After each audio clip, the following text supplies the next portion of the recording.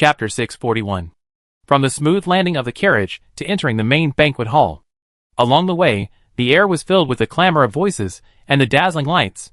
The grandeur of the scene secretly astonished every member of Rainbow Reign. 100 years ago, Devil Land was also a wealthy and powerful nation, but in terms of the almost extreme extravagance evident in its daily banquets, it seemed to fall short of even half of the present-day Anna Empire.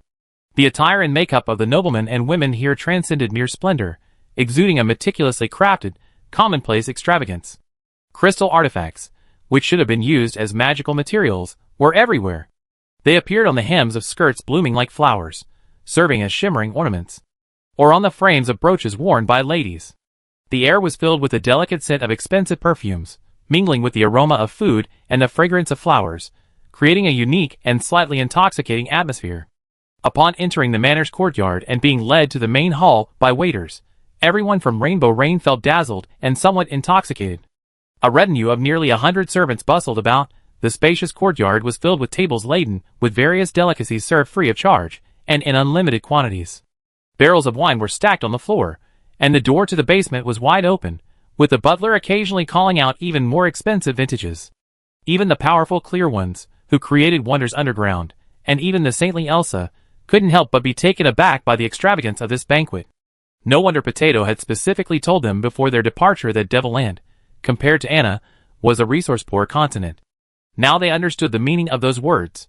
The unique environment of the Anna continent not only nurtured diverse civilizations, but also provided ample food for every ethnic group. Historically, Anna's expansions were never driven by resource wars. They were simply driven by a desire to exert sufficient strength, otherwise, they would have been wasting the power they wielded.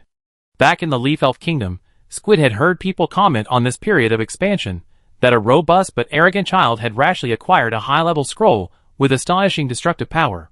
If Kurian hadn't halted the expansionist tide, Jianghe suspected that Anna would have naturally descended into civil war and collapsed at some point. The Lion King's foresight was truly admirable. A product of overreading, Vanasith muttered disdainfully. Without the need for external expansion, the vast noble class instantly became parasites sucking the Empire's blood, pursuing nothing but extravagant enjoyment. This ultimately led to the Anna Empire's current twisted aristocratic system, one that anyone could criticize. Kurian spent the first half of his life struggling to resolve the stalemate left over from the expansionist period. By merely addressing some of its shortcomings, Anna achieved a meteoric rise to power. One can only imagine the immense damage the entire empire had been sustaining before that. The comments from the players of the previous StarCraft era were apt. This is a nation built on a mountain of shit code. Everyone adheres to the principle of use it if you can, constantly piling up new mountains of shit. Only Kurian doesn't want the mountain of shit to collapse and crush countless poor people, diligently acting as that pitiful porter. Just listening to Potato, Fries, and Mint's brief historical explanation wasn't enough to truly grasp the situation. It seems that during this trip to the capital, Anna's nobles will personally demonstrate and fill in the final gaps. After being politely led into the banquet's central garden by a dedicated waiter, the Rainbow Reign group realized they seemed to have been forgotten there. After completing their task of guiding the way, the waiter quietly withdrew, offering no further directions or greetings from the host. The central garden was beautifully landscaped and brightly lit, but those gathered there were mostly young faces. Judging from their conversation, it was easy to tell that most of them came from the Empire's 5 prestigious universities. Unlike the main banquet hall, where the atmosphere was one of clinking glasses and mature nobility, this place exuded a more flamboyant air. The appearance of Rainbow Reign and her group instantly attracted almost everyone's attention. Many present had assumed that Rainbow Reign would directly contact the nobles in the main hall and only come to the central garden at an appropriate time, invited by others. Unexpectedly, today's protagonists made their grand entrance. Elsa could understand the looks in these young people's eyes. The undisguised scrutiny and comparison, mixed with a hint of resentment and provocation. When she rose to prominence within the Clear Ones, she too had been stared at in this way by her competitors. However, they were competitors, and these young people were simply overconfident. Or perhaps, their minds had been marinated with strange doctrines and ideas, making them believe they possessed genuine insights or abilities far beyond their wildest imaginations, and they couldn't wait to find some validation. The Anna Grand Stage, come and do what you can. Looks like nothing special, really as amazing as Renee says? Renee's good manners, always considerate of others' feelings, likes to appreciate others. Mage Tower level, huh? These comments weren't deliberately kept quiet. Some were even intentionally meant for Rainbow Rain to hear. Where's the guide? Hanalakai was still looking for someone when Elsa whispered a reminder. Stop looking, it's intentional. Intentional? Either he's making things difficult for us a little, so the important person hosting the banquet will step in to smooth things over and make a good impression. Or, he wants to test our strength before the banquet even starts. Gloria sneered. Either way, it's quite opportunistic. Do they think we're real country bumpkins? Ghost Mouse looked around anxiously. Where's the jailer? Where's the jailer? Help him. Rainbow Rain wasn't afraid of conflict. They'd love for a big scene, just like when the jailer publicly drew lewd pictures, enraging the nobles. But this kind of thing required someone to help control the situation, to prevent it from spiraling out of control. They didn't want to give Prince Tiago a chance to gain face. Rainbow Rain members all despised this scheming guy from the bottom of their hearts. Found him. Ghost Mouse quickly tugged at Gloria's sleeve, leading everyone to follow her gaze, and find the mysterious jailer loitering around the central dining table, happily devouring a plate of seafood. At the main hall of the manor, filled with the clinking of glasses and the lavish banquets of nobles, was an adult's domain. Then the central courtyard, occupied by students and young people, was purely a children's table. He ate without any inhibitions, warmly shaking hands with anyone who came to greet him. The conversation started with his adult artwork, erotic pictures, and XP system. Many nobles with weak willpower, after just a couple of sentences, felt like they'd done a workout.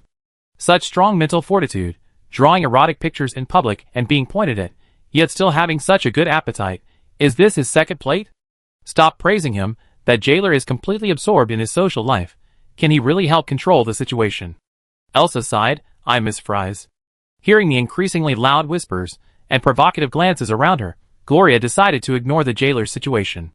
She gestured for her teammates to head towards the buffet area. Hurry up and fill your stomachs. I'm about to start the show. Grabbing a large, perfectly grilled lamb chop, she took a big bite, the aroma of the fat exploding in her mouth. While chewing, she glared at Plata, who was about to get some bread. Idiot! Eating bread in a place like this? Meat will fill you up. Elsa and Deep Green ate relatively elegantly, chewing slowly and carefully. But the original members of Sunrain were completely different. Their long and arduous adventures had instilled in them a rough and ready eating habit. Hanalakai grabbed half a fragrant roasted lamb leg, brought it to his mouth, and tore it apart with his sharp teeth. Rich juices dripped from his mouth and thick fur, but he didn't seem to care, eating with gusto. Van Aces, on the other hand, focused on a mountain of roasted meat, deftly and quickly stuffing it into her mouth with her fork, her cheeks soon bulging. The seemingly petite ghost rat was also frantically gnawing on a sausage larger than her face. Each one was more ferocious than the last. Alas, the result of a long-term fast food diet. The Crown Prince Tiago, observing from the shadows, was dumbfounded. This was completely different from what he had imagined. How could they be eating like this? Several of the girls were clearly very pretty, but how could they be so rude? Seeing Gloria, the leader of the group, wipe her mouth with a napkin in a style completely different from her usual boisterous eating manner, Tiago was momentarily stunned, wondering if he was seeing different people. Under his gaze, Gloria walked towards the next table. Hey, I'm talking to you. Gloria pointed to a girl with curly blonde hair. Yes, you. I heard you muttering to yourself for a long time. It seems you really want to spar with us? Instantly, everyone's eyes focused on Gloria and the blonde girl who had been called out. The previously noisy courtyard fell silent, the air thick with the excitement of watching a good show. The show was finally starting. Rainbow Rain was the first to lose her composure.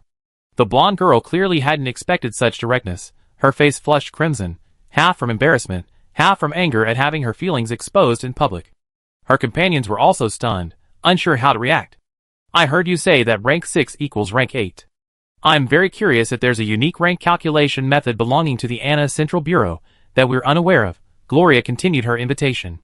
Would you mind performing a little entertainment with us? The silence was broken by a shout of okay. It was the jailer, who put down the meat chop he had just received and enthusiastically joined in the commotion. Back to his job, rekindling his past glory as an entertainer.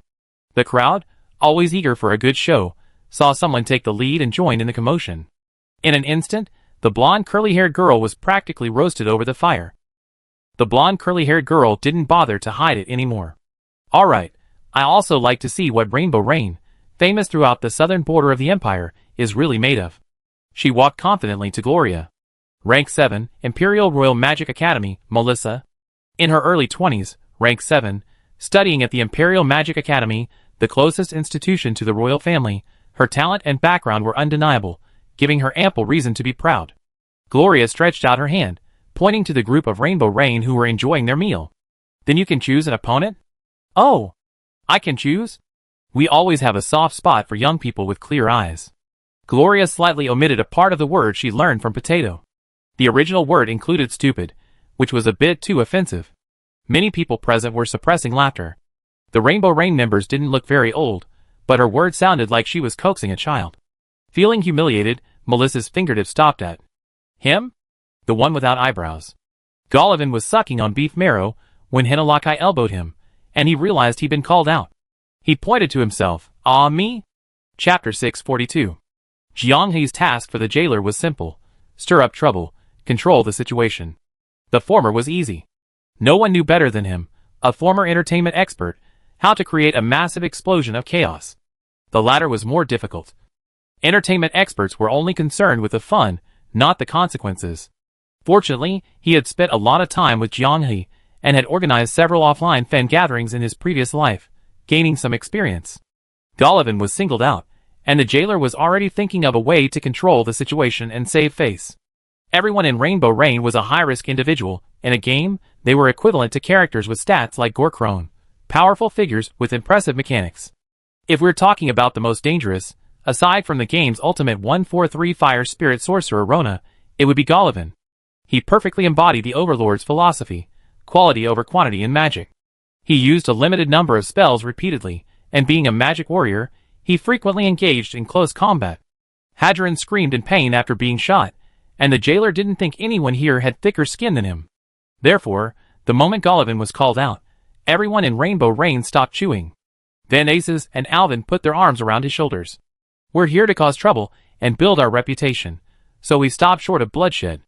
Kid, a beating is enough, but don't draw blood. If there's blood, Potato's plan is ruined. Golovin was very uneasy, his hand holding the gun trembling slightly. He was an expert at attacking monsters and hunting evil mages. The atmosphere was right. The evil gun was thrown, piercing the heart. Beheading, reward, all done in one smooth motion. What about moderation? What about control? He hadn't reached that level yet. Brute force was the norm. In his eyes, Melissa, who was probably no more than 6 or 7 years older than him, was as innocent as a child. Golovin's reaction was naturally observed by the onlookers. His lack of confidence, bordering on cowardice, drew mocking laughter from many spectators. Showing weakness before the fight even begins? Could it really be that a 6th rank equals an 8th rank? Tiago rubbed his temples, waiting for his acting host to step down and take control. At this point, even the high-ranking nobles in the main hall had come to the manor's balcony to watch. A fight was inevitable. Let's inspect the goods first, see their quality, and then make a decision, he thought to himself, a hint of doubt creeping in his mind. Could Rainbow Rain really be just a product of hearsay and bandwagoning from the southern barbarians? By the lakeside of the manor, the battle zone was surrounded by scrolls laid out by servants. The barrier scrolls were provided by the mage Tayalda. She was also a master of joining in the fun. Upon learning of the impending fight, she eagerly brought out her treasured scrolls to share. Second only to the batch robbed by Elaravia. Not only that, she also volunteered to act as referee to help control the situation, silencing those who questioned the safety. Alda, the barrier master, might lack combat skills, but protecting someone would be easy for her. Weapons were optional, but all provided were wooden. Seeing Golovin take a wooden spear, Melissa scoffed. Not using your own weapon, is that going to be your excuse? Golovin wiped the cold sweat from his brow, a gesture that further convinced the onlookers of his guilty conscience. The jailer, as a special guest, received the frontmost spectator position, almost standing alongside several of the controlling mages. Before coming, he was curious about how academic mages in Anna would perform. This was a rare opportunity, and he had to see for himself. Ready? Arga scanned them back and forth. This is just a friendly sparring session at the banquet, a chance to exchange ideas. Remember, stop when you made your point. Melissa and Golovin both nodded. Alright, 3 countdown, free sparring. 3. Melissa channeled all her magic power, gathering it in her palm. 2. Sensing the change in magic power, Golovin's apprehension lessened somewhat. In terms of magic power control, out of 10, Golovin would give this speed of manipulation an 8. After all, he was a student of the Imperial Academy with professional, systematic education. Some methods of accelerating magic power manipulation would take the wild mage a long time to figure out. One Gollivan's eyes sharpened, thinking, looks like this isn't just for show, I need to show some real strength. The countdown ended, and Melissa suddenly reached out towards Gollivan. Invisible magic compressed the surrounding air, producing a suffocating hissing sound, like a deflating balloon. The jailer tilted his head, involuntarily letting out an awe. Standing still while casting a spell at the start? Sister, are you serious? Even their boundary between reality and illusion is academic. The Overlord never taught such pig-nosed combat. Anyone who doesn't maintain a moving stance at the start of a sparring match, making excessively long wind-up movements, will be thoroughly humiliated and repeatedly lectured by the martial arts and magic combat instructors. The jailer caught a glimpse of the expression on the face of the Mage Tower's leader, Arga, and noticed that she too was struggling to maintain a slight smile. The elite students of the Imperial Royal Academy made a fatal mistake right from the start. Who is their tutor? You're famous now. Gollivan had already leaped high into the air, his wooden spear infused with a dangerous light of magic. It was a dangerous opening move, an instinctive action for him. His opponent stood still, like a sitting duck. Even with the increased speed from his current abilities, it would be difficult for him to escape the predicted attack range. A huge opening. There was no reason not to exploit it. In open-world combat, the story should end here, unless the difference in strength between the two sides is too great, and the opponent might take a direct hit, then smear Gollivan's face and say, haven't you had enough? Yes, at least you need to have the physique of Ilradia, who can scream even after being stabbed in the body, to create an opening and counterattack. So far, there's no indication that Melissa is of the same kind as Hadron. If there's anything commendable about Melissa in this initial exchange, it's her excellent tracking skills. She instantly channeled her magic to the wide opening created by Gollivan's leap, keeping her target locked within his range of motion. But it was useless. Staring intently at Gollivan's spear, crackling with dark purple lightning, the entire Rainbow Rain team held their breath. The referees, understanding the situation, were prepared to assist in intercepting, but based on the trajectory of the magical energy, they relaxed. The wooden spear in Gollivan's hand, imbued with dark purple lightning, crashed down like a meteor. The force was terrifying, causing the ground to tremble slightly, and the shockwave causing the clothes of those near the edge of the arena to flutter. However, this swift strike landed precisely, on the open ground half a meter away from Melissa. Lightning sparks flew, and pebbles scattered everywhere, but it didn't even touch the hem of Melissa's clothes. That accuracy? Laughable. All show and no substance, huh? A murmur of discussion arose during the brief pause between attacks, the crowd laughing at the anticlimactic outcome. Melissa, at the center of the storm, only saw her opponent's powerful attack miss, assuming it was due to her own precise aim or that her opponent had lost her aim under immense pressure. An opportunity! A glint of triumph and sharpness flashed in her eyes. Instead of retreating, she spun around, magic erupting from her feet, and charged forward, instantly closing the distance. The jailer noticed that Arga and his group, acting as referees, were trying to intervene, but Melissa was too quick. A new round of combat had begun. Gollivan became the biggest victim. Can't he even realize the difference in skill? What more do you want from him? Seeing Melissa already upon him, and noticing her magic-gathering stance, he scoffed, transforming his magic into a magical barrier and charging straight at her. Boom! A deafening explosion sent Melissa flying backward, while Gollivan remained unharmed. The jailer sighed. Gollivan did nothing. He used the brief moment Melissa's magic was about to be unleashed to place a barrier in front of her hands. The magic was generated, its power insufficient to cause significant damage, but the close-range explosion compressed the air, impacting Melissa. Melissa was completely rendered helpless, suffocated by the air cannon at point-blank range, collapsing to the ground covered in dust and grime, feeling dizzy and seeing stars. Curian and Vic, watching the battle, looked grim. The Imperial Royal Magic Academy was their closest confidant. Melissa's performance was a blatant mockery of all the effort they had poured into the Academy's core members over the years. Relax, there are good students and bad students, Vic tried to reassure his old friend. See, there are still some sensible people. The Royal Magic Academy teacher entered the arena before Melissa could struggle to her feet, and stubbornly continue fighting. He nodded very amicably to Gollivan. Thank you for your instruction. Everyone knew this was on Melissa's behalf. Melissa had chosen this fight herself. If she could win, there was nothing to say, and she would bring honor to the Academy. Even if she lost, a dignified exit would be considered a friendly exchange. If she stubbornly persisted, it would be utterly shameful. Today, senior instructors from all the universities were present. Students of this age are most prone to following the crowd. Initially, it was just a group of people shouting that 6th rank equals 8th rank and wanting to challenge Rainbow Rain. Once the word spread, students from the 5 universities joined in the festivities. At their impetuous age, fearing the students might cause trouble at the banquet and damage the academy's reputation, they felt compelled to join in the fun. Inwardly, they harbored resentment towards Tiago. It was obvious to everyone that he was deliberately using the banquet to investigate Rainbow Rain's background and verify its strength, matters unrelated to students of this age. He could have strictly checked invitations and refused entry, but Tiago did not. He broadened the scope of invitations, allowing students in, and even used the connections of nobles to mention to everyone that it was Tiago's favor. Disgusting. Only because the prevailing trend was for nobles to praise Tiago's benevolence would the pragmatic instructors in the various academies have anything to do with it. What kind of skill is it to encourage students to charge into battle? Don't they dare to participate themselves? A group of kids immersed in academia, knowing very little about the outside world, are being used to pay their own way. What good could come of letting him succeed to the throne? Curran was very satisfied with the academy instructor's reaction and speed of response. Well, Wick naturally knew what his old friend was thinking. Tiago, you're quite the thinker. Humph. Curran snorted coldly, neither agreeing nor disagreeing. Chapter 643. Good, good. The jailer clapped his hands lightly, a harmless smile on his face.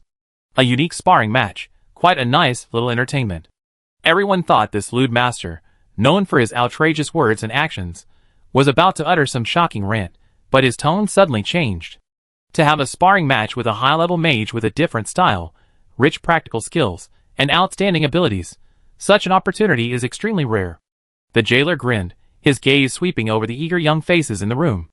Rainbow Rain can't be biased. So many interested students have come tonight, it's quite a grand event. Picking only Melissa as the lucky one seems inappropriate, doesn't it? Tiago, hidden in the shadows, felt a sudden chill in his heart upon hearing this. Not good. The jailer master's words were a perfect example of deflection and counterattack, effortlessly dismantling the previous absurd statement that 6th rank equals 8th rank as a student's naive and impetuous joke. Rainbow Rain would inevitably follow this line of reasoning, instantly elevating their status and making them appear magnanimous. If a professor from the academy were to chime in at this moment, what they feared most was that the jailer master was now a prominent figure in Anna. 3 years ago, he had to be discreet about his actions, but with the influence he had cultivated among the Anna nobility, he could now act openly. Looking at Anna's history, he would undoubtedly be a significant figure, a figure etched in history. With such a person's words, the Royal Magic Academy teacher, understanding the unspoken meaning, returned with Melissa, who had just recovered from her dizziness. Melissa's eyes were now clear, and her gaze towards Gullivan held a belated sense of awe, clearly indicating she had received guidance from her teacher. She quickly stepped forward and bowed respectfully. Thank you, Mr. Gullivan, for your mercy and guidance. Melissa has benefited greatly. Children's jumping and running around are mostly due to indulgence. A little classical physics would be effective in exorcising evil. A mere 10 seconds of fighting was more effective than any moral education in the academy, forcefully reverting Melissa's temperament to its early days in Anna Online.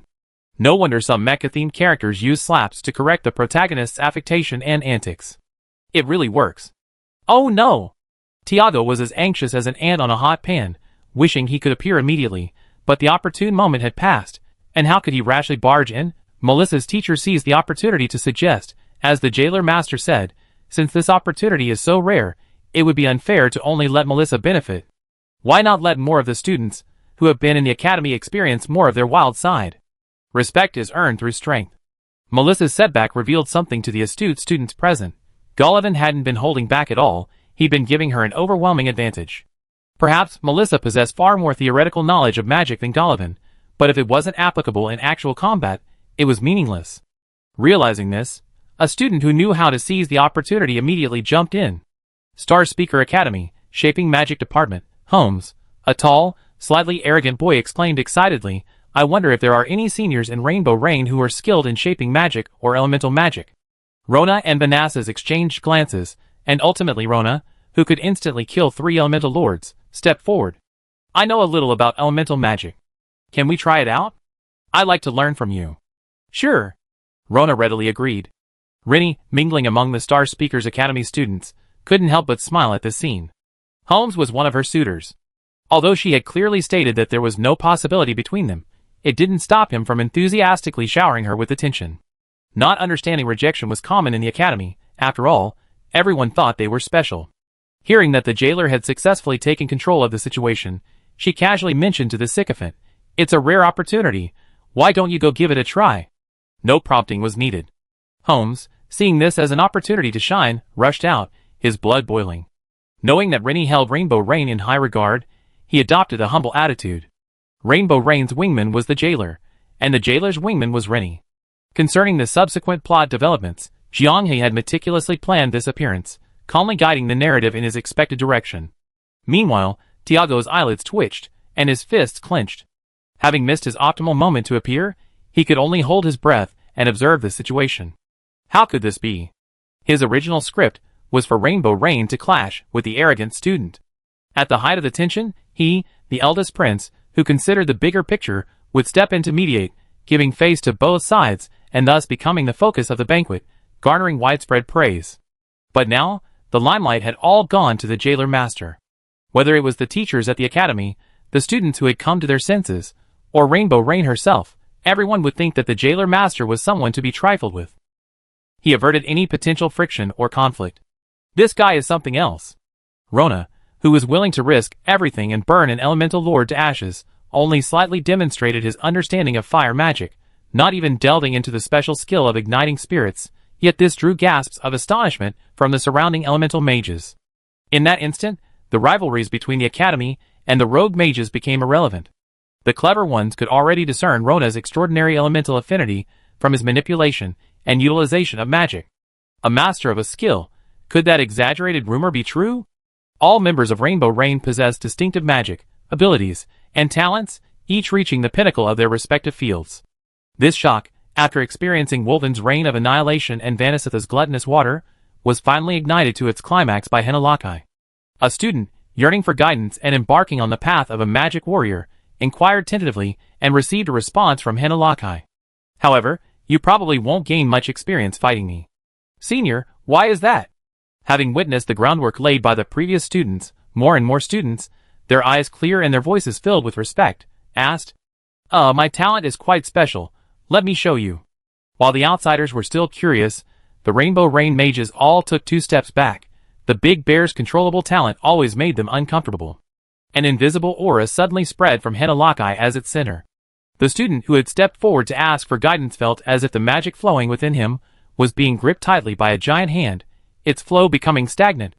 Squeezed by the magic, he staggered and fell to the ground in a disheveled state, his face filled with horror and disbelief. Hinalaki scratched his furry cheek sheepishly. "I'm glad you chose me for a spar. I can only spar with you while my innate power is off. I hope you don't mind." No, thank you so much." Many students hadn't even reacted when the high-ranking mage from the Mage Tower, who had come to join the fun, was already petrified. The bane of mages, the body that suppresses magic. Like an insecticide injected into the magical environment of the world itself, it possesses immense power specifically designed to attack mages. Faced with this talent, one must either use terrifying magical power far exceeding its tolerance threshold for a pure, overwhelming crushing victory. Or, one must indirectly eliminate the opponent by creating environmental or physical secondary damage. Otherwise, once an ordinary mage enters its hunting range, it's practically a death sentence. What a joke. Why would such a weapon against mages appear in the Rainbow Rain team, and it's as obedient and docile as a large, domesticated pet? They saw with their own eyes that the woman with butterfly wings climbed onto Hinalaki's shoulders. The sparring had begun. The students, having received their explanations, watched the lucky ones sparring with Hinalaki on the stage, their eyes burning with envy, almost uttering their jealousy aloud. A body capable of suppressing demons, a rare find even across all of Anna, or perhaps across any continent. To fight someone like that even once would be recorded in history. Seeing this, Tiago felt a surge of excitement. He had to do everything in his power to bring Rainbow Rain under his wing. What had initially been a test had now become a golden opportunity. If they can be loyal to me, I'm sure Father would be delighted to see this power belong to Anna. Kurian and Wick, who had been watching, remained silent for a long time. From Gollivan's evil spear imbued with the will of destruction, they had witnessed firsthand the terrifying magic, powerful enough to battle legendary dragons, that they hadn't seen while Black Heron was unconscious. strange flames capable of scorching spirits, acid rain pools that resembled humanoid, mobile calamities. They had experienced the gluttonous water that could devour elements and make them their own. And now, they had even unearthed the demon-suppressing body, a heavyweight talent that existed only in descriptions. And these were just a few who had shown their abilities so far. Half of the Rainbow Rain members hadn't even revealed their skills yet. The rumors were true. Each and every one of them was a master of their own skill. How monstrous must their abilities be? It wouldn't be an exaggeration to say that such a group could only be created by gathering the fortune of an entire continent. Such a team willingly obeyed the group behind the jailer. Just how strong are these people hiding behind the scenes? Are they at the 9th rank, above the 8th? Or has this continent unknowingly produced a sage climbing towards the highest peak? Wick asked, should we continue our policy of non-contact? Kurian knew his old friend was reminding him that he needed to make a decision. Rainbow Rain's astonishing power was being revealed one by one. Their strength had proven that the entire team deserved a place on the stage of the Anna continent. Logically and emotionally, they couldn't continue to turn a blind eye. After all, tonight's performance, ostensibly to gain entry into the view of Anna's higher echelons, was actually more like an invitation to Kurian. The question was, should they only engage with Rainbow Rain, continuing to pretend the shadow behind the jailer master didn't exist, or? Kurian nodded. After the banquet, perhaps we can talk to the jailer master about his paintings and his background. Chapter 644. What was originally intended as torture of Rainbow Rain was transformed into a perfect display of skill thanks to the jailer's intervention. After each member showcased their abilities, like in a fashion show, even the stubborn student could only lower his head and silently admire their performance. The jailer conveniently walked to Gloria's side, exchanged a few words with a smile, and then led them into the main hall. He acted as if he were the master of the manor. Tiago could no longer tolerate it. To prevent the jailer from stealing the show, he had to appear and, through the butler's announcement of names, forcibly draw everyone's attention to himself. But this was only temporary. Each member of Rainbow Rain had left a deep impression on the nobles present. Now, most of the attention and discussion was focused on them. The last time a high-level adventure group composed of wild mages was 20 years ago. They consisted of only 3 people. In comparison, Rainbow Rain's lineup was complete, with diverse styles, and each member possessed the potential to advance to the 8th rank and challenge the 9th rank, a feat unprecedented in history. The one who could currently best engage Rainbow Rain in conversation was none other than the jailer master. Using the opportunity he had just provided, he had effortlessly gained Rainbow Rain's favor. He had just clinked glasses and drunk wine with Gloria from the group, their relationship clearly warming up. Tiago, watching from afar, noticed that in just a short time, at least 5 nobles and heads of magical families were conversing with Rainbow Rain. As a rising force, their future, whether it involved contact with the Mage Tower or remaining independent and neutral in the capital of Anna, was undeniable. Tiago hesitated for a moment, then beckoned to his servant and whispered something. A short while later, while a waiter was helping Gloria change her wine glass, a slip of paper appeared in her palm. She glanced quickly down, then continued her conversation with the others without batting an eye. With her hand behind her back, she handed the slip of paper to the jailer. "It's all right, you can go. Just fool him." The banquet continued until late at night. In the atmosphere of merriment, the nobles who had enjoyed the spectacle departed. The Rainbow Rain group, slightly tipsy, accepted Tiago's invitation and went to the manor garden alone. The jailer whistled and hummed a khaki tune incomprehensible to the people of this world as he strolled to his carriage. The hired coachman was nowhere to be found, causing him to frown. "He paid me well, and he's so good at slacking off?" Such obscure pronunciation. Is this the language of the jailer master's original continent? I learned something new. Who? The jailer whirled around, only to see a sprightly old man in black robes with graying temples emerge from the shadows. His eyes widened, and he swallowed hard after a long pause. "Judging from your reaction, it seems you recognize me." Wick was somewhat puzzled. "Shouldn't this be our first meeting? Someone once commissioned me to paint a picture, and you and 2 other people were in it." Wick paused, then remembered the commission from Kurian. Because he was afraid of being discovered as the person behind the commission, Kurian hadn't asked for a portrait of him when commissioning the work. Instead, after the painting was completed, a court painter was asked to add him to the painting, imitating the style. The process was complex and tedious. "It seems you know something about my identity." Another figure appeared, accompanied by several figures as dark as ink. The lion-like imposing appearance didn't intimidate the jailer. He's seen too many like that in his previous life. The more one understands Kurian, the less fear one feels towards him. Actually, I guess something shortly after drawing it, the jailer said frankly, bowing slightly. It's an honor to meet you, Your Majesty Kurian. Kurian's lips curled into a smile. It's not convenient to talk here. Come to my carriage. The jailer obediently boarded the black carriage, which appeared simple on the outside, but was surprisingly luxurious inside. The three sat down facing each other in the spacious carriage cabin.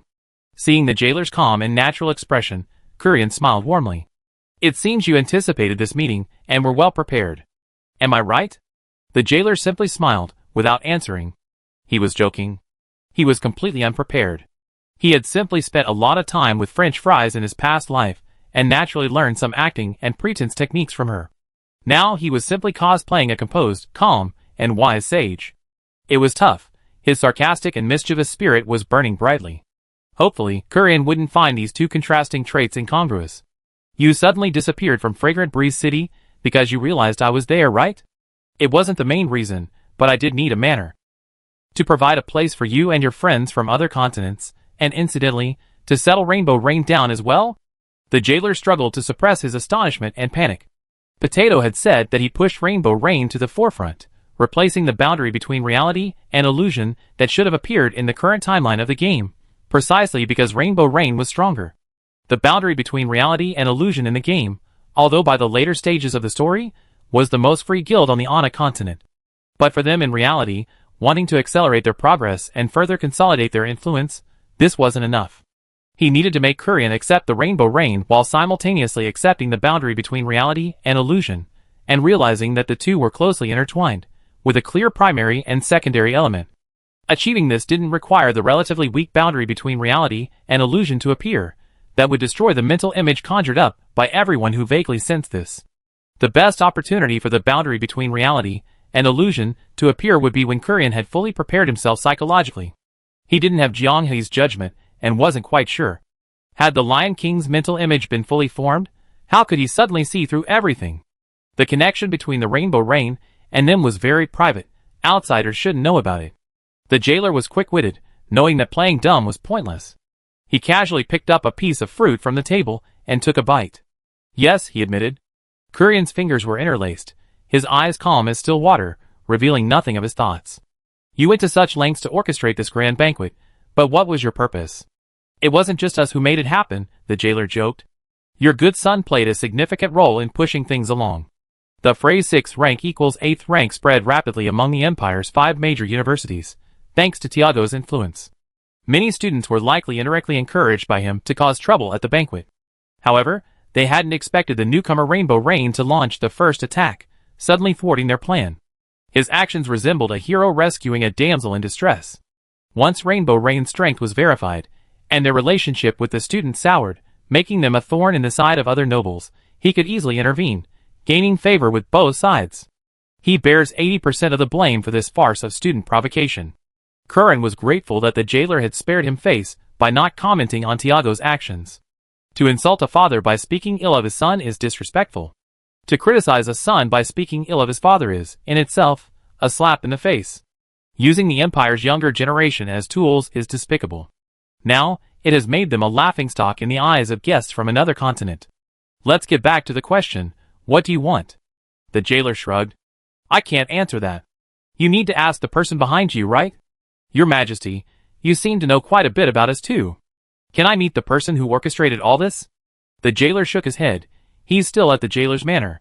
No problem, I allow him ample time for a meeting, and I'd be waiting for his arrival at any time, Kurian said. He can choose the location. I make the arrangements for you.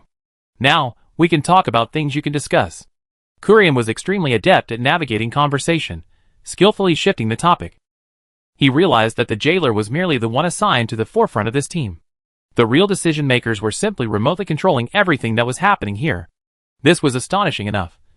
From thousands of miles away, relying solely on pre-planning, he could predict the course of events, precisely exploiting Tiago's character flaws, borrowing the momentum he created, turning it to his own advantage, and simultaneously elevating Rainbow Rain's reputation to new heights. After tonight, not only in the capital of Ana, but also among the nobles of the ruling center, the name Rainbow Rain will be etched deeper into their minds. Perhaps for a long time to come, they will be synonymous with wild mages, their names forever imprinted in Anna's history. Making a decision isn't difficult. What's difficult is understanding his foolish son completely, without even meeting him in person. This fool still doesn't realize he's become a pawn of a complete stranger, helping to complete a grand drama. Right now, Rainbow Rain is still negotiating with those behind the scenes, throwing him onto the stage. Alas. Chapter 645. Everything Jianghe did was to make Kurian aware of his intentions. Judging from the speed at which he was discovered, the Lion King's keenness was even more astonishing than in the game. His years of playing the role of a master of diplomacy were merely a concealment of his true abilities, not a compromise due to declining strength or old age.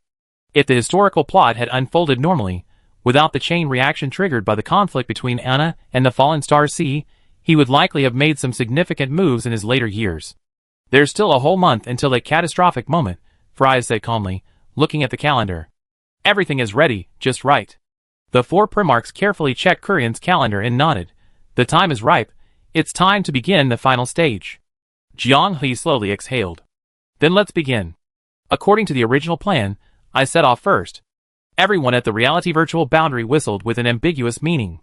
Jianghe knew perfectly well what was going on, but when he caught Fries smirking, he couldn't help but feel a little embarrassed. You're laughing too? What's it to me? I love to laugh. Fries was practically squeezing out a cat-like laugh. What, are we some kind of strangers? Is this the first time you heard? Let's go, let's go! Jianghe couldn't resist Fries' onslaught, and quickly changed the subject. Fries hummed nonchalantly, sigh, let's go, sigh, I'm just asking for trouble. The others from the reality/virtual boundary remained at the manor. They had a more important task. Assisting Hagi Dragon in forging equipment. The elemental fragments from the Elemental Lord contained power far exceeding Hagi Dragon's initial expectations. When Jianghe initially casually mentioned that these fragments originated from origin-level creations, she merely scoffed, thinking it was just another exaggerated joke unique to the reality/virtual boundary. It wasn't until she touched one of the fragments and was instantly scorched by the pure and violent elemental power within, burning her proud dragon scales, that she realized with lingering fear. Even inanimate objects are this violent. You really killed the Elemental Lord. Hagi Dragon was somewhat belatedly realizing the truth. After undergoing the activity verification and determining that the world's consciousness was destroyed, Hagi Dragon had been pondering how to forge it. The game's boldness of forging on a whim, even blowing up the furnace on a whim, didn't apply in reality. Conservatively estimating, the elemental fragments were only enough for 3 forging attempts. Repairing Gorkran's life box would only offer 2 more chances. Blowing up the furnace? Even one blow would bleed Hagi Dragon's heart. This might be her only chance in her life to touch such high-level materials. Failure was worse than certain death. The proud Hagi Dragon abandoned her arrogance and proactively requested that everyone in the reality/virtual boundary act as her reserve energy, assisting in controlling the forging progress. Origin element level equipment was the reality/virtual boundary's last resort. If something unexpected happens, and the plot spirals out of control, they possess overwhelming force, forcing everyone back to the negotiating table. This safety net mechanism isn't necessary, but it's essential. After sending Kurian a message to meet in Fragrant Wind City in 7 days, Jianghe and Potato Fries rushed to Falling Star Sea. With Kesha's prior notice, Jianghe quickly gave his name to the sea monsters active on the shore, and soon a familiar face emerged from the water. She looked around anxiously, and upon seeing the Potato Fries duo on the shore, she immediately began to paddle with her tail in hands, approaching the beach at an almost clumsy speed. In her excitement, she seemed to have completely forgotten that she was a sea monster, resorting to the most primitive way of swimming. And although it's inappropriate to say it like that, given Kesha's algae green hair, her arrival on the water looked like she was a spirit entangled in seaweed. The changes in the Great Snow Mountain incident made Kesha far less fervent than in the game, but, after all, she's been inseparable from French fries for life, and the sticky, lingering look in Kesha's eyes betrayed her current state of mind. Jianghe thought he had cleverly altered history, preventing a direct confrontation with Kesha, but it didn't seem to have any effect. Kesha instinctively opened her arms, seemingly wanting to give a warm hug, but perhaps instantly remembered that their real-life relationship wasn't nearly that intimate, so she abruptly changed course, ultimately only giving French fries a light hug. As for Jianghe, she opted for a very formal handshake. However, why did Kesha's fingertips seem somewhat reluctant to part when they separated? French fries, watching from the side, almost burst out laughing. Having grown accustomed to the bold and unrestrained Ksha in the game, Seeing a version of him struggling to maintain composure and appearing flustered was quite amusing. She gently nudged Jiang beside her with her elbow, teasingly asking in a low voice, "What's wrong?" "Don't be silly," Jiang replied immediately. TSK. Sounds like he's stressed." French Fries tilted his head. "Looks like Shaw's attraction to you isn't just due to the gluttony suppression. That's just a catalyst. He still likes you." Jiang began to habitually rub his temples, looking like he had a headache. French Fries didn't care if he was in a state of panic. Watching Potatoes struggle with this kind of thing was quite entertaining for her. Anyway, she had already stated that as long as everything in the Anna world ultimately reached a happy ending, she didn't care about the process. This statement had even been filed with the Overlord and the teacher. If she said it, she would naturally do it. Since Potatoes still liked to trouble himself with this matter, let him worry about it. Savoring it carefully, it's actually quite sweet. It felt like going back to when they first met. Then you can worry about it a little longer. Let me be happy for a while longer. After taking the underwater breathing potion provided by Mint, the two followed the Kshatriya pupa into the sea.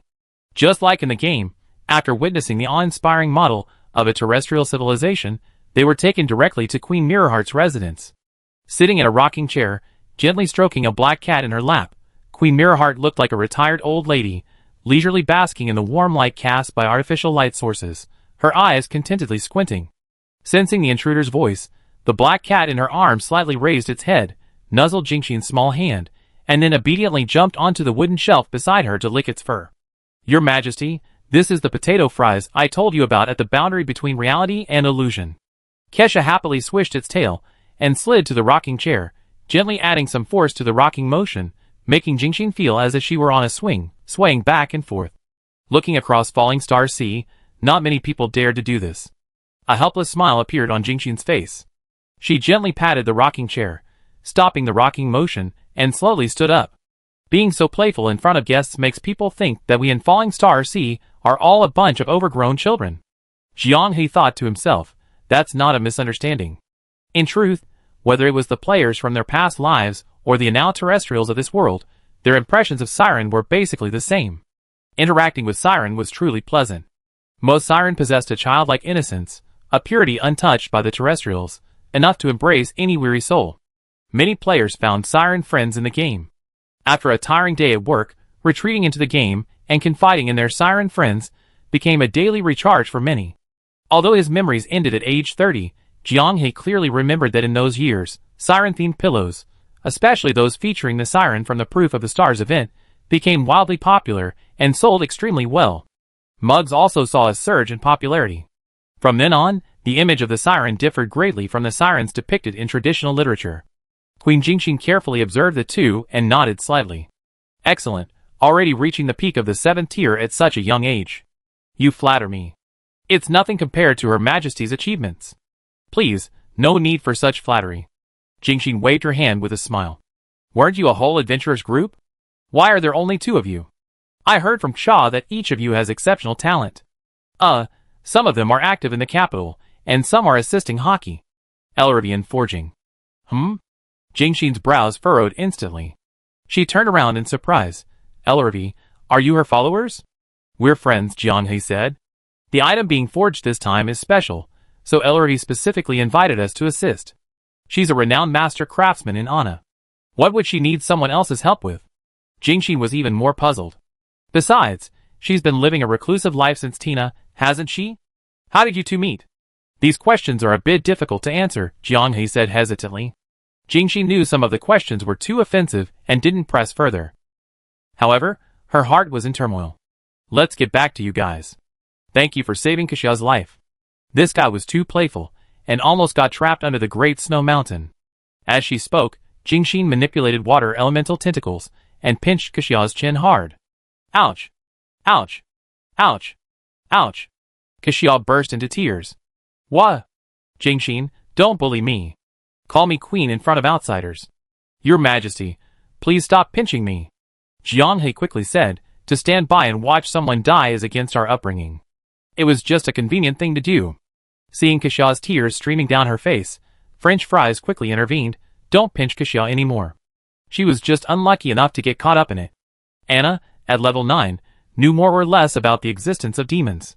The one from the Great Snow Mountain was relatively easy to talk to, but fueled by the blood feud of those nobles slaughtering the creatures of the Snow Mountain, he descended the mountain in a rage for revenge, and would certainly not give Kesha a chance to explain. If it weren't for the boundary between reality and illusion, she would already be frozen solid. Ignorance is bliss. If it were a mage who knew the inside story, they would have run away the moment they realized it. The one from the boundary between reality and illusion, unaware of the details, and clearly sensing the opponent's strength, still risked everything, his courage and spirit shining brightly. Thinking of this, Jingxin felt an increasing sense of familiarity with the potato fries. In this era, people with such noble souls are becoming increasingly rare. It's rare to encounter them, especially a group of them. She was somewhat tempted. Should I try to persuade them to stay and become a member of the Fallen Star Sea? Thinking, she released the water elemental. Kesha's eyes reddened. Don't feel wronged. You were too clever for your own good by investigating. Without the boundary between reality and illusion, you'd be dead. You're just being pinched by me now. You should be happy you can feel pain. Kesha shrank back, lowered his head, and accepted his punishment. Giving Kesha a belated lesson, Jingxin looked at potato fries and smiled again. She seemed more and more familiar with him. By the way, what were you talking about earlier, the Anna royal capital, and those people from the boundary between reality and illusion? Jingxin asked curiously, what are they doing? Potato fries exchanged a glance, knowing the timing was right. Jingxin's assist was perfectly timed. They were recently caught up in a banquet, and gained a little fame. Chapter 646. Even the Fallen Star Sea has information channels about terrestrial species. The biggest news recently happening in the Anna capital is undoubtedly Rainbow Rain. This adventure group from the southern border of the empire has risen at an incredible speed, and at a banquet, they became famous throughout Anna's upper echelons. Now, the high-ranking members of the Anna continent have all heard of their absurd feats, with an 8th-tier leader and everyone possessing exceptional skills. Are you trying to tell me that Rainbow Rain is also a member of the reality/virtuality boundary? Jiang He nodded with a smile. Jingxin looked at Kesha suspiciously, only to find her equally bewildered. During the rescue, she only saw 7 people. This matter is also a long story, but Rainbow Rain is indeed closely related to us, Jiang He said. Her Majesty the Queen can interpret them as either our friends or those who obey my orders. Hiss. Jingxin couldn't help but rest her chin on her hand. The two, potato and fries, looked like freshly baked pastries, their bodies shrouded in steam, making them almost indistinct. Rainbow Rain has an 8th-tier leader, but Potato, the leader of the boundary between the real and virtual worlds, is only a 6th tier. What allows him to maintain this absurd relationship? And then, there's the clearly close relationship with Ellerby. In an instant, this adventurer group that saved Shaw's life exudes an air of mystery. Impressive, Jingxin could only offer a lukewarm compliment. Even with her vast experience, she had never heard of such a situation before. So, Rainbow Rain's trip to the Anna capital was your arrangement. They want to make a name for themselves in Anna. It's a good stage, Jiang He said. The results are better than I expected. I heard they already won the favor of the Anna nobles. Jingxin chuckled. Being favored by those guys isn't good news. It might be offensive to say this, but I hope you can warn Rainbow Rain. The Anna nobles have become a bit too fanatical about bloodlines these past few years. A self-fulfilling prophecy. When Queen Jingxin kindly reminded him, she probably never imagined that the Anna nobles would dare to do something so outrageous during this window of opportunity for communication. Learning that Jiang He would soon be going to the capital to join Rainbow Rain, Jingxin seized the opportunity to persuade him to stay, suggesting that Kesha take him to experience the charm of the sea monsters in the Fallen Star Sea, and incidentally, take Kesha out with you too, Jingxin suddenly suggested. After what happened at the Great Snow Mountain, I only feel at ease if she's with a normal person. Huh? Oh. Potato and Fry's completely different reaction caught Jingxin off guard. She had assumed that Fries, who seemed to have a close relationship with Potato, would be somewhat resistant, and had prepared a corresponding explanation. Why is things unfolding differently than I expected? However, Kesha's reaction is exactly as I imagined. Although her facial expression and hand movements are extremely restrained, revealing not a trace of emotional fluctuation, her tail, hidden behind her, suddenly stands erect. The siren's tail always speaks. It seems you don't object. Good, let Kesha see the power of the complete form's boundary between reality and illusion. Saying this, she lay back in the rocking chair, beckoned to the black cat, and returned to rocking mode. Potato Fries left first, but Kesha was left alone by Jingxin. Your savior is rather unfathomable. Kesha swallowed hard. Could it be that you deliberately approached me for some ulterior motive? Mirrorheart chuckled, observing the tension and unease on Kesha's face. What, are you worried that if I say yes, you'd be disillusioned? This isn't like you at all. Shouldn't you be wholeheartedly loving an ordinary person whose lifespan is far shorter than your own? Why are you cowering? Kesha didn't blush, only biting his lip, still uneasy. Mirrorheart narrowed her eyes, murmuring, You're overthinking it. The demon of the Great Snow Mountain can't cooperate with anyone. It's a deformed creature born from the tide of magic. To communicate with it smoothly without interference, you need at least level 8 power. Hearing this, Kesha breathed a sigh of relief, his face instantly flushing red with genuine joy. I held your heart in check for so long, it seems you truly let it go now. Jingxin's lips curled slightly upward. Yes, I can conclude now, they are rare geniuses with pure hearts and virtues matching their abilities. Kesha's tail swung wildly, almost creating a whirlwind in Jingxin's room. There are more than 7 of them, and they all banded together. Jingxin lifted the black cat and kissed it on the nose. I wonder if Kurian can sleep now. Kesha wondered, is this a coincidence? It can only be considered a coincidence. Perhaps there's some inexplicable force in this world, guiding people with similar souls together. Jingxin said, their appearance is like a miracle. The black cat, overwhelmed by the flurry of kisses, struggled and jumped away. Jingxin wiped her mouth with satisfaction. It's not bad. The antelope species are so lifeless, maybe these young people with pure hearts can change something? The more she spoke, the more her eyes lit up. With her concerns dispelled, her mind was filled with images of attacking. Jingxin warned in advance, don't let Potato and his friends get too bothered. Sigh, but French fries didn't seem to resist just now. Wrong, I didn't mention competition. Jingxin stood up, pointing at Kesha's nose repeatedly, I know very well what you'd be like once you let loose, it'd be terrifying. Show some restraint, don't let others think all the sirens of Fallen Star Sea are like you. The boundary between reality and illusion, Rainbow Rain, might become a force to be reckoned with on the Ana continent. As the Lord of Fallen Star Sea, I have to warn you to maintain the image of the sirens. Xiao licked his lips. As long as I get Potato into bed, I won't need to worry about these things, right? We're family. Jingxin's head ached. That's exactly what she feared. Grabbing Xiao's shoulders tightly, her eyes wide, Jingxin said, word by word, give me a good impression. Potato and French fries stayed in Fallen Star Sea for a full 2 days. Almost overnight, the Fallen Star Siren all believed that Potato was Kesha's lover. When shopping with the sea creatures, the mere mention of potato fries would prompt them to offer discounts. Asking was simply a way of giving Kesha face. The Fallen Star Siren were always very friendly, not because of Kesha himself, but simply because they were moved by the Siren's courage in standing up for him. All of this felt strangely familiar to Potato Fries. They're back. They're all back. Fries clapped his hands expressionlessly, saying in a monotone tone, just like in the game. This event is a limited-time rerun. Before parting, Jingxin and a group of Fallen Star Sea priests came to see him off, making a grand spectacle. Those unaware of the truth might misunderstand and think Jianghe had already succeeded. Something's not right, 9/10 wrong. Although Kesha, who was with him this time, was quite shy and reserved, Jianghe felt that the timeline was converging with the game. Should he be happy? While Jianghe was heading to the capital to meet Rainbow Rain also encountered some strange things. After becoming famous, everyone in Rainbow Rain received invitations from different nobles and magical families. Some were banquet invitations for the entire group, while others were individual invitations. Invitations directed at individuals primarily came from 5 people, Hinalakai, Ghost Rat, Plata, Gloria, and Elsa. It doesn't make sense. My performance that night wasn't bad, so why didn't anyone appreciate me? Gullivan was somewhat defensive, viewing the invitations as proof of his charm rating. If that's the case, wouldn't he, along with Anasis, Volwyn, and Rona, be among the least charming? Please don't include us. We have eyebrows. The Nasus's calm retort shattered Gullivan's defenses. His eyebrows hadn't grown back yet, and his hair, singed and shaved off, made him look like a hard-boiled egg. Gloria didn't have any strange competitive spirit, she was simply puzzled. Why did the bear get the most invitations, and almost all of them were individual invitations? With the jailer absent, no one could answer this mysterious question. They could only assume it was related to some strange mate selection custom in Anna.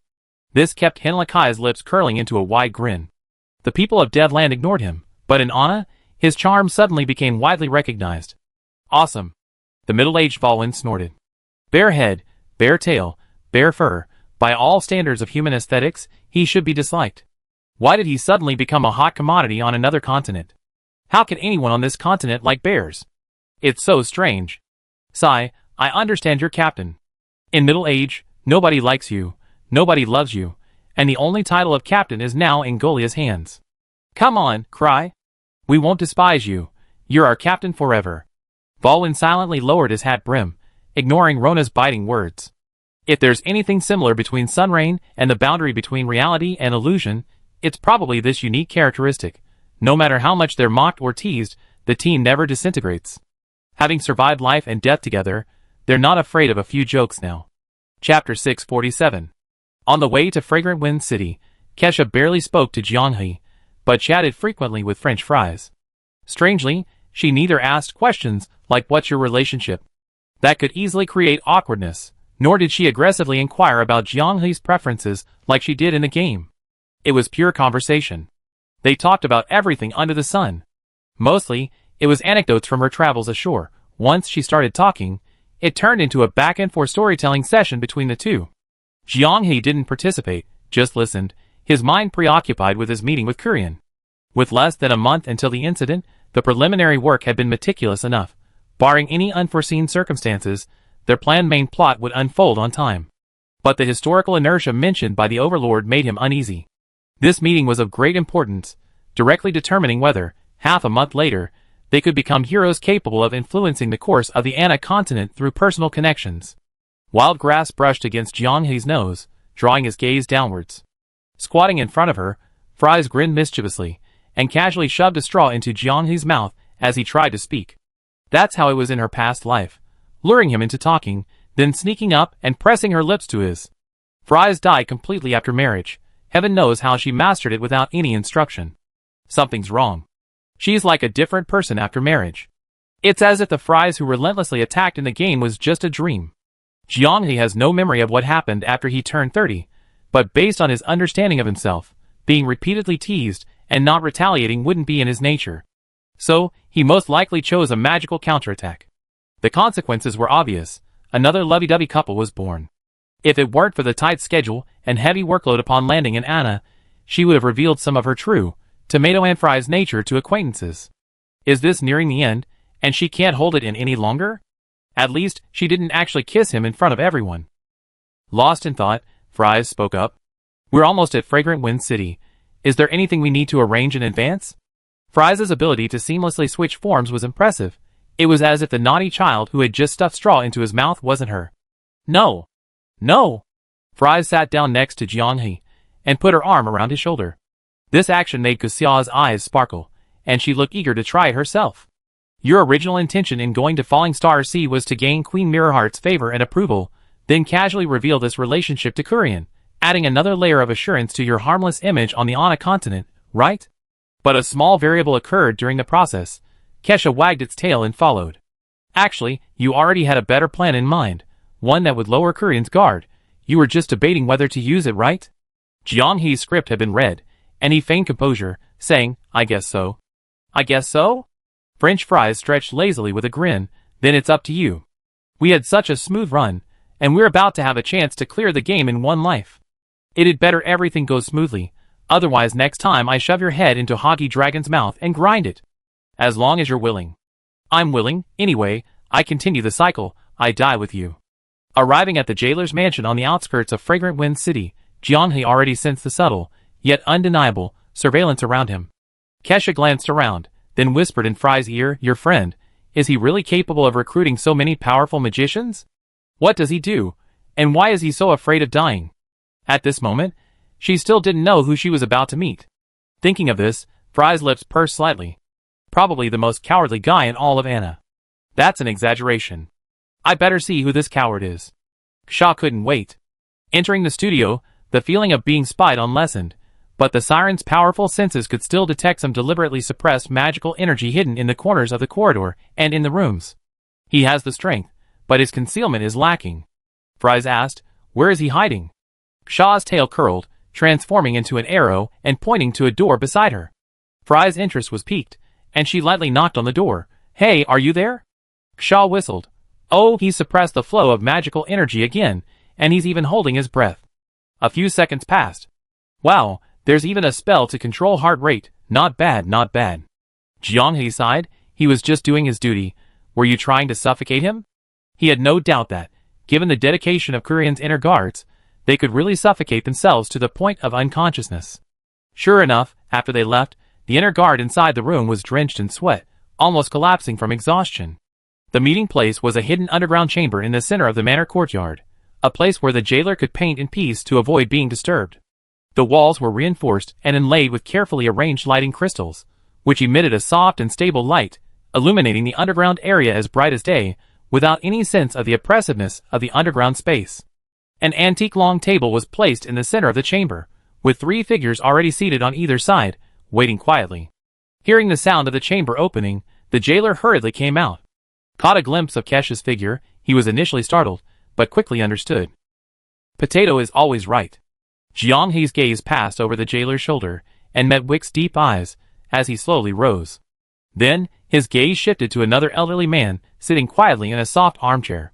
The man's expression seemed calm and composed, but his sharp eyes gleamed with an undisguised, hawk-like precision in their scrutiny. It was none other than the ruler of the Ana Empire, Lion King Kurian. It seems you are the true master of the boundary between reality and illusion, hidden behind Rainbow Rain and the jailer.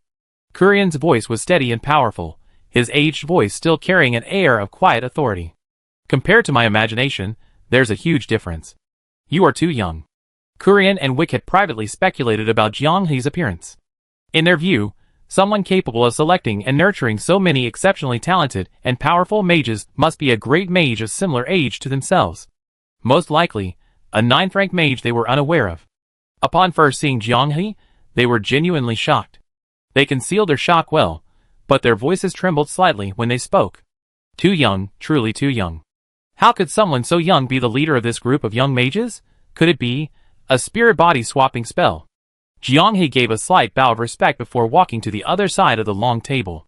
Thank you for your praise, Your Majesty Kurian. His tone was calm, revealing neither nervousness nor arrogance. May I sit down? Of course, please sit. This is a private meeting. There's no need for excessive formality. Kurian raised his hand in acknowledgement, inwardly surprised once again by the other's composure and affability beyond his years. He was certain the man before him fully understood the significance of Rainbow Rain, Ellerby, and the boundary between reality and illusion, this 3-in-1 gift package. Yet he showed no arrogance, exuding a calmness and maturity beyond his years. It seemed he truly was a great mage, who had undergone spirit-body transformation. Wick lightly touched Kurian's arm. Their years of tacit understanding allowed him to quickly receive a hint, noticing the accompanying Sha. The siren? It seemed Wick knew the siren's background, hence his eagerness to make him aware of something. Just as he was wondering, Jianghe had already initiated the conversation. I roughly understand why His Majesty Kurian wishes to meet with me. I can tell you clearly that I have no ill will towards the Ana Empire, no intention to compete with you for profit, and no interest in undermining your rule. This direct, simple, even blunt opening statement startled Kurian. He had meticulously prepared numerous test questions, maneuvering, and even strategic maneuvers for this meeting, but now they seemed utterly useless. The other parties seemed unwilling to engage in any pretense or probing, choosing instead to get straight to the point. This straightforward style made him seem more like a hot-blooded young man. Could he truly be a genius? If we disregard the Empire's territory for profit, then indeed there is no competition. Your Majesty is probably referring to the Blue Lake wetlands, the territory that Brother Jailer purchased, Jianghe guessed Kurian would mention. The reason we chose that place is to tap into a usable resource for the Empire. Oh! There's a natural teleportation array in this area, directly connecting to the alien continent of Devilland. Kurian and Wick's pupils dilated in shock, but Jianghe wasn't finished. As far as I know, this is the only reliably usable natural teleportation array in the entire Ana continent. The other, less stable and of questionable reliability, is located deep within a coral reef in the Fallen Star Sea. It connects to another region. Kurian immediately connected this to the group's identity as visitors from another continent. Are you from Devilland? Your Majesty, inquiring about our past is pointless. Jianghe cleverly avoided a direct answer. We are currently just adventurers who accidentally entered Ana due to a magical accident. Our homeland is too far away. These teleportation arrays cannot help us return, so we can only stay here. Seeing that he had taken control of the conversation with his bombshell statement, Jianghe became increasingly composed and natural. We have no desire for this natural teleportation array, nor do we intend to use it for personal gain. It is a natural treasure belonging to the inhabitants of the Ana continent, and its ownership and right of use rightfully belong to you. The location of the manor does not necessarily have to be fixed in that area. We did need to use the teleportation array to verify some important speculations before purchasing the land. Now that this mission is complete, we have no objection to returning this land to the Empire. Kurian stroked the corner of his mouth. In an instant, a bridge connecting the Empire to another continent was added to the Empire's territory. As a valuable strategic resource, he could not make plans lightly. However, the other party's sincere and frank attitude, and their clear and organized explanation, made him genuinely feel the goodwill they were showing. Just as Wick had said, aside from misjudging children, he wasn't usually foolish when it came to judging people. Curran asked, "So, the reason Elravia is with you is because she understands your talents?" Jianghe nodded, just like Tina back then. The witch who put the collar on the dragon had been gone for a century, but her lingering influence still allowed Elravia to grow up healthily. Measured by the lifespan of a dragon, Elravia was just a child just starting out. Her future might very well outlive the Ana Empire. No one knew when the collar's durability would run out, but now, a century later, a group of Tinas had appeared to correct Elravia's behavior, the significance of which to the Ana Empire was self-evident. By this point, Curran had already made plans for many things. "You're not without desires, are you?" This was also within Jianghe's expectations. Simply extending goodwill without any desire would seem strange to anyone. Even Kurian, whose ability to discern character was at its peak, couldn't help but feel uneasy. "We need status." Kurian laughed. "Status? So, Rainbow Rain came to the capital to display its power? Rather than displaying power, it's more about finding a suitable opportunity to attract mages of similar skill levels for a challenge and improvement," Jianghe said. "If we can reach the 9th rank, even facing a potential magic surge on our journey home, we have more confidence." "A magic surge is coming?" Kurian suddenly tensed up. The last surge of magical energy gave birth to the bizarre life form of the demon, forcing the Empire to adopt a policy of observation and containment to prevent the threat from spreading. The Ana Empire, seemingly at its peak, is actually a case of overheated prosperity and superficial prosperity. It's hard to imagine the chaos the violent upheavals of the magical energy surge will bring. According to the cycle, it should be within the next 50 years, Kurian sighed in relief. Then he noticed the siren, whom Wick had specifically warned him to watch out for, had slid up to Potato. 50 years, are you sure? Isn't that very close? Ksha, don't get excited yet, we're just estimating. But it's very close. Don't try to wrap your tail around my hand. That's close for you, Siren, but for us humans, it's a full 50 years. Ksha? This familiar name made Kurian's eyes widen. He looked at Wick with a questioning gaze, and the other nodded slightly. Ksha of the Fallen Star Sea, the most cherished young siren prodigy of Queen Mirrorheart. Because of her outstanding abilities and astonishing talent, she was considered by many priests as a core candidate for the future Lord of the Fallen Star Sea, or the High Priest. If there was one thing to criticize about her, it was probably her impulsiveness. Those who had met her were all impressed by her energetic and decisive nature, her powerful drive and stamina. She and Renee were known among the Ana nobles as the strongest rising stars of the terrestrial and sea races, respectively.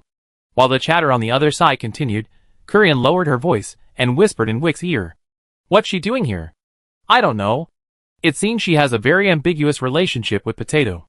If I remember correctly, for some sirens, the tail is a sensitive area, but she's already using her tail to tease Potato. It's one of the courtship signals." Jianghe's youthful reaction further convinced Kurian that this wasn't some kind of spirit possession. Such a young man. And such an excellent, upright young man. Just looking at him makes one realize how old they become. Escaped Kesh's persistent questioning, Jianghe was able to continue the conversation. "We realize that in the Ana Empire, the influence of nobles is immense. Without sufficient status and position, it's difficult to move an inch, and one is likely to be harassed by some powerful nobles, therefore. The first lesson for outsiders arriving in Ana is that Ana nobles are all insects. They abide by Ana's laws and rules, striving to integrate into the local culture, seeking his, the Emperor's, tacit approval to gain a status far exceeding that of an adventurer's group, all simply to avoid being harassed and discriminated against by the nobles." The aged Lion King rubbed his forehead. He didn't know whether he should now praise Potato and his group for their efforts to respect the Ana Empire in every way, Even their path of using force and violence to acquire status was so gentle. I should explain, he thought. There are good and bad people everywhere. Anna also has nobles with conscience, like Brendan, whom you dealt with before, who just enjoys watching beautiful women sing and dance. Especially when he sensed the hint of helplessness in Potato's tone. He could also sense the unpleasant things related to nobles that might have happened along the way. Seeing his old friend looking tired, Wick continued, "Just curious, Master Jailer, did you come to Fragrant Wind City to paint with the idea that the fool's money is my money?" Jailer, enjoying his meal at the long table, nodded repeatedly. "In our continent, that's called, come quick, rich and foolish people, and whoever has money, I make money from."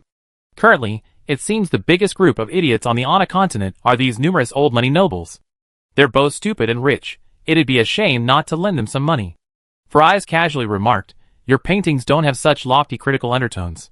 It's just that you find them enjoyable to paint, and it's a good way to make money."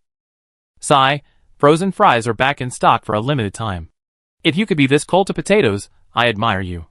How do you know I'm not like that in private? Oh, potatoes really know how to play games, using everyone as a contrasting subject for jokes, huh? Eating is great, of course, not as great as me, hee hee. Jiang He quickly stopped, afraid the topic would escalate to licking, jailers, and playing with beautiful things. This little rant actually healed Kurian's inner turmoil and frustration. He watched with interest as the close-knit group exchanged seemingly sarcastic, but actually intimate banter, and couldn't help but think of himself from back then. They, too, once had a small circle of four. The more he thought about it, the more amusing it became, and Kurian actually laughed out loud in front of outsiders, something he hadn't done in a long time. "Master Jailer." Jiang He tried to correct him. "Don't call him master. Calling him brother jailer is already giving him an honor, a seniority." Kurian sighed, "That's not something I can decide. Ever since Master Jailer appeared in Anna 3 years ago, spreading that wild, unrestrained, and nude painting style, whether surface artists like it or not, he's become a historical totem for the shift of art from underground to above ground in the inner world. No one can deny his historical status. Even if, as you say, he might leave Anna in the future, it won't stop this continent from marking the era of painting and art change with his name. Even if I were the emperor, I would have no right to change the title of a figure whose historical status is predetermined solely by their current performance. Perhaps in Rainbow Rain, on the boundary between reality and illusion, he might be called Jailer Brother, possibly of low status, and you could all bully him. But on the Ana continent, he is an indisputable master." These words made Jailer Brother involuntarily raise his head. Curran's identity, coupled with his words, his soul was in a frenzy. This was the highest recognition of his work.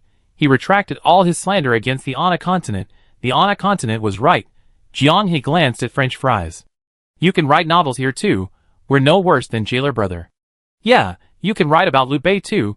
It's a blue ocean market." Fries clenched his fist. "I'm writing a serious novel. All of you shut up and talk business." Curran also realized that if the topic turned to Jailer Brother, it would always strangely veer off topic, so he coughed. "So, the core requirement is a status unaffected and undisturbed by nobles. Is there anything else?" Jiang He thought for a moment. "Some permissions. I heard that communicating with members of the Mage Tower requires special permission." "That's not difficult. I specially order one for you," Kurian asked. "Is there anything else?" "Not for now. In exchange, we will continue to respect His Majesty Kurian and the Ana Empire. If His Majesty remains wary of us, we can leave Anna immediately." "That won't be necessary." Kurian felt a pang of melancholy. He suddenly thought of his children. Their politeness, their gentle nature despite wielding power and influence, he could sense it all in their conversation. When his children were born, he had envisioned their future success. But now, apart from a handful of them. Sigh. If Potato were his offspring, he wouldn't be so worried about the future of the Empire. With a consensus reached, the details were being discussed smoothly. The matter didn't need to be moved. Kurian didn't want the outside world to know about the teleportation array for the time being. The Empire didn't have a stable enough environment to establish communication with the other continent. A hasty appearance would only cause unnecessary turmoil. Kurian didn't immediately give a reply on how to smoothly acquire status. This required careful consideration. The timing was right, and Kurian casually mentioned, "This siren is Ksha from the Fallen Star Sea, right?" "Captain Potato, you been to the Fallen Star Sea too?" "For some reason, we rescued Ksha, and thus received hospitality." "Oh!" Kurian's lips curled up. "May I know, what is your relationship with Ksha now?" Ksha's tail twitched, pointing directly at Jiang He. I like you.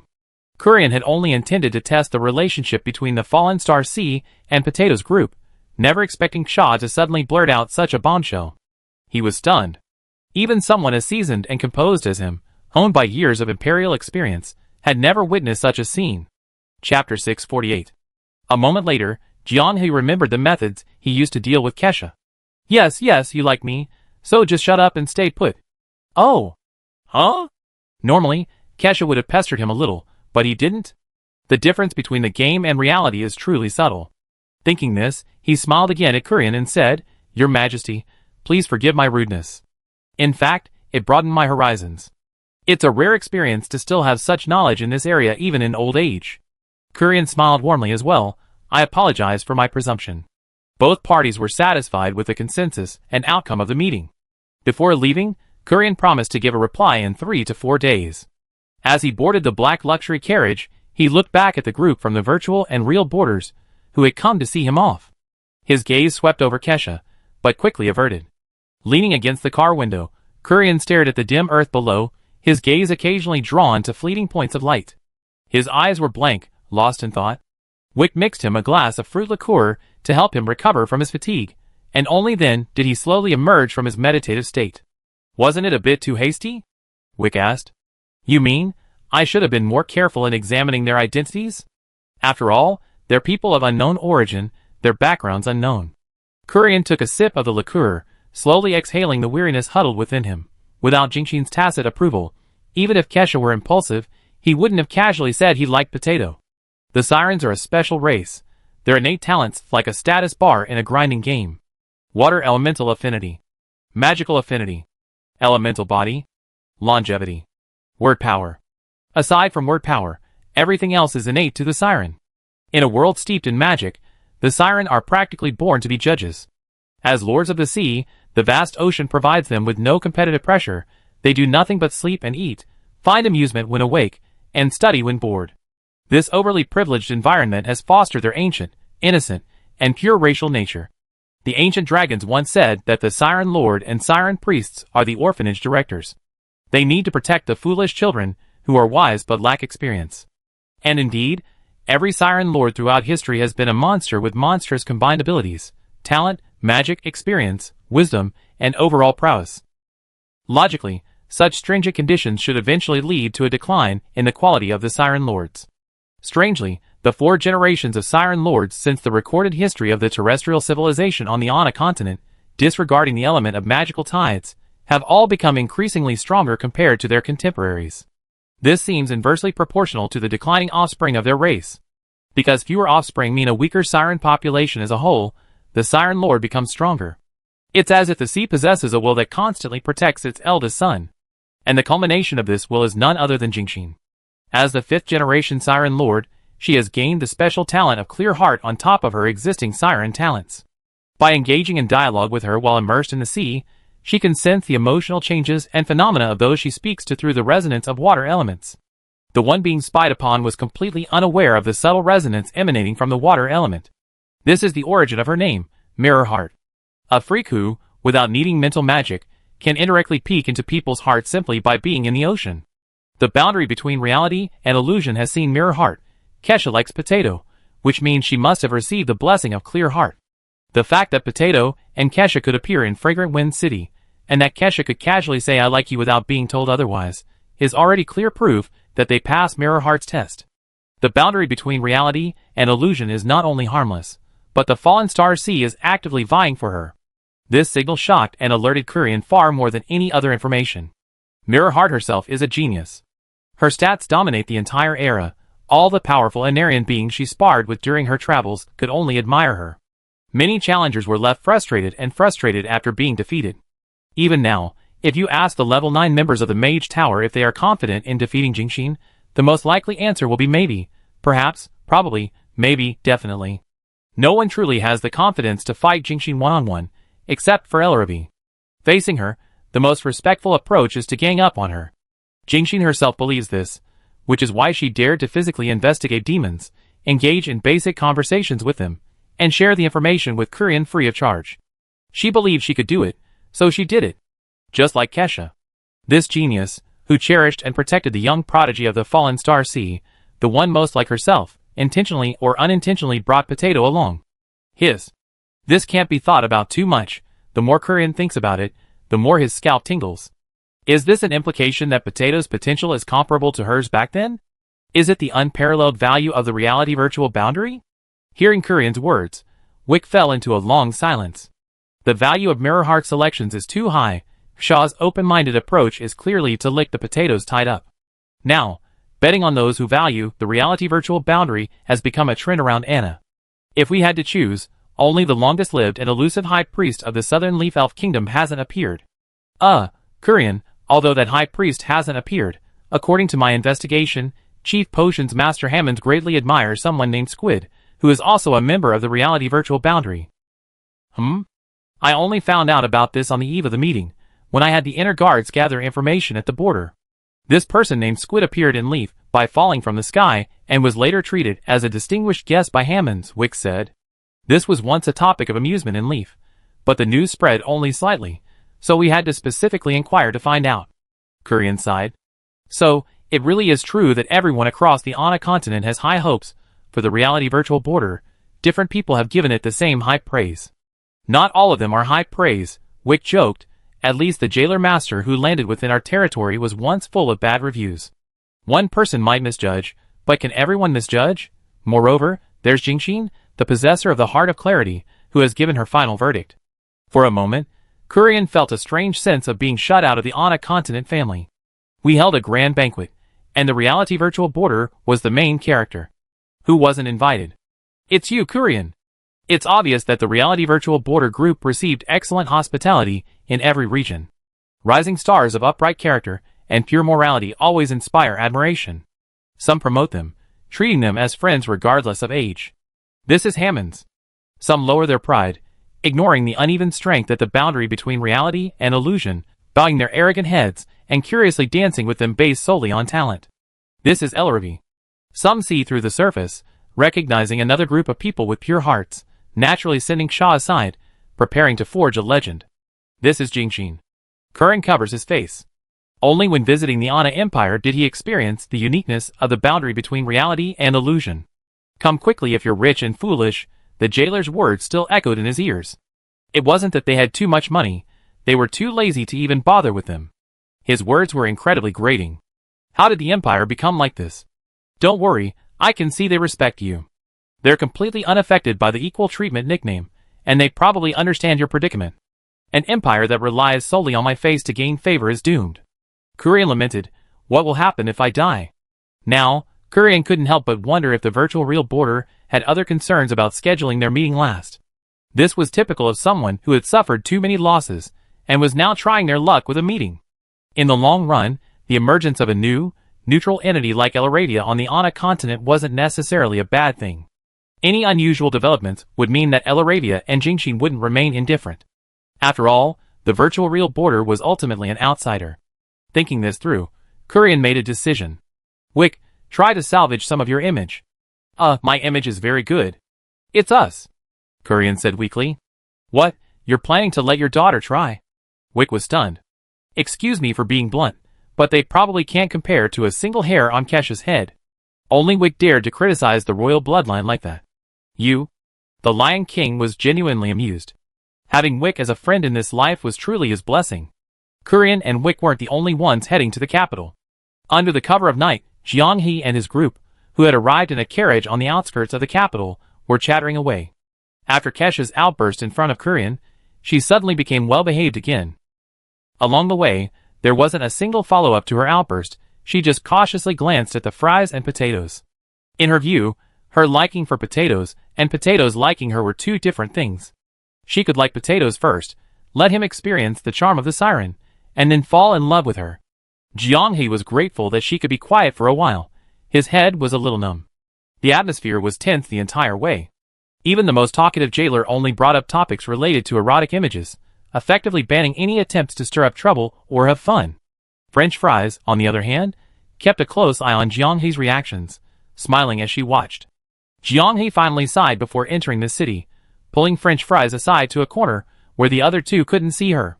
French Fries, do you really know what you're doing? French fries suddenly countered. Did your plan succeed? Jiang He hesitated for a moment, then nodded. Most likely. Wouldn't Kesha have played a crucial role? Seeing Jiang He's silence, French fries frankly stated, Jingxin possesses heart of clarity. This information was obvious to Kurian. Kesha's words just now were like a divine assist. You can imagine what Kurian would imagine after hearing that, right? If he had any doubts before, now he's just anxious and worried, wanting to maintain a good relationship and contact with us as soon as possible. Actually, I guess your plan when you first told me you were going to the Fallen Star Sea, but it wasn't perfect, Fries said. You wanted to use a token to let Kurian know how much Mirror Heart values you, but that's not enough. Tokens are inanimate objects. They can be interpreted as rewards. For a wise emperor like Kurian, that only adds persuasiveness, not a definitive conclusion. But Sha can. The Siren bloodline is becoming increasingly diluted, and the lineage is facing a crisis. Therefore, the Siren Lord has mostly relaxed restrictions on hybrids, except for a small number who still insist on forming their own race. Mirror Heart is one of the more open-minded ones, but that doesn't mean she will tacitly allow the Siren of the Fallen Star Sea to freely interbreed with other races. The more elite and important the Siren, the more carefully she will vet them. Sha is one of the most special Siren. Sha likes you and stays by your side. This is the true meaning of Mirror Heart's selection, the guarantee of the entire Fallen Star Sea.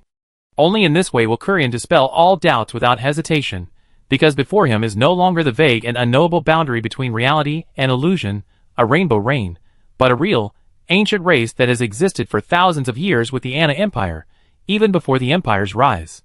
Kurian's personal charisma is high, but he also needs to explain to his direct followers the reasons for giving the boundary between reality and illusion such extraordinary treatment. This involves the distribution of benefits, and the Fallen Star Sea is the best reason. Unless someone is willing to test the value of the Fallen Star Sea. Now we have succeeded. Everything we envisioned is converging on the final outcome. If we trigger the plot as promised and become heroes, we most likely become the heroes who reverse the ending and change everything. One life victory, saving all the tormented Anna beings trapped in the loop. His speech was rapid yet clear. French fries swiftly negated Jiang He's original plan, dissecting the current perfect progress with crystal clarity. Jiang He remained silent, but French fries spoke again.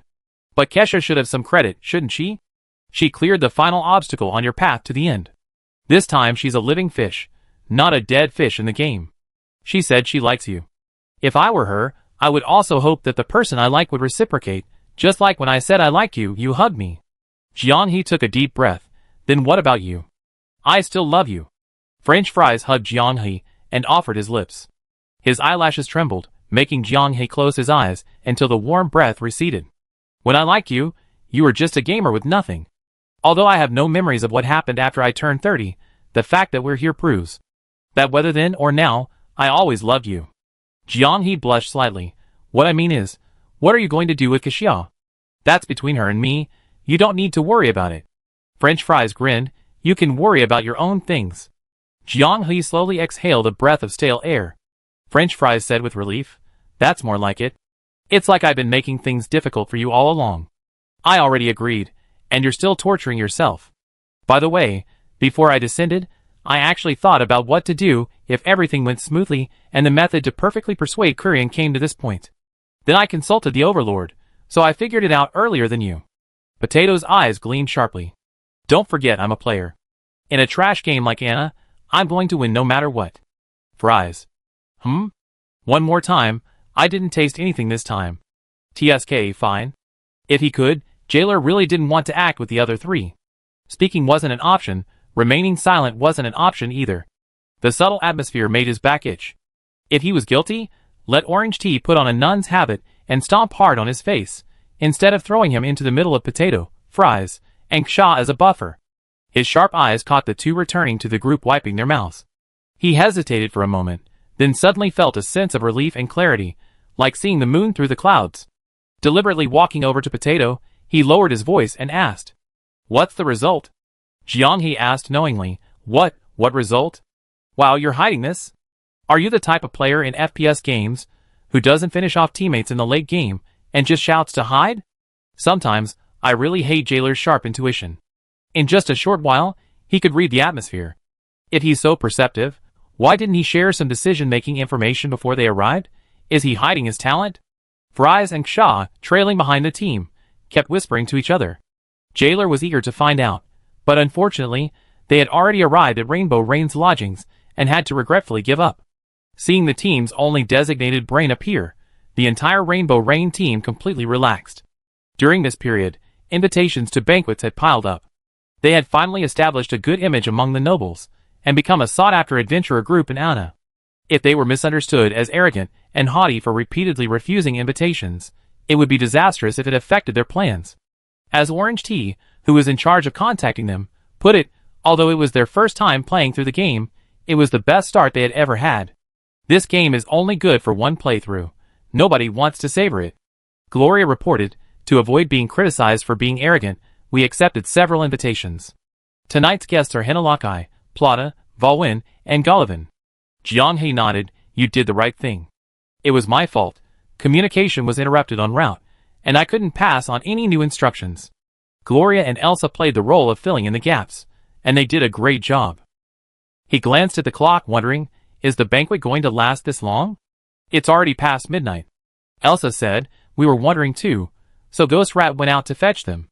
At that moment, some less than ideal thoughts flashed through Jianghe's mind, but the mansion gates were pushed open, and the drunken group appeared unharmed before him.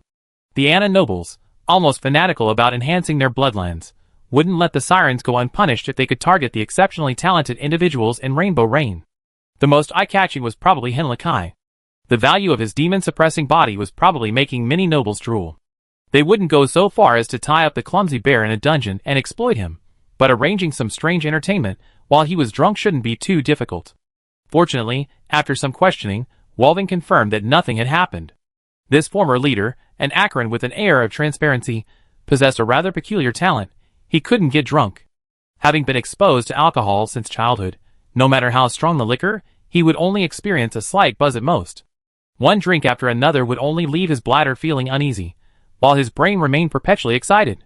When Walvin recruited his first Sunrain member, Vanassus, it was through a drinking contest that he left Vanassus questioning his existence, leading to their later mutual respect and admiration for Vanassus's character.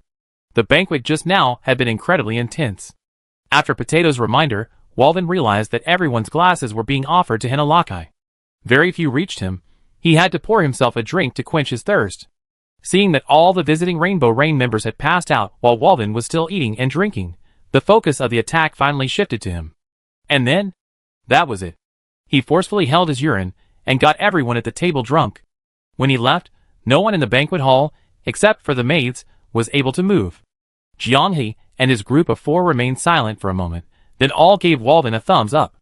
It wasn't that they were belittling the Anna nobles, but considering the Falling Star Sea's operation, simply getting them drunk without drugging them, that was high-class behavior. Plata's method was too unstable and risky. Hinalaki was simpler and easier to operate.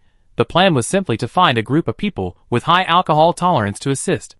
Once everyone was drunk, they could drag Hinalaki into a room, and whatever happened afterward could be explained away with alcohol, leaving no room for complaint. A very shameless operation. Unfortunately, the Anna nobles had run into a monster.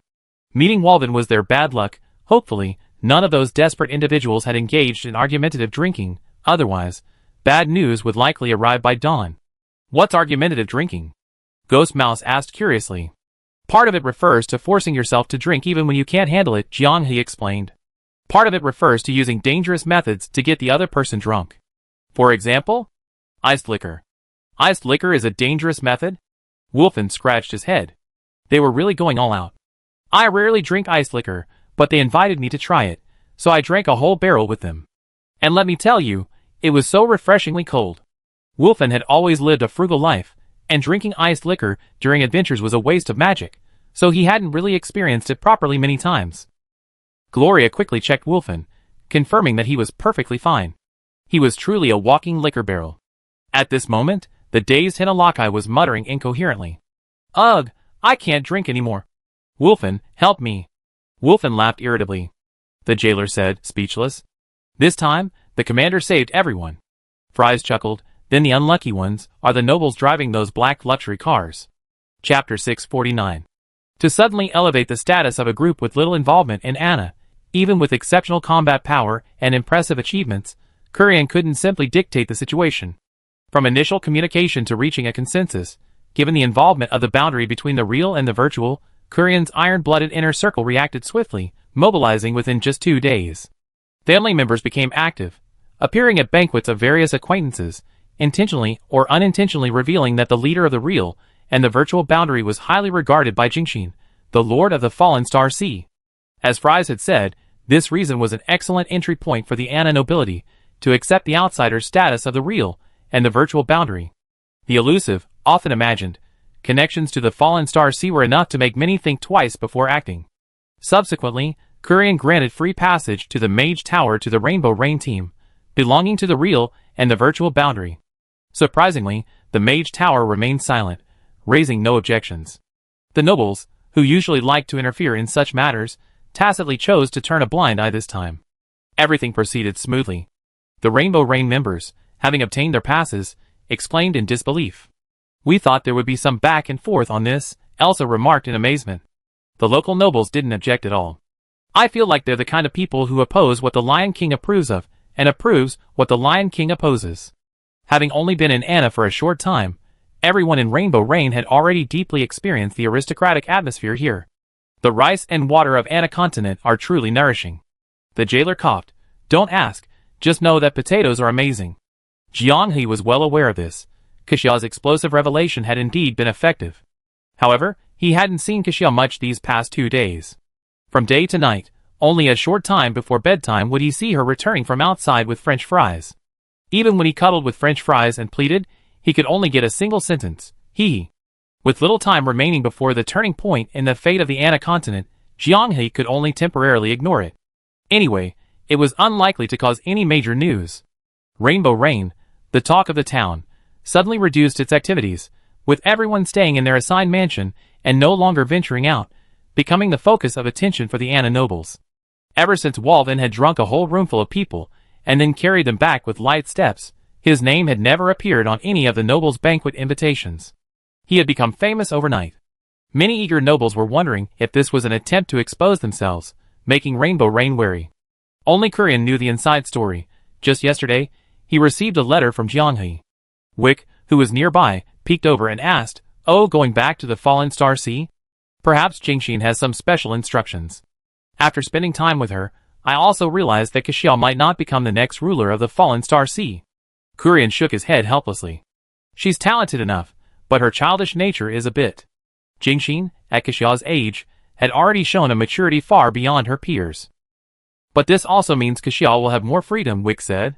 "She can like whomever she wants." Kurian knew Wick was implying something, and simply nodded slightly. "He still respects us. He comes and goes as he pleases, and no one stops him. He even gave us advance notice." At this point, Kurian's admiration for Jianghe grew even stronger. If it weren't for the fact that none of his daughters could match him, he would have wanted to try. "Is there anything in the exchange list for the Fallen Star Sea that needs to be reviewed?" Wick asked. Upon hearing this, a hint of annoyance flashed across Kurian's face. He waved his hand. "I know their schemes perfectly well. It's just wishful thinking. Powerful and excellent sea monsters are unlikely to look down on them. Let them make futile attempts. If your family has declined, strive to rise again, or simply pledge allegiance to me. If you have the ability, I will naturally give you a chance. Those who want to take the evil path of bloodline revival deserve to fall." With that, Kurian snorted angrily. "In my opinion, the Empire still has too many nobles. With half the lineage broken, Anna will be better off." His hand brushed across the signed list of the Fallen Star Sea exchange participants on the table, a powerful gust of wind lifting it up and sending it drifting to the ground. Wick understood his old friend's frustration. He picked up the list and silently left the study, letting him calm down on his own. Walking along the road, he suddenly had a brilliant idea. Perhaps they should persuade the boundary between reality and illusion to let them travel with this group of nobles? A person who had truly captured the heart of the siren was right before their eyes. Just by exchanging ideas with Captain Potato, these intelligent people should feel ashamed and understand the gap. Just as he was about to turn back, the messenger arrived. "Everyone from Rainbow Rain has left the capital, and Miss Renee from Grelian heard about the interesting events of the Fallen Star Sea exchange at the Academy, and submitted an application through her family, hoping to be on the list for this exchange as well." The Grind family has always been accommodating to Renee's requests, though she rarely asks for anything. Kurian found this amusing. Given Renee's personality, she's probably just looking for an excuse to challenge the siren, he chuckled. These past few days, the rumors surrounding her identity at the reality virtual boundary have made Jingxin a topic of conversation again, something she hasn't done in a while. Wick laughed along. When Jingxin caused a sensation in Anna, we were still young. The kids these days certainly haven't heard her legendary tales. Kurian didn't think much of it, and added Renee's name to the list. Anyway, her relationship with the Grian family isn't exactly pleasant. Let's just consider it nurturing a genius for the Anna continent. Renee's application was naturally at Jianghe's behest. For this momentous historical occasion, he needed to add more safeguards to ensure the undeniable, sensational impact on Anna. Meanwhile, on the way to the Fallen Star Sea, the reality virtual boundary received some good news. Hoggy Dragon's equipment forging was a success. According to Mint's mother, the first attempt at forging unsurprisingly resulted in an explosion. Even though Hoggy Dragon spent a long time sensing the turbulent elemental power, she was still caught off guard and swarmed by unexpected elemental turbulence during the actual control process. Fortunately, she wasn't alone this time. With the help of Mint, Squid, and the others stabilizing the elemental energy, they minimized the impact of the explosion. Jailer Brother patted his chest. He had thought he had completely razed the Jailer Manor. Although it could be discarded, it was still the culmination of his painstaking efforts. Drawn from countless erotic drawings, it held sentimental value. Having learned from the first lesson, in the second forging, Hoggy Dragon, having mastered the techniques and gained experience, forged Origin Element Fire using her own dragon scales as a secondary material. In actual testing, it could withstand Hoggy Dragon's Dragon Breath. Fire elemental damage struggled to penetrate the armor, but the residual magical energy from the breath still pushed the armor backward. The protective effect was exceptional. Even the punt, Squid, was drenched in sweat after a test, but wasn't actually burned. The Rainbow Rain members were stunned. They didn't actually have high expectations. After all, this was an elemental fragment dropped from an elemental lord. Even a faint one contained primordial-level elemental power. Jianghe was satisfied. Receiving so much good news before everything even began gave him even more confidence. He looked at Elsa. Another piece of good news is that Hoggy Dragon painstakingly restored Gorkran's life box. As long as Alna carries it, her spirit won't disintegrate or be damaged. Elsa, who was always criticized for her instability in the game, and had to sell herself to pay off debts, withstood the pressure at this crucial moment and didn't falter at all. The jailer suddenly spoke up quietly. This time, he will definitely be on our side, Jianghe said. Fate really works. Anna won't be stuck in an endless cycle anymore. Don't look up at the sky. We are the creators of this history. When Anna's world is revived one day, it will call us Mother. At the edge of Falling Star Beach, the entire group from the reality/virtual boundary and Rainbow Rain gathered. Given the upcoming actions, they would basically stick together, so at the jailer's manor, they only left Bonnie and Insect Mist to guard the place. Mother Mint specially brought a commemorative scroll, and they took a family photo before going into the water. Jianghe asked, "Where's Hoggy Dragon?" "As you requested, he's hiding with the Origin equipment, just in case."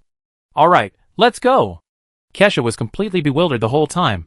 She didn't understand what was happening, or what she was supposed to do. Although everyone's conversations were open with her, she was still confused. But it didn't really matter. She had already gotten some things she wanted from French fries during this time. Her tail could now easily wrap around Potato's arm, and then his waist. At first, she clearly resisted, but now she just let it be. She thought she would have to be a little concerned about other people's gazes, but to her surprise, everyone at the boundary between the real and the virtual seemed completely unfazed. The jailer would occasionally encourage her to flick her tail at Potato's face, saying strange things like tails were also jailers in a broad sense. A sudden influx of people into Fallen Star Sea left Jingxin somewhat bewildered. Her first reaction upon seeing Kesha was, "What did you do?" Kesha's tail and hands flailing wildly. No, I didn't do anything." "An excuse?" Jingxi was extremely uneasy. The boundary between reality and illusion, previously only gleaned from conversations, has now been fully revealed, with everyone gathered. Rainbow Rain, who had alarmed the Anna aristocratic circle, also arrived, presenting a clear superior-subordinate relationship, as Potato had described. This scene, no matter how you look at it, resembles an interrogation. It couldn't possibly be that Kesha tied Potato up in the middle of the night and rolled him into bed. This guy had told her not long ago that he wanted to trick Potato into bed. Ordinary people aren't used to the siren's bluntness during the honeymoon phase, and Potato seems quite reserved and conservative. Perhaps he really was deeply offended. Mirrorheart's head ached. Even someone as intelligent as her couldn't help but feel flustered when protecting her. She stopped Kesha's excuses. Potato, please accept my apology. Kesha's views on love might be a little different from yours. She's just expressing her love in a clumsy way. The sudden misunderstanding made everyone struggle to suppress their rapidly rising smiles. Even an AK wouldn't be this hard to suppress. Clumsy? Not at all. On the way to the Fallen Star Sea, Kesha truly showed everyone at Rainbow Rain what a love expert was. Suddenly tying Potato's tail to feed her was just the most basic move. They learned from the others that Kesha had done much more elaborate things in the game. She wasn't doing that now, probably because of Fry's reminder. The constant displays of affection along the way made Golovin rub his bald head and whisper in Golia's ear, "Should I try to find a siren girlfriend in the Fallen Star Sea too? Wake up, nobody likes a peeled egg." Jianghe cleared up the misunderstanding for the aggrieved Kesha, and Jingxin breathed a sigh of relief.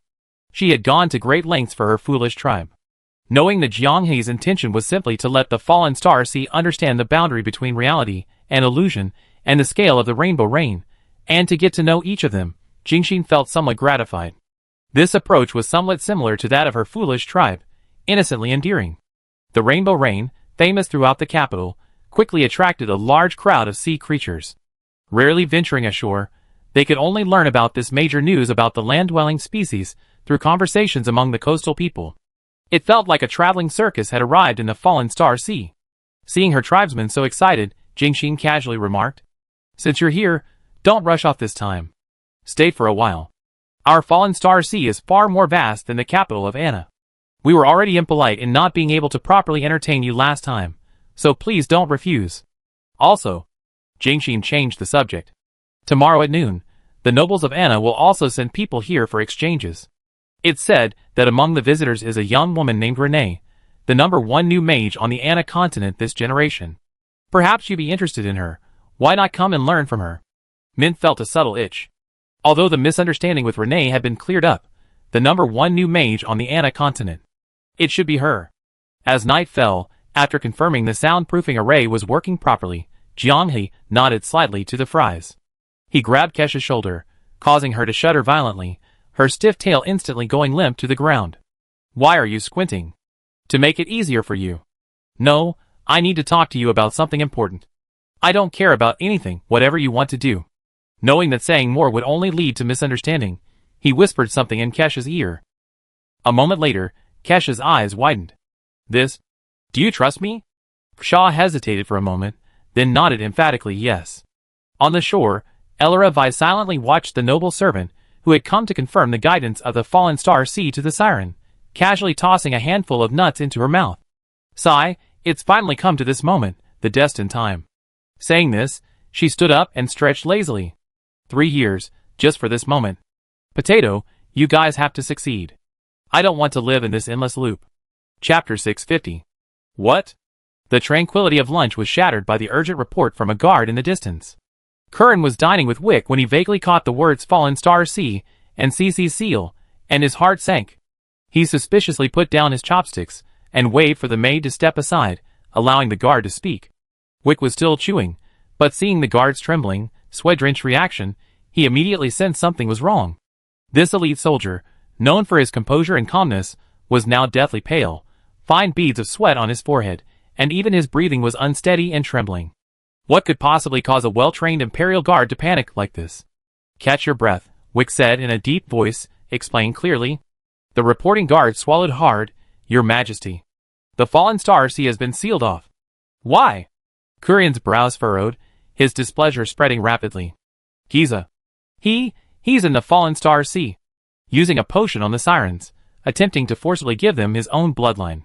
The guard tried to be as tactful as possible, avoiding any news that might be too shocking and infuriate His Majesty. It was pointless. Even the most euphemistic language couldn't conceal the horrifying, utterly absurd truth. Kurian felt as if a sledgehammer had struck him in the face. His vision went black, and his ears rang. His body, which had just stood up in shock and anger, swayed uncontrollably before slumping heavily back into his chair with a dull thud. Your Majesty! Your Majesty! A chorus of panicked cries erupted around them, but the sound seemed distant and indistinct, as if muffled by a thick curtain of water. Relying on his formidable mental fortitude and composure, Kurian placed his hand on Wick's shoulder, slowly straining to steady himself. The news? Is it reliable? The siren of the fallen star sea spoke to him personally. The guard, drenched in sweat, added, Mirrorheart has issued a sea closure order, instructing ships along the fallen star sea's coast to detour until the Empire provides an explanation. An explanation. Kurian had never felt so powerless. Through countless storms and trials throughout his life, he had weathered them all with unstoppable force. What hadn't he seen? But what was this? Wick quickly issued a gag order. His Majesty's reaction just now must not be revealed. The two maids and the guard in the room trembled as they agreed. The Lion King's majesty could not be desecrated. It was a crucial foundation for his rule. Kurian had to be a majestic and powerful Lion King, an absolute leader who could calmly face any storm. After the guard and maids withdrew, Kurian wearily covered his face. Wick activated the direct communication channel between the Empire and the Fallen Star Sea. The good news was that the Fallen Star Sea was still willing to communicate with the Empire. The bad news was that Jingxin was unwilling to speak, and the High Priest acted on her behalf. The usually gentle siren spoke with a cold voice, and Wick reluctantly requested the High Priest to summon the group from the reality and illusion border. The communication array's magic burned wildly, being recharged several times from afternoon to evening, before Wick disconnected the communication. Your Majesty, I have a basic understanding of what happened, Wick said bitterly. According to the reality and illusion border, Giza wasn't the only noble involved. At the same time, 8 other people were caught red-handed. Kurian rubbed his aching brow. So many caught red-handed. Could there be something fishy going on? He rarely resisted believing a fact like this. Even now, the Lion King felt it was an illusion or a conspiracy. It was horrifying. The nobles of Anna had gone to the territory of the Fallen Star Sea, attempting to force themselves into marriage using potions. And both men and women were involved. Several were recorded in the filming scrolls of the impending assault. The evidence is irrefutable. Filming scrolls? Kurian seized on the suspicious detail. How could there possibly be filming scrolls? Unfortunately, Wick immediately shattered his illusions. According to Potato, some scrolls were accidentally discovered by members of the Sea Clan, arranged by Ksha, while they were repeatedly viewing the Fallen Star Sea spectacle. Other scrolls were modified surveillance models, hung above the mansions by the victims to record changes in their surroundings. Even without scrolls, Renee witnessed one of them committing the act. Kurian, clinging to a sliver of hope, erupted in rage. He slammed his fist on the tea table in front of him, trembling with fury. If he had any doubts before, hearing Renee's name made it impossible for him to believe there was a conspiracy. Anna is going to become the laughingstock of the entire continent. Should we block the news? How? Kurian now wished he could fly to the Fallen Star Sea and chop those idiots to pieces. People from the border between the real and the virtual witnessed it firsthand. A rising star of the Empire like Renee participated in stopping it. All the sea creatures of the Fallen Star Sea know about it, and Jingxin even issued a sea closure order. Tell me, how are we supposed to block it? How am I supposed to explain this to the fishermen along the Empire's coast who make a living from the sea? Sorry, you be going hungry from today onwards. The rich sea has closed its doors to you. The reason is that we have too good a relationship with the Fallen Star Sea, and the nobles mistakenly thought that sea monsters were seducing them. So in a moment of impulse, they use potions to do some entertainment that everyone likes to watch. Guess how the fishermen and merchants will react. With coastal ships unable to sail, the territorial finances will collapse in just 1 quarter. Will those lords willingly bear the losses and remain silent about the reasons? This isn't the jailer master's canvas. So many places within the Empire allow them to run rampant. The slave trade has always remained on the border. Do they really need sirens? What's that jailer master saying? Foolish people, lots of money, come quick. The Anna Empire has the most foolish nobles, so he's going to play with foolish nobles and make money off them. Foolish. Kurian was already speaking his mind without restraint. Having been the ruler of the Empire for decades, he rarely lost his composure like this. Over the years, to maintain his composure, he endured the teasing of playing both sides, remaining calm and secretly plotting, all for the opportune moment to strike with lightning speed and dismantle the system. The emergence of the boundary between reality and illusion finally gave him a glimmer of hope for breaking the deadlock, and the benefits of many of his plans were ready to be reaped. But on this crucial eve, a bunch of lustful idiots, unable to control their desires, dealt him a crushing blow, creating an unprecedented diplomatic disaster. If this had happened with other powers around Anna, since the attempt to force a relationship hadn't succeeded, he would have had room to maneuver and offer explanations. Even if he felt disgusted, since it concerned the Ana Empire, he had no choice but to swallow his pride and defend it. But it was Falling Star Sea. As everyone knows, the lords of the Siren are child kings. Their purpose is to protect the innocent Siren race and help them grow. Child kings are always protective of their own, and Falling Star Sea is even more so. Kurian was enraged, and Jingxin was equally furious. Sealing the sea was already an order she had given with the utmost restraint, considering the diplomatic implications. 100 years ago, the tsunami she created had already reached the harbor. Seeing stars, he instinctively rubbed his temples, and Wick immediately brought him a glass of maple syrup. Now that you've vented your emotions, let's solve the problem. Our anger won't change what's already happened. If things escalate, Ana and the Fallen Star Sea will truly face war. Giza and his group had no idea what kind of abyss their actions, driven by their lower bodies instead of their brains, would plunge the entire continent into. Bloodline had touched the Siren's most sensitive nerve. Jingxin would not back down an inch. The Siren's bloodline was thin. If they were insulted by Ana and did not retaliate, even more people with ulterior motives would approach the Siren in the future. For the future of the Siren, they were certain that Jingxin was willing and capable of waging war. Now, at the boundary between reality and illusion, Jingxin's willingness to talk is already a result of her maximum restraint in controlling her anger. Unless absolutely necessary, she doesn't want her thin bloodline to be pushed into a brutal war. But the Siren, whose face and substance have been disregarded, needs to vent her anger. Send an envoy immediately, Kurian said. Send whom? The choice of envoy must reflect Kurian's determination to resolve the issue. Since it's a bloodline issue, it should be addressed through bloodlines. Eldest son, Tiago, Second son, Bertrand? He would be indignant, but not for the nobility's stupidity, but for the fact that these people use despicable means to acquire the blood of others, as if they despise their own human bloodline, utterly foolish. If it were him, he'd kill those Giza idiots first. But sending the great Honorians and human supremacists is tantamount to inciting war. Third brother. Thinking about the inhumanly tragic past deeds of the fourth, fifth, and sixth brothers, Kurian felt that further thought was pointless. Summon Sloane. Sloane, arriving at Kurian's study, was still somewhat dazed. The hurried pace of the guards he'd seen along the way had given him a vague sense of unease. After learning what had happened, Sloane felt as if his soul had left his body, soaring through the void. Kurian, of course, knew that since commissioning the jailer master, Sloane had been hiding at home, diligently studying the jailer master's techniques through sketching. It was natural that Sloane, who had a penchant for anime characters and a fastidious nature in matters of the heart, wouldn't understand the outrageous actions of these idiotic nobles. Your Majesty, let's not be so formal today. Yes, father. Sloane swallowed hard. What do you want me to do? Go and bring those scum back. In your meeting with Jingxin, show the Empire's determination and resolve to deal with this seriously. Kurian patted Sloane's shoulder lightly. It's a heavy responsibility. Do you know why I'm looking for you? Sloane shook his head, then nodded. Actually, you're a lot like your mother. You're always very considerate of those around you. Kurian was kind and gentle, his eyes seemingly reflecting another person's image. You clearly have the ability to do many things, but to prevent your overly ambitious brothers from feeling that I favor you because of your mother, you've chosen to back down. Sloane said nothing. I know your abilities are more than this, you've been hiding them all these years. Kurian said, Sloane, you're my child. You can't hide it from me. Sloane remained silent. Don't hold back, this is a major diplomatic blunder. Yes. Never before has there been such a brilliant start. Cheers for me. Applause for me.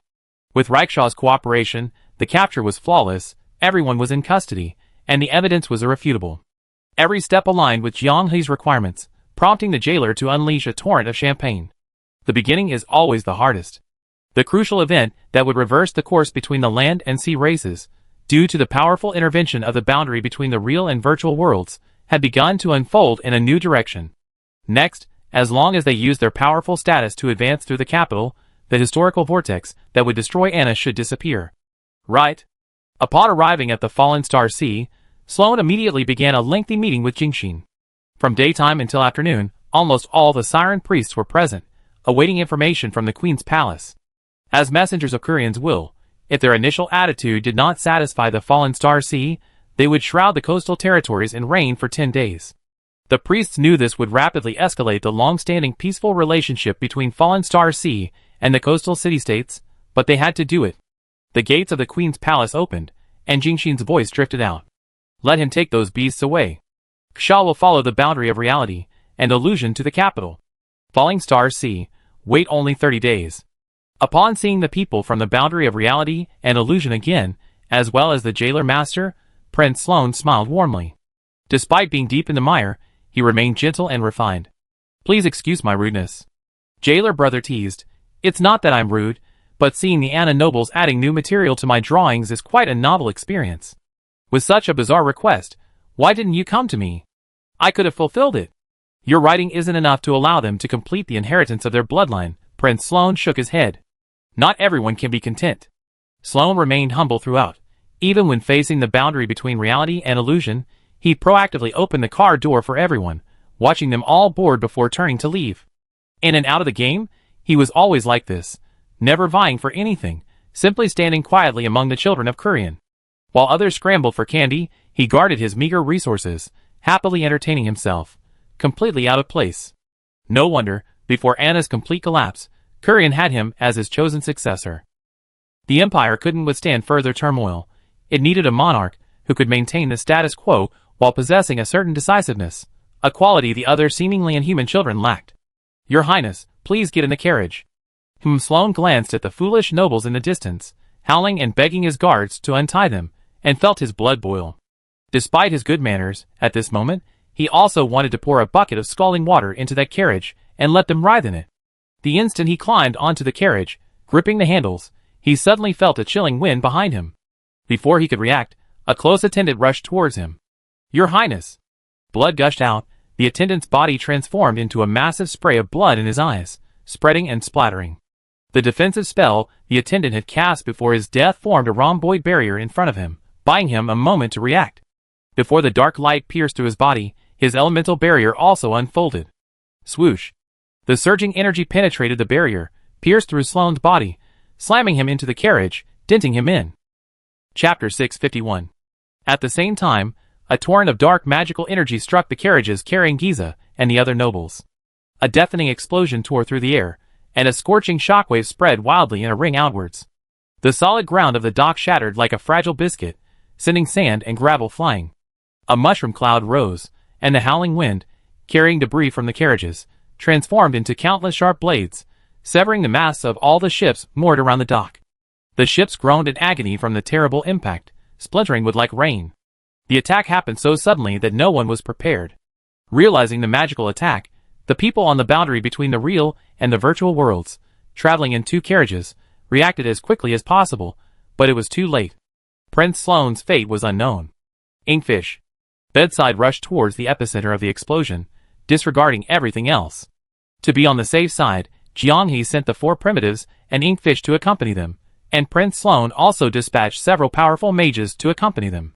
Now it seems, Beiwo stopped in her tracks, tears welling in her eyes, staring blankly as several figures were thrown from the inferno. Amidst the raging magical turbulence and scorching heat, they coughed violently, inhaling smoke and dust, repeatedly muttering, "Help!" These nobles, who couldn't control their lower bodies, were actually unharmed. Boom! Bang! The explosion not far away didn't make Beiwo look away. It was the others from the boundary between reality and illusion spreading out to chase the culprit. Inkfish's right wrist was dislocated, skin torn, blood gushing out. The shield personally crafted by Hadron withstood the thunderous strike that pierced through the four primitives' elemental barrier. Under the corrosive influence of magic, the shield melted into liquid metal, twisting and solidifying. Hadron had done his best. The work of an ordinary craftsman probably couldn't protect Squid. He had time to dodge, to avoid the direct hit, but these stupid nobles couldn't die now. Are you alright? Are you alright? The woman anxiously checked on the two, finding they were unharmed. Thank goodness for the four primarchs. Squid was still shaken. Out of habit, the four primarchs didn't get into the carriage immediately, but chose to enter just before departure. Before the attack began, he had sensed the strange magical aura emanating from the distant ship. Since this scene hadn't occurred in the normal historical storyline, nor had it been experienced in the game, the four primarchs hadn't given it much thought. As someone who occasionally imagined an explosion when seeing a gas canister while eating out, then moved to a position where the blast wouldn't hit him directly, the four primarchs naturally imagined the reaction to a real attack. And then, the imagination came true. As if rehearsing a prearranged plan, his body completed the rescue procedure he had already rehearsed at lightning speed. Then, he pulled out the last barrier scroll that Hadron had secured for them, and unfurled it. Barrier Master Alga had no idea that his scroll had subtly prevented a tragedy that could have led history down an irreversible spiral, forcibly stealing the job from the Grim Reaper alongside the 4 primal bodies. Sitting at home, an assist fell from the sky. Keep an eye on these people. With that, he immediately rushed to the wreckage of Prince Sloane's carriage. The scene was horrific. The closest guards had used their own flesh and blood, sacrificing their magic and lives, to absorb most of the power of the Black Flash. This is why the central area where Prince Sloane was located did not experience a horrific explosion. However, the price was devastating. The bodies of his guards were mangled beyond recognition, scattered like rag dolls, almost entirely unrecognizable. The Black Flash, like a sharp cone, shattered layers of barriers with unstoppable force, piercing Prince Sloane's right shoulder, leaving a bloody hole. His right arm was now barely held to his torso by a few tattered strands of muscle and remnants of clothing. Blood gushed from the wound, quickly pooling beneath him in a crimson pool. Gloria, Orange Tea, and Plata worked together to create a barrier using the elements of vegetation, allowing the gentle power to slowly flow into Sloane's dying body. A top-tier medical team of 3 assistants took on the call in record time. They not only kept Sloane alive, but also, taking advantage of the golden window of opportunity before his flesh lost its vitality, allowed the pierced wound to slowly heal, stitching the damaged body back together. This was a rescue impossible for one person's magic alone. Just then, Potato Fries Shaw, who had followed the scent of magic to the end of an assassin's trail, saw the body lying on the ground, a corpse of a man who had resolutely committed suicide. The assassin's magic hadn't dissipated, and Shaw immediately determined that his rank was only 7, lacking the sufficient magic to unleash powerful spells. After searching the assassin's body, Fries finally discovered the secret at his fingertips. The residual magic and powder at his fingertips are very clear. It's a scroll. A scroll with at least rank 8 power couldn't possibly be available on the market. This was the level of magic that Hoggy Dragon brought back to the boundary between reality and illusion after his rampage in the Mage Tower. A group of assassins, their every move a masterpiece of a Mage Tower. Meanwhile, results came from the pursuit in other directions. Unbelievable, said Ghost Rat. They vanished into thin air. We saw several explosions ahead, interfering with our senses, but in just a few breaths, they disappeared without a trace from the commotion. Rainbow Rain and the others, working in perfect coordination, were left far behind, barely catching a whiff of their exhaust. The situation on the other side was even more terrifying. Hackalong appeared with Naphiel and the Black Cat Linalia. We sensed our surroundings, but found no trace of their activity. They seemed to have evaporated instantly. Jianghe's task for Hackalong was to act as a safety net, following the main force. To avoid being detected by Prince Sloane's guards, they maintained a distance from the main group, but upon hearing the explosions and receiving Jianghe's message, the 3 of them set off together, their senses covering the entire route. The aura emanating from the terrified fleeing ordinary people could be sensed clearly. Unless, the opponent possessed unparalleled magical concealment skills, seamlessly blending into the crowd after the attack and surging into the city-state. One group vanished without a trace before Rainbow Rain, this well-trained adventurer group, with extensive experience in wilderness tracking. Another group didn't give the 3-person team, renowned for their magical perception, a single suspicious detail. Is this reasonable? Hadron said, the only reasonable explanation I can think of is that they are all meticulously trained elites, their magic and combat skills specifically tailored for this kind of situation. By focusing all their energy and effort on one point and perfecting it, even with a lower rank, they could evade the pursuit of higher-ranking individuals through exquisite maneuvering. Someone capable of cultivating such a team. All eyes were focused on Jianghe. French Fries, having dismissed Mint and Kesha, asked on behalf of the rest. Are you still hiding? While tidying up the situation, he explained. I did conceal some details, but they are absolutely unrelated to what's happening now. The jailer asked. You should have memorized the complete information flow, right? No clue? Jianghe's brain raced, searching for key information, while he rubbed his forehead and explained. The Ana world was in a state of fragmentation, reorganization, and cyclical shrinking, thus the Dominator's methods of acquiring information about the Ana world were very limited. One was to observe with difficulty, under the interference of powerful magic.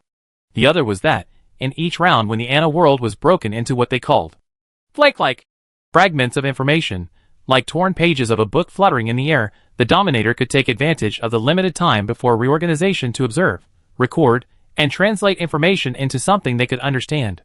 Because of this, all information in Anna had one characteristic. The closer the information was to the beginning of the cycle, the more complete and clear it was.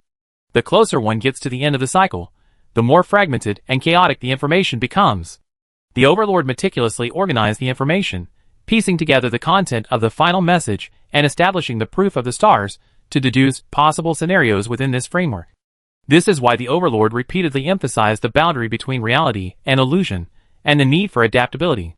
The path referenced by the proof of the stars becomes less reliable as it approaches the root of chaos. With the existing information, Jianghe couldn't fathom who would attack Prince Sloan. Was it a well-known figure from Anna, or a hidden force lurking at the end of the incomplete information, yet to be observed by the Overlord? Judging from the motives, Jianghe could hardly discern who in the Anna Empire was the direct beneficiary of the attack. What purpose would killing Sloan and the nobles like Giza serve? He had thought that at this point, all they needed to do was follow the established procedure and leave. But this unexpected turn of events shattered Jianghe's entire plan. Look on the bright side, this is our last hurdle.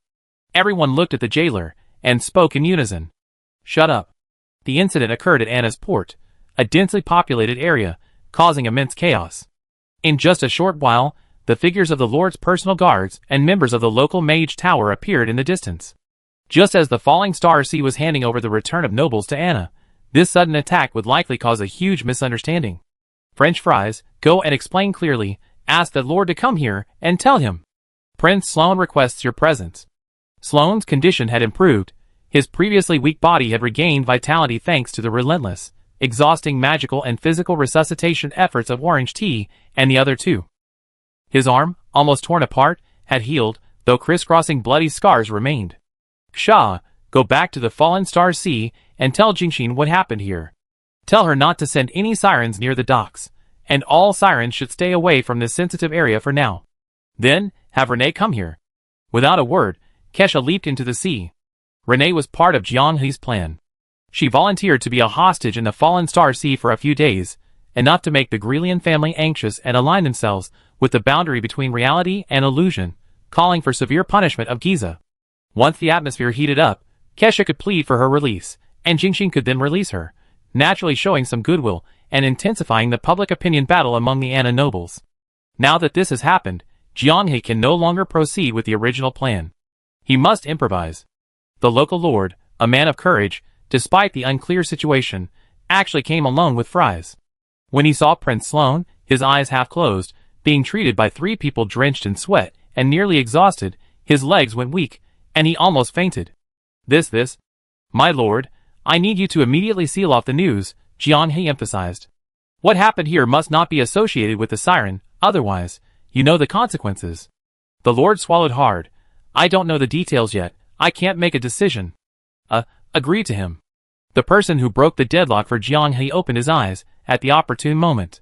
Sloan's weak voice made the lord tremble. Seeing those hesitant lips, he no longer hesitated and immediately returned to his guards to issue the order to seal off the scene. Sloan, how are you feeling? Forgetting about formalities, Jianghe hurriedly knelt down to ask. It hurts, my right hand. I can't move it, but... He smiled, I'm not dead yet. Having just escaped death, Sloan could feel that the boundary between reality and illusion had forcibly extended his life. Facing the concerned, sweating faces, he couldn't help but feel flattered. Feeling a bit of strength returning, he told the three people who were about to faint from channeling magic to stop. The three, who were already nearing their limits, also saw Sloan slowly sit up, and their tense nerves relaxed. As soon as the magic was cut off, they swayed and collapsed to the ground, soaked to the bone as if they had fallen into water. Rennie arrived and was immediately taken by Elsa to track down the location where the aura had disappeared. After a careful examination, Renee frowned. I can indeed sense a trace of spatial energy remaining, but we can't be sure it's the work of spatial magic, Renee said. Powerful magical fluctuations can also create similar tearing illusions. Potato wants to ask, given your specialized understanding of spatial magic, what if a group of people suddenly vanished without a trace in the shockwave of an explosion? Renee understood Jianghe's thoughts. Then I would assume they possess the same abilities as me. Because creating a magical disturbance doesn't actually require very powerful magic. Their actions seem somewhat like a cover-up, like... Renee narrowed her eyes. They don't want you to be able to discern the type of magic they used. With Renee's expert assessment, Jianghe had pieced together another piece of the truth. However, the most urgent matter wasn't finding the truth, but rather leaving this place of trouble as quickly as possible. Can you hold on? Sloane nodded. I died once already, don't worry about me. They requisitioned the Lord's carriage caravan, cramming the trembling, stupid nobles inside. They were terrified. During the explosion, one unlucky fellow didn't receive the protection of the 4 Primarchs, and was instantly incinerated by magic.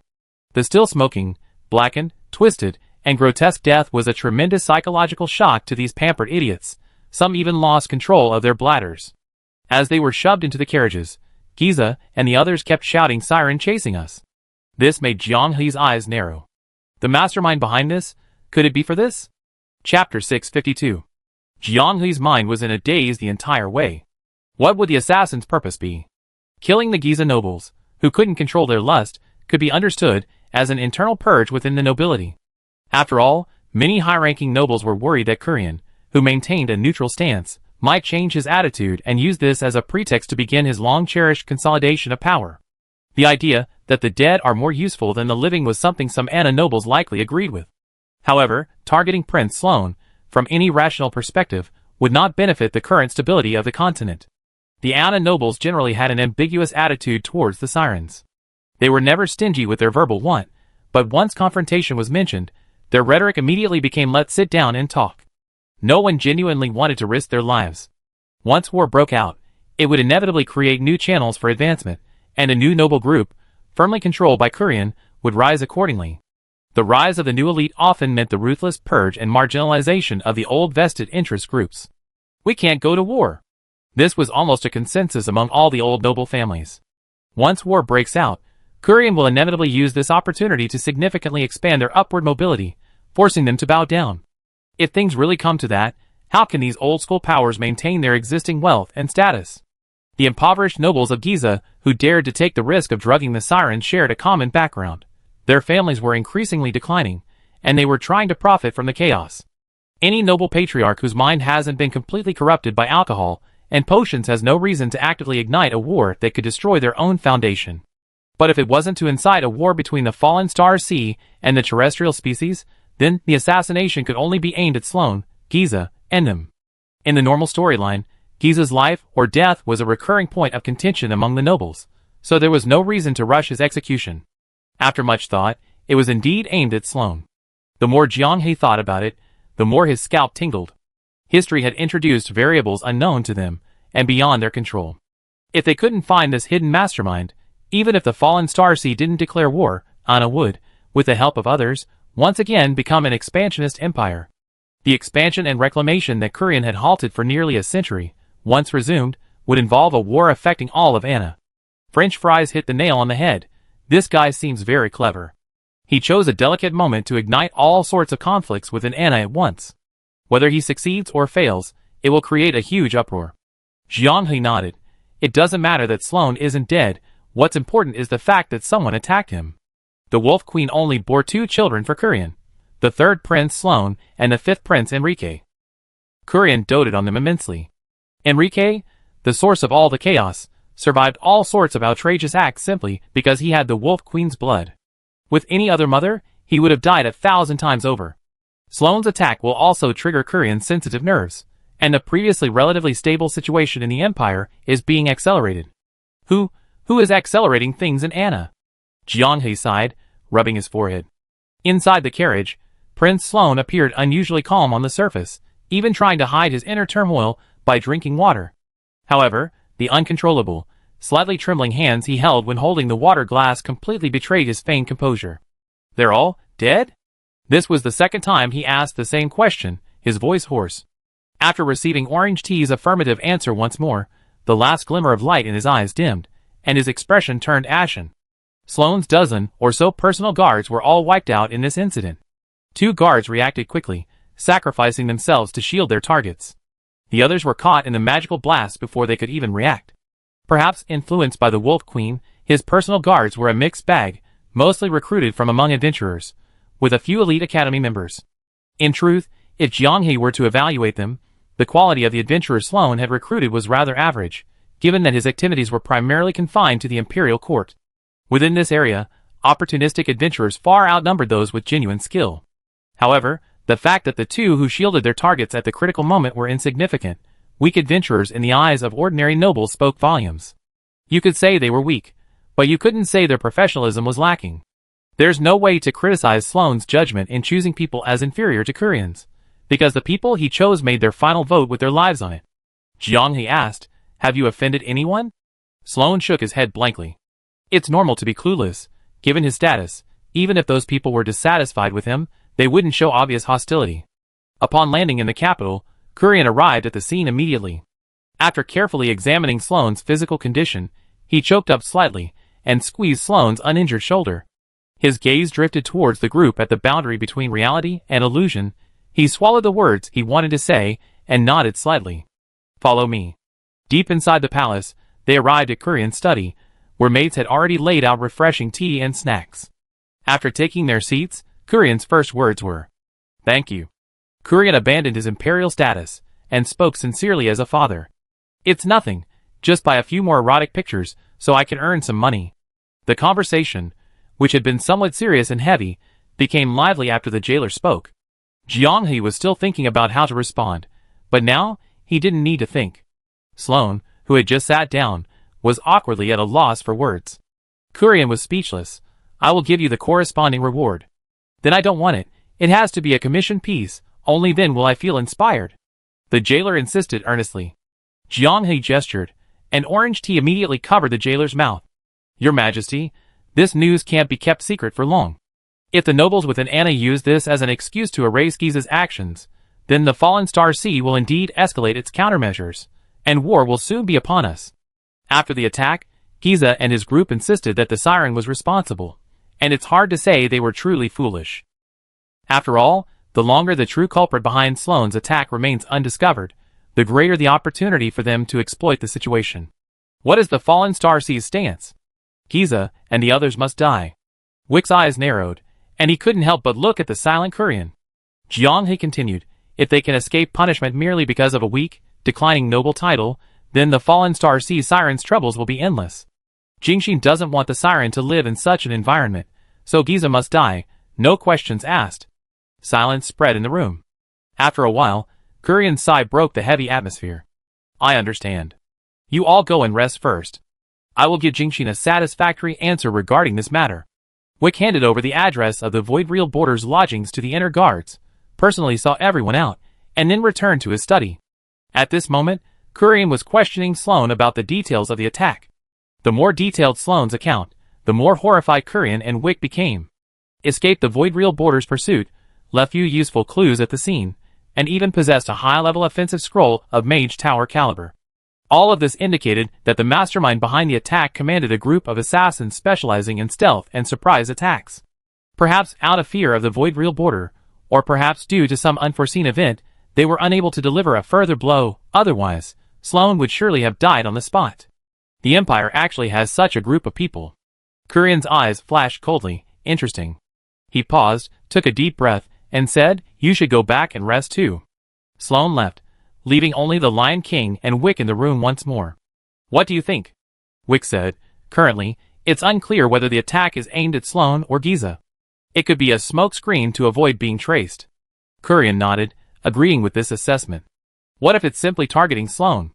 Wick suddenly fell silent. Korean understood, letting out another deep sigh. "Let's deal with the Fallen Star Sea first. Potato is right.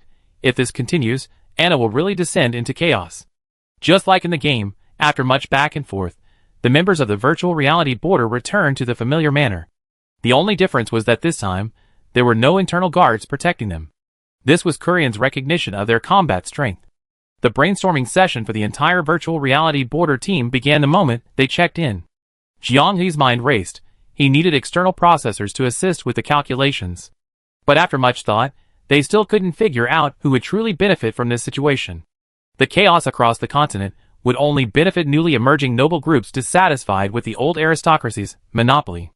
This group, primarily composed of the young and middle-aged members of the academies, was resentful of the magical family's exploitation of historical heritage and status. They desperately needed an opportunity to leap into the upper echelons of the Anner people, rather than the middle and lower ranks of nobility. They were willing to risk everything, waging war to secure their advancement. They certainly had motives and reasons to cultivate an elite force, even personally engaging in assassinations.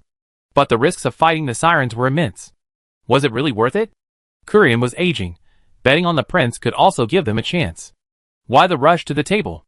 The more they thought about it, the more puzzled they became. At this moment, Hadron, who had quietly slipped in, offered a new perspective. Could it be that one of your so-called apocalypse sages has awakened? Everyone's gaze quickly focused on Jianghe, except for Mint's mother, who looked around, completely unaware of the truth. What is an apocalypse sage? Who is an apocalypse sage? It seems like you all know, but I'm the only one who doesn't. Fries and Jianghe exchanged a glance. At this point, it's time for Mint's mother to learn the truth. Mint, kept in the dark, opened her mouth wider and wider as she listened. Finally, she pointed to herself, then to Elena.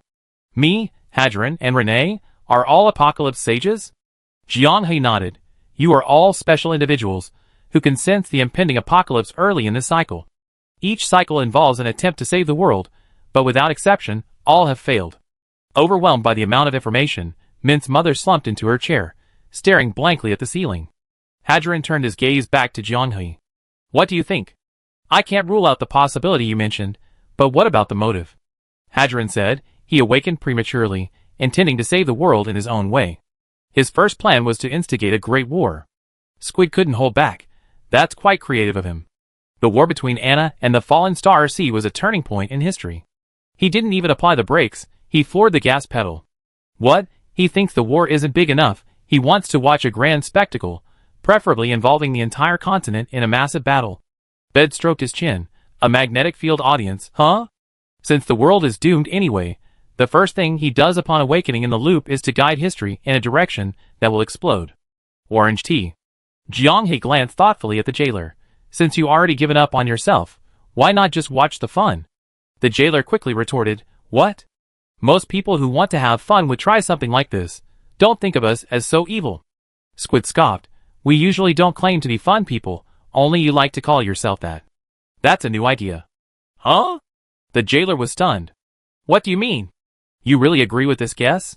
At least it explains why someone would want to kill Sloane and Giza in this matter. If it's another doomsday sage manipulating history, trying to correct it to what he believes is the right path, then it can be understood from a rational perspective. Otherwise, Jianghe spread his hands. Tell me, who benefits from killing Sloane at the siren's doorstep? The risk and reward are disproportionate. Hinalakai was helping his companions crack nuts when he muttered. So, how many doomsday sages are there in all of Anna?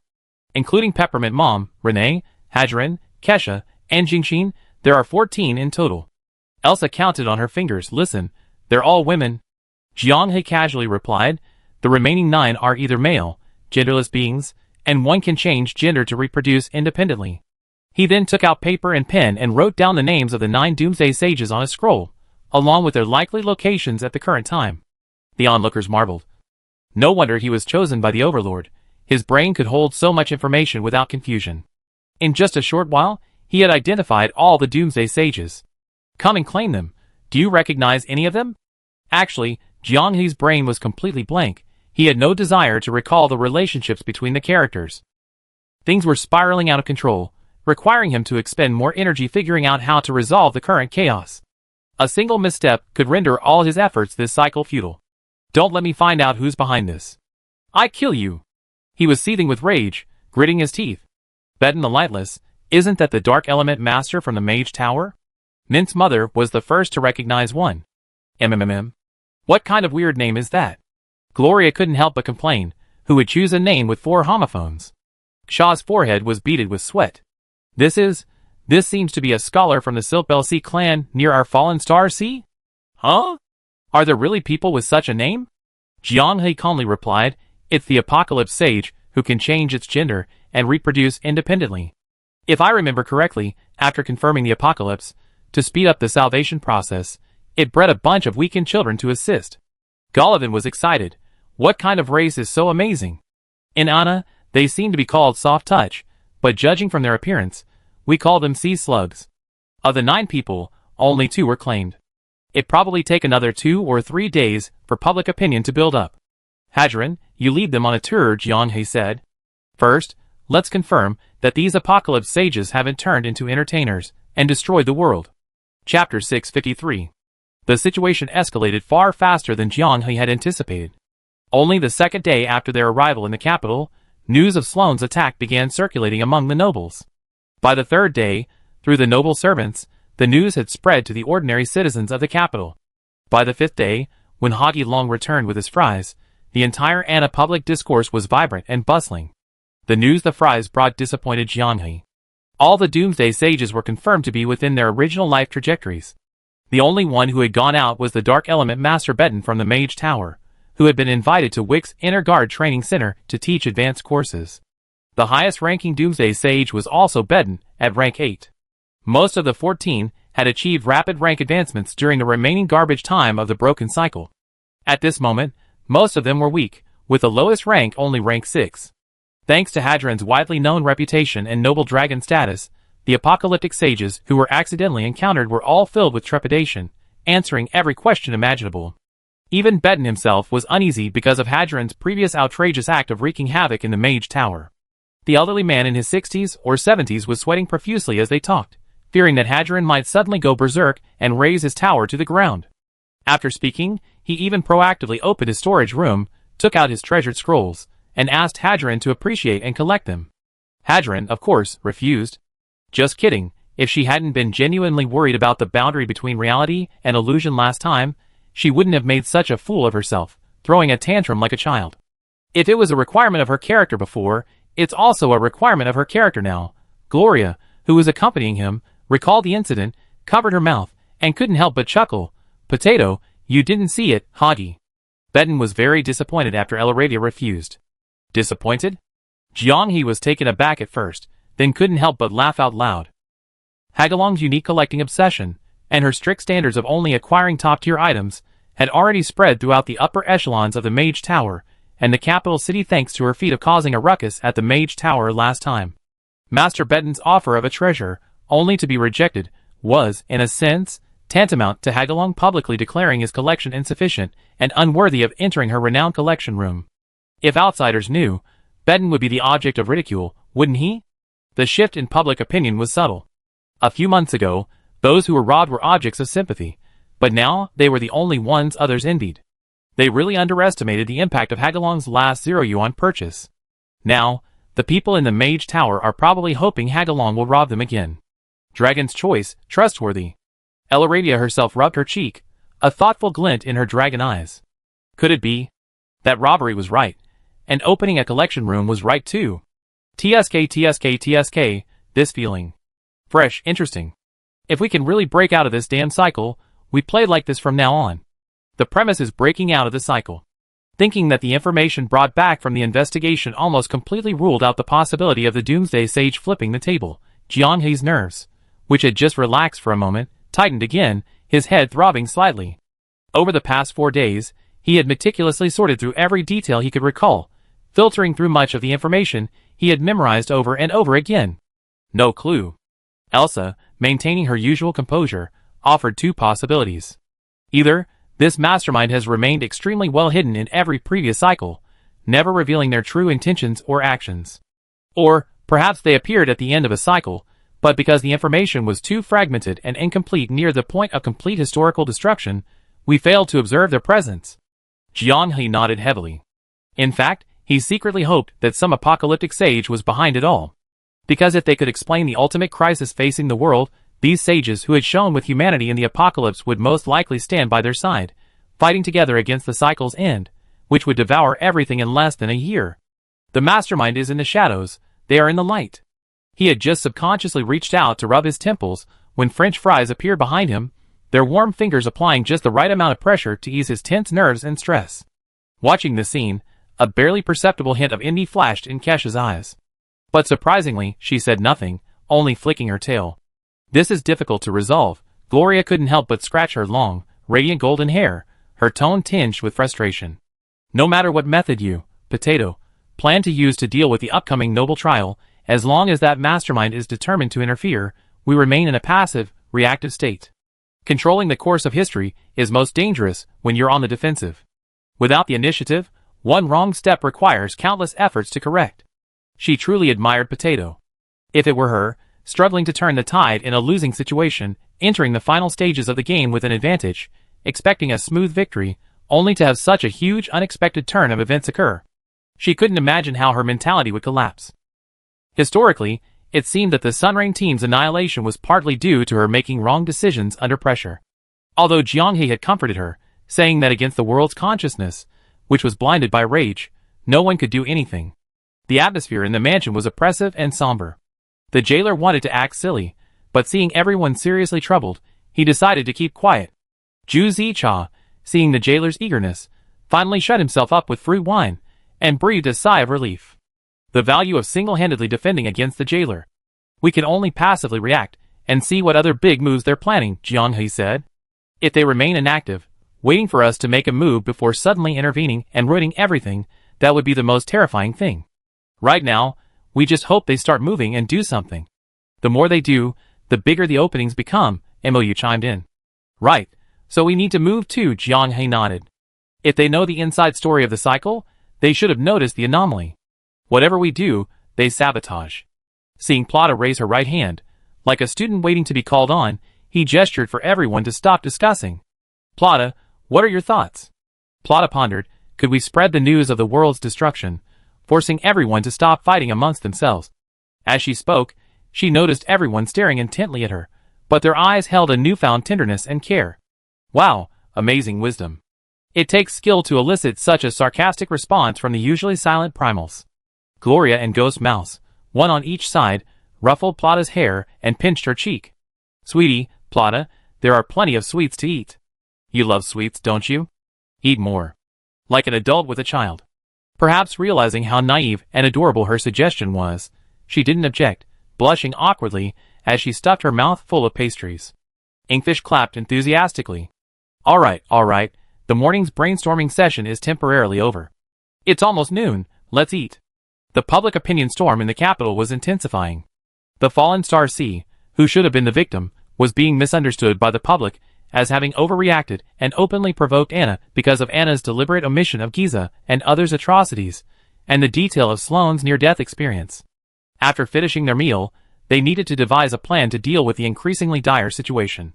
This was quite different from what they encountered in the game. While preparing the vegetables, Potato now had a new companion besides Fries, who usually helped out. This new companion could transform into a fountain, spewing water elementals to wash the vegetables. Washing vegetables with a water gun always gave them a strange feeling, like eating quiche or saliva, even though she emphasized that it was pure water elemental, clear, clean, and unpolluted. At first, they were a little bothered, but as time went on, they simply got used to it. Hey Potato, one of them said. Fries thoughtfully scrubbed the leafy greens and the freshly peeled potato. Is it possible that we're overthinking the enemy? What do you mean? Fries washed her hands with the Kesha tap, then rinsed them with her scales before continuing. Before, you were dealing with either an unknown world consciousness or a leader like Mirahart Kurian, standing at the top of the Anna pyramid. Naturally, you use a high-level mindset to speculate on your opponent's intentions. Jianghe was somewhat taken aback. He vaguely guessed what Fries was going to say. Your level is too high, and you think too much, so it's natural to think that this person who suddenly appeared is cunning and has grand ambitions, Fries added. Is it possible that he didn't think that much, and is just a complete novice? Kesha blinked sharply. A complete novice? Does that mean the idiot you all call him? Kesha learned their language fastest with the word idiot. She pronounced it clearly and precisely. The entire Rainbow Rain team was also the fastest to learn these two words, always pronouncing them clearly and forcefully. This is quite an example of the cultural exchange between the virtual and real worlds spreading across different dimensions. It's not that bad, Fries waved his hand. I just suddenly felt that perhaps looking at things from a slightly more ordinary perspective would offer different insights. Jianghe was about to subconsciously rub his temples when Kesha's eyes lit up, wagging its tail and darting behind him. He had just raised his hands when he realized something, his eyes fixed expectantly on Fries. Fries nodded, and before Jianghe could react, Kesha happily reached out and touched him. Don't worry about such trivial matters. Try changing your mindset. How do I change my mindset? Jianghe muttered, just about to calm down, when he hurriedly ran into the kitchen. Our manor is surrounded. Huh? Everyone was stunned. Who are they? It seems to be a group of uninformed Anna nobles leading a group, along with indignant Anna civilians, said the woman in bed. They come to demand an explanation for Sloane and Giza. Was that even human? They hadn't even asked Giza for an explanation yet. This was truly going against the grain. Chapter 654. Storming the residence of a foreign envoy delegation is a serious crime under a now law. However, no noble had ever tested the enforcement of this law with their own legal resistance. Everything has a first time. Led by disgruntled nobles and an incited mob, a large crowd surrounded Falling Star C's residence on the outskirts of the capital. At this point, perhaps fearing the limitations of legal resistance, many nobles, after leading the enraged crowd, cunningly retreated into the throng, merely fanning the flames without leading the charge. The remaining young nobles, caught off guard, looked around and found themselves the unwitting protagonists of this storming the envoy drama. At the forefront of the group, retreating was a matter of pride. Standing still was nerve-wracking. They were caught in a dilemma. Thus, shouts and curses echoed around the courtyard walls, but no one actually kicked open the metal gate, which was secured with only a lock.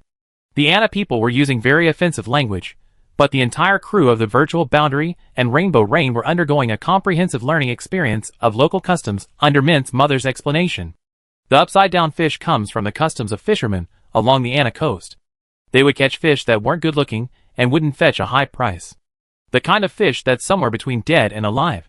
Mint's mother couldn't quite find the right adjective, but the thoughtful Jianghe and Cuttlefish understood. Backstroke fish.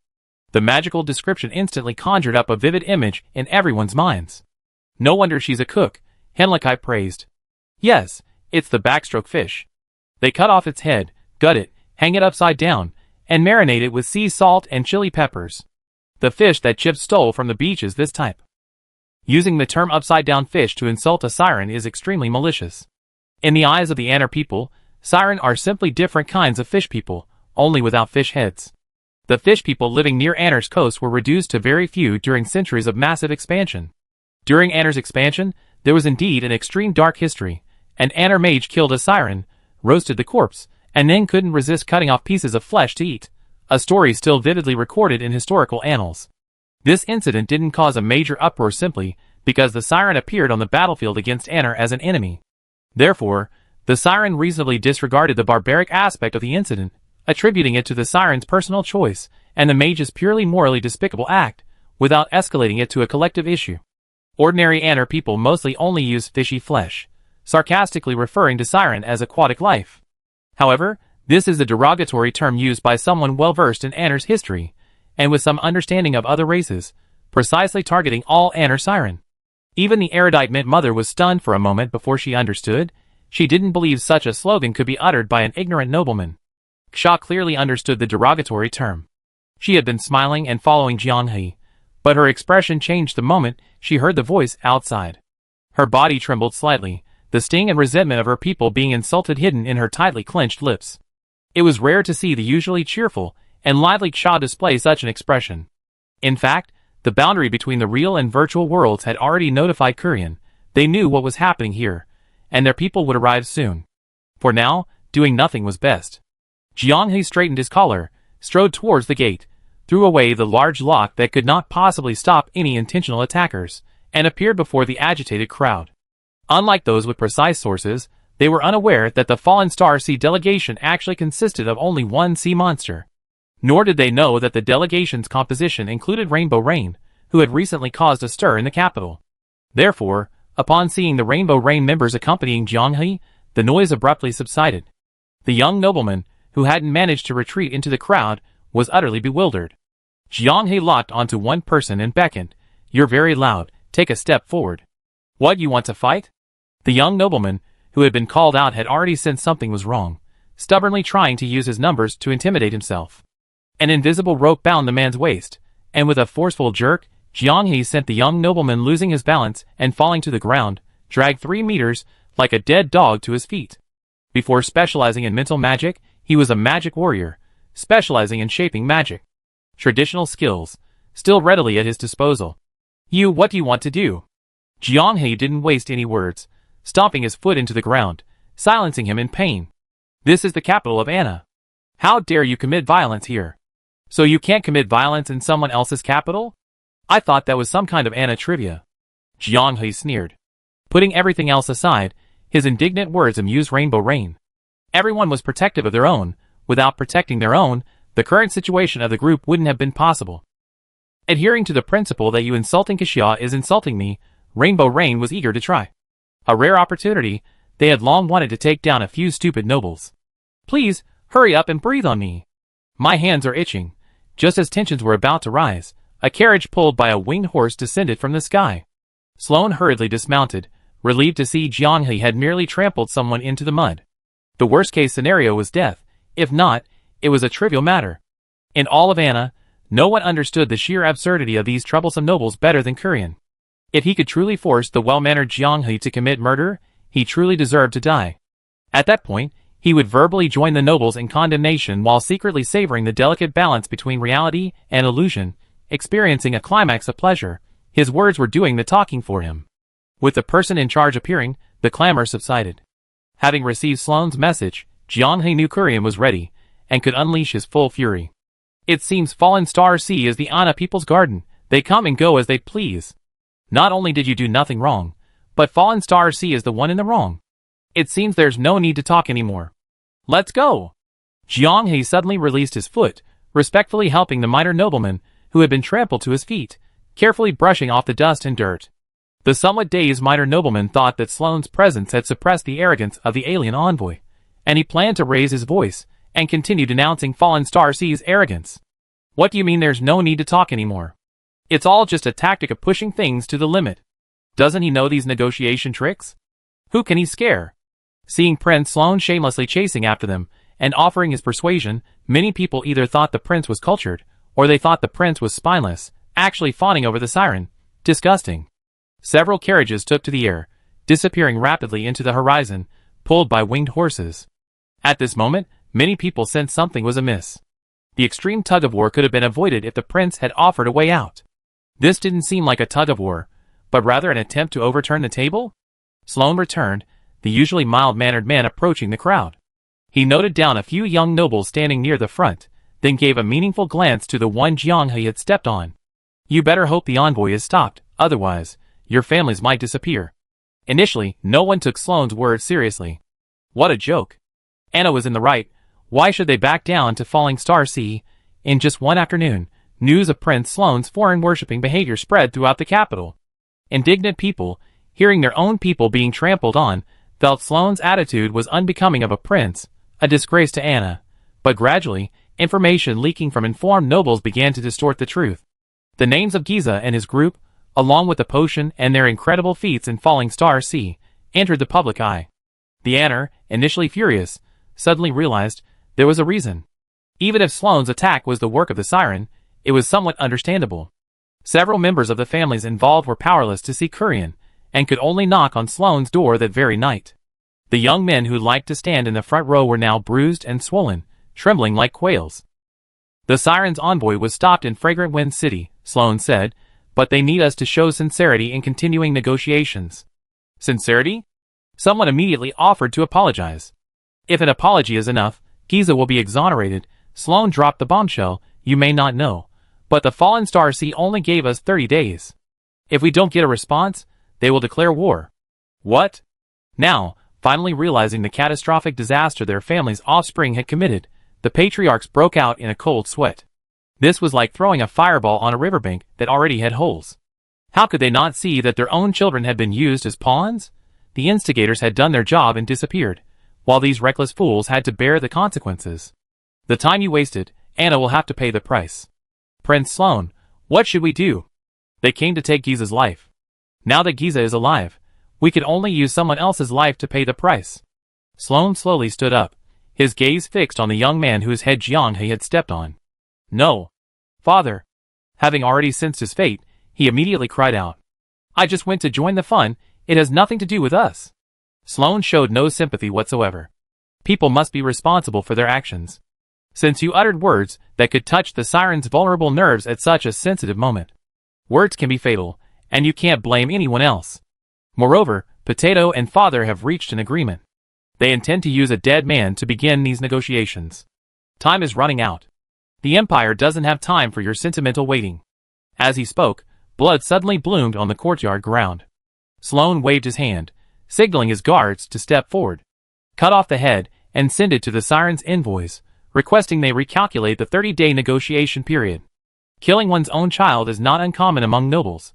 Most nobles have many offspring, and don't care about the loss of one or two. However, Sloane still repeated what his father had taught him. Your children have become someone else's tools. The Empire's winds will constantly shift during these 30 days. Don't easily take sides, or you won't escape this fate either. Chapter 655. The original plan didn't include killing. It was Kurian who brought it up first. Who to kill wasn't important, the key was that someone had to die.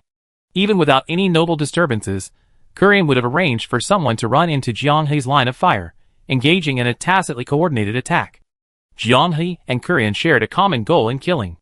They both hoped to use the most basic process of elimination, observing the reactions of all parties, to pinpoint the true motive of the assassin who attacked Sloane. Within the Empire, a high-level force, completely undetected by the Imperial Guards, quietly assembled and controlled by them, possessing the power to provide high-end magical tools and materials at the level of a mage tower. Such strength. Was it a magical family, watching his aging body with impatience, buzzing like flies? Therefore, they couldn't help but test his ability to control the situation, thus paving the way for replacing the Honor royal family. The one he valued most, yet always protected, was Sloane, whom he refused to be drawn into the whirlpool and quagmire. This was Kurian's taboo. He could calmly accept the reality of dying the next day, solely to give Sloane a better future and choices. The Lion King, who had always presented a composed and impartial demeanor, awoke from his long slumber, his gaze majestic and cold. He killed a nobleman, and used his corpse as a pretext to observe the reactions of the various factions dancing on the Giza issue. After all, with death comes mourning. Following the cries, there will always be some gain. As Jiang He's siren delegation returned to the capital, more and more information about the Giza incident was released. Upon learning of their nobleman's outrageous act of losing control of his lower body, the Anner nobles and people, who had been filled with righteous indignation not long ago, were momentarily ashamed. Just like the developments in the game, undercurrents were swirling within the court. Some were determined to protect Giza, some advocated severe punishment as a warning to others, and still others suggested a minor punishment to quell the unrest. Each had their own agenda. However, the public opinion was slow to react with the intensity that Jiang He and Kurian had hoped for. This made Jiang He turn his gaze to the noob that Fries had previously mentioned. Plata. The big butterfly, who was eating a sweet treat, looked over puzzled. In your opinion, who benefited the most from the attack on Sloane? Plata didn't quite understand why she was being consulted. The last time she had a flash of inspiration, Gloria had arranged for her to eat sweet treats. Scratching her head, she replied without hesitation, those who dislike Sloane, of course. The Rainbow Rain members all sighed. Plata's answer sounded like a perfectly valid, but ultimately meaningless statement. Elsa suddenly narrowed her eyes, glancing at Gloria, who was also deep in thought. Jiang He felt he had grasped a thread. French fries, after Sloane returned to the capital, who visited him, and in what order? If I remember correctly, the first one was the second Prince Bertrand, who went that very evening. The next day it was the first Prince Tiago, and his good brother, the Source of Chaos. Basically, all his brothers and sisters went to pay their respects, but I don't remember the exact order. Because of the life-saving grace, Sloane's relationship with the boundary between reality and illusion was quite close. Coming to watch the jailer paint was a regular occurrence. Even during his stay as a special envoy, the jailer's brush never stopped. He couldn't stop, painting is addictive, and submitting commissioned work gives him a sense of accomplishment. Sloane readily admitted that he was learning the jailer's drawing style and techniques through imitation. Upon hearing this, the jailer stood up and patted him on the shoulder. Why didn't you say you wanted to learn sooner? I teach you.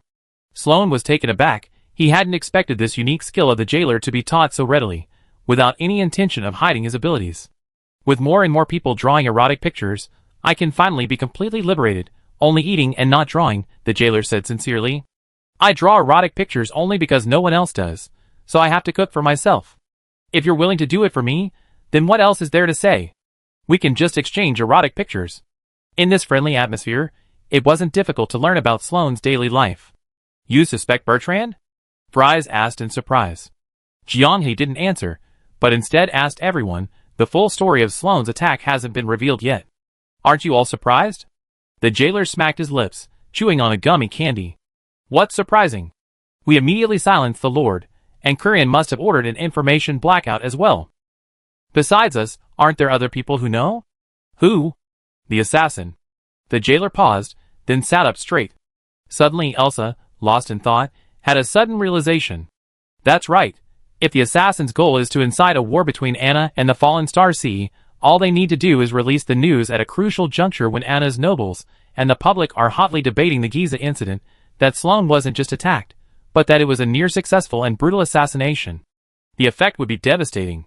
Sloane's assassination would be perfect, countering the discussions about the fallen Star Sea's atrocities by Giza and other nobles. Knowing the inside story, the nobles wouldn't care whether the culprit was fallen Star Sea or not. They would insist it was a vengeful sea monster seeking revenge, thus escaping punishment for Giza. Falling Star Sea's attitude was resolute. There was no way they would let it go so easily. If there was no response within 30 days, a great war would be imminent. If the assassins weren't out of their minds, news of Sloane's assassination should be everywhere by now, not silent. The answer seemed obvious. The enemy was after Sloane. Killing these nobles in Giza was just a smokescreen. Hey, the more you put it, the more suspicious Bertrand seems. Mint's mother swallowed hard. His immediate visit to Sloane after the attack could be interpreted as him feeling guilty, and wanting to observe Sloane's reaction. Squid stroked its chin thoughtfully. This guy, is he a big human plus a big Anana supremacist? Orange Tea was speechless. That's true. He basically doesn't consider other races as human. Non-Anana citizens are directly regarded as inferior. If we were to say who is the most awkward under Anana's mixed policy, it would undoubtedly be Bertrand. His racial fastidiousness and desire to achieve something big, to recreate the era of expansion and complete the conquest of the entire Anana continent, are understandable. As a prince, Wick's inner guards probably wouldn't be particularly diligent in their surveillance, which gave him the convenience of building a hidden force.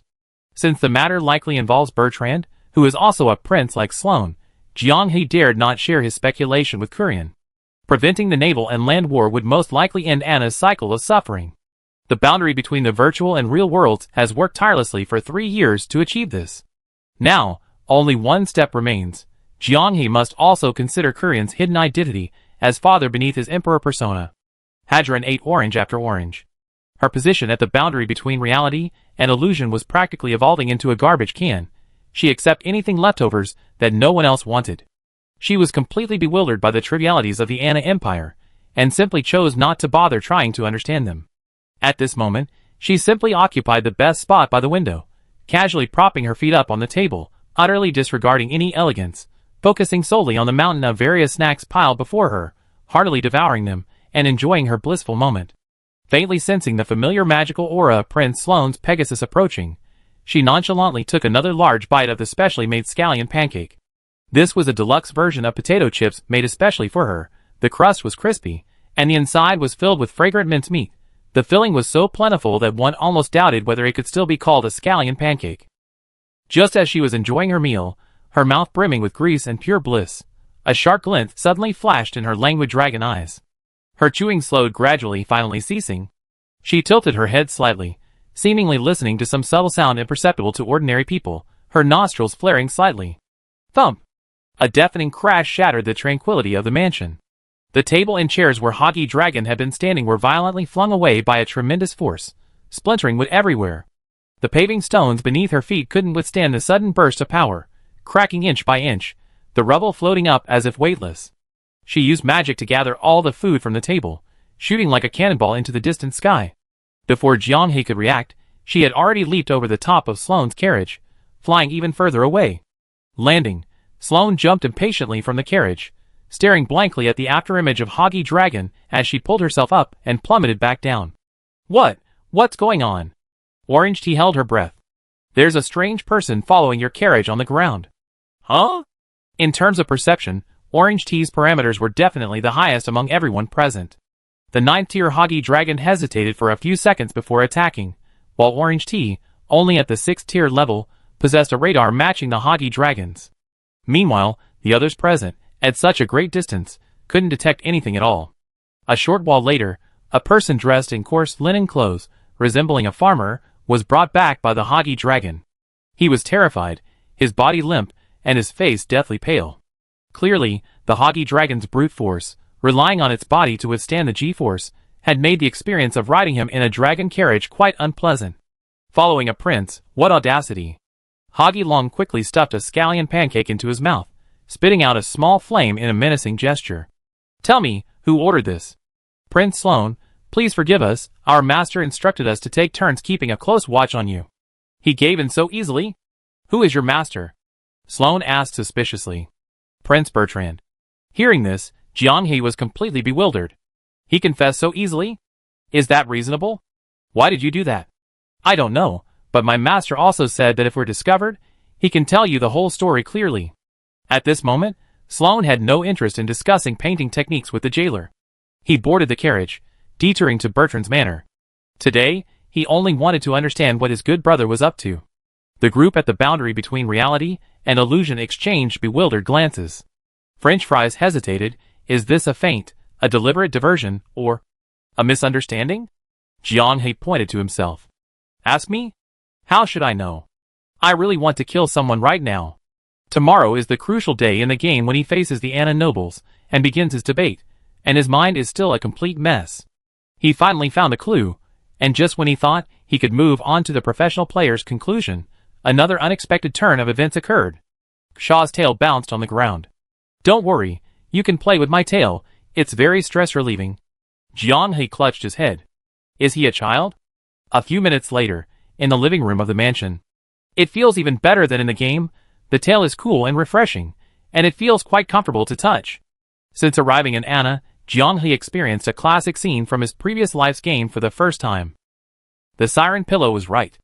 Chapter 656. It has nothing to do with him. Upon returning, Sloane explained the outcome of their conversation. Bertrand's motives were simple. He felt Sloane had lost over a dozen of his personal guards in one go, and the men he chose were utterly useless. So, he simply ordered his guards to secretly observe whether anyone was approaching with ill intent.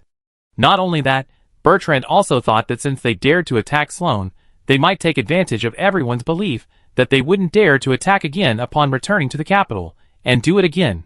"Who said returning to the capital would be safe?" Jianghe asked. "You believe that?" "Yes." Seeing Sloane's confident expression, Jianghe didn't press him for the basis of his judgment. However, Sloane helplessly told everyone that one reason Bertrand did this was that too many of his guards were alien races recruited from among the adventurers. Hinaraki patted the nutshell fragments off his bare paws, somewhat puzzled. "No ill intent, just a simple question for the second prince. Why does he have such racial fastidiousness? Has he been severely harmed by some foreign race?" "No, not at all," Sloane shook his head. Gloria became interested.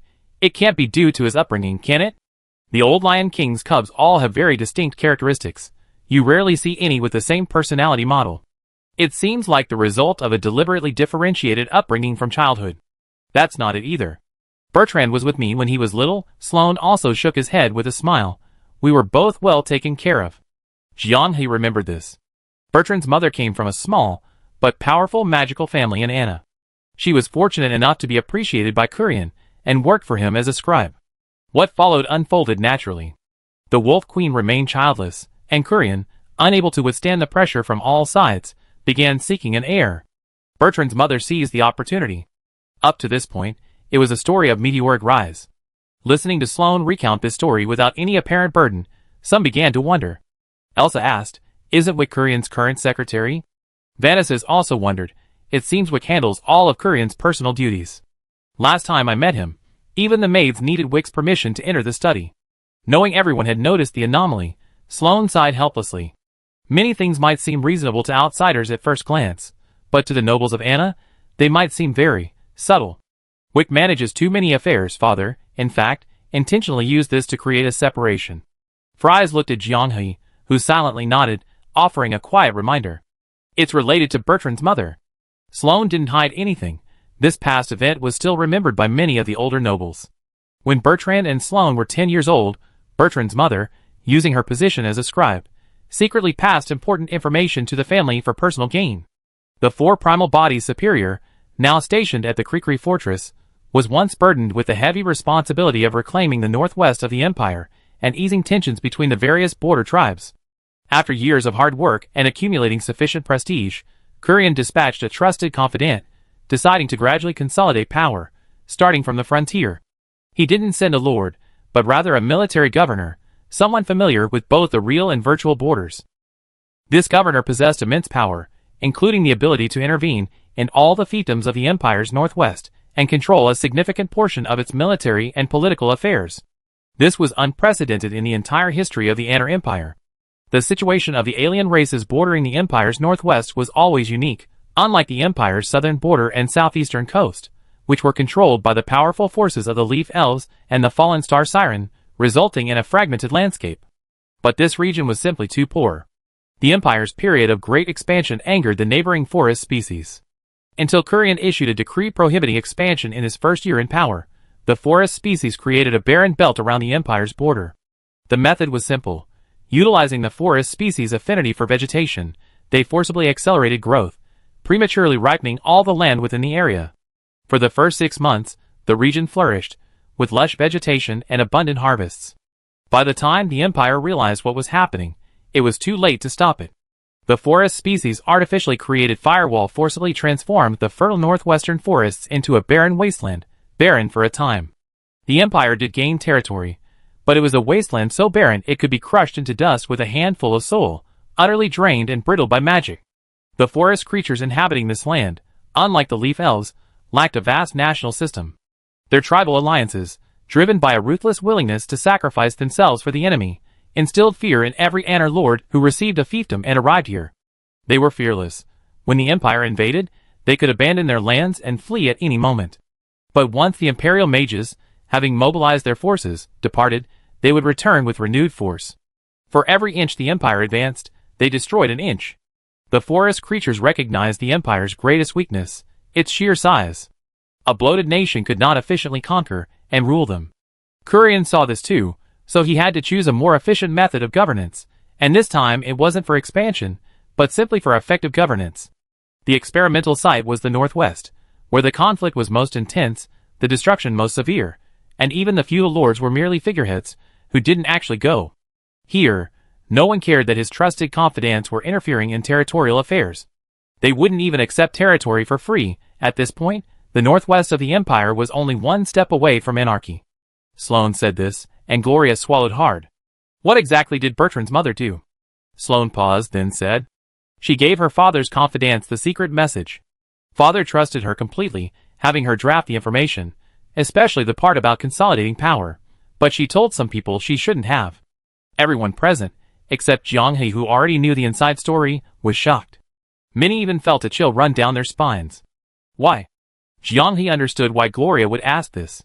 She was a smart person, and smart people are used to thinking about problems using normal, rational thought processes.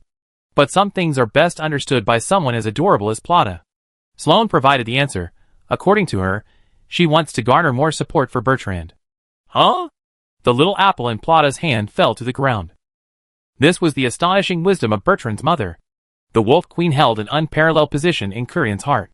The fact that he could utter such harsh words as, "If you're not afraid of dying without anyone to help with your funeral, you better obediently agree to my demands," when old King Anna threatened him with the throne, shows that not someone could easily sway Curion's heart. Bertrand's mother was practically insane. She wanted to compete with the queen for the emperor's favor. Her audacity was akin to someone who traveled back to the Ming dynasty, met Emperor Zhu, and shouted, "I want to challenge Empress Ma." The imperial guards would have been there that very night to verify the legitimacy of their family tree. From the very first day, he realized the secret had been leaked. Curion investigated countless times, but never suspected her. Perhaps he sensed something, but refused to believe that one of the people he trusted most would betray him. Until the day the truth came out. As far as he knew, when his father confessed to Bertrand's mother, he remained completely calm. There was no hysteria, no outbursts. He simply observed her indifferently, listing her actions, and reciting them aloud. Bertrand's mother was the hysterical one, sometimes tearfully begging for forgiveness, sometimes blaming her father for favoritism, believing his love for the queen surpassed everything, and that he completely disregarded any children born outside of the queen's lineage. Sloane knew better than anyone that his mother had always been frugal. She personally managed his father's private treasury, yet rarely used any of it. The allowances allocated to the other children were always more than those for him and Enrique. As a child, Sloane harbored resentment towards his mother. His needs for food and clothing were never met. Back then, Sloane didn't understand, believing his mother didn't love him and his brother. Others had what he never received. But Bertrand's mother didn't understand this. In her eyes, Sloane always received the best. The plan? It's ruined, isn't it? Sloane nodded with a bitter smile. It was originally just a pilot project, but the nobles who knew about it beforehand realized the danger, and those originally in theft in the northwest suddenly developed a fighting spirit to reclaim the land. They all returned to the northwest, engaging in a battle of wits and courage with Kurian's military governor. With the help of both inside and outside forces, Kurian's confidants, unaware of the leak, were overwhelmed and, after 5 years of effort, accomplished nothing. The northwest of the empire lay desolate for nearly 8 years before a new figure arrived, capable of carrying on Kurian's original will. He was more shrewd, more intelligent, and more like an Ana nobleman. He had many flaws, but what outsiders talked about most was his habit of having beautiful women sing and dance, occasionally even naked. The 4 primals were fortunate to encounter him when they descended. If they had arrived 15 years earlier, no matter how powerful they would have perished in the purgatory of Ana's northwest. The leak by Bertrand's mother had a profound impact, creating a terrifying rift between Kurian and the nobles. All the nobles scrutinized his every decision with suspicion. Even if they didn't understand it, they opposed it as much as possible. Thus, starting 12 years ago, Kurian ceased his efforts, becoming the much-loved, albeit servile, figurehead of every nobleman. Simultaneously, from that time onward, he was left without a scribe, and even the head maid was ostracized from his study. The Queen of the Wolf died, leaving him devastated. Wick and his wife then took complete control of everything around him. He only trusted the other 3, who had lain with him under that tree that summer. Kurian, who met him at the boundary between reality and illusion, was willing to trust others, and spent 20 years healing the wounds of that betrayal. Even 10 years earlier, Kurian, still in his prime, would not have so easily accepted Rainbow Rain. Bertrand's mother, single-handedly, rewrote the course of Ana's history, a powerful historical turning point akin to Enrique, the source of all chaos. At 10 years old, still a child, Sloane welcomed a new playmate. Bertrand was quiet as a child. He didn't understand what his mother had done wrong, only that she was locked up alone deep within the palace. He was filled with resentment towards everything, believing that the Queen Wolf had done something to cause his mother's imprisonment. Children can't keep secrets. The newly arrived Bertrand naturally blurted out everything his mother had said in private. This included, but was not limited to, slander against the Queen Wolf and warnings to be wary of Sloane and Enrique. "He also hates you?" Elsa asked. "You might not believe it." Sloane recalled, "The day my mother died, he cried out his bile." Bertrand had only been led astray by his mother. Under the Queen Wolf's careful guidance, he had long since learned to distinguish right from wrong. Because of Bertrand, Sloane's childhood was very difficult. His mother always prioritized the best for Bertrand, and because she wanted to treat everyone equally, often little was left for him. Sloane loathed this man who was vying for his mother's love, and had even gotten into several fights with him in private. Even when he and Enrique fought together, they were no match for Bertrand. This guy had been a formidable fighter since childhood. He still held the highest rank among all the princes, a full 7th rank. His combat skills were top-notch, unlike those who were all rank and no substance. "Then I don't understand. Why does he harbor such deep hatred for other races?" Sloane said. "He wasn't like this before his mother died." After that, no one corrected him, and he grew up, probably developing his own ideas. Without anyone to guide him, he became the way he is now. Mother said he wasn't a bad person, but he needed constant pruning, otherwise his sharp edges would annoy everyone. That was absolutely true. In the timeline where Bertrand became the ruler of the Ana Empire, he single-handedly led the people of Ana to drive the Sea Clan coalition back to the sea. Just as things settled down, they were blown to smithereens by the powder keg of internal conflict within Ana. He could be the emperor of Ana, but only under very extreme and limited circumstances. Jiang, he pondered, I guess, when he invited you over, he didn't directly absolve himself of suspicion, but rather talked to you about the Wolf Queen and things from your childhood, right?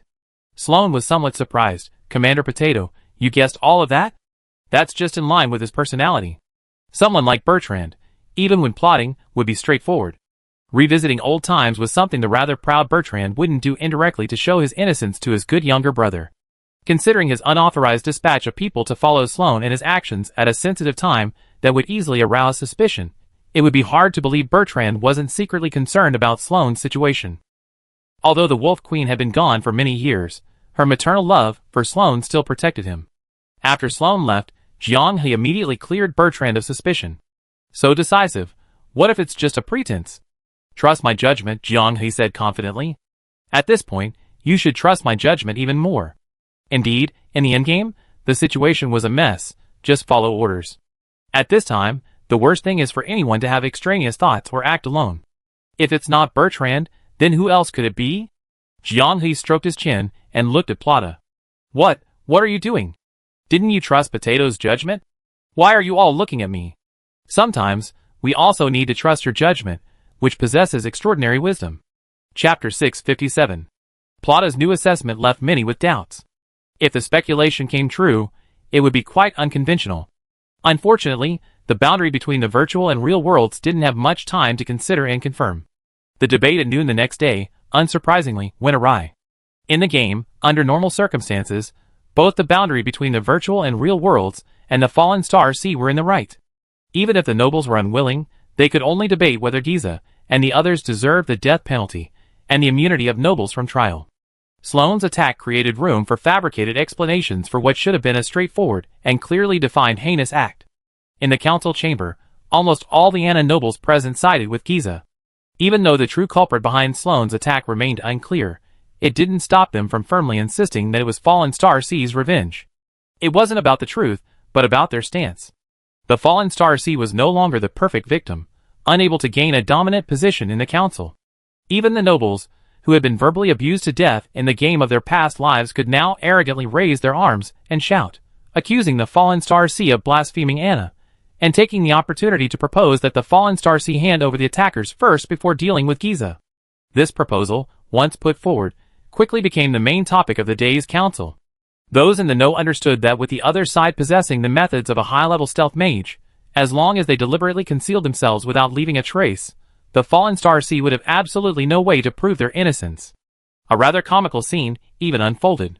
Several ancient families, led by Grelian, advocated punishing Giza, for no other reason than that they truly had a bull.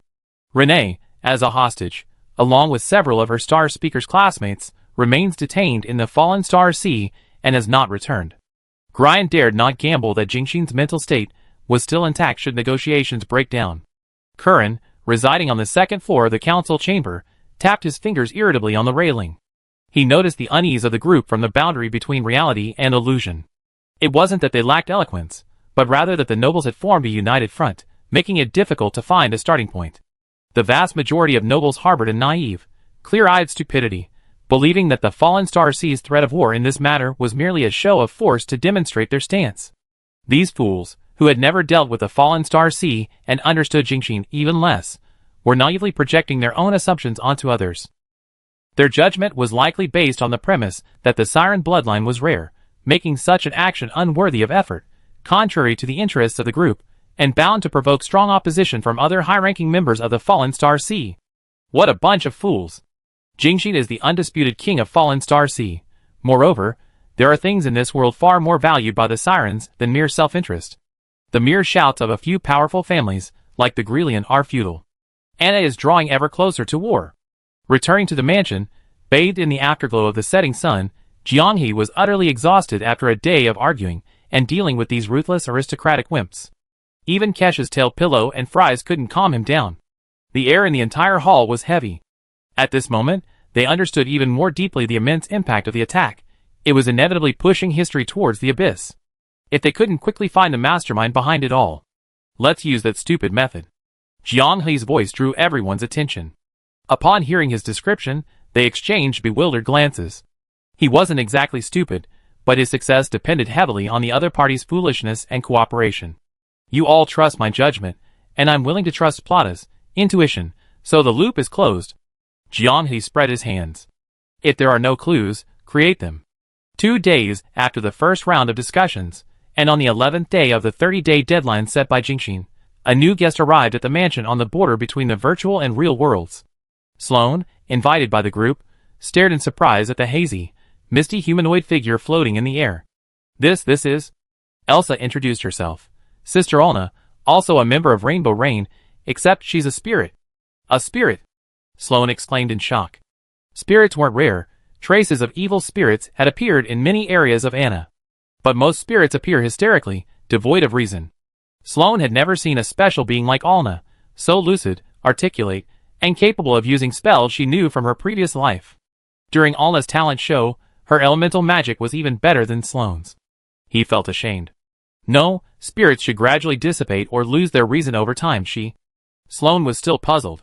If there wasn't a suitable body to inhabit for a long time, Alna should have entered a dormant state to resist the decay at the spirit level and maintain her form. The restoration of Gorkalin's life box by Hadron changed everything. Now, Alna only needs to hold her small urn to repair her damaged body by absorbing magic power. Gorkalin's death was far more significant than his contributions in life. Jianghe said, every interaction makes it easy for nobles to find fault. Alna can not only protect you, but also serve as a means of communication between us. Sloane didn't refuse this offer. Alna's secrecy appealed to him. The spirit body pressed against the wall, shrinking away. An 8th-tier mage had arrived. Without careful magical investigation, one wouldn't even realize the house was haunted. Moreover, she had an important mission to undertake. Watching Alna and Sloane leave in the carriage, Elsa pursed her lips, somewhat worried. Don't worry, Alna's abilities are something ordinary mages can't easily contend with, Fries comforted her. Besides, she has Gorkalin's shameless life-saving casket protecting her. What I'm actually worried about is that she's not known for support. Protecting Sloane might be difficult for her. Time was tight, and the mission was heavy. If Jianghe's plan succeeded, the final step would inevitably involve someone exhaling loudly. Entrusting such an important task to Alna, who hadn't fully recovered. Could she handle it? No one realized that Sloane now had a female ghost by his side. Unconventional Alna, wanting to demonstrate the advantages of a spirit to Sloane, didn't follow the carriage into the manor, but instead stealthily moved along the outer wall.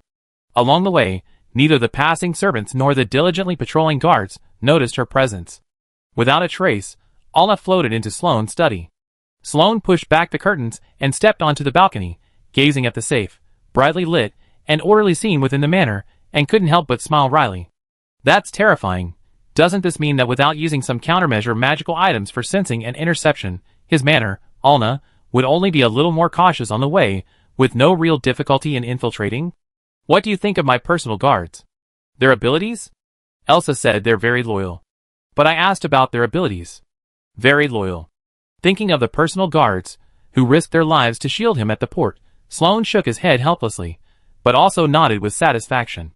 Who wouldn't want personal guards like Wick, both loyal and powerful? But such powerful mages often prefer the freedom granted by the Mage Tower, and are unlikely to be subject to others. Unless they are trained from scratch. Sloane has followed the same path as Kurian, only his fruit may still be some time away from being harvested. I had the servants clean out an empty room, all the furnishings are new. But I'm a spirit. I guess so. Sloane felt a little awkward. He would be dealing with Alna for some time to come, relying on her protection, so he instinctively wanted to find something to talk about. How did you die? Some words, when thought out, are tried to be as tactful as possible. When choosing words, there's hesitation, but the mouth seems to have bribed the brain, passing censorship in advance. As soon as the question left his mouth, Sloane regretted it. He was about to offer a disclaimer, when Alna calmly placed her hand on his shoulder. The hazy mist of the spirit form instantly dissipated, revealing a death model based on flesh and blood. Sloane knew that when he recalled the scene later, he would definitely want to slap himself for speaking. The bloody, penetrating wound wasn't just on his left shoulder, it was also on his right. Then came the wrists, palms, and thighs. It was hard to imagine what Alna had experienced before her death. It's over. Actually, I lost some memories. I can't remember some things clearly before I died, but it's alright, it will get better. Alna noticed Sloane's embarrassment and offered comfort. Becoming a spirit, it's quite fun to scare people. If needed, I can scare you in different ways every day, that way you fall asleep quickly. It was better not to have this kind of sleep-inducing behavior happening in this manner. Sloane thanked Alna for her kindness.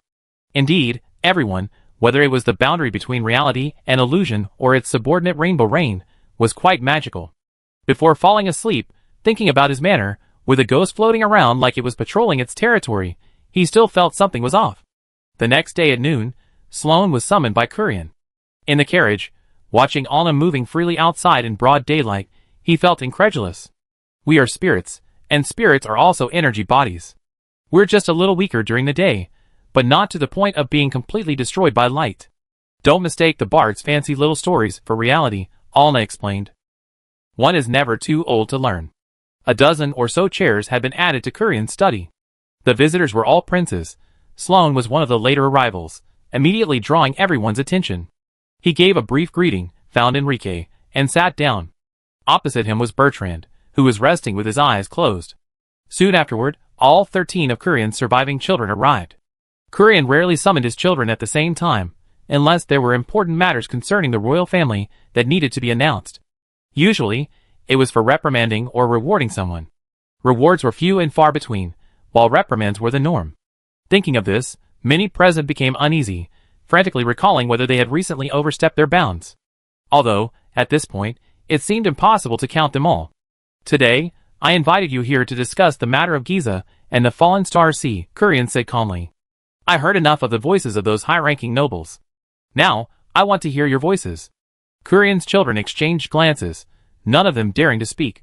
Since everyone's being so modest, then, Tiago, you set an example. After a moment's hesitation, the eldest prince, Tiago, rose and replied, I believe. The siren's attack on Sloane was a heinous crime, and not pursuing it is already a sign of Anna's magnanimity. The matter of Giza can be completely wiped clean because of this, so the noise from the fallen star sea is unnecessary. Kurian raised an eyebrow. Oh? He looked at his eldest son meaningfully. What about the fallen star sea declaring war? They're just bluffing. They won't actually go to war. Tiago scoffed dismissively. Their demand to kill Giza is simply to make room for negotiation. After Tiago finished speaking, Kurian merely nodded repeatedly, neither agreeing nor disagreeing, and turned his gaze to the next person. Golan, what's your opinion? The fourth prince, Golan, unaware that his slave trade had been discovered by the Imperial Guard, pondered for a moment before speaking. We can't fight. It would be detrimental to the many important trading cities on the border. Oh! So you mean to execute Giza? We can't execute Giza either, Golan said. I think Falling Star Sea is just acting on impulse. Let's drag it out until the negotiations break down, then offer compensation to test their bottom line. As long as we give them enough money, I think the sirens will be speechless. Kurian couldn't help but rub his temples. Sloane, tell me your opinion. We need to give the Fallen Star Sea a sincere explanation. I don't think they're bluffing. It really could escalate into a violent conflict between the continent and the sea. The seventh prince, Karis, scoffed, war? With sirens? Our Anna is at its zenith. Even if father revitalizes Anna's power, would he fear a group of sirens with no heirs? Sloane, don't get too close to the siren's envoy. You're an Anna citizen and father's son. This is disgracing the royal family. The sudden accusation seemed unusually brotherly. Sloane knew that the nobles behind Karis were reminding him to be mindful of his stance. Kurian frowned, skillfully suppressing his anger, and turned his gaze to the people beside Karis. Bertrand, what's your opinion? Bertrand stood up straight. Kill. Sloane nearly dropped his teacup. Although he wasn't particularly surprised by the answer, he was still shocked. This is war. They want war, so let them have war, Bertrand said. I will be on the front lines, driving all those scum back into the sea, letting them know the true power of Anna. If they're not afraid, it must be because we haven't killed enough. As long as we kill enough sirens, all problems will be solved. Kurian muttered, want war? You always loved war, so... A chilling aura swept through the study, an invisible pressure weighing heavily on Bertrand's shoulders. Anyone could feel Kurian's astonishing oppressive presence. The sleeping Lion King roared deafeningly. You sent people to follow Sloane. Were you afraid of war, or did you hope for it? Bertrand jolted awake, eager to argue. Kneel! Instantly, Kurian's children wore expressions of schadenfreude. Kurian slowly rose and walked to Bertrand, who was kneeling on one knee. Tell me, what happened at the port? Did you have anything to do with it? This time, the other stopped laughing. Father was so certain. Did he already have solid evidence? Sure enough, their suspicions were correct. Bertrand protested, Father, I absolutely didn't. Still trying to deny it. Kurian waved his hand without further ado, and Wick flashed to Bertrand's side, placing his hand on his shoulder, suppressing the flow of magic, turning him into an ordinary person. The incident happened so suddenly that no one had time to react. They were all stunned. Chapter 658. When Bertrand was taken away by the Imperial Guards, an eerie silence filled the room. No one pleaded for him. No one spoke up in his defense. The royal family members present wore perfectly measured expressions of surprise, but their eyes betrayed a tacit schadenfreude. Bertrand's popularity had always been abysmal, so this situation of being abandoned by all didn't surprise Kurian. However, not a single person uttered a peep, not even a symbolic, perfunctory plea based on the most basic brotherly affection. This chilling indifference sent a shiver down Kurian's spine. He surveyed his children, who bore his blood, as if looking at a pack of unfamiliar hyenas. He was the Lion King, and his offspring with lion blood were few. After questioning the remaining children about their thoughts, he waved them away without hesitation. Back home, Sloane asked Alna to tell him what had just happened at the boundary between reality and illusion. Alna relayed Fry's assessment of the matter truthfully. "You two don't look like brothers and sisters, more like enemies." This overly sharp and direct remark left Sloane speechless, unsure how to respond. The next morning, news that Bertrand has been placed under house arrest for allegedly assaulting Sloane spread like wildfire throughout the high nobility. Some nobles still connected to Bertrand's faction attempted to subtly probe, trying to glean information from Curien and related individuals. They received either ambiguous answers or harsh rebukes. This evasive attitude only reinforced the outside world's conviction that Bertrand had been caught red-handed, with irrefutable evidence. However, Bertrand, confined to a side hall, continued to proclaim his innocence and waged a fierce protest through a hunger strike. For an entire day, all the food delivered to his door was overturned and thrown out into the corridor. "Since father won't even ask, I might as well tell him directly that I was the mastermind behind the Fallen Star Sea's plot to orchestrate the Giza incident and attack on Sloane," he roared at the closed door, his voice weak and hoarse. "If I die, all problems will be solved." Bertrand's resentment towards Curien was palpable. He meant what he said, his hunger strike exceptionally resolute, refusing even water. Meanwhile, the second round of negotiations between the reality/virtual border and the Anna nobles concluded. Due to rumors circulating that Bertrand had assassinated Sloane, some nobles, while still chanting the slogan that the Siren was the assassin, were no longer as decisive and forceful as they had been the first time. Compared to the chaotic and unreasonable arguments of the first meeting, the increased number of onlookers was a good thing for the boundary between the real and the virtual. They could finally use their verbal skills to silence some of the most stubborn nobles. Bertrand's house arrest finally broke through the nobles' impenetrable shell, steering the conversation back to the handling of Giza. A difficult step. They only had 15 days left. At this moment, Jingxin's mobilization of the sea tribes had begun. Xia had reported the progress of the meeting to her. After the latest results, she remained remarkably calm. "Leave the capital ahead of schedule," she instructed Xia in a message, her voice devoid of emotion. "Go anywhere, but don't set foot on Anna's territory for now. Go do what you like with Potato, and come back when everything settles down." Jingxin had lost all hope for these negotiations. The Anna noble showed no sincerity, and Curien failed to display his usual decisiveness. The entire empire was lifeless and apathetic. She concluded that continuing the talks would only result in excuses and delays. This would be tantamount to further humiliation of the Fallen Star Sea's dignity. She had lost patience. "Tell Curien a message for me," Jingxin said. "If you can't control those people, let me handle it. The Fallen Star Sea has given us the opportunity to negotiate. What they can't get at the negotiating table, they will certainly get back outside the negotiating table. Hopefully, Anna is prepared." As Jianghe relayed the message, Wick in the study was reporting to Curien on the unusual movements observed in the coastal city-states. The Siren tribes surrounding Anna were showing signs of migration. Many large and medium-sized Siren tribes had sent elite forces of 100 to 200 people to join the Fallen Star Sea. Due to the sea siege imposed by the Sirens, fishermen who previously fished in the waters near the Fallen Star Sea have now caught almost nothing. The sea creatures have cleverly driven and guided schools of fish towards the deep sea, away from Anna's territorial waters. Now, dozens of city-states along Anna's southeastern coast, reliant on fishing, are facing a severe shortage of seafood. Furthermore, the mages of the Mage Tower, based on anomalies in the flow of ocean magic, have reached a chilling conclusion. In a very short period, the number of sea creatures gathering in the area surrounding the Fallen Star Sea has increased more than tenfold. Curien listened to Wick's report, dejectedly pressing his hand to his forehead, his face etched with undisguised exhaustion and heaviness. The elite forces of the Mage Tower have already begun assembling in the coastal city-states. Sensing the pressure, coastal residents were frantically packing their belongings and fleeing towards the ruling center. In less than 2 days, this panic spread to the capital. Even so, the noisy nobles in the capital remained convinced that Jingxin was bluffing.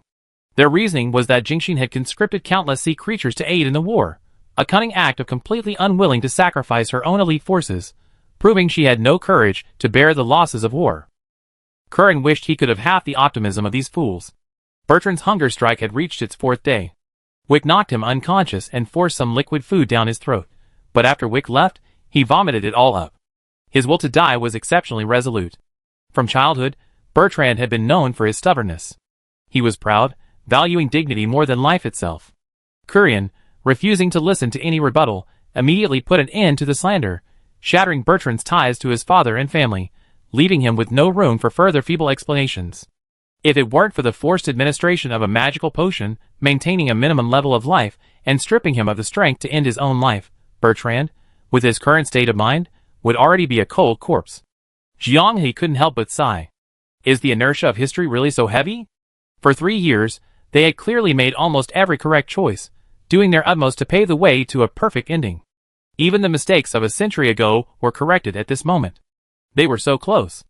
Must the continent and the sea go to war? The night was deep, and apart from the regular footsteps of the patrolling guards, Prince Sloane's mansion offered a sense of peace. Everything had fallen asleep. The silver moon hung high, its cool light filtering through the stained glass windows, casting dappled shadows on the stone slabs of the corridor. Sloane trudged through the silence, like a thief carrying a secret, silently pushing open the door to the hidden chamber. However, the moment he stepped inside, the sight before him almost made him cry out. Alna, at this moment, was floating leisurely in midair, defying gravity. Her translucent spirit form glowed faintly, intently admiring his private collection, which he never showed to anyone. Your tastes are truly all-encompassing. As a spirit, Alna could easily pass through thick walls to reach the chamber. Since meeting the jailer, her commissioned works were now completely exposed. Sloane, blushing, hurriedly covered the canvases of the various races' beautiful girls with them, as if draping them in soft garments to shield them from Alna's burning gaze. Sigh, I haven't finished admiring them yet. Sloane swallowed, embarrassed. Anyway, the jailer can paint. You can just watch him paint. That won't do. Appreciating them in a collector's home feels different, Alna said earnestly. When I bought paintings by the great artists of Devilland before, I felt that the atmosphere was different in a gallery versus at home. How could this be about atmosphere? Sloane pulled a concentrated essence of grass elemental power from his pocket, tiptoed, and waved it in front of Alna like a tribute. Spirits cannot eat normally. These kinds of small objects rich in magic and elemental power are their favorites. Alright, I'm not looking anymore. Alna held the elemental essence and began to suck it in, her body flickering between light and shadow, like a light bulb with unstable voltage. Perhaps because they were spirits, not living beings, Sloane and Alna's communication was smooth and without any barriers. They mostly spoke whatever came to mind, with no taboos. However, tonight's encounter in the dark room was still a bit too much.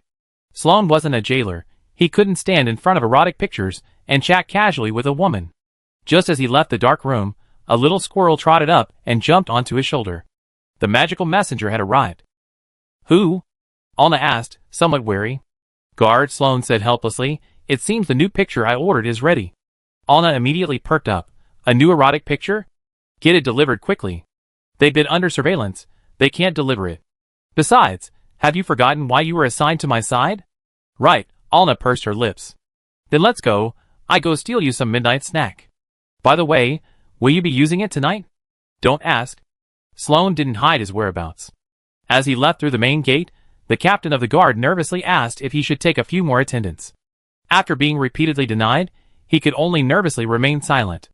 With Alna's assistance, Sloane quickly arrived near his residence on the boundary between reality and illusion after leaving the manor. Those secretly watching eyes might be able to deceive mages of the same rank, but they couldn't deceive Alna, who had already become a ghost. Sloane lowered his voice. We've been discovered? No, it's a strange feeling. Alna frowned.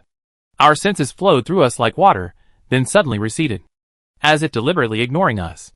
As she spoke, she shielded Sloane behind her, suspending the Gorklan life box, which sustained her spirit, in front of her chest. Suddenly, I can't sense that person's presence anymore. I can't even track them. What an amazing concealment technique. Before she finished speaking, a sudden change occurred. The night wind abruptly stopped. Even the chirping of insects fell silent instantly. The moonlight was swallowed by the churning clouds, plunging the entire alley into deathly darkness. Just as Alna finished speaking, swoosh. A black light shot out without warning from the shadows of the trees cast by the moonlight not far away. The light twisted like a living thing, aimed directly at Sloane's throat. Too fast. Too fast to react. Alna's spirit instantly erupted with a blinding silver light. The Gorklan life box spun wildly in front of her chest, unfolding a shield as thin as a cicada's wing. Clang. The sound of striking the shield wasn't like metal, but rather like the piercing sound of shattering glass. The shield shattered with a crash, and Alna's spirit trembled violently, yet remained unharmed. Hmm? Several confused voices rang out from the darkness, but they reacted with lightning speed, rapidly closing in and continuing to point their swords at Sloane. Boom!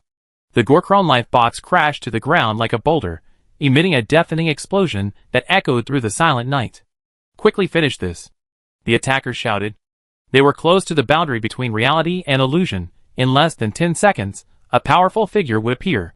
They clearly knew this, yet they still risked everything to continue the attack, utterly fearless. The spirits trapped within the life box roared forth, swooping down and entangling themselves around the assassins in the darkness, gnawing at their flesh, causing crimson flowers to bloom in the darkness. The assassin, writhing in pain, trembled violently. His hand twitched slightly, and the deadly black beams grazed Sloane's body, slicing across his neck. The force of the blows drew bloodlines across Sloane's skin. He could clearly feel the chilling touch of death brushing past him. Did you treat me like I didn't exist? I failed to protect anyone. Everyone is dead. I kill you all. Suddenly, the hazy aura around Alna's body vanished. Her mangled, dying form was revealed, a horrifying and gruesome sight that sent chills down the spines of every assassin who met her empty, dark eyes. Sloane suddenly remembered Jiang He's warning. Alna might become unstable when exposed to blood. Keep a little distance. The next second, he understood the meaning of those words. Alna coiled around the assassin like a giant python, her jaws splitting in two, the head splitting open, and its gaping maw biting down hard on the assassin's neck. Blood gushed forth. Alna was no longer graceful. Like a bloodthirsty beast, she tore at the head with all her might. Sizzle! With a severed throat, Alna ripped the assassin's head off, holding it in her mouth, her eyes gleaming with ferocity. Even the well-trained assassins were terrified by this sight.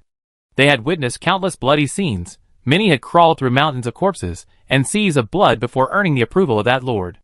But now, their ferocity and bravery paled in comparison to the girl before them. With a head in her mouth, making strange gurgling sounds, she pressed closer. For a moment, they even forgot to attack Sloane. The scroll he held was soaked with sweat. In a split second, the opportunity was lost. You guys actually took the bait. Jiang He's voice was filled with excitement and disbelief. Plata was right. The incredible skill of a master strategist who can make one mistake lead to another truly exists. Chapter 659. Some assassins vanished into the darkness, attempting to escape. Others approached Sloane, unfurling the scroll again, determined to complete their mission. A second earlier, a second later, the difference was catastrophic. In this critical moment, they didn't try to escape but ignored death, determined to assassinate. Sloane inherited half the charisma of the Wolf Queen and half of Curian. It wasn't surprising that people would risk their lives for him. Jiang He was genuinely curious about the origins of such resolute and loyal subordinates. French fries spatial/struck first, tearing the scroll apart and severing the hands of the two people in front of Sloane. The bedside ghost rat, working together, kicked one of the escapees out of the shadows. The worst off were those targeted by Hagi Dragon. These past few days, he'd been troubled by the boundary between reality and illusion, and worried about falling back into the cycle of reincarnation. The thought that all these troubles were a chain reaction caused by inexplicable assassinations made him furious. She leaped down, taking no broad of the impact, relying solely on the formidable defensive power of her dragon body to withstand the black light scroll, as if nothing had happened. Bang! The assassin who had escaped the furthest was instantly disemboweled by the mere impact of the Hagi Dragon.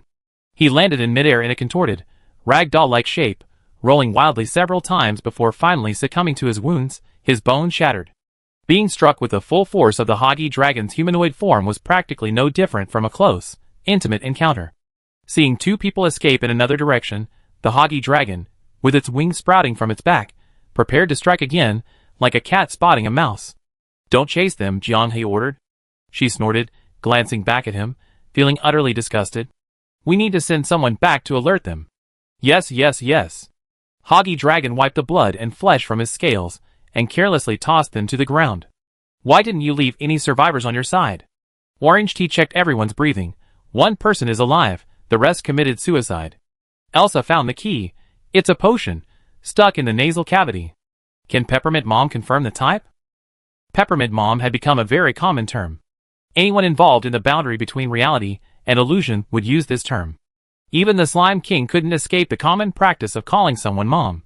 Peppermint went back to the house to retrieve the potion-making equipment, while Sloane was already drenched in sweat. He knew the inside story of this plan and knew he was bait, but deep down he still didn't want to believe that someone would be so audacious as to commit murder near the capital of Anna. It was utterly audacious. He asked, still somewhat shaken, "No survivors? How are we going to explain this to Father?" "No survivors needed," Squid laughed. "Dead people are best. But we need evidence, preferably with a clear lead." Sloane blinked repeatedly, noticing everyone's gaze was fixed on the jailer, "Master?" Jiang He's lips curled into a smile. "We have necromancers, we have Lenalia, we have Naphiel, and we have me. Whether spirit or living, we can make him spill the secret." Because the fight was taking place near the mansion, it had already attracted considerable attention. Rainbow Rain's people were maintaining order, but the patrolling guards would likely arrive soon. To preserve the crime scene, Jiang He didn't intend to move the bodies, he would simply begin on the spot. Peppermint Mama tested the nasal cavities of several deceased victims with her potion-making equipment, immediately obtaining results. She frowned, looking at the gradually yellowing potion solution in the bottle. A mixed high-level potion. Is there anything special about it? Heartbreaker, high-level turbid heart snail venom. These two things aren't too difficult to obtain, but to concoct the right amount of toxicity to produce an instant kill effect requires considerable skill. Sloane's scalp tingled. Behind the assassin stood a high-level potion master, perhaps even a grandmaster. As evidence, the potion solution, recorded in the image scroll, was submitted to Sloane. Soon, it would appear on Kurian's study desk. The only assassin who survived the excruciating pain and fell into a coma awoke. He had intended to die, but discovered that the foreign object in his nasal cavity had been removed. Gloria, radiant with light, said, "Don't even try. Under my golden word spell, even if you slit my throat with a knife, I can still give you a breath." The assassin gritted his teeth. "Don't even think about getting anything out of me. I won't tell you anything." With that, he stubbornly bit his tongue, only to be horrified to find that his severed tongue was slowly regenerating. The powerful talent of the Golden King's descendant was used for the first time to protect an enemy. The jailer looked around at the corpses and clicked his tongue. Too fresh. The souls are still attached to the bodies. Forcibly separating them might cause memory damage. "Potato, why don't you go first?" After controlling the Black Cat and Naphiel, Jiang He was able to borrow their mental magic. As an external energy source, they were excellent. Buzz. A piercing low-frequency white noise made Sloane dizzy. Everyone else reacted calmly, but he almost fainted, not because his strength was too weak, level 6 was enough, but because Alna, seeing his pale face, considerately came over to support him. The gruesome death, devoid of any beauty filters, was directly imprinted in Sloane's eyes, the corner of his mouth still smeared with the flesh and blood of some unknown assassin. At such close range, the scene was incredibly visually impactful. The assassin's consciousness had been brutally shattered by Jiang He, leaving no possibility of regaining consciousness as a normal person. The Black Cat and Naphiel, who had entered his consciousness along with him, became Jiang He's assistants, searching for useful information. If we compare human consciousness to a hard drive storing information, then this information-heavy hard drive, filled with auditory and visual memories, is difficult for an outsider to scan. Lacking administrator privileges, Jiang He couldn't use keyword searches. Given the current level of spiritual magic in the Ana world, only the Metasequoia and the Great Snow Mountain demons could brute force their way through. But now there's Jiang He too. The methods personally taught by Sayer allowed him to unravel the mystery, finding a thread amidst the vast sea of sound and light. After a long while, Jiang He slowly opened his eyes. He gazed at Sloane with a complex expression, his lips twitching, as if he wanted to speak but hesitated. What's wrong? You two are really quite brotherly, Jiang He sighed. I'm afraid Kurian will be furious if he finds out. Realizing Jiang He wasn't exaggerating, Kesha got goosebumps. She also knew her identity as the Sage of the Apocalypse, and was afraid Kurian would be enraged, and there were still twists and turns to come. French fries also became uneasy. What did you see? Don't scare me like that. Jiang He said, it was Tiago. Everyone stared in disbelief. Plata happily pumped her fist. See? I told you it was some kind of royal infighting. Wasn't I right? Plata had no idea that she was the one going against the grain. Oh no, the first prince himself was the biggest rebel. Sloane was the least willing to accept it. Captain Potato, you're not kidding, are you?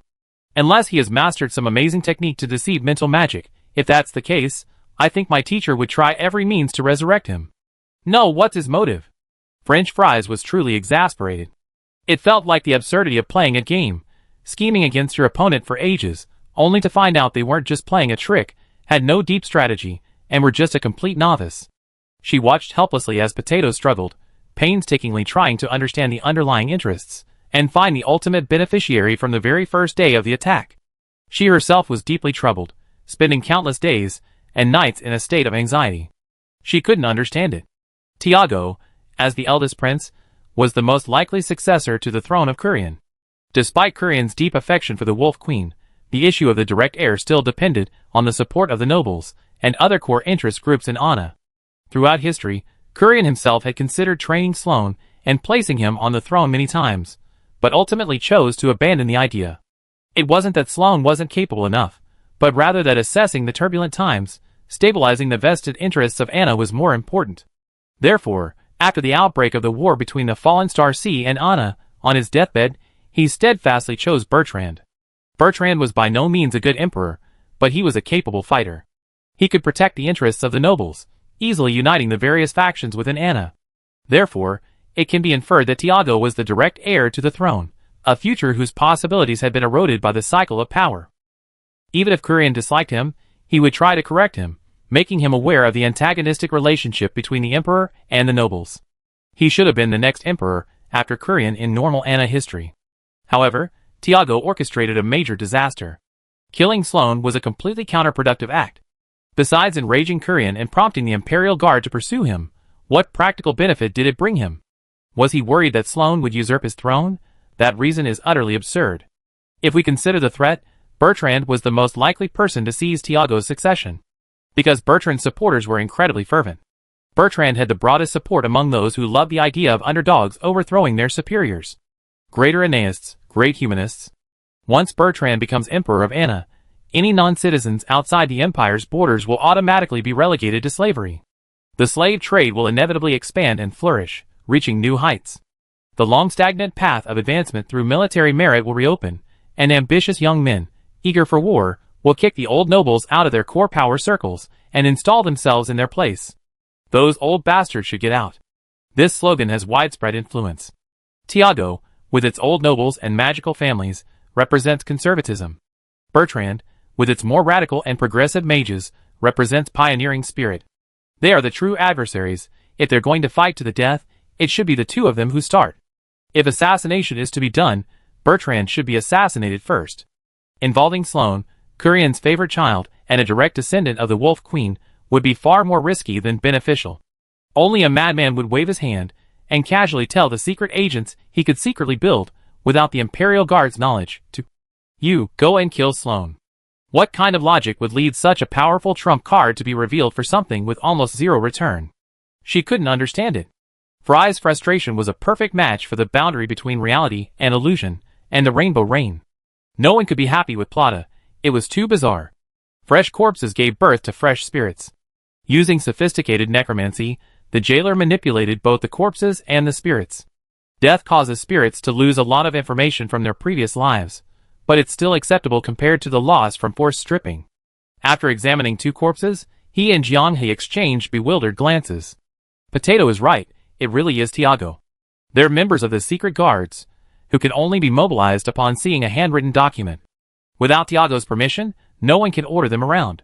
The Royal Patrol Guards have arrived at the scene. The area where they're staying at the border between the real and virtual worlds has been designated as an envoy zone. An attack here is already a serious diplomatic incident. The guard captain's legs are trembling. He's just a nobody, arriving immediately after receiving a report late at night, never having to deal with a conflict that could ignite the fallen Star Sea and the Anna continent. What merit does he possess? Wait. There's a familiar face in the crowd? Perun?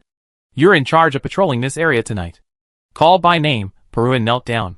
Prince Sloane, you. What's wrong? Oh, it's nothing. I was attacked, but thankfully the special envoy rescued me. So true. Perun felt as if the sky had fallen over this little ant's head, and he had to hold it up. As a standard, good-natured imperial son, appreciated by Sloane, and likely to spend his days with the prince, with no vices, Perun was lucky.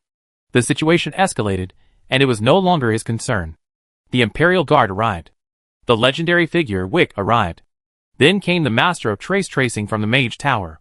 Alga, a specialist in barrier magic, also arrived, to examine the scroll that emitted black light. Unfortunately, only fragments of the black light scroll remained at the scene, making it difficult to deduce anything. The potion master also arrived, to examine the magical solution given by Mint, and then hand it over to His Majesty Kurian. All of this was accomplished on the spot. His Majesty Kurian was furious. A second attack on Sloane. This was a blatant disregard for the Empire. These important figures occasionally noticed him as they passed by, then inquired about the details with friendly, gentle words. This was the closest Peruan had to the Empire's strongest figures, and all he could actually answer was, "I don't know. I just saw it like this when I arrived." The scene was bustling. In the garden next to Kurian's study, a round table was set up. The boundary between reality and illusion, coupled with the rainbow rain, meant there were simply too many people. The poor study couldn't hold them all. The guards tried to step forward to speak, but Wick stopped them each time. He knew what the guards wanted to say. Too many outsiders, too few guards. What if something unexpected happens? The guards are still too naive. Didn't they see that gradient-scaled half-dragon who, upon arrival, complained about the fruits and food, saying it wasn't as good as potatoes and squid? Arila's presence here is a symbol of reassurance. Send all the loyal guards away. Those remaining are the ones allowed to know the inside story. Kurian stood with his hands behind his back, gazing at the sky. The moon and stars were sparse, his eyes vacant, his mind wandering. He was still busy at the scene, collecting evidence to persuade the nobles and outsiders. His heart, upon receiving Jianghe's affirmative answer, had found its answer. Why? Jianghe didn't know if Kurian was asking him or them. Plata, eating from a fruit platter, muttered, "Why not just ask him about his own thought process? How could we normal people possess Tiago's extraordinary wisdom?" Thanks to Jianghe's promotion, the term extraordinary wisdom had become accepted by everyone. It was somewhat strange coming from Plata's mouth. "Your Majesty, all the evidence originates from our mental magic, making it difficult to reproduce. If Tiago insists on denying it, the nobles surrounding him will likely accuse you of favoritism. And we will be accused of being deliberately lured in from the outside by your Majesty to disrupt the situation in Anna, to watch the nobles fight amongst themselves, a divide-and-conquer strategy." Kurian turned sharply, staring at the four primal bodies. He was always like this, either silent or incisive. In the current situation, only a swift and decisive action could resolve the crisis. Any hesitation would not only destroy any chance of negotiation between Anna and the fallen Star Sea, but Kurian himself would also be caught in a vortex of doubt. He remained silent, watching Plata eat happily, and personally peeled a fruit and placed it in the fruit bowl in front of her. If he really did it, he'd come looking for me soon. Huh? The primal was puzzled. Why do you think Potato didn't kill all the assassins? Kurian exhaled a deep breath. In our initial plan, we were just betting that this person would make one wrong step and then another, so we deliberately provoked him. Now that he's made another mistake, he's probably quite terrified. What Potato said about the murderer returning to the crime scene applies to him as well. The group from the boundary between reality and illusion settled in the palace, enjoying the protection and services of the inner guards. Outside the public, Kurian declared it a shameful attack on the envoy, only that the attacker mistakenly identified Sloane as the envoy. At dawn, Wick knocked on the study door. Kurian hadn't slept all night.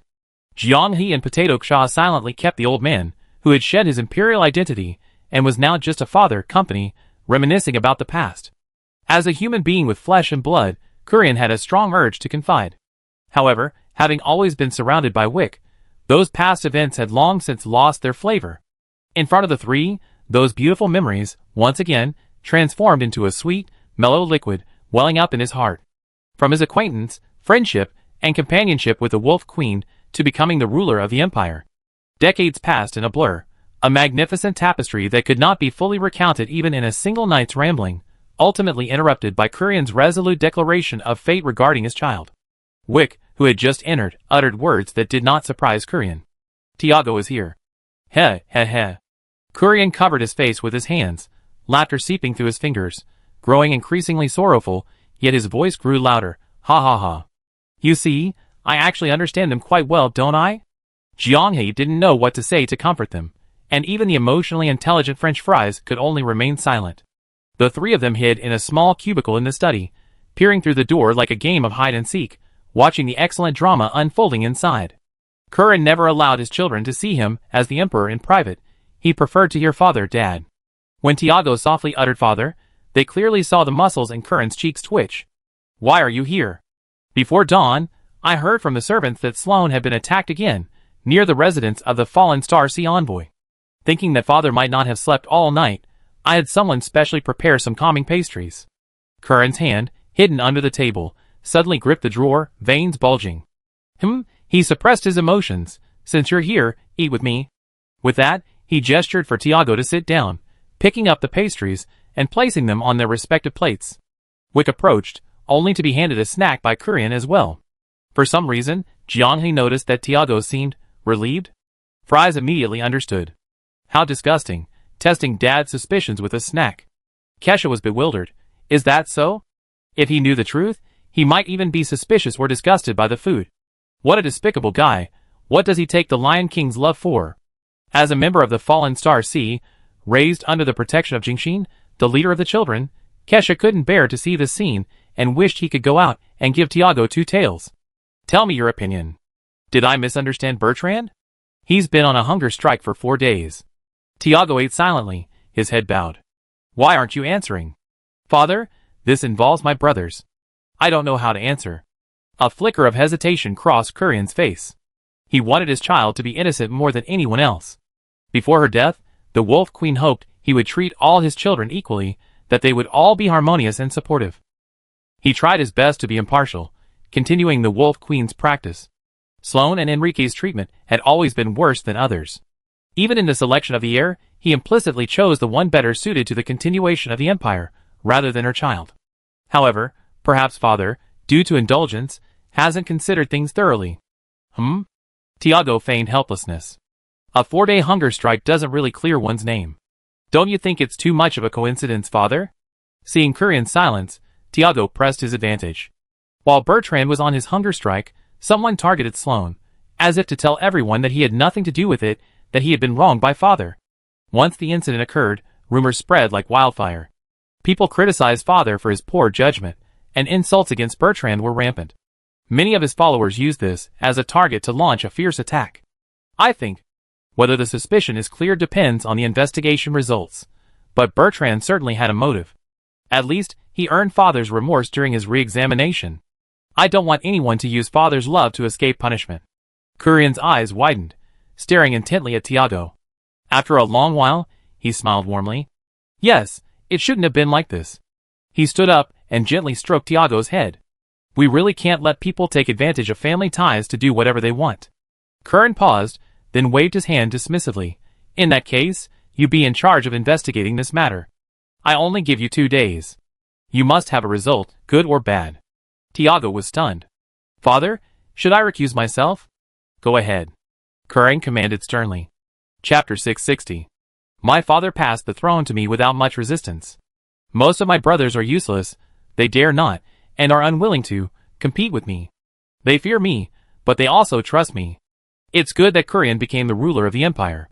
That way, we won't be inexplicably purged. That guy is so arrogant, he thinks the older brother should take care of the younger one. I have indeed taken good care of them, since they were little. They can continue their noble lives peacefully, while I carry the empire forward. Sometimes I envy them. Whether you believe it or not, if Wick and I encounter them again, I will not hesitate to give up the inheritance. I'm tired of patching up this empire, it's too boring. Curran looked up at the sky. Jianghe read his lips, and felt that the word he changed to was meaningless. Perhaps at this moment, it was the second weakest point in the Lion King's life. The first was the death of the Wolf Queen. Actually, soulmates are a very mysterious, probabilistic issue. Before encountering them, discussing true love is laughable. But if you truly meet someone who resonates with you, who can stop you from falling for them? Jianghe understood Curran, because he truly possessed a set of fries he'd eaten since his past life, each bite more delicious than the last. But you are still the ruler of the empire. Wick entered, offering maple syrup at the opportune moment. Jianghe remembered this taste. It used to be prepared for Curran by the Wolf Queen. After the Wolf Queen left, it was Wick's wife. And then Wick. That encounter years ago ensured that Curran would always have someone preparing maple syrup for him throughout his life. Otherwise, what else could I do but abandon the empire and leave? Curran smiled bitterly. That would be too irresponsible. The empire isn't our toy. Tiago deeply disappointed Curran. His expectations for his eldest son had once been on par with Sloane's. The firstborn child, the eldest son who enjoyed everyone's love and affection. Why had he turned out like this? He and the Wolf Queen couldn't recall raising him to be someone who could so readily kill his own blood relatives. His actions were full of underhanded tricks, and he was always so self-righteous. 2 days. Let fate decide. I won't punish you. If there are gods in the inner sky, let them punish you. Fries understood Kurian's self-comforting tone. Tiago was given this hint, and then abruptly entrusted with a heavy task, even one with a time limit. His already astounding abilities were only going to be more outrageous now. The emphasis of astounding wisdom is always on the astounding nature, not the wisdom itself. In a dark room in Tiago's mansion, a dozen people sat around a round table. Those who came at his behest were all his most trusted confidants, many of whom had been hidden in the capital for years, even decades, without being discovered by the Imperial Guard. Some were legacies left to him by his mother, while others were outstanding talents he had further cultivated using these legacy resources. Tiago rarely contacted them proactively, a practice stemming from his mother's and father's earnest teachings. If you have anything good, never show it to anyone. Hide it deep, even deeper. Tiago casually described the task he received after today's audience. For a moment, those present reacted with surprise, elation, and confusion. Tiago tapped the table lightly, silencing all the noise. This is a rare opportunity. Bertrand's supporters are extremely difficult to deal with. He's currently trying to gain Father's sympathy through a hunger strike. If we can move Father's heart, our escape is only a matter of time. Given Bertrand's personality, he'd definitely go to great lengths to gather information, and might even join forces with Sloane. Someone tentatively asked, Your Highness's idea is to ensure Bertrand never gets a chance to emerge? Tiago nodded slightly.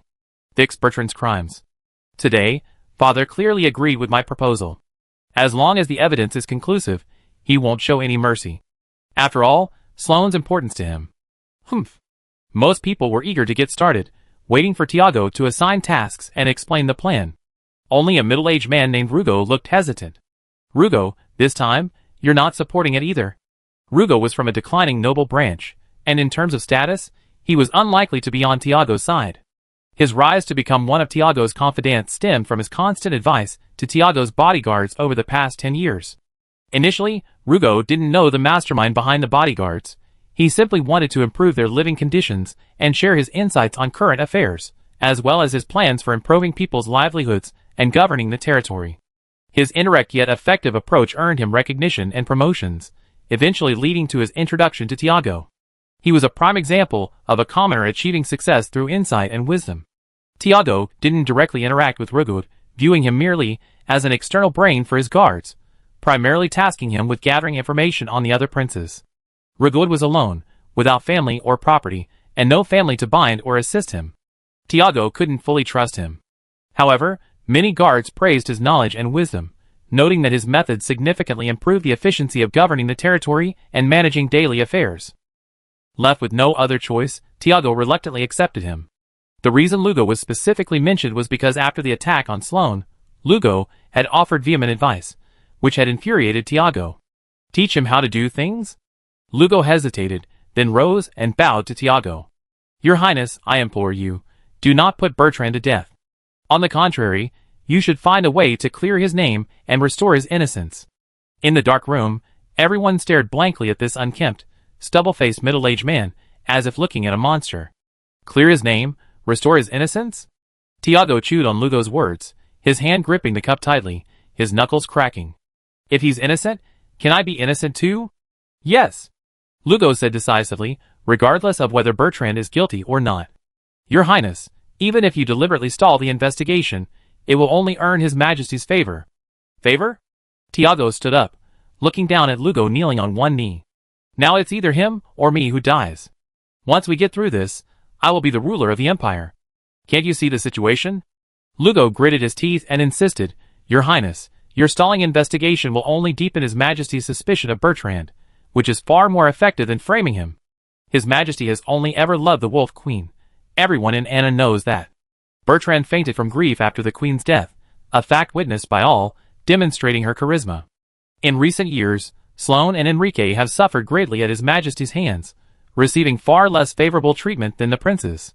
He was the last to receive the title of prince, and doesn't even have his own land to collect taxes, relying solely on His Majesty's private funds to maintain his residence.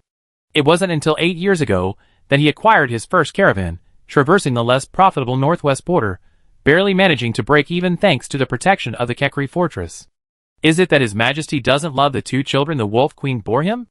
Lugo glanced up at Tiago's increasingly tense face, then decided to go all out.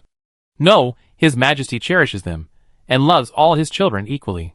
Therefore, he can only clumsily learn from the Wolf Queen's method of suppressing her own children to give everyone a sense of balance, making each prince feel that he is not biased. Just look at Prince Enrique's sordid deeds.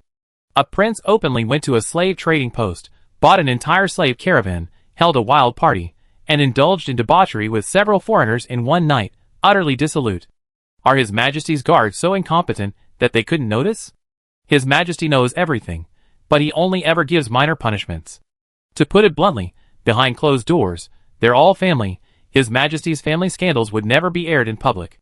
This is His Majesty's greatest weakness. He is a lonely man. Besides Wick, no one else. With trust. The Wolf Queen died young, and the Bertrand family has a history of betrayal, yet he remains wise and insightful, not sensitive, suspicious, or senile, far surpassing all previous rulers of Anna.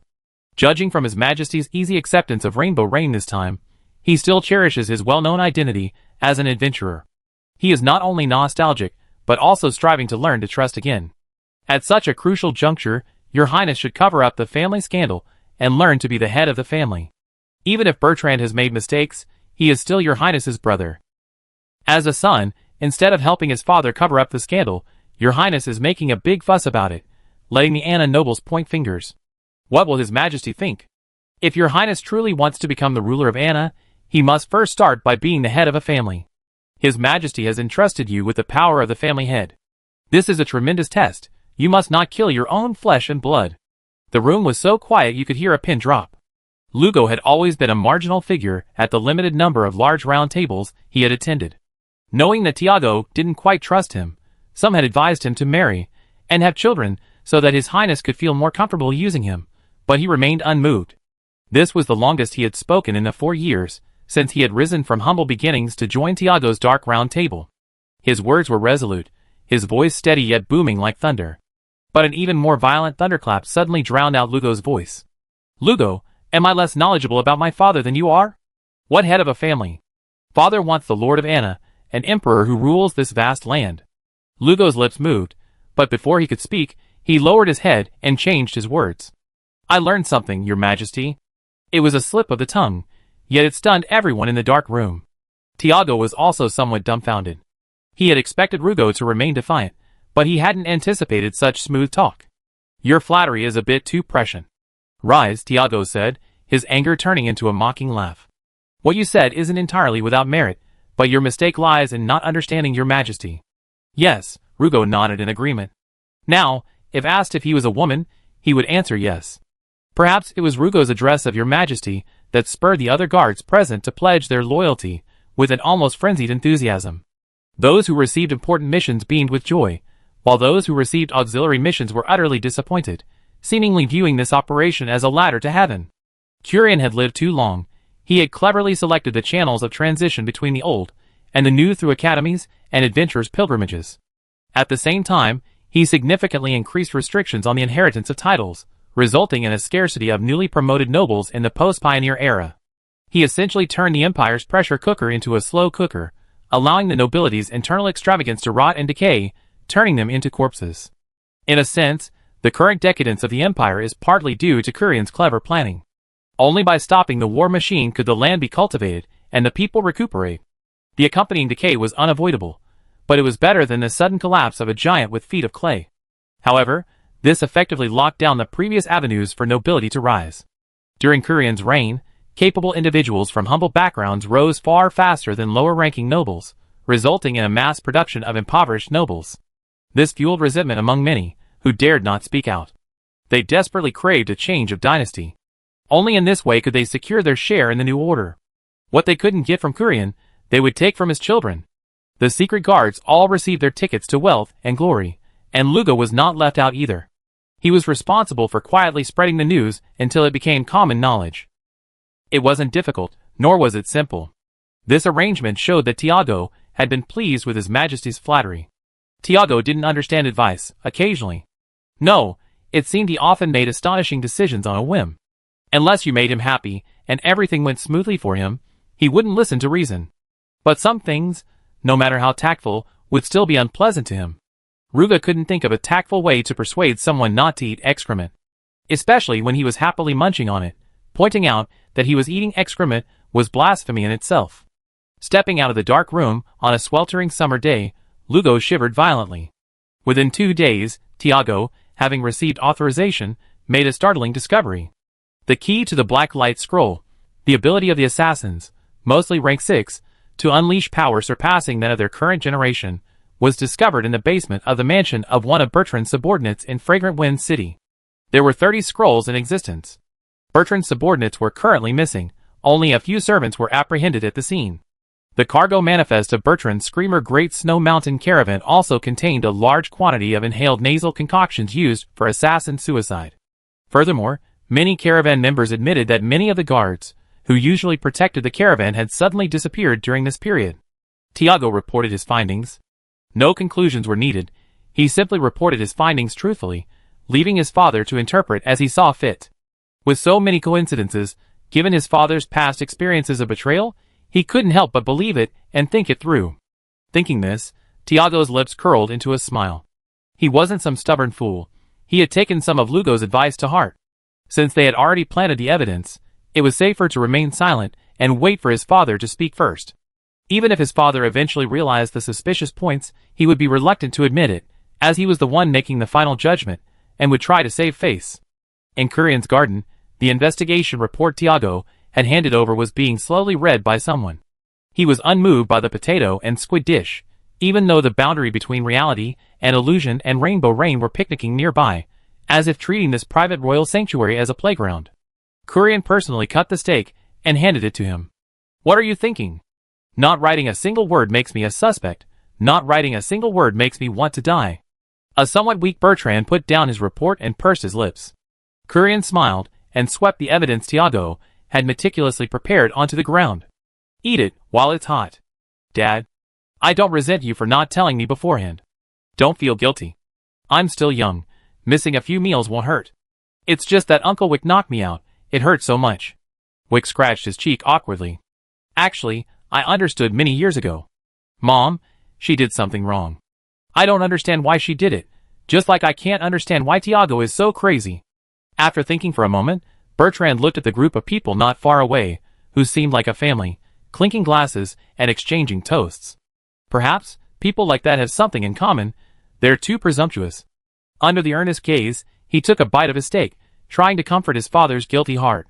Seeing the situation resolved, Potato, accompanied by Fries and Kesha, approached. "Looks like the misunderstanding is cleared up." Bertrand stood up. "We let the fallen Star Sea envoy see Anna's humiliation. Don't worry, there are still 10 days left. Once Tiago's news gets out, all the difficulties in the negotiations will disappear." Kesha's tail was wrapped around Potato's waist. She asked in surprise, "You're going to publicize Tiago's misdeeds? This is the fastest way to thwart the noble's counterattack." Curian's eyes narrowed slightly. "Giza must die. More important than the royal family's reputation is preventing the Anna continent from being plunged into protracted war." Right, that's it." Jianghe and French Fries could almost see the tears welling up in each other's eyes. Tears of joy. They had toiled tirelessly for 3 years, constantly worrying and reversing the course of history, all to prevent this war that was destined to plunge into the abyss. Like the final tribulation of 81 tribulations, Tiago wasn't particularly difficult, but his nasty nature nearly wiped out all their efforts, sending them back into the cycle. Bad people aren't scary. In the game, in her past life, in the Anna world, and on the boundary between reality and illusion, she had seen many evil types, but their evil was generally logical, purposeful, and based on the subtle clues of a profit chain. What's scary is when a fool has a sudden inspiration, and pulls off some amazingly clever maneuver. They racked their brains, but couldn't defeat him, thinking they had fallen into a Minotaur's labyrinth set up by a powerful being. Originally, they said they would finally chop up the culprit once they found him, but since Curian wanted to parade him out in public, French Fries had no choice but to retract her spatial slash. She now had only one request. "Your Majesty, could you perhaps torture Tiago? I really just want to know the logic behind all this. There's no other reason, I'm genuinely curious." She wouldn't be able to sleep a wink if she didn't hear Tiago's account. Hadron, who who had been planning to drag the potatoes back to continue grilling skewers for everyone, immediately brightened up upon hearing this. I want to hear too. If you don't torture him, I torture your Anna. Believe me, I breathe fire and burn down your palace. Hadron's lips were already gleaming with fire. She was serious. Ksha quickly followed up. We represent the fallen star sea to listen in. Gloria raised her hand. Then I represent the continent of Devland to listen in. I feel like ants are crawling all over me if I don't hear it. Then let's. Elsa immediately changed her tune after being elbowed by the humanoid slime king.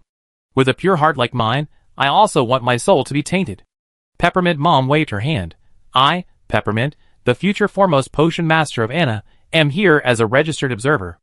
Alna, who had been eating elemental essence fed to her by Sloane, raised her hand when she saw everyone speaking enthusiastically. I represent the dead. The jailer clicked his tongue.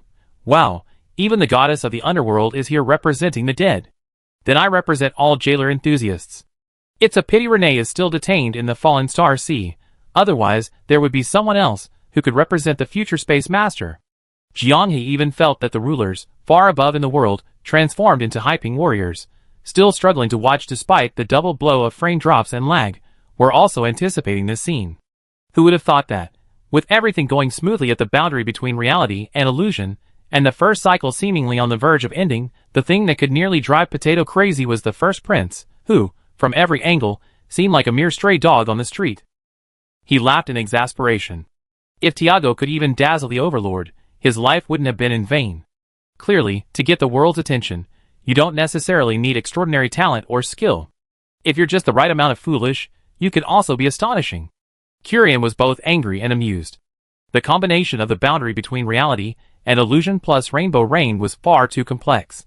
Since so many people were curious about the royal family's messy affairs, he decided to let loose.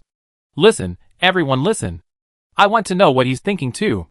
This time, Wick's guards didn't let the living, breathing person right under their noses escape.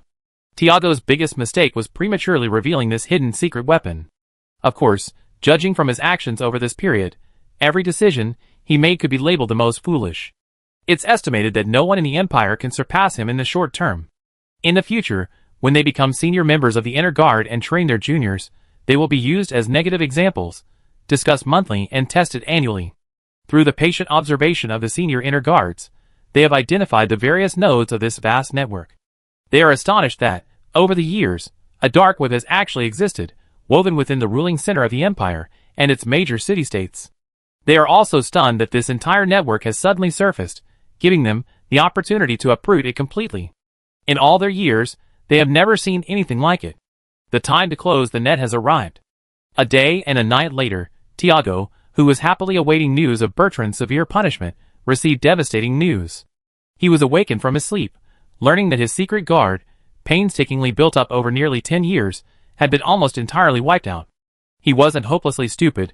A chill ran down his spine as he understood his father's intentions. At that moment, Tiago suddenly remembered Rugo's advice. His Majesty is the head of the family. Yes, the head of the family. Then his father wouldn't punish him as emperor. He was just an ignorant child, he had done wrong, and what awaited him was only the family rules and regulations. Tiago instantly recalled Rugo's profound and insightful words. Awakened by the servants, he staggered, scrambling to put on his clothes, and his legs giving way as he boarded the carriage to the palace. As long as I plead as a child, everything will be all right. Chapter 661. In the garden where Curian was picnicking, a guard quietly reported the progress of the capture. A detail caught the Lion King's attention. Oh, you mean, while you were on your operation, a core member of Tiago was exchanging assets, packing his bags, preparing to escape? The guard nodded vigorously. Suspecting a leak, we detained him separately, but no matter how we interrogated him, he wouldn't utter a word. Curian stroked his beard, gave a light snort, his eyes sharp. Interesting, bring him here. A short while later, a middle-aged man, clearly having suffered from the guard's memory-restoring technique, appeared in the garden. Blood was still on his nose and mouth, and he looked disheveled and unkempt. He was held by the guard's shoulders, unable to move, and could only lift his head with difficulty after being given permission. The moment his eyes met the Lion King's, Rugo trembled. Curian wasn't always warm. It was a gentleness unique to his close advisors. At this moment, he was as majestic as a lion, his eyes filled with chilling coldness. Rugo, is that your name? Yes, yes. The oppressive aura of a superior was fully displayed at this moment. Unlike Tiago, who could shatter Rugo's psychological defenses with just a glance. Who in the inner guards leaked the information to you? No one. You had already prepared for your escape before the inner guards operation, taking out a considerable amount of magic crystals and gold. Kurian sneered. My son is quite capable. Even the inner guards under your command, Wick, have leaked information. Wick coldly glared at Rugo, preparing to take matters into his own hands. Jianghe and French fries both got goosebumps. Kurian's tone was calm, revealing no emotional fluctuation, but sitting beside him, one felt a chill run down their spine. No, it has nothing to do with anyone, it was me. I suddenly realized, Your Majesty, it was intentional. Kurian waved his hand, signaling the guards to release him. With his shoulders freed, Lugo collapsed to the ground. Convince me, or Wick will use some old tricks. The guards' traditional techniques include many exquisitely cruel tortures. Lugo didn't hesitate, recounting in detail the analysis they had conducted at the round table in the secret room 2 days prior. He had spent 2 days pondering this, finally realizing with horror that Tiago was likely beyond saving, and thus quickly sought to protect himself. Bertrand couldn't help but show a hint of admiration. A fallen nobleman, almost starting from scratch as a commoner, had analyzed things so logically. If Tiago had listened to you, perhaps. Kurian sneered, narrowing his eyes, as he scrutinized Lugo again. Wick understood the implication, and ordered the guards to take him away. He's a capable man, you can use him in the future. One sentence decided Lu Gao's fate. The Lion King was always like this, as long as he approved, birth was never an issue. Seeing this, Bertrand stepped forward and knelt on one knee. I don't need to. Father, I rather kill freely. Bertrand's brief sentence made the room silent. Do you know what you're saying? Father, I know very well. Bertrand said, you should know that I never gathered any power, they just thought I was cheering them on. They voluntarily came to my side, I never made any promises to them. I enjoy killing other races because I enjoy it. They shout to kill other races because they can profit from it. Kurian couldn't help but facepalm. From any perspective, Bertrand's words were sincere. Under the shadow of Tiago's recent bloody assassination of his kin, Bertrand's voluntary withdrawal from the competition was undoubtedly for the sake of the Empire and Kurian. However, his motives were truly terrifying. Father, to be honest, I really can't imagine what it would be like to be the Lord of Anna. Once you become Emperor, you have to be like you, sometimes mending clothes, sometimes serving the people. Using imperial power to kill a few other races will only invite criticism from the nobles. That's too boring. Why not let Sloane do it? That way, I can hunt down criminal inferiors into Anna's territory, but if I use them for trial and execution, he can provide cover. Stop! Kurian felt dizzy. He was both shocked by Bertrand's humility and chilled by his outrageous behavior. Less than 2 years after the Wolf Queen's death, Bertrand had become an elegant butcher of the barbarians. He would occasionally travel to the imperial borders with a few guards, acting on behalf of the lords, to scalp lawless barbarians. The reason he turned a blind eye was because Bertrand always had a legitimate reason for his actions. But bypassing the lords' autonomy, going into their homes, and killing criminals openly protected by the lords, this act of defiance was so sensational that the word that nobles invariably used to describe him was extreme. This elegant state of mind lasted for over a decade, remaining restrained and stable. Was the Wolf Queen's education ultimately good or bad? Jianghe pondered for a while, deciding that once the cycle ended, it would be best to find the Wolf Queen's spirit and have Bertrand's brain checked. Kesha couldn't help but mutter, Curran's children, how come they're all so bizarre? Upon hearing this assessment, Curran could only cover his face, at a loss for words. Prince Tiago has arrived. The guard's announcement brought clarity to everyone's minds, which had been in turmoil because of Bertrand. The moment Tiago stepped into the garden, his face contorted with fear, his muscles trembling uncontrollably. His lips moved, and he roared, his voice cracking as he shouted, Father, I know I was wrong.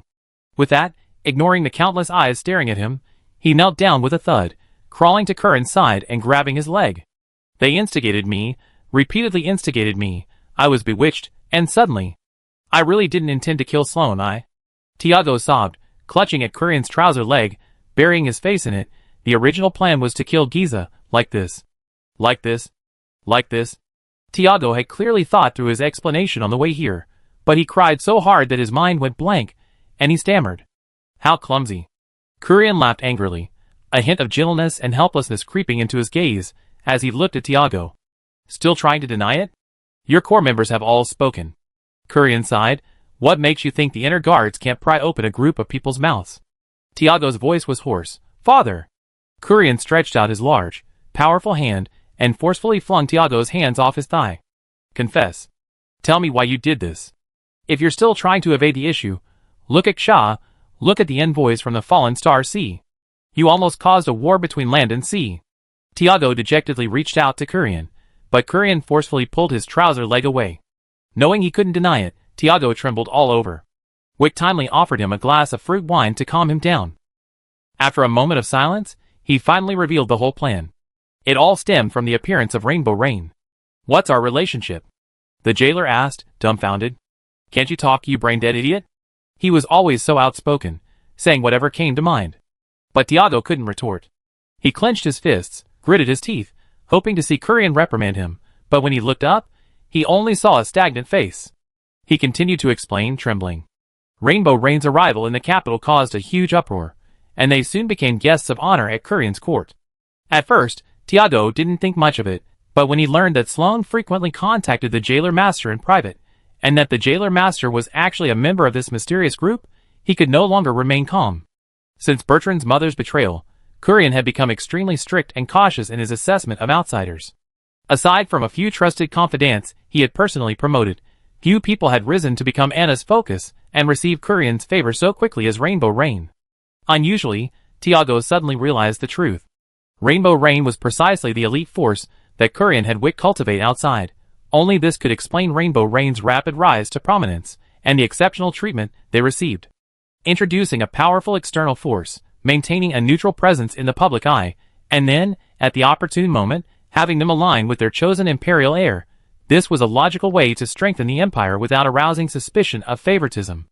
After much thought, Tiago felt the hypothesis was increasingly plausible. Hearing this, Kurian's breathing became heavy. He kept trying to suppress his rising agitation with alcohol. The onlookers exchanged bewildered glances. Now that it seemed to be related to them, especially the jailer. Sloane's frequent requests for articles naturally led to him being misunderstood. What are you doing? It makes sense here, but doesn't assassination at the port make sense too? The jailer roared. The Siren's declaration of war is in our hands. A major war is just around the corner. You're telling me a normal person would do something like this? Kurian, suppressing his anger, asked, why choose to attack when the Siren and Sloane are at their crossroads? Is this also part of your far-sighted plan? Tiago lowered his head, his voice trembling. I think, even if the Siren's attack is suspected, the old nobles in the country certainly won't let a rising star get a piece of the pie. They will. They will try their best to avoid war. You think? Kurian's voice suddenly rose, a roar like thunder. Tiago's head almost touched the ground, trembling. This time, Jiang he understood. Tiago's plan was full of subjective speculation. Kill Sloane, let the old nobles become a moat, and have them all say, we can't fight. How will we make money if we fight? Creating a counterbalance within the country. Tiago had also included his elderly father in his calculations. For the sake of domestic harmony and stability, even with Sloane's death, his father would strive to de-escalate the situation and prevent a direct conflict between Anna and the Siren. So, you had a sudden inspiration and framed Bertrand? Tiago dared not look up.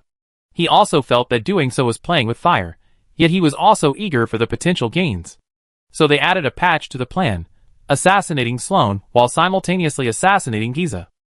This operation was bait, meant to make those present realize someone was trying to cover something up, and then, upon their return, to question the possibility of the Siren's assassination, thus preventing the nobles, who were clamoring for war, from actually gaining an overwhelming advantage.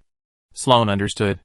Then you use your own guards to stir up trouble, shifting suspicion to Bertrand.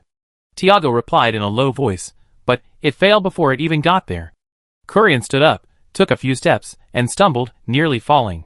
Bertrand and Sloane beside him quickly caught him, urgently calling out father.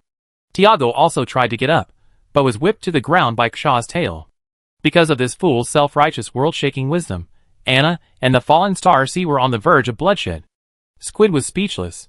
It's like a card player carrying a bunch of counter-strategy cards, his mind filled with imagining what the opponent will do first, what they do second, yelling, heh, just as I predicted, I have all the counter-strategy cards, so I counter them all, and naturally won.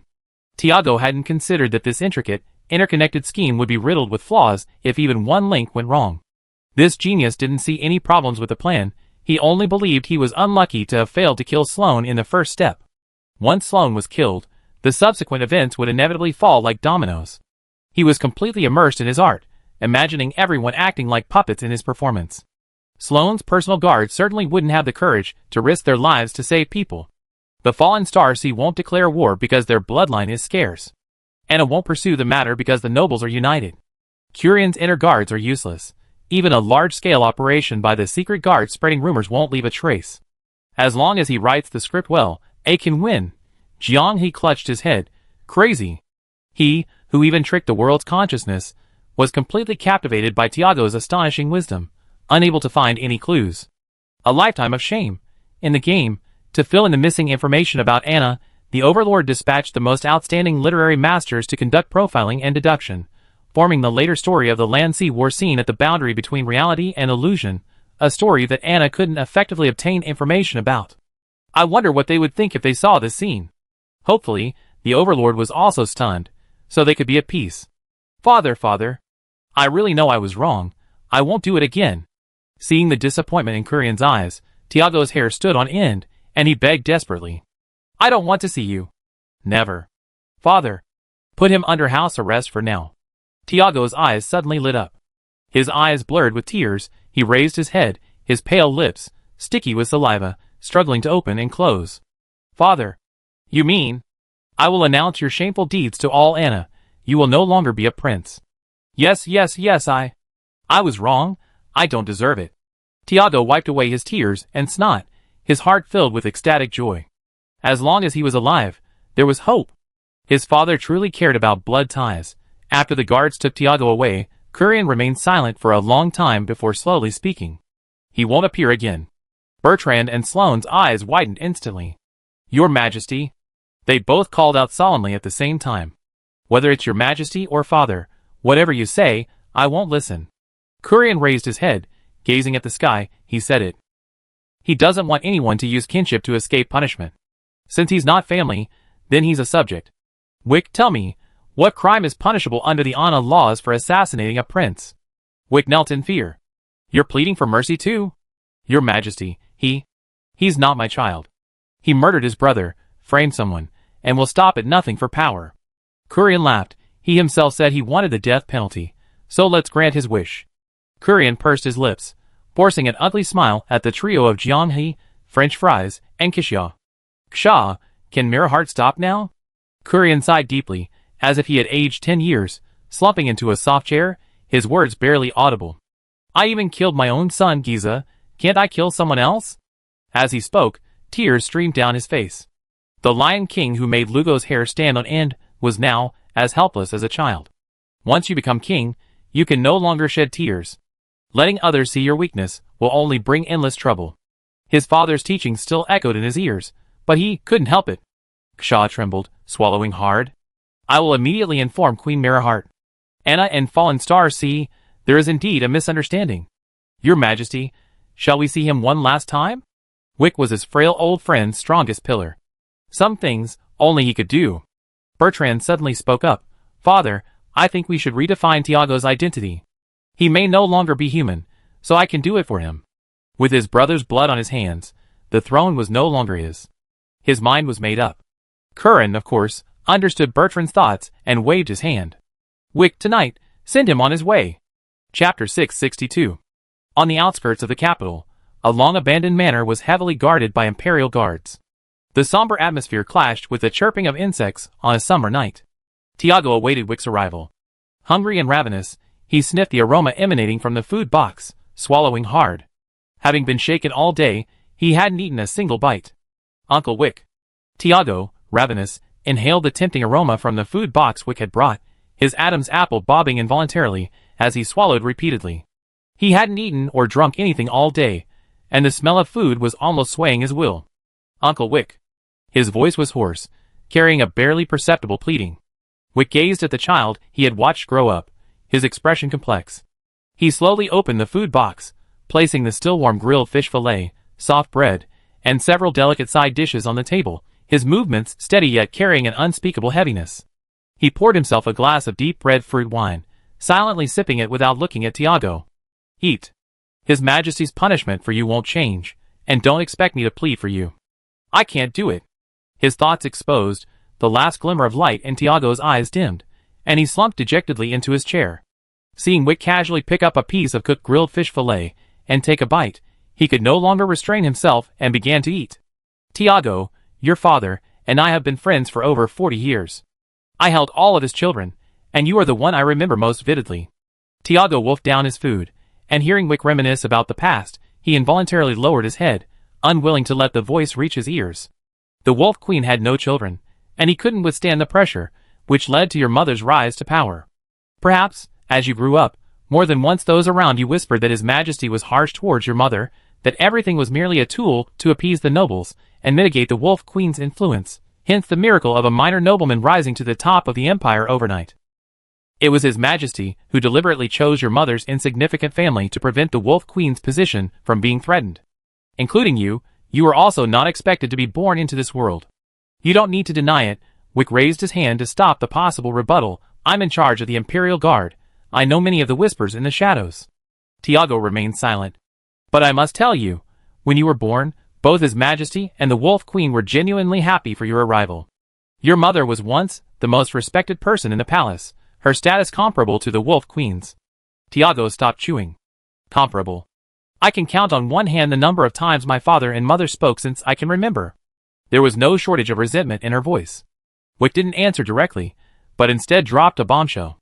You know, when you were 3 years old, the night the Wolf Queen gave birth to Sloane, you were once considered the heir to the empire? Tiago looked up sharply, staring at Wick in disbelief, his whole body trembling involuntarily. The Wolf Queen asked His Majesty to do so. She didn't want His Majesty to show excessive favoritism because of Sloane's birth.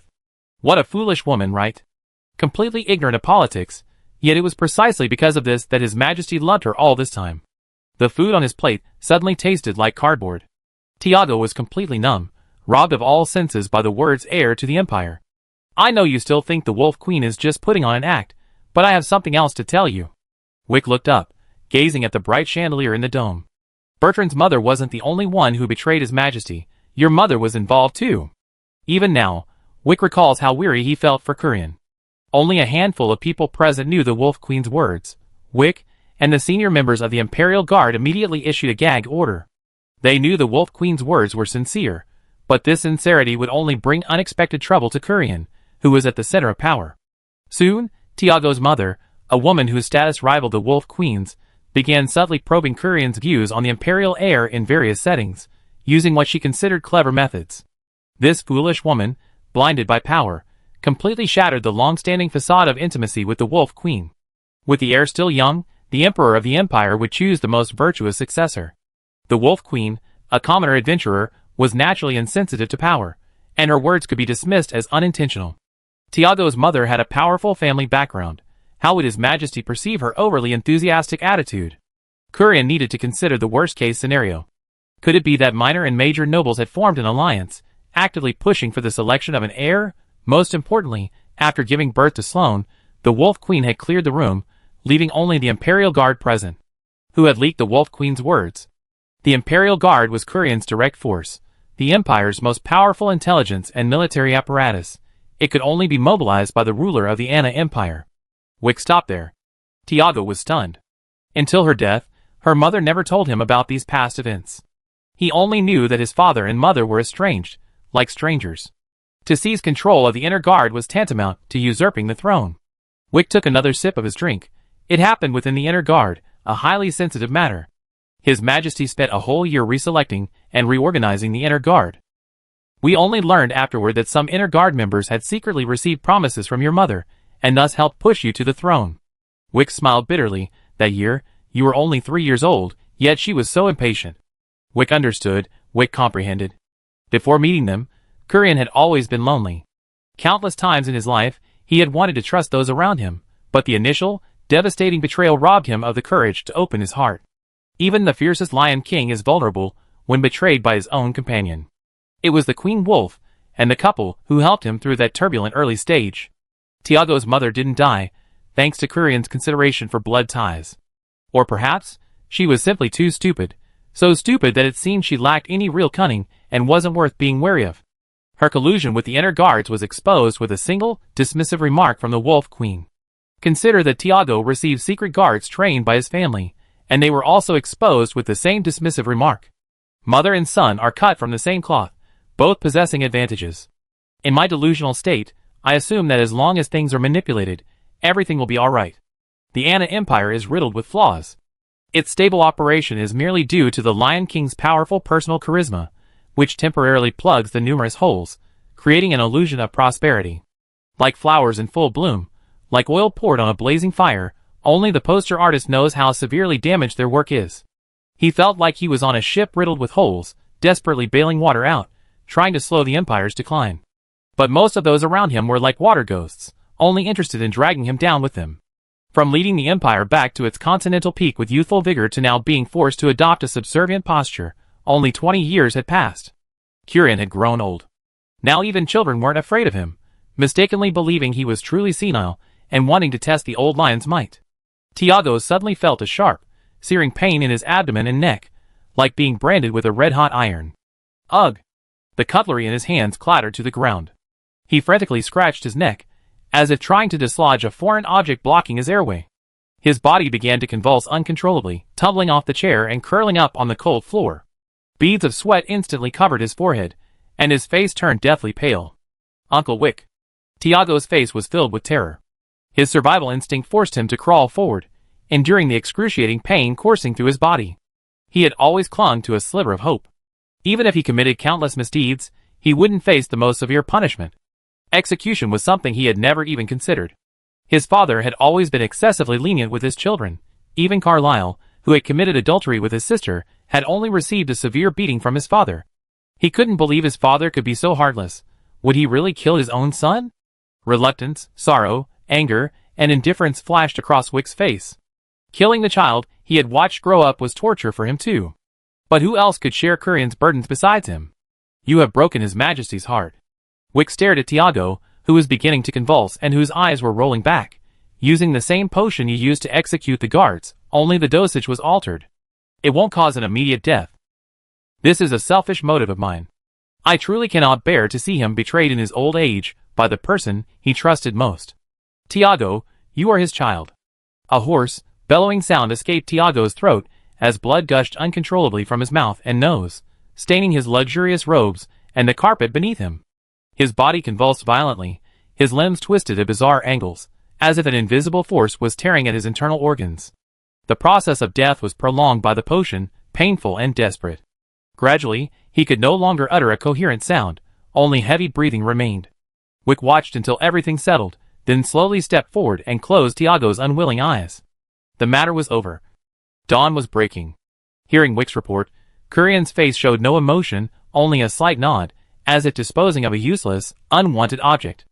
As Wick was about to leave, Kurian called him back. The Fallen Star Sea has halted its Legion's assembly. The sea creatures will not launch an attack for the time being. Kurian picked up a wine glass and forcefully shoved it into Wick's hand. Anna has had another peaceful day. Only then did Wick smell the strong scent of alcohol on Kurian. His departure wasn't peaceful, was it? Wick answered truthfully, I acted on my own. I guessed as much. Never mind, don't be too angry or sad. Wick didn't want to reopen Kurian's wounds. He sat down and took a sip with him, before asking where the people from the reality and illusion border were. The palace was unusually quiet today. The reality and illusion border and Rainbow Rain didn't treat the Anna Palace as a restricted area at all.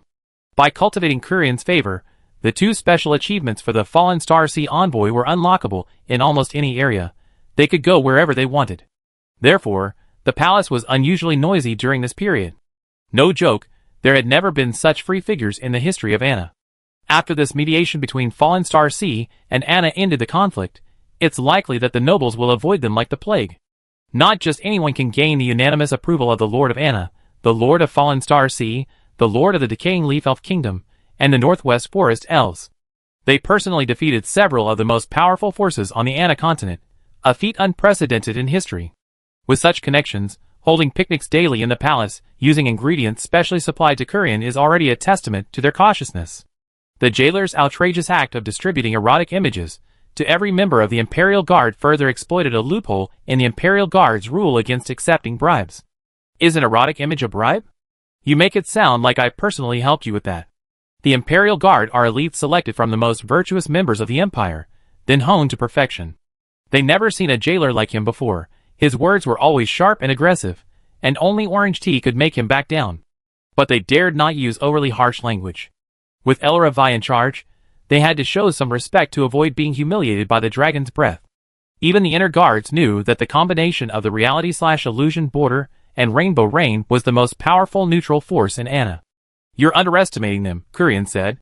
Rainey has joined them too. Huh? Wick asked suspiciously. I heard that their Mint Mom and Rainey have quite a conflict. Conflict? I think they're more on each other's good side. Wick added, the Grelian family is very controlling of Renee, isn't they? They consider rainbow rain an evil practice, so they probably won't allow Renee to have too much contact with it. Now that things have come to this, I think even the Grelians can't control Renee anymore. Their painstakingly nurtured genius is likely to be lured into the boundary between reality and illusion. Kurian made no attempt to hide his excitement. He was happy to see these major magical families suffer setbacks. The boundary between reality and illusion, this big catfish stirring up trouble, was far too friendly to him. Won't they go crazy? Elravai will go crazy too. It'd just be a matter of who goes crazier. Kurian suppressed a laugh. I think the Grelian family has to consider the existence of a dragon to some extent. He hesitated for a moment, then Kurian's eyes narrowed slightly. What's your impression of Dussel? A master of spatial magic, huh? A kind and approachable person, a good man. Kurian took a sip of his drink, pondering for a while. The people at the boundary between reality and illusion seemed quite wary of Dussel. Oh! During our casual conversation, I mentioned that if they kidnapped Renee, Green and Dussel would cause them trouble. Kurian seemed thoughtful. Green and the others looked down on him, but when it comes to Dussel, they seem to hate him, especially Elravai. Do I need to use my inner guards? Shall we investigate? No need. If my guess is true, we have the answer soon. Wick pondered, not interfere. From my observation, the reality virtual boundary hasn't misjudged a single situation. Potato's insight is strange. Sometimes it makes me feel like he can see the future, Kurian said. Actually, the old guard also reported Dussel's anomaly back then, but it wasn't taken seriously.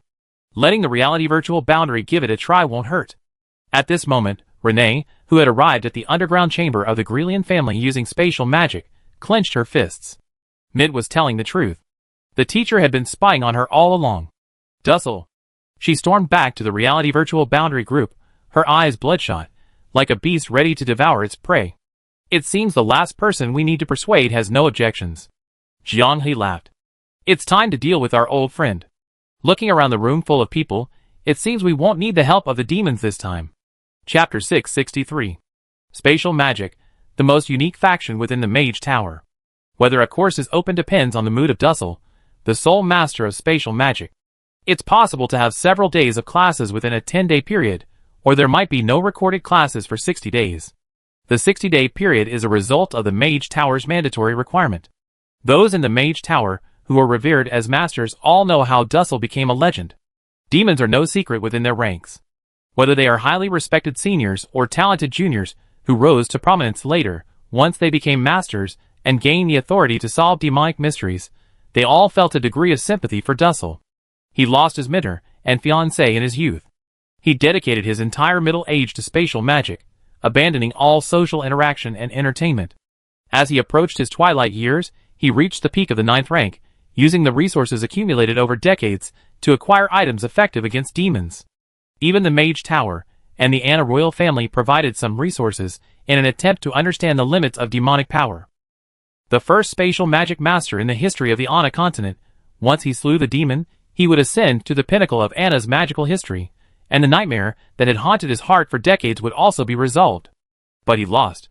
Even his spatial magic, capable of tearing through space to evade pursuit, was no match for the torrent of thoughts formed by the demon from the Great Snow Mountain. The 3 Suitor Heartstones, most effective against mental magic, all turned to dust and vanished after the battle. The demon made the Mage Tower realize for the first time that the Suitor Heartstones also had an upper limit on their ability to suppress mental magic. Dussel suffered a crushing defeat. Most of his life's struggles and efforts were in vain. After a fierce battle at his peak, it seemed as if a change in his spirit had caused his rank to become unstable, and even his assessment could no longer remain at rank 9. The masters unanimously agreed on their colleague's character. He was a pitiful man. Perhaps due to the lingering echoes of painful memories from his youth, Dussel remained unmarried throughout his life, a fact that newcomers to the Mage Tower often lamented. While his spatial magic courses were conducted casually, Dussel meticulously taught each lesson, from beginner to advanced, without reservation. Perhaps due to his lack of offspring, he was always kind and approachable to his students, lacking the arrogance often associated with high-ranking mages. As a master who pioneered a new chapter in spatial magic, a figure of epoch-making significance, he once said in class that his life was gradually drawing to a close, and therefore, he would decipher all existing spatial magic within his lifetime. As for how much future students would learn, or whether they would stray from the path and cause magical accidents, that was entirely up to fate. This enlightened act naturally won the support of many newcomers to the Mage Tower. Opening up knowledge is a great achievement in any era. To ensure a seamless transition from theoretical knowledge to practical application of spatial magic after its open-source release, Dussel's foundational spatial magic theory classes were packed with material. When Renee arrived at the Mage Tower, Get Out of Class had just ended, and many students lingered, surrounding Dussel with questions about the problems they had marked in their notes. Dussel patiently answered each one, welcoming all. He always wore a warm smile. Renee couldn't help but clench her fists, goosebumps rising all over her body. She felt incredibly honored to have a teacher like Dussel. She could find fault with everything her family arranged for her, but Dussel's arrival, the moment he opened the door to spatial magic, allowed her to truly experience the allure of magic at a higher level. During the lowest point of her conflict with the entire Grelian family, it was Dussel, as her teacher, who gave her the patience to ignore the family's noise and focus on her studies. She even once longed for, and fantasized about, that her father could be like Dussel. All of this crumbled the moment she learned that beneath the pet graves in the yard lay Dussel's spectacle. Back at the boundary between reality and illusion for a long time, she couldn't help but shiver and gag violently. The physical discomfort caused her to vomit several times until only thick, stringy liquid remained. She suddenly understood Curian's strength. Betrayed by those close to her several times in her life, falling into the abyss time and again, yet still managing to stubbornly return from hell. Just how strong a mental fortitude does that require? And even so, to calmly examine and distinguish the boundary between reality and illusion, to choose to believe, what kind of experience and wisdom does that require?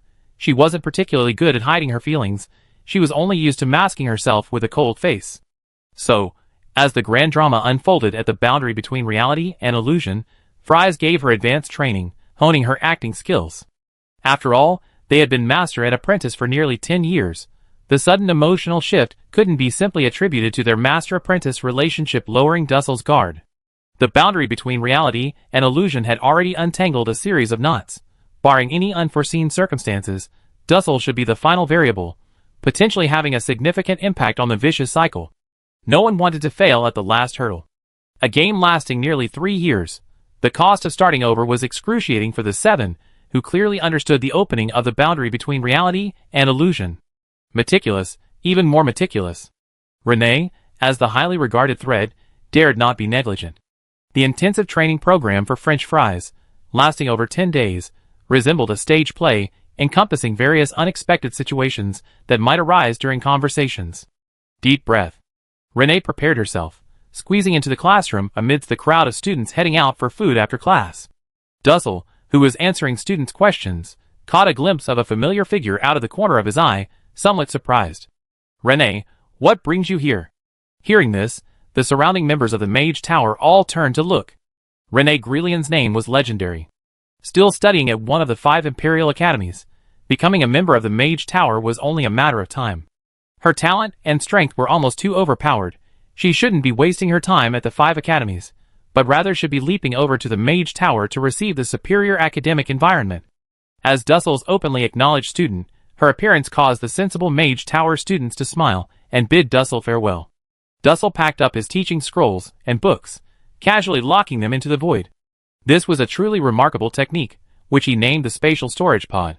He temporarily carved out a small space, fixing its coordinates with his own magic to prevent himself from getting lost in terms of space and magic.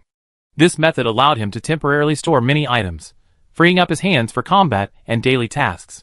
However, this technique currently requires a very high level of proficiency in spatial magic, so Dussel is still working on improving it and hasn't publicly announced this achievement. It's only known among the masters of the Mage Tower. In terms of spatial magic alone, He is undoubtedly the best in Anna. This reminded Renee of what Potato had said. The difference in destructive power between a brainless villain and a villain with a brain is astonishing. The reason the teacher could commit so many evils without anyone noticing was partly due to his concealed identity, but more importantly, because he was also incredibly intelligent. His talent limited his potential, causing him to waste half his life just barely reaching the 9th rank. Among the master mages of Anna, he was considered a late bloomer. However, in his exploration of spatial magic, he undoubtedly fully utilized his affinity for it, creatively developing one groundbreaking spell after another. "You rarely come to the Mage Tower to see me," Dussel said with a smile, walking out of the classroom and back to his designated floor. The first lesson he taught Renee was not to misuse spatial magic, and he practiced what he preached in his daily life. In this respect alone, he was undoubtedly a model teacher. What were once all virtues, shining qualities worthy of Renee's respect, now filled her with increasing loathing. Disgusting. Renee remained silent the entire way, only speaking again after returning to Dussel's private floor, closing the door, and setting up a soundproof barrier. "All right, there are no outsiders here, so it's time to open your mouth, isn't it?" Dussel said. "You're not usually one to play coy, but you're acting a bit strange today. Based on your past interactions, if you remain silent, Dussel will definitely notice something's wrong. Once he initiates the conversation, you can smoothly follow up with your remarks." Fry's prediction was spot on. "Teacher, I've been spending a lot of time with people from the boundary between reality and illusion lately, you know?" Dussel nodded. "Yes, I know. You volunteered to be a hostage in the Fallen Star Sea, a very noble act. The young people from the boundary between reality and illusion also pleaded for you, securing good temporary accommodations, good food and drink. They also have admirably pure hearts. You two can definitely interact more. Does teacher know Ksha?" Dussel took a sip of water and chuckled. "Of course, Ksha of the Fallen Star Sea, that lively siren. Jingxin likes her a lot. There's a rumor that she might be the next ruler of the Fallen Star Sea, but I don't think so. No one can tolerate such a frivolous person. She's better suited to be a priestess." Renee was taken aback, and also wanted to laugh. From the boundary between reality and illusion to Lion King Curian, and then to her own teacher, the evaluation of Ksha was surprisingly consistent. As long as she didn't become the ruler of the Fallen Star Sea, she was a qualified genius. Now that I think about it, her clinging to Potato perfectly fits the future plans of the Fallen Star Sea. Dussel became interested.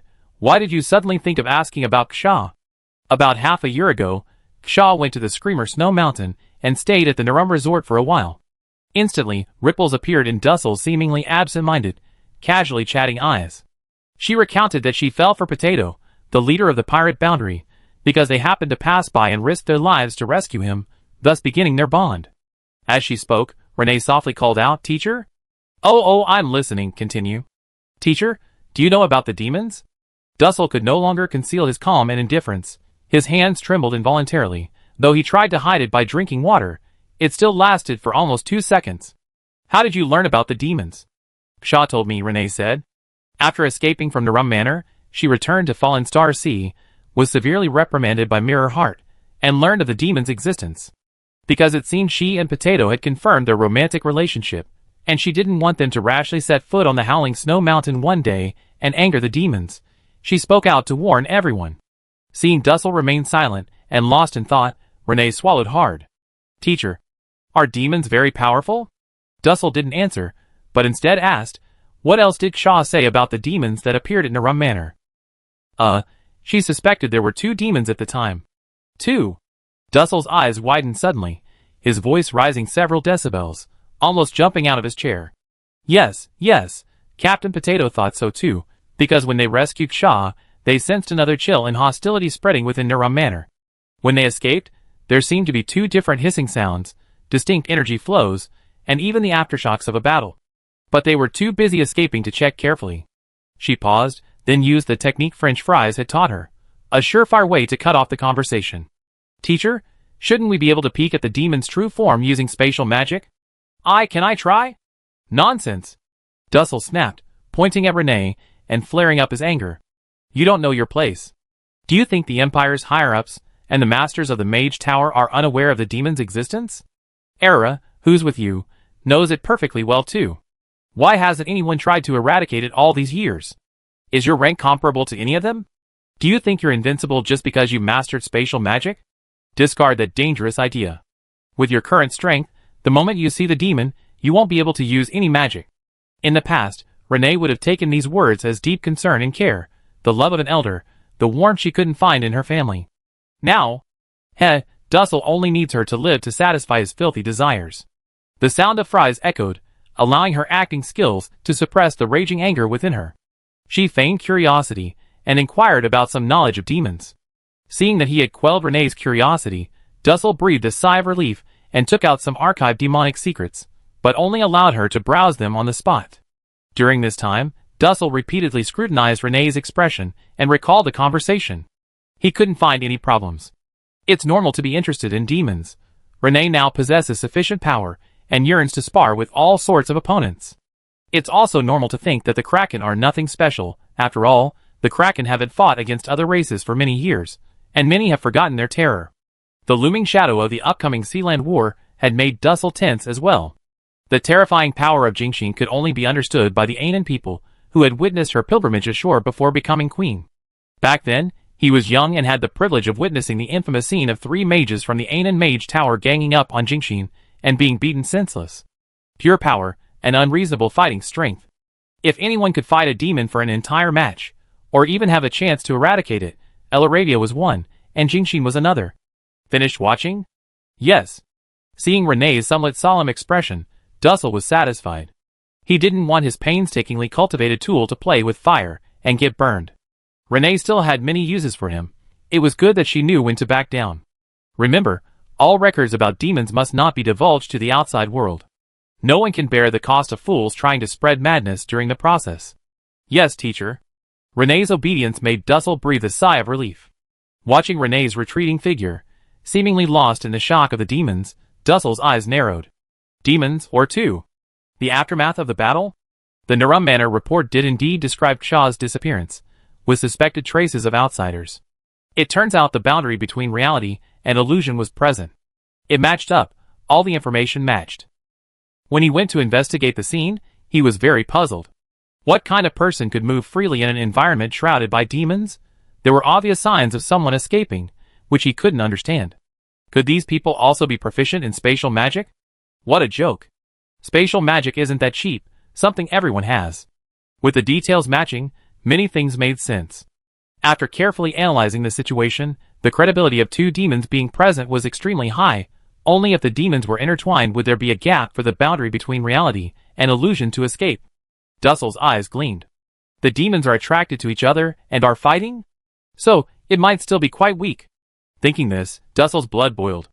Even at his peak, he struggled to kill the demon, leading him to seek out demonic paths to prolong his life and slowly acquire its power. Unexpectedly, the opportunity presented itself. If it really is a demonic infighting, doesn't that mean there will be 2 sets of demonic material remaining? Being injured is good.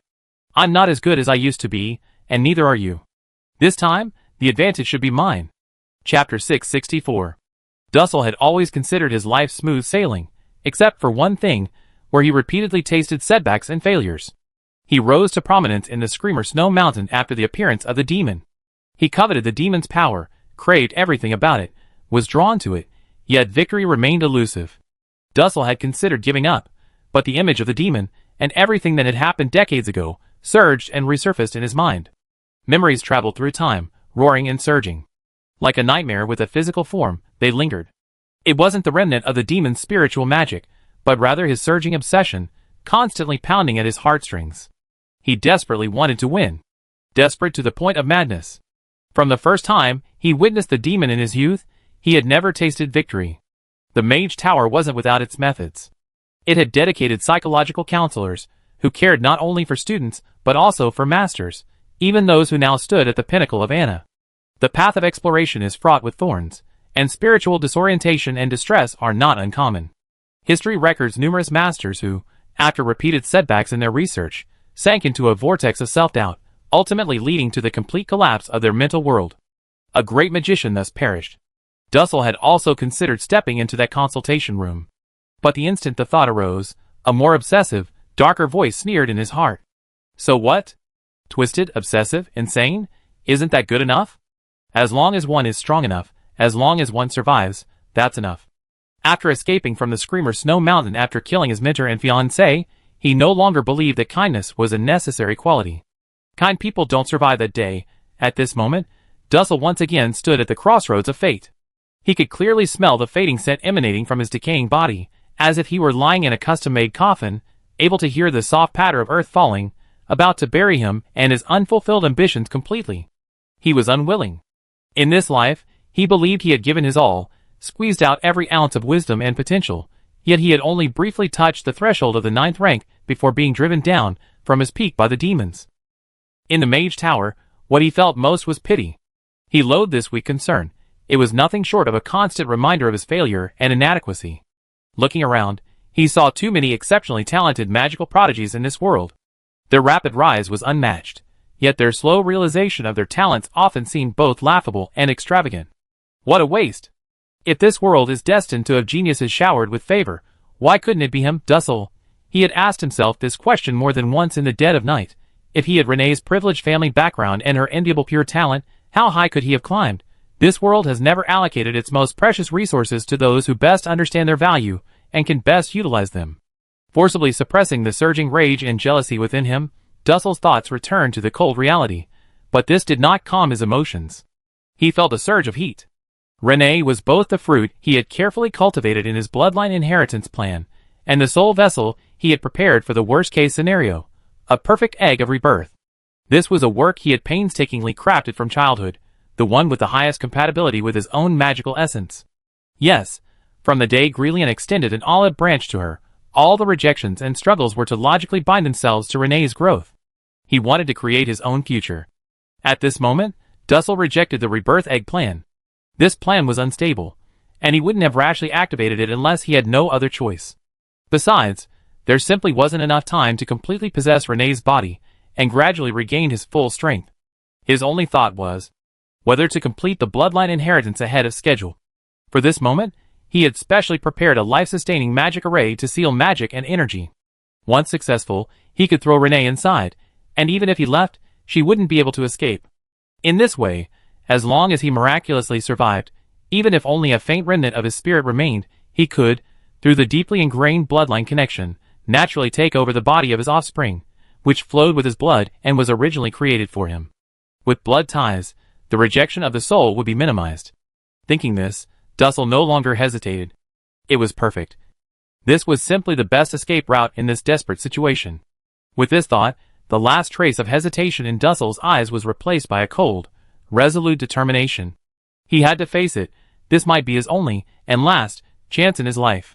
He had lost to that demon too many times for too long. This time, he wanted to win. Outside the window, the sun was setting, and fiery clouds painted the sky a sea of fire, yet they could not illuminate the dark, cold glint in Dussel's eyes. He rose and walked towards his secluded abode deep within the Mage Tower, unlocking layers upon layers of magical seals, and retrieved the precious scroll he had collected over many years at great cost, a barrier specifically designed to counter mental magic. Obtaining these scrolls from the barrier master Arga in the Mage Tower was an agonizing process. Everyone knew that this master, who had first gained Elra's favor, was a prodigy. She was an extremely carefree individual, with an absurdly low output, and often passed out drunk. Therefore, Dussel had to suppress his contempt and scavenge for rare and precious wines, just to barely maintain the trade.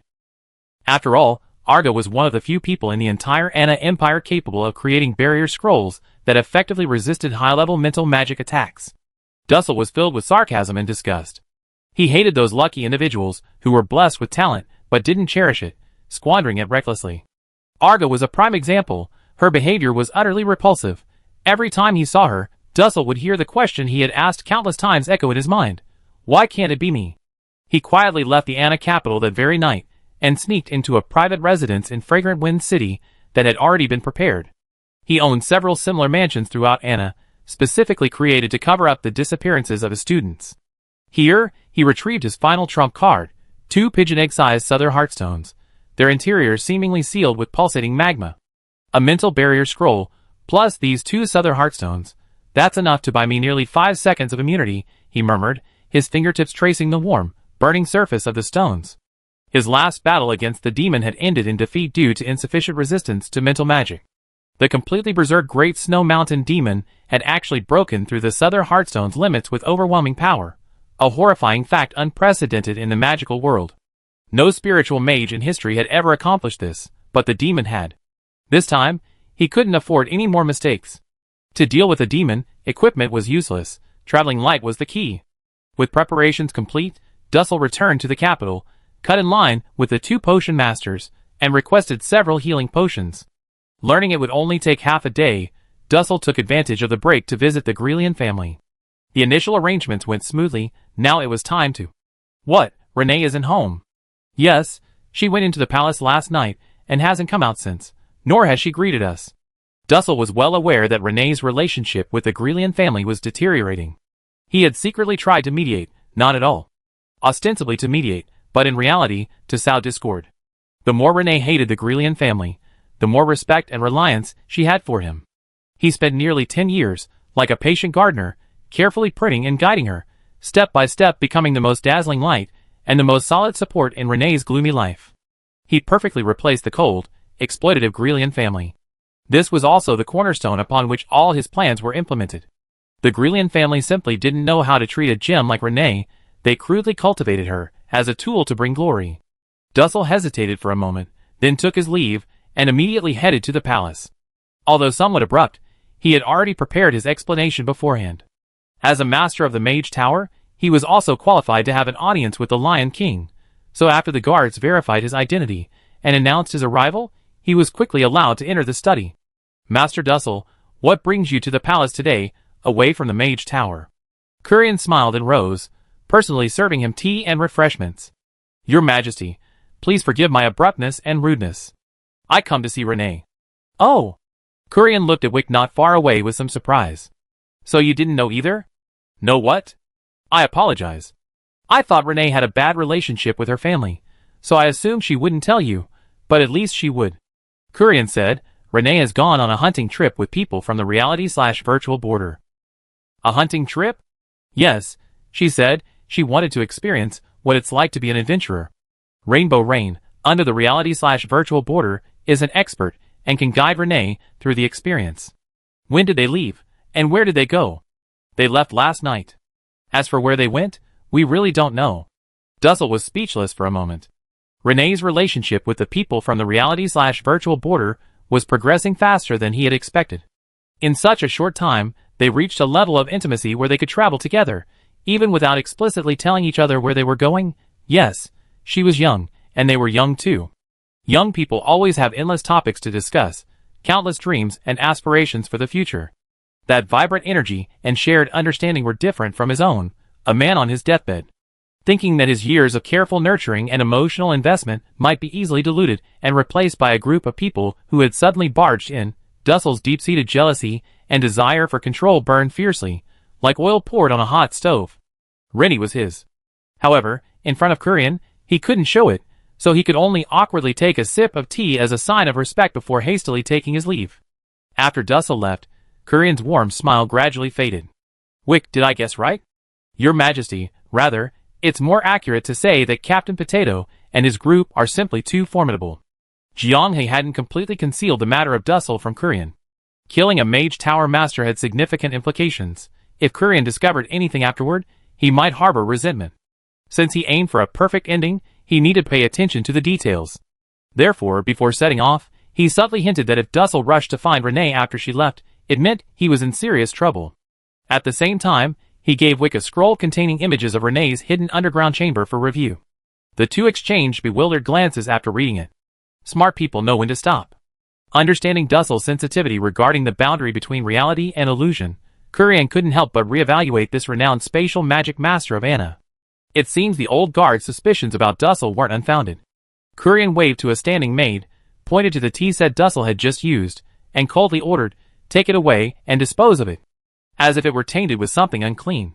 He continued to Wick. After returning from the Great Snow Mountain, Dussel's account of certain key details clearly contains contradictions. Wick explained to the retired or deceased old guards, the mental magic of demons can explain many problems of confused memories and unclear logic. Therefore, even if the older generation had doubts, they couldn't pursue them too much without solid evidence. Kurian nodded. I understand. I didn't mean to blame them. It's just that thinking about it now, it gives me the creeps. His fingers tapped lightly on the table, making a rhythmic sound. If, and I mean if, Dussel concealed some of the truth from us back then what exactly happened beneath the snow-covered truth of the Screamer Mountains that would warrant him deliberately obscuring it in the information about the demons? Could it be that the demons didn't actually kill everyone?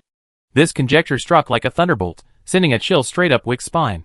It was as if the biting winds of the Screamer Mountains decades ago had traveled through time and quietly seeped into the study. Your Majesty. Wick's voice was hoarse. Let's wait and see, Kurian said. Now that Potato is facing him, Dussel is most likely doomed. It's only a matter of time before those things are exposed. But Dussel possesses spatial magic. Even if Elora and Mirror Heart come, it will be difficult to stop him, won't it? Kurian laughed. If spatial magic were so omnipotent, he wouldn't have been defeated by the demons one after another. Dussel, having left the palace, was unaware of the discussions behind him. At this moment, he had to make another choice. Without leaving behind any bloodline, should he still take the risk? Reason told him he should give up, but... Two demons. Fierce battle. Both sides are severely injured. The echo deep within his heart was like thunder, impossible to ignore. I just take one look. Dussel gritted his teeth. Just one look. Chapter 665. After a long absence, returning to the Screamer Snow Mountain region, Dussel retrieved the last Southern Heartstone stored in the hidden compartment of his local mansion. For years, he had been preparing for the final battle before this body reached its limits. If defeated, he would immediately activate the backup plan and possess Renee. In this way, his abilities and talents would easily achieve a leap forward. For the first 2 days after arriving in Cyan City, Dussel suppressed his inner turmoil, doing nothing but silently probing the town's perimeter like a ghost. A subtle unease was spreading. This feeling didn't come directly from the familiar oppression of the demon, but from something more subtle and elusive. Ever since stepping into this snow-covered region, his mind had been inexplicably restless, as if a subtle voice echoed deep within his mind, urging him to leave as soon as possible. It was like the lingering shadows of past failures, the whispers of his inner demons.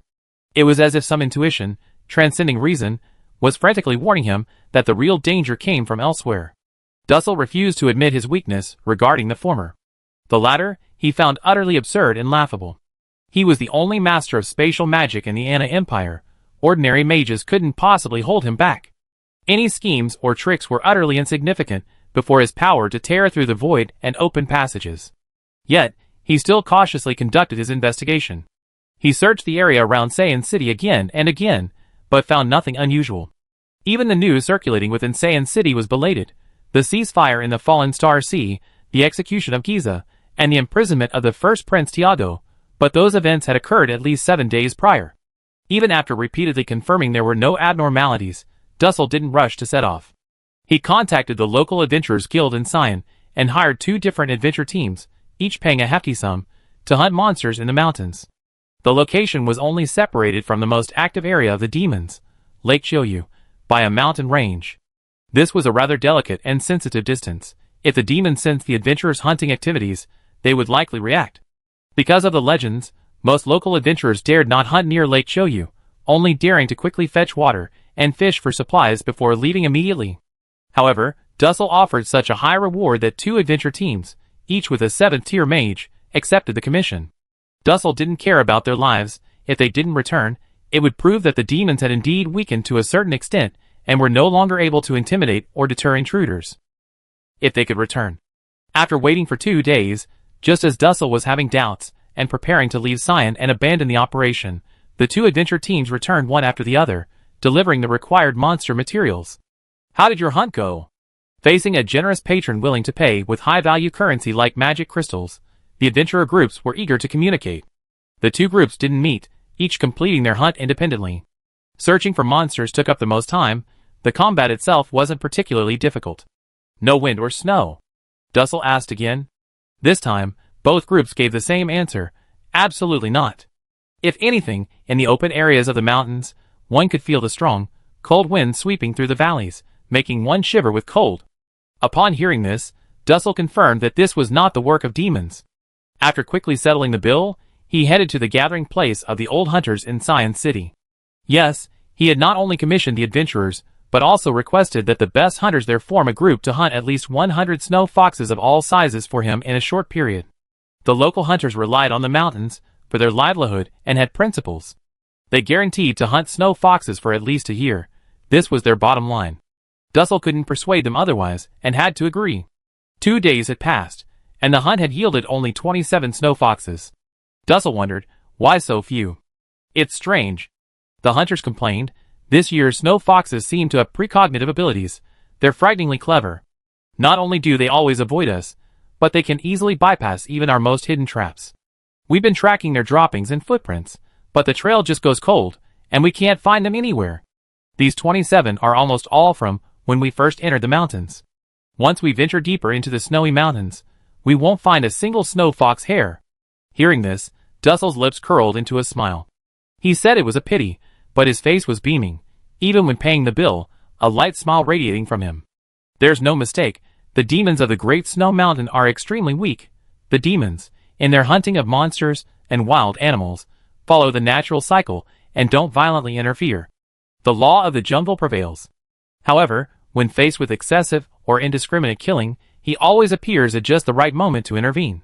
Specifically, once he identifies a large group entering the snowy mountain area, he begins to sense their movement routes. Exceeding the hunting quota, the demon will use mental suggestions to drive away monsters and beasts from the hunter. The stronger the killing desire, the less prey they will encounter. Except for those foolish creatures who cannot be hypnotized even by demonic suggestions, they will get nothing. This indirectly contributed to the local snow mountain worship. According to his observation, the hunting quota given by the demon is not fixed and varies with the seasons. Mating is less common in spring, while litters are more common in summer and autumn. Winter often provides more space for the intelligent life in the snow mountain to be active, allowing them to accumulate energy for warmth. Just thinking about it makes Dussel nauseous. A twisted and distorted life form has naturally created its so-called rules, secretly controlling the ecology and forcibly correcting the unequal conflict between sentient and less intelligent life. What does it consider itself? The guardian deity of the snow mountain? It's just a demon. In a short time, the adventure group's deep penetration and the hunter group's coordinated hunts will inevitably attract its attention. He could manipulate the snow foxes to escape, yet he couldn't deter adventuring parties approaching Lake of Rain with his magical abilities? TSK. Dussel no longer hesitated. He went home, retrieved all his equipment, and, gazing at the distant, undulating white mountain range, tore through space and departed. The Guardian's farce should end. Dussel's figure stepped out of the void, already positioned on the leeward side of a snow-capped peak. He concealed all his overflowing magical energy, blending into the shadows of the mountain rocks. His gaze pierced through the spreading twilight, landing on the center of the snowfield nestled within the embrace of the mountains. As dusk approached, the last rays of the setting sun struggled to penetrate the thin high-altitude clouds, staining the boundless snowfield with a sickly orange-red, like a congealed streak of blood flowing down from the horizon. The frozen ice of Lake Choyu vaguely reflected the warm light, like a pair of fiery eyes slowly opening within the ice. Entering the danger zone, yet sensing no trace of his nemesis, Dussel smiled contemptuously. He teleported again, landing on the shore of Lake Choyu. Demon, aren't you going to come out and see your old friend? No one answered. This is the coldest you ever been. Dussel's aura intensified, his smile deepening. Every time, you're the one who takes the initiative. What's wrong this time? Silence remained. Since that's the case. Dussel raised his hand as a blade. Watch me slice Lake Choyu open. The words had barely left his lips when magic surged along the shore of Lake Choyu. Before the smile on Dussel's lips could fade, a chilling killing intent instantly enveloped him. Things suddenly exceeded his comprehension. Without hesitation, he opened a teleportation portal with his bare hands, intending to temporarily avoid the attack. Whoosh! The spatial rift he had just torn closed instantly, as if his spatial tearing spell had failed. In that instant, vibrant, brightly colored, gradient red scales, along with a tall, half-dragon body, came into his view. Erra, with her formidable physical abilities, plummeted from the sky like a cannonball. The earth trembled instantly, sending sand and stones flying. Sensing something vaguely, Dussel tore through space again. Just like last time, the rift vanished the moment it appeared. Don't try it, teacher, I did it. The familiar voice sent chills down Dussel's spine.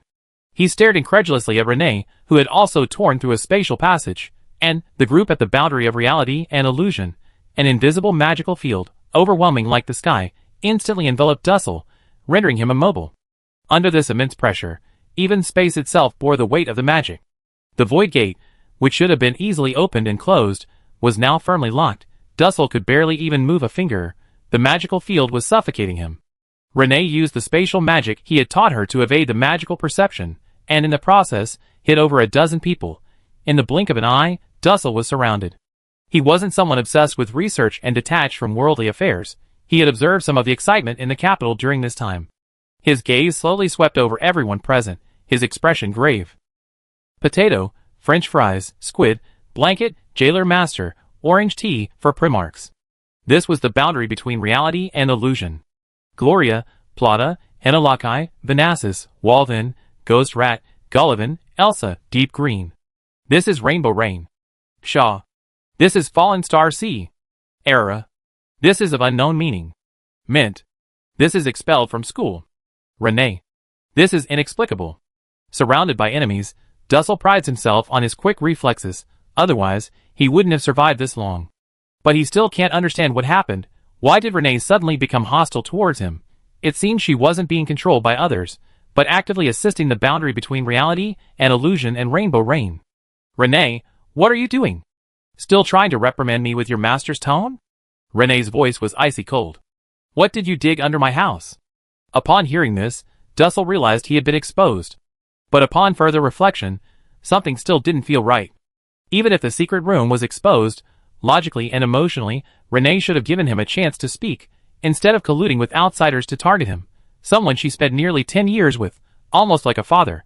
Dussel tried to feign innocence, attempting to evoke Renee's guilt and remorse. But he was disappointed. The hatred in Renee's eyes didn't lessen in the slightest. Her voice only grew angrier. You think you can gain sympathy by playing the victim? Renee practically shouted. Dussel, how many students have you killed over the years? Do I really have to tell you? You heartless scum. Compared to you, Giza is pure and innocent. Shaw disagreed with this statement, and Fallen Star C was unconvinced. Dussel's mind raced, desperately searching for a way to escape.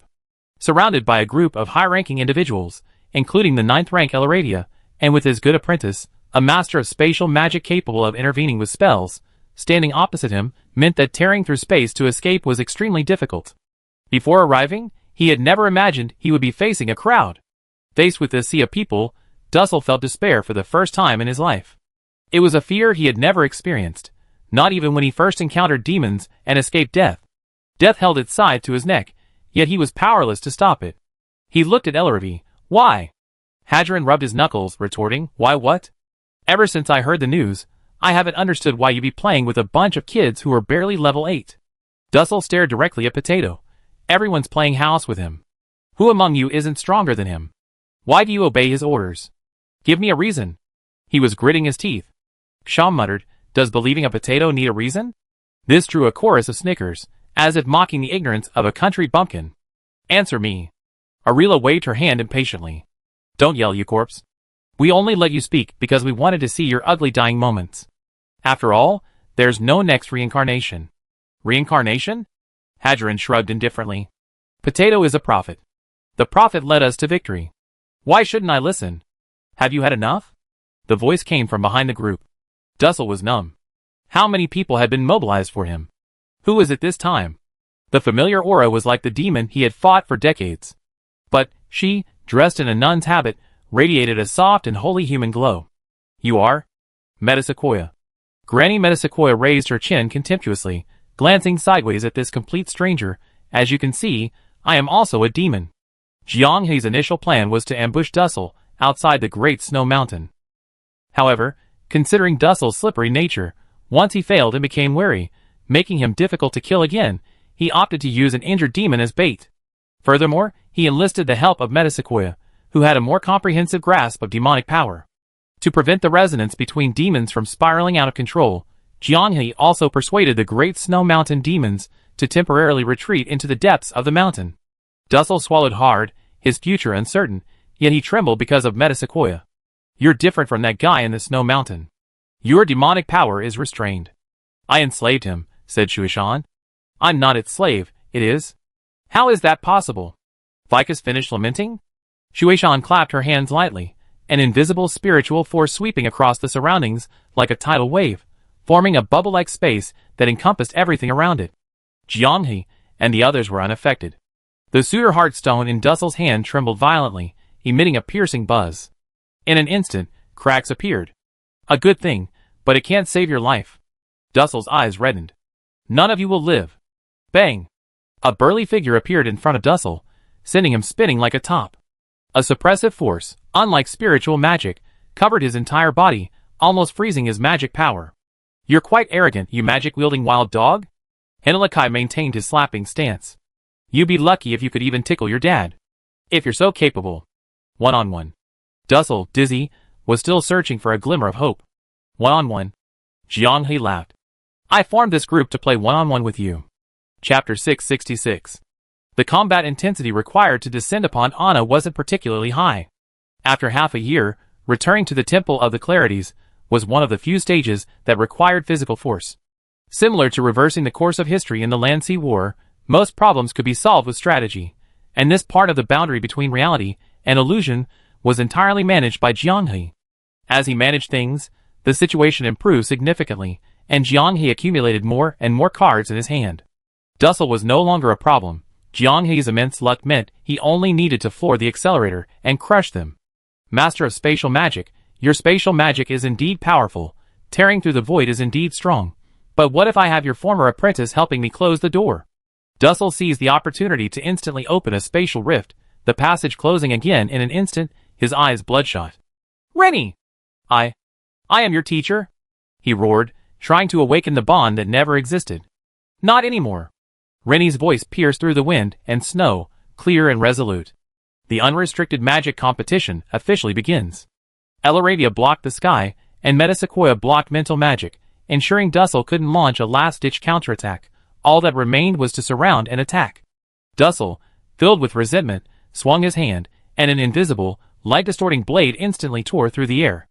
A fierce wind swept through, and the sharp attack that should have cleaved the French fries in half vanished without a trace.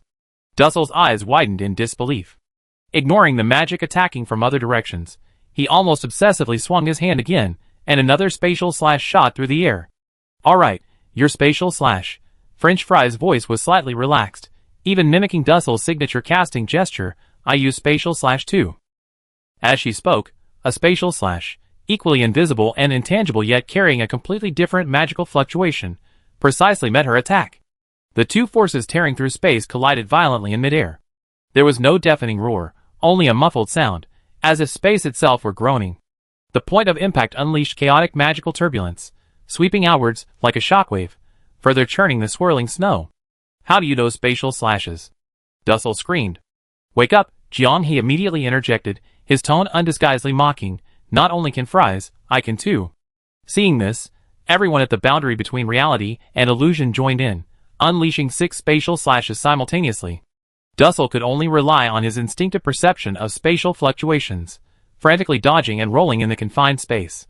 His magnificent mage robes were torn open by the dissipating spatial power, looking utterly comical and pathetic. He was on the verge of collapse. His world-shaking magic, the result of half a lifetime of meticulous research, was now known to everyone in the opposing camp. A ruthless and resolute glint flashed in Dussel's eyes. Long-distance spatial movement was firmly locked down by Renee, but he could still perform short-range, explosive flashes.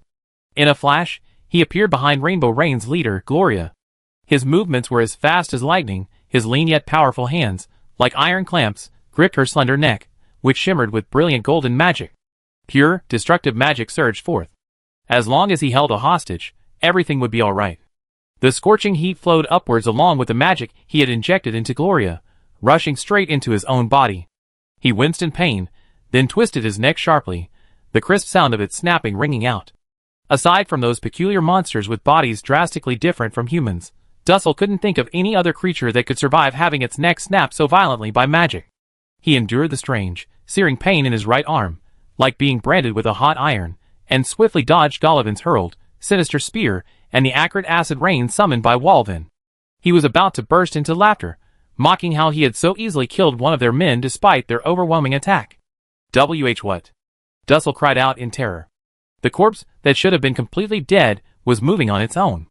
Gloria nonchalantly raised her hands, supporting her twisted head, and with a gentle snap, accompanied by another chilling crack of bones, she had forcibly reinstalled her head back into place. She even easily twisted her neck left and right, as if she had just had a stiff neck, then waved to the hurriedly arriving orange tea, indicating that she was fine. What are you? Are you human? Dussel's voice trembled, his worldview shattered like never before. If Devland hadn't faced the great chaos and declined 100 years ago, the magical value of the Ana world would have been even higher. The tragedy of the Temple of the Clarities devouring all the geniuses of an era was something Dussel was unaware of. Our Goliath has the blood of the Golden King. Without simultaneously destroying the head of the talent possessor, the residual power of the Golden Holy Word spell can pull her back from the clutches of death. Hinalakai was always so talkative, randomly revealing weaknesses. But that didn't matter at the moment. He strode forward, ready to give Dussel the same neck-twisting treatment. Dussel looked at the furry bearman as if he'd seen a ghost. With his demon-suppressing body, once it got close, he couldn't even cast a spell, let alone tear through space.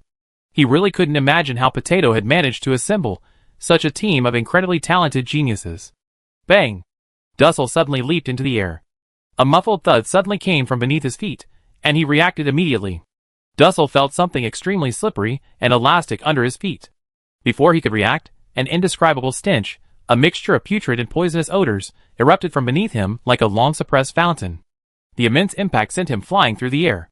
At the same time, excruciating, corrosive pain, like countless red-hot needles, pierced every inch of his skin exposed to the foul air. It was as if he had been doused with strong acid. The exposed skin of his arm was a nauseating, dark red, as if it had been boiled and rotting.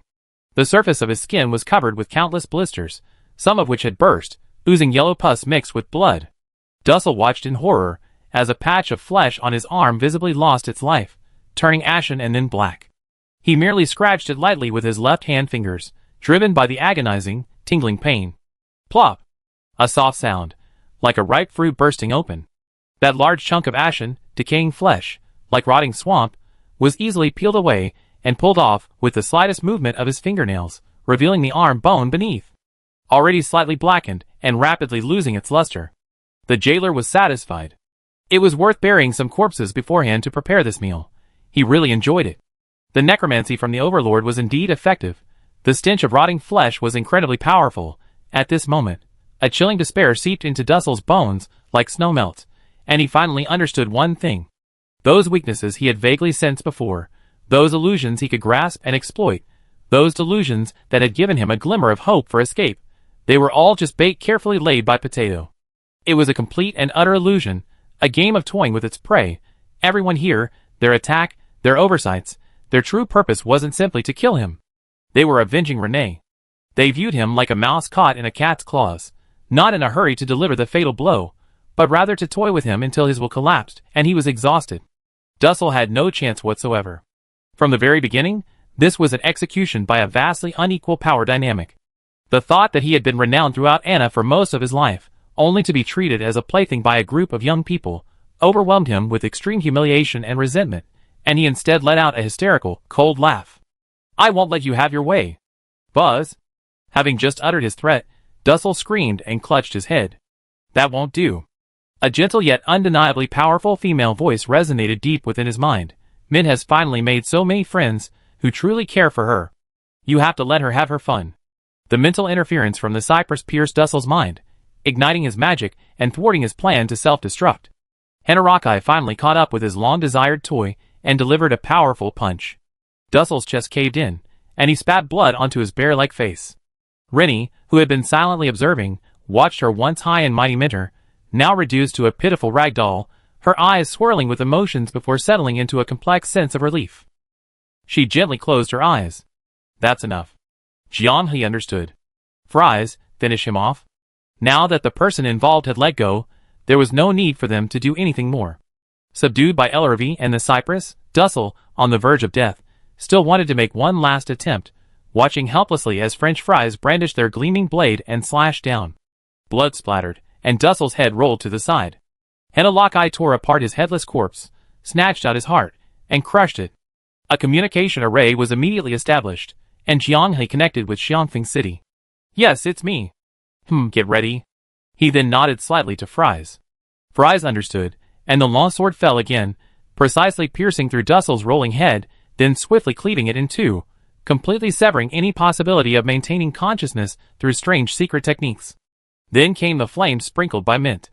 In an instant, this once renowned master of spatial magic throughout the entire Ana Empire, along with his shattered head and remains, burst into flames, ultimately turning to ashes in the leaping firelight, merging with the snowy land he so deeply cherished.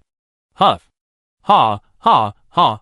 The terrified, heavy breathing was exceptionally clear in the absolute silence of the darkness. Dussel's consciousness suddenly awakened within a cold, stiff doll-like body. The fragmented memories and agonizing images of his death surged like a tidal wave, repeatedly assaulting his remaining consciousness, trapping him in a chilling fear of death. After a long while, his spirit, like a candle flickering in the wind, finally stabilized, and he began to examine his condition. Weak, utterly weak. He couldn't even move this doll-like body an inch. He could only stare blankly, like a real doll, turning the glass eyes embedded in his head, gazing into the darkness. Out of resistance to death, Dussel devised 3 plans. The first was the simplest and most direct.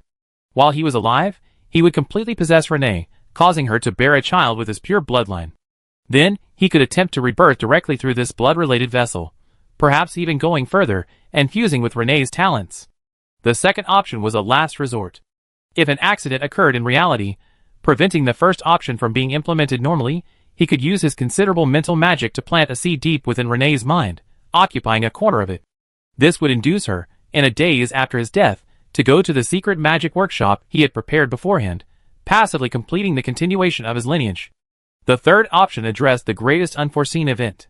Rebirth through Renee was temporarily impossible. Therefore, he secretly created several crystal ice coffins capable of temporarily containing souls and puppet bodies with basic soul compatibility. Once the first 2 options fail, his core consciousness will automatically transfer here, temporarily residing like a hibernating viper, waiting for the right opportunity to re-establish contact and control Renee, or to find another suitable body. Like a cunning rabbit with 3 burrows, even the boundary between reality and illusion would never expect him to have so many backup plans. Thinking this, despite having lost everything, Dussel still laughed mockingly. Just wait. Wait until he can perfectly adapt to this puppet body, then he will be in the shadows, and the boundary between reality and illusion will be in the light. This resurrection, he will make everyone live in the fear he has woven. From afar, a very faint rustling sound, like the claws of some small creature scraping the ground, followed by the clear sound of a door opening, caused Dussel's consciousness to freeze, plunging him into unprecedented panic. To prevent any possible accidents, he had built 3 absolutely hidden safe houses, scattered in different areas around the imperial ruling center. Because it was secretly built using private resources and buried deep underground, its location hidden and its structure ingenious, the only person who knew of its existence from beginning to end was himself. He didn't even leave a single word or trace of the hiding place, not even a map or related clues, in his residence in the Mage Tower or any other known mansion. How could anyone come to such a place? A notorious thief who stole artifacts from demons? Dussel speculated fearfully, humbly hoping that it was nothing more than that. He did his utmost to suppress all overflowing senses and soul fluctuations, making the doll's glass eyes appear empty and lifeless, staring straight and stiffly at the cold dome of the crystal coffin, disguising himself as a truly lifeless object. Thud. Suddenly, Dussel jumped in fright. A black cat with glossy, black fur that seemed to absorb all light gracefully appeared on the lid of the crystal coffin. Only its eyes, like molten gold, shimmered with an eerie, bright light in the darkness.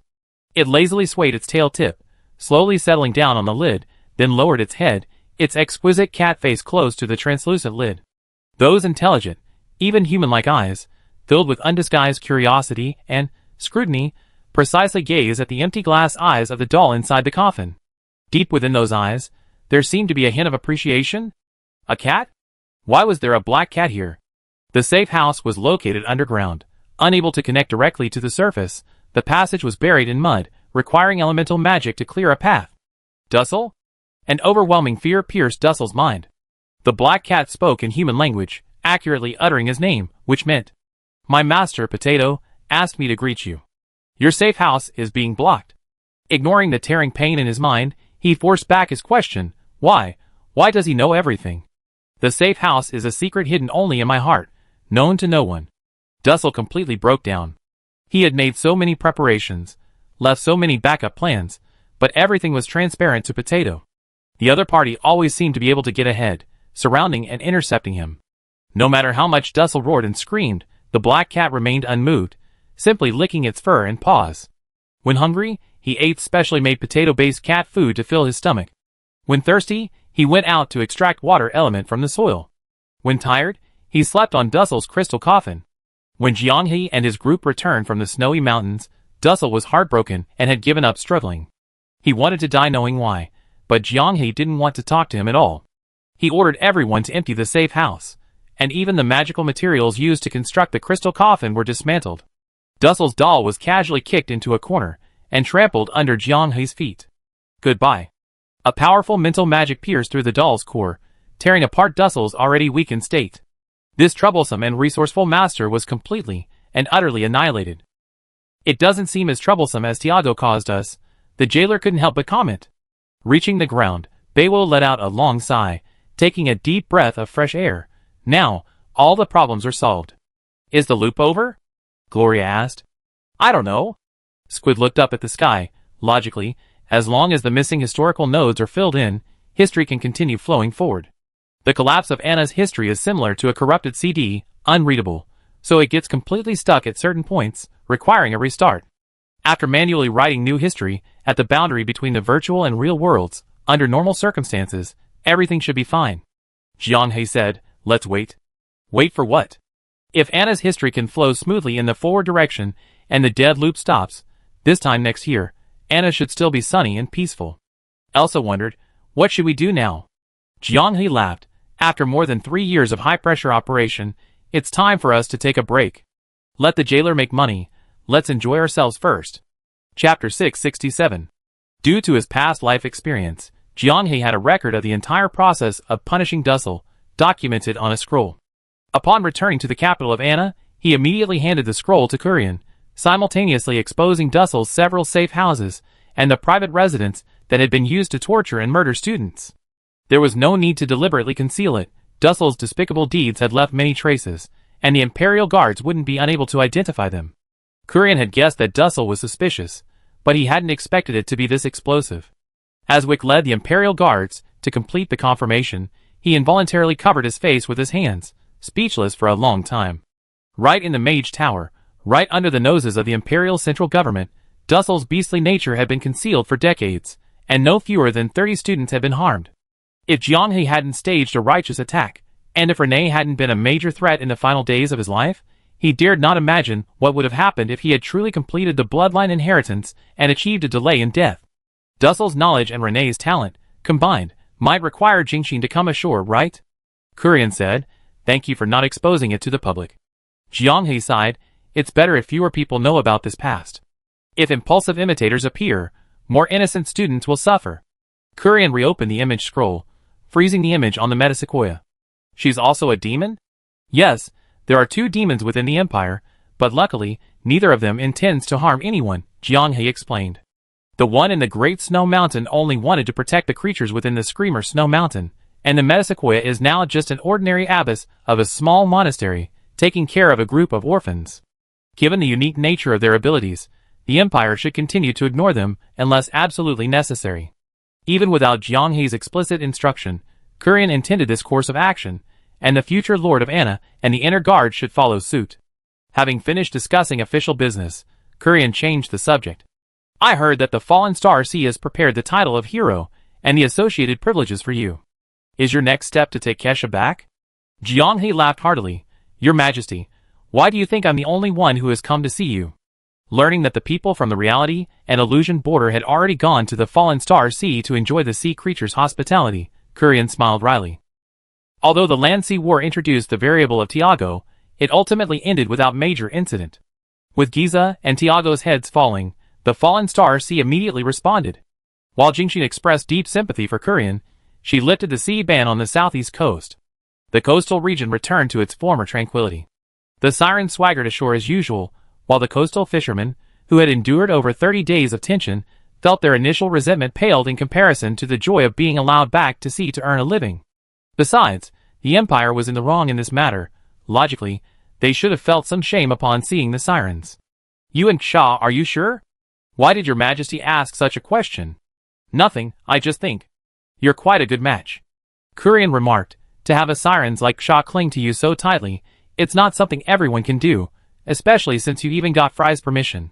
Your Majesty, you're old but not so young at heart. In this respect, you're not much different from my friends who like to stir things up. If one's heart grows old with age, then one should be buried, Kurian laughed. I must try to live a few more years, and take as many people as possible with me. He uttered these chilling words with such nonchalance. However, Tiago, that fool, didn't die entirely without purpose. It was precisely because of his idiotic actions that the nobles had previously gone to great lengths to defend Giza, attempting to use the assassination to offset the blame for the Fallen Star Sea attack and thus prevent Kurian from finding a pretext to attack the noble factions. The subsequent investigation revealed that the assassination was a misunderstanding caused by Tiago, instantly causing the noble alliance to crumble and disintegrate. Some still wanted to continue protecting Giza, but seeing Kurian using the assassination allegation to summon them for questioning, the high-ranking nobles, who openly supported Tiago, all fell silent and stayed home. The impending crisis made many wisely keep quiet. Everyone just wanted to maintain a balance with Kurian, preserving the Anna pie and ensuring a share every year, perhaps even a larger one. No one truly wanted to overturn the table. The continuation of Anna was essential for their exploitation. They understood this principle. Assassination of royalty was a serious matter, but pursuing Charlie was perfectly legitimate, and no one could question Kurian's actions. Tiago's death was greater than all the contributions he had made in his 30-plus years of life. The Lion King's long-cherished desire to consolidate power could finally begin. Sometimes, I suspect you and your companions are prophets. Jiang He simply smiled. Is that so? Even I, with the entire Empire's intelligence network at my disposal, cannot be as comprehensive as you.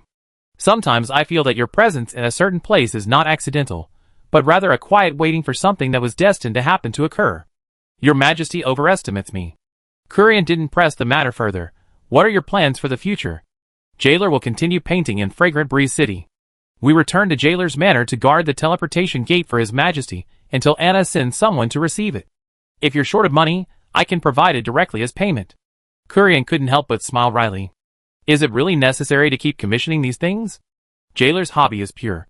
He's happy just painting and appreciating them. Jiang He thought for a moment. It must be innate. From what you said, it seems you don't consider Jailer's Manor your home. Jiang He said, Blue Lake wetlands are ultimately Imperial territory, located next to the Strategic Resource Teleportation Array. We won't be staying there long. A new settlement has been confirmed, and people are being sent to build it. It seems it's no longer within Imperial territory. Would you mind revealing the location? Jiang He took out a map and pointed to the sparsely populated, uncultivated depths of the primeval forest on the western side of the Imperial territory. This place should be teeming with monsters. Monsters should fear us. Kurian's mouth gaped slightly as he laughed. Indeed, Elravi seemed to have latched onto this group, following them like a shadow. Monster. I fight Elravi, really? Any monster with a sound mind, feeling the dragon's magical pressure, would tremble and lie on its back on the ground. That would be its first choice. For some reason, Kurian felt a pang of melancholy.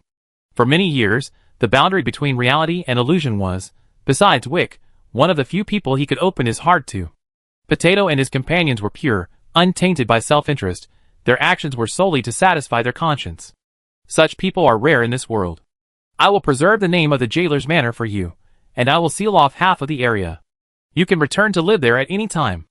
Jiang He really wanted to change the name of the manor, but considering the Jailer's immense contribution in this reincarnation, it would be too unfair to deprive him of the naming rights of the manor he had painstakingly drawn.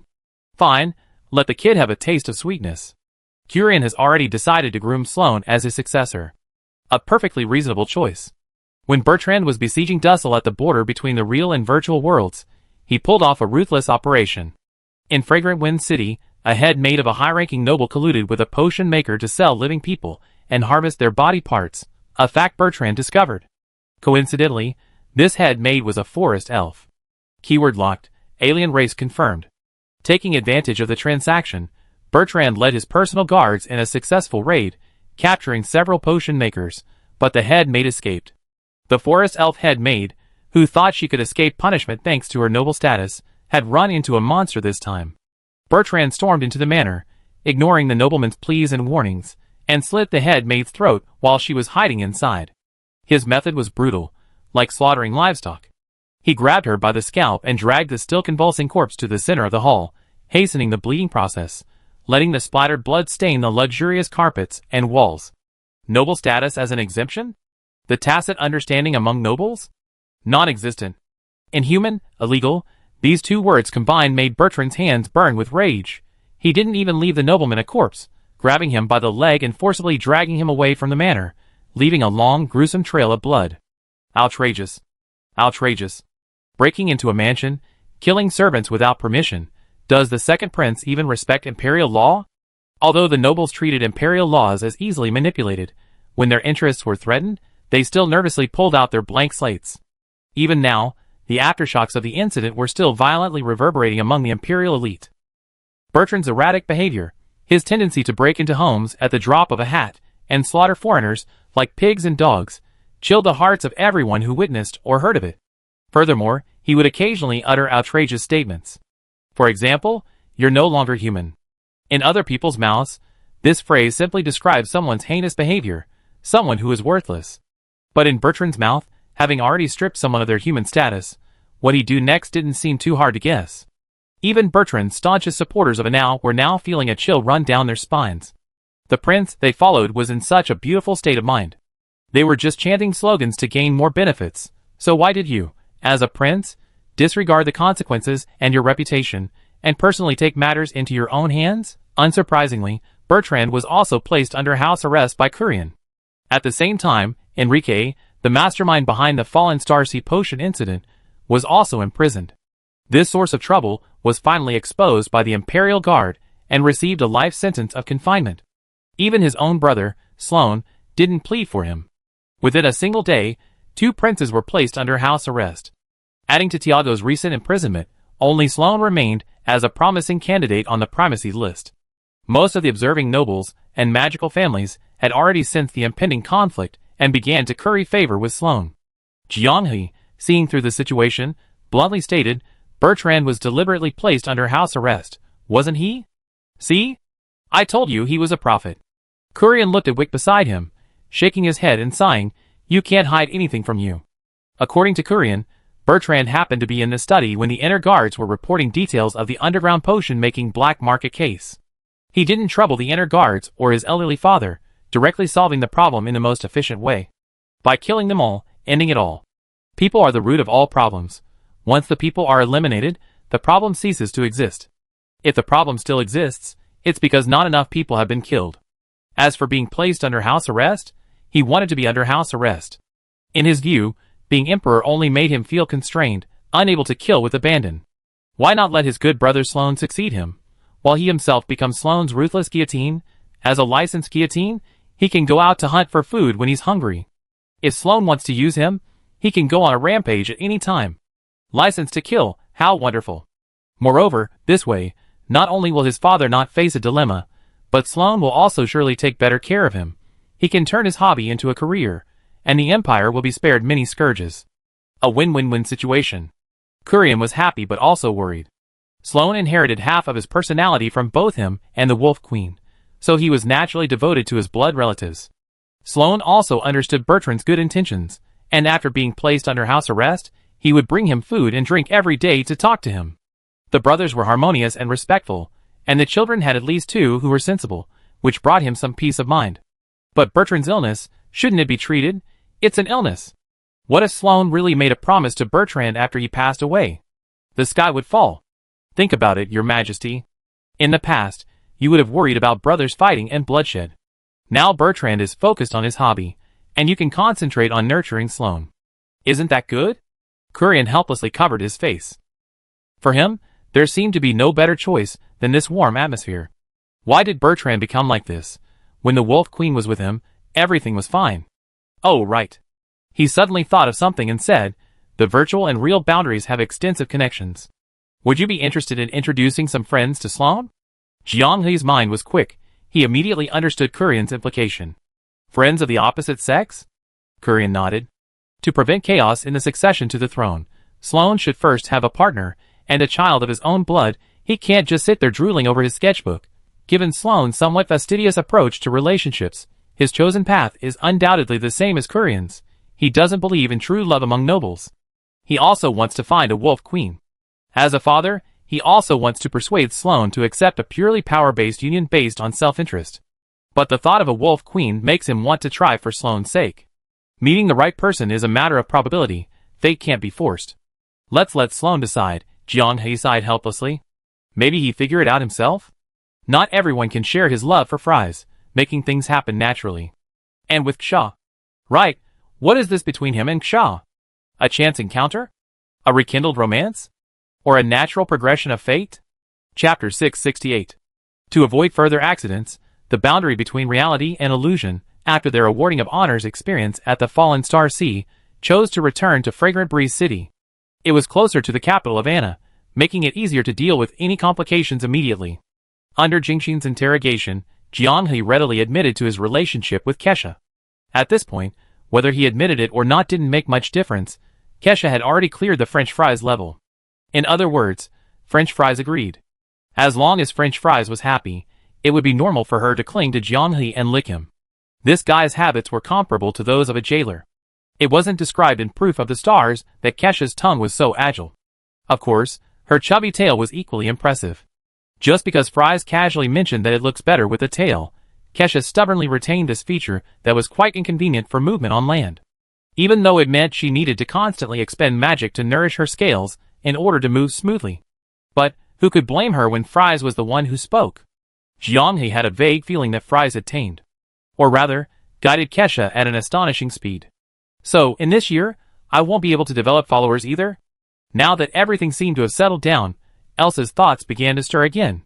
The clear ones now consisted of only her, Alna, Deep Green, and Bonnie. The road to restoring their former glory was long and arduous. Her first step was to find suitable seedlings on the Anna continent to cultivate before transplanting them to Devil Land. Just be patient a little longer, it's only a year, Jiang He comforted her. We weathered so many storms, there's no rush, right? Elsa considered it and agreed. They were all people who could never return to Devil Land. As long as the name of the Clear One could once again resonate in the ears of the world, they would be content. Interestingly, since everyone settled in Jailer's Manor, Sloane had been quite active. With Tiago and Bertrand both self-destructing, he, third in line, was a promising candidate and was already seen by many nobles as the next ruler of Anna. When Jiang He left the Fallen Star Sea, Jingxin specially prepared a Fallen Star Sea specialty for both Kurian and Sloane. One gift corresponded to Anna's current emperor, and the other's meaning was self-evident. This very person, recently busy receiving specialized training from his father, and slowly understanding the trump cards left behind by Kurian, unfailingly and regularly appeared at Jailer's Fragrant Wind City Mansion. Aside from the ever-present custom-made artworks, and the inevitable freeloading at Jiang He and Mayu's meals, what he did most was chat with Alna. Something's not right. 9 out of 10 is wrong. The first two are practically must-eats on the borderline between reality and fantasy. The Jailer's lewd pictures are a must-see. The potato and Mayu cooking, bursting with satiety, is a must-try. Alna's appearance in this is quite abrupt, and if one were to give this a reasonable explanation. I get it, so Sloane likes women. Orange Tea reacted quickly, perfectly covering his mouth, abruptly silencing the word ghost that was about to escape his lips. What an oblivious idiot. Sloane is a sensitive person, with a strong sense of emotional purity. At this moment, the usually calm lake in his heart was unusually rippled, and a single inappropriate remark could make him completely retreat back into his hard shell. Just keep drawing, or you won't get anything. The tea god issued a divine decree, declaring that all blasphemers would be denied the unforgettable taste. The jailer licked his lips, instantly becoming a dutiful man. Elsa, who had witnessed the entire event, asked in a low voice, quite puzzled, why Alna? It wasn't that she thought Alna didn't deserve to be liked, but, in her spirit form, she was inevitably surrounded by a somewhat sinister and cold aura, far removed from the beauty in the eyes of ordinary people. Do you think Sloane is the kind of person who lacks beautiful women around him? Jiang He bluntly retorted. After Tiago and Bertrand were eliminated, feeling that Sloane's position was secure, many nobles vied to promote their daughters. These pampered, high-ranking, and beautiful young noble ladies were more than capable of captivating anyone with their looks alone. Sloane, far from gaining any advantage, barely even participated in daily social interactions, practically avoiding them altogether. If there was anything special about Alna to Sloane, it was probably that she had bitten someone to death in front of him, removed her makeup, and even saved his life? Let's just wait and see what happens with the young people, Squid said, lying on the recliner, enjoying the cool breeze from the blankets and the refreshing wind. The blankets pinched Squid's cheek. You make it sound like we're all old fogies. Fries glanced at Shaw, who had witnessed the whole thing, and was eager to replicate Jiang Hei's transformation, and shrugged helplessly. We are indeed old fogies. It's just that the Overlord has cut our experiences to make us look young. In reality, we should be second only to Hadron and Shaw, right? The Primarch rarely uttered a sound, humming softly. Since you're young, you should be more energetic, not spouting such old-fashioned nonsense. He paused, then added, except for Potato. Henlakai, who was eating roasted meat and watching the scene unfold, leaned over and nudged the Primarch with his elbow, nearly knocking him over. Why is Potato an exception? The Primarch steadied himself and explained succinctly, he overuses his brain.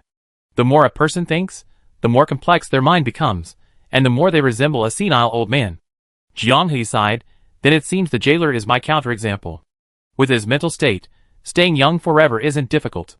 Even the Overlord, when dissecting the jailer's experiences, would probably marvel at how consistent he had been from childhood to adulthood. Pure. After Dussel's death, Jiang He unraveled many mysteries.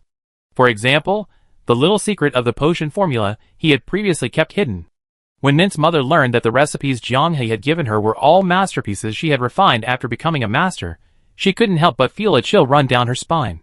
No wonder she felt a strange sense of familiarity and warmth when she first encountered these recipes, as if an innate instinct had been quietly awakened. It turned out that her future self had crossed the torrent of time, reaching out to steadily support her as she climbed. Since it was all a puzzle, Jiang He had Fries write down everything he remembered. They couldn't go out for a year, let Mint's mother tinker around at home. As long as they didn't blow up the mansion, everyone could sleep under the open sky. In the normal game progression, by the later stages of the Anna storyline, both Mint's mother and Renee had reached level 7, approaching level 8. In reality, due to the uncertainty of running along the boundary between the virtual and real worlds, their combat strength was far behind that in the game. Although there were no longer any security threats, she was still Mom, so it was necessary to give her something good to help her speed up. What, I got some too. The generous distribution of Fries stunned Renee. Everyone who's a post-apocalyptic sage gets some, she explained. These are all methods you discovered on your own within the cycle, purely indigenous knowledge. This time, Kesha and Hadron couldn't sit still. What about us? You don't get any. But you just said everyone who's a post-apocalyptic sage gets some. Hadron kept repeating, what about mine? What about mine? What about mine? Give me some, give me some. He looked exactly like a child begging for candy. Fries spread his hands. What you're strengthening in the cycle is your innate power. The Hoggy Dragon's body is very robust, and its magic is far more vast and powerful. Ksha, your word of power can instantly cast 2 spells simultaneously. There's no way to learn that. Ksha was alright. The Hoggy Dragon's tail transformed into a broom, stirring up waves of dust on the ground. Fries retracted his previous slander against the Mage Tower. The question of whether the Mage Tower considers Elaravia an adult or a minor is still worth discussing. It's hard to imagine how Tina managed to coax this child, who was pretending to be an adult, into maturity. As for Gloria and her Sunring team members, improving their strength was no longer their core concern.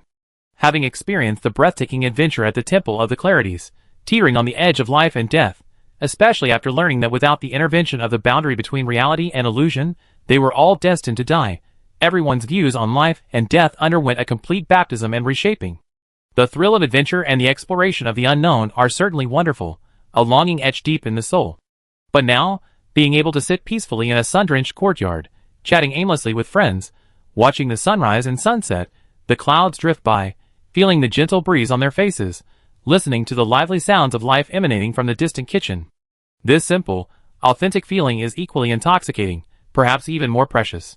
But now, every morning, as they wake from their peaceful sleep, they hear the sounds of Potatoes and Squid busily working in the kitchen.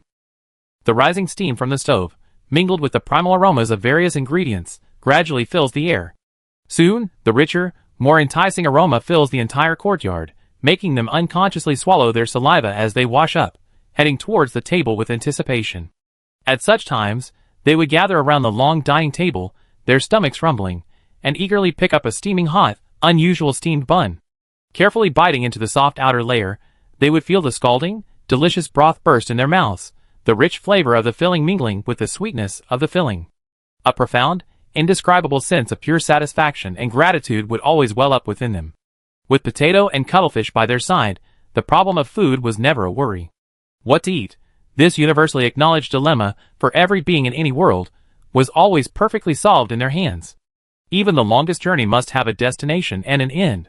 Sun Shower of the Adventure Age always felt that the journey should be endless, never-ending, until death in battle or old age. They never imagined that one day, with the help of another group of adventurers, they would find the peace they so deeply craved. And it was for everyone. I said, Potato. The Nassus hesitated. Now that everything is settled, the Lord has descended, are you leaving? The campfire crackled, its sparks flickering and dissipating in the night breeze. The flickering flames illuminated the group sitting around, the sizzling skewers dancing on their tongues. This should have been an ordinary, peaceful day of rest since entering silent mode, but one question drew the attention of everyone beyond the boundary between reality and illusion. The laughter and noise suddenly ceased. It was just like when Jianghe was in school, the noisy study hall suddenly fell silent. If the world of Anna has been repaired, the Overlord believes we should return it to everyone in Anna. Perhaps so.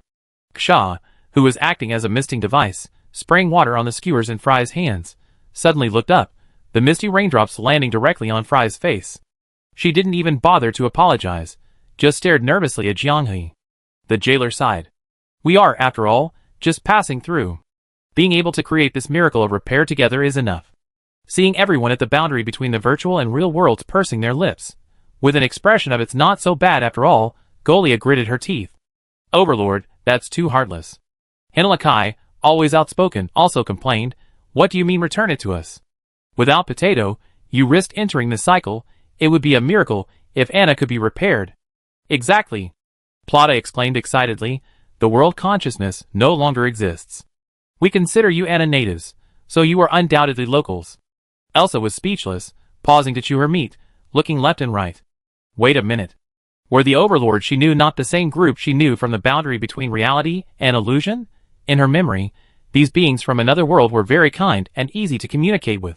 They had proactively advised her against using forbidden summoning spells and offered advice on her magical studies, occasionally making witty remarks and teasing her during their conversations. Unapproachable? That can't be right. Seeing the barely suppressed smiles on Potato and Fry's faces, Elsa suddenly realized. Wow, is it really that fun to tease us? They're almost ready to denounce the Overlords. Hearing this, everyone in Rainbow Rain immediately reacted. Don't worry, the Overlords have very good tempers and stable emotions. Even if you insult them to their faces, they probably won't take it to heart, Jianghe explained. Fries reminded him, not entirely, like your teacher. Oh, you can't say anything bad about Vanessa in front of Teacher Sayer, or something terrible will happen, Jianghe emphasized. That's the only exception. The conversation inevitably turned to the Overlord. No one wouldn't be interested in an existence powerful enough to intervene in the destruction of a world in another world. But, while the conversation was in full swing, the jailer looked around and noticed that Ghost was missing. Where's Ghost? He whispered in Orange T's ear. He went to admire the moon with Sloane. Orange T stared at him. You're not allowed to go to the toilet, and you're not allowed to move around. Wow, am I really that bad? Yes. Chapter 669.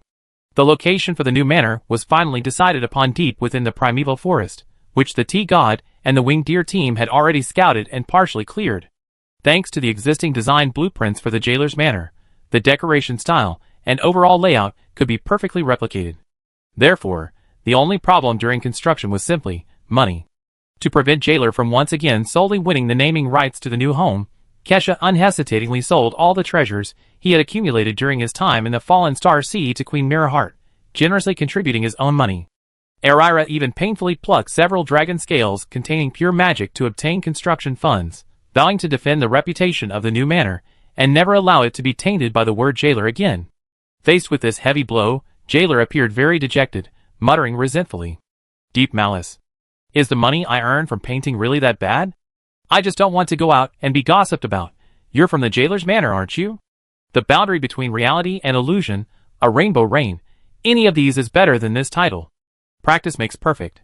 The construction team was still the same master craftsman they worked with before, and the supervisor was still Elravi. The whole scene felt like time had reversed 2 years ago. Jianghe's actions were also a precautionary measure. Before descending upon the Anna world, the Overlord had predicted that even if they successfully completed the correction mission, they might not be able to leave this world temporarily. He wasn't the type to cram at the last minute.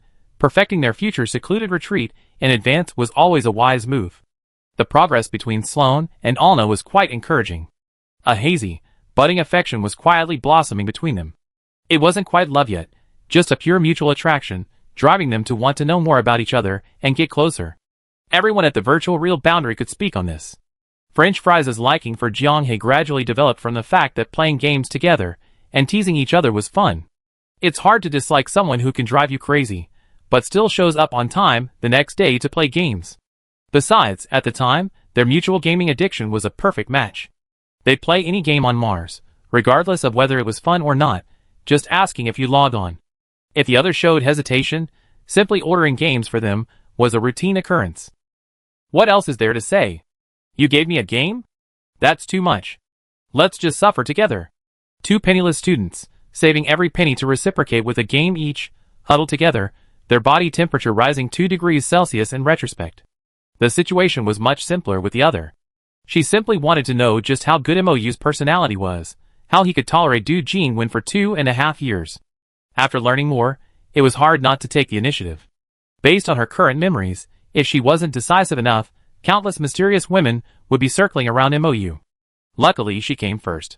Being first really worked. According to Yuan Ti, Nong Ya's continued attention to him was purely out of a liking for niche, hidden gems. She had originally thought that once the virtual reality boundary became popular, she would be a longtime fan of Yuan Ti, something to brag about. As they got to know each other better, they ended up getting married. Now she's truly the most senior, the one with the longest fanbase on the boundary between reality and illusion. Orange Tea and Jailer are slightly different. In Orange Tea's words, she feels their relationship is like having a dog. Moi, come here. Jailer would lick his lips and come over happily. Liking Jailer is like liking a dog. It sounds strange, but Jailer would respond loudly to that. Ah, I want to be Orange Tea's dog. The innocent, hazy feeling is good. Seeing the occasional stutters during their conversations, as someone who's been there, I can always find echoes of my own past.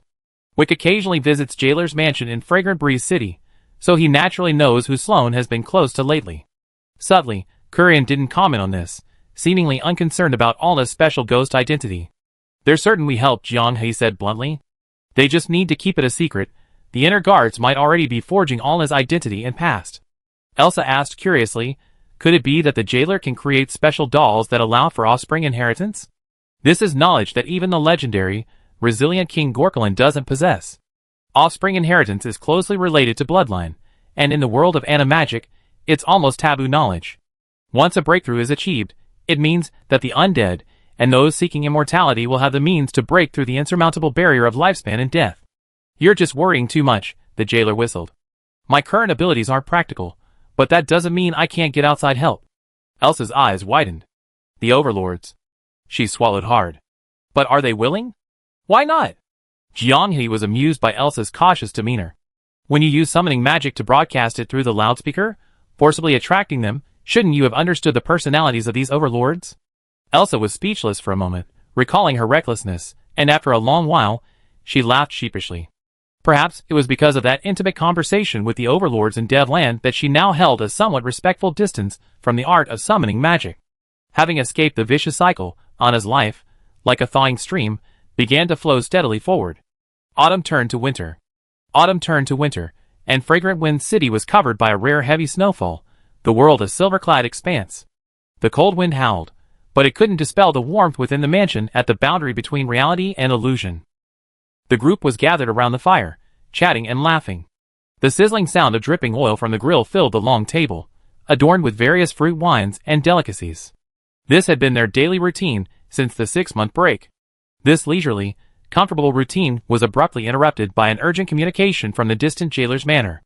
Only Bonnie and the gentle black and white bull remained at the Jailer's manor. Bonnie's voice came through the communication array, tinged with obvious surprise and bewilderment. With just one sentence, she plunged the boisterous scene of an impromptu singing party amidst the falling snow into an instant silence. Captain Potato, a doll fell from the sky. The others, slightly tipsy, couldn't comprehend this strange statement. Jianghe's dazed eyes widened instantly. Anything else? Through the continuously maintained communication array, Bonnie clearly heard Jianghe's question. She stared nervously at the figure not far away, deeply embedded in the fluffy snow, motionless. It was a delicate, beautiful girl doll with long, smooth black hair. She responded somewhat blankly, "No, nothing." After she fell, she just stayed still. "Then how did you become so sure she was a doll?" Jiang He pressed for details. "Because, when she landed, it seemed a little broken." Bonnie's voice trembled with uncertainty. One of her hands flew out and hit White Bull's face. But not a drop of blood was drawn, so it's clearly not a real person. Gradually, everyone came to their senses. Could this be? Elsa swallowed. "The Overlord has arrived?" "The Overlord isn't that fragile," Fries denied. Despite the communication array constantly burning through vast amounts of magic, Bonnie couldn't care less at this moment, ordering the white cow to bring basket after basket of magic to her to replenish it. Potato gave the order. Communication must remain uninterrupted. The midnight bells echoed through the manor, silent except for the sound of wind and snow. The cold moonlight struggled to penetrate the sparse clouds, and the still falling snowflakes, sparingly casting dappled, hazy halos of light onto the doll stuck in the snow pit. Its dress, made of some unknown material, shimmered unnaturally, too delicately in the moonlight, clashing in stark contrast to the rough, primitive snowscape around it. Just then, the doll's left leg, which had been twisted at an extremely unnatural angle, twitched very slightly, almost imperceptibly. The movement was so subtle, like a malfunctioning internal mechanism, or like some force trying to take back control of the body. Under Bonnie's horrified gaze, the doll's hand, lying on the snow, the one that had just struck the White Bull's cheek, suddenly curled its slender fingertips very slightly, twitching as if silently groping for something. "Bonnie, help me up." The doll's voice was slightly slurred and halting, carrying a chilling tone to Bonnie's ears. The other party knew her name. Jianghe, far away in Fragrant Wind City, clearly heard the doll speak through the magic array, and his doubts dissipated. "Go help." With Potato's instruction, Bonnie didn't suspect anything, went forward, picked up the severed hand, and handed it to the doll as it swayed to its feet, watching as she casually pressed it back together at the break. Seemingly knowing where the magic circle led, she stumbled into it. "Hey, come get me." "Your voice is a little hoarse." "I want to confirm who you are first." Jianghe wasn't being mischievous, the doll's voice was simply hoarse. "You're the good teacher who gave Fry's advice, and paved the way for you and Kesha." At the other end of the magic circle, Jianghe rubbed his forehead. He suddenly felt a heaviness in his head. A hoarse voice, unable to recognize who was speaking? This was no problem for teacher Vanessa at all. A perfect counterfeit, even dispelling Jianghe's few remaining wariness. Renee and Mint's mother personally went to the mansion, rushing back before dawn. "Won't talking in the dark room affect the signal?" asked French Fries. "As long as you don't use any magic suppressing items, it shouldn't be a big problem. The existence of the Overlord is known only to a small group of people at the boundary between reality and illusion. The secrecy level is very high." "Potato, what should we do in front of the Overlord?" Gloria asked nervously. "Is kneeling on one knee the proper etiquette for nobles, or should we perform a more devout and solemn double-knee kowtow?" "Just do as you normally would. The Overlord doesn't care." They had been told before that the Overlord was easygoing and amiable, but at this moment of his arrival, everyone was still somewhat apprehensive. After all, he was an existence that could decide the fate of the Una world. 100 years ago, before the cycle of reincarnation, in Devil Land, they easily crushed the higher-ups of Eternal Night with unstoppable force. The 8th and 9th ranks of this world, the standards for measuring combat power, seemed like child's play to them. Helping the puppet sit down, Jianghe couldn't wait to ask. "Teacher, did we succeed?" The room was so quiet you could hear a pin drop. "It seems." The doll's lips moved. The history of the Ana world is flowing forward. It is resumed. There were no cheers, only silent embraces, and tears welling up in their eyes. After 6 months of indulgence and enjoyment, many still harbored anxieties about the future in the dead of night. They feared that everything was just a fleeting dream before destruction, that all the beauty was but a short-lived, fragile bubble. At this moment, the Dominator's almost definitive answer allowed the suppressed tension and anxiety hidden deep within them to be released in tears. Jianghe was entangled by Kesha's tail, and French Fries was affectionately pressing their foreheads against his. A breath of stale air slowly escaped his lips. He cleared the game on his first try. If he could, he really wouldn't want to play a second round. Why didn't the teacher descend personally? Orange Tea wondered. Vanessa explained, although the flow of time is recovering, the effects of the previous chaos still linger, making a descent still risky. Hesitantly, Gloria mustered her courage and spoke. "Your Majesty, I am Gloria from the Ana world. Thank you for giving us the boundary between reality and illusion, changing the cycle. I just want to understand one thing. The doll smiled slightly. Don't be nervous. That gentleness seemed to contain a soothing power, and Gloria quickly cleared her thoughts. As a being of the Ana world, I just want to know, what exactly happened in this world? Vanessa pondered for a moment. Let me use an analogy you can understand. The world of Ana is like a book placed on a table. Suddenly, one day, dust fell from the window, soiling the characters on the book. The originally coherent content, because of the dust, became unclear and unreadable.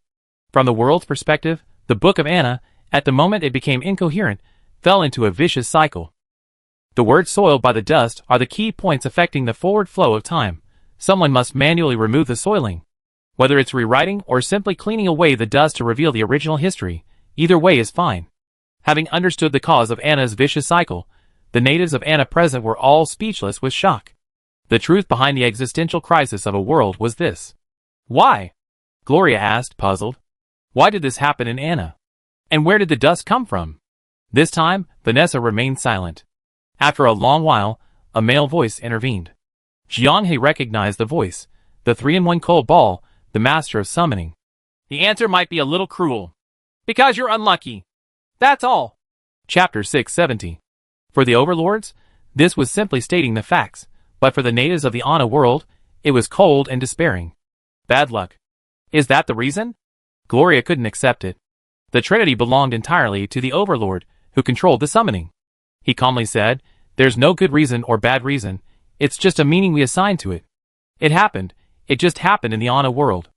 As beings of the Ana world, you can only accept it, nothing more. Henna Lockheye gritted her teeth. No reason, that's the reason, is that how I understand it? The entire Sunrain group inevitably felt wronged and resentful. They had already experienced the capriciousness of fate, stepping into the temple of the clarity with passionate hearts, only to be buried along with the world consciousness that was supposed to protect them. They barely escaped a certain death, only to hear the truth of the cycle from the boundary between reality and illusion. And now, the overlord's bad luck. Unable to accept this fate. In the doll's eyes, black mist swirled, transforming into coal-like totems. In an instant, the dark room was illuminated by light, and shadow projected from the doll's eyes. Within the light and shadow, an excessively bright light captured everyone's attention. It was an enraged star, heated to white-hot from intense friction. It trailed a fiery, molten lava-like tail that stretched across the entire sky, instantly scorching the heavens into daylight. The light was so intense that even the sun paled in comparison. It howled, emitting a low, terrifying wail. A meteorite. Jianghe murmured. French fries caught a glimpse of large, active life on the ground. Could this be a dinosaur? The meteorite struck the earth. In an instant, the earth was no longer solid. It transformed into a liquefied wave of death that swept outwards, completely erasing all life and landscape within thousands of kilometers in a physical sense. Dust and mist erupted, instantly engulfing half the planet. Winter descended, and all things perished. The summoning overlord said, this is Potato and his companion's original homeland, everything that happened in the distant past. A meteorite. It has no will, no emotion, no goal, it's just a cold stone moving according to constant rules. Its arrival was accidental, but for everything on the ground, it was a devastating inevitability. You can ask, why me? But it will not answer. Compared to those beings that silently perished, Ana at least possesses its own miracle. Isn't that incredible? Potato and his companion's distant ancestors were warm-blooded animals, who miraculously survived this mass extinction.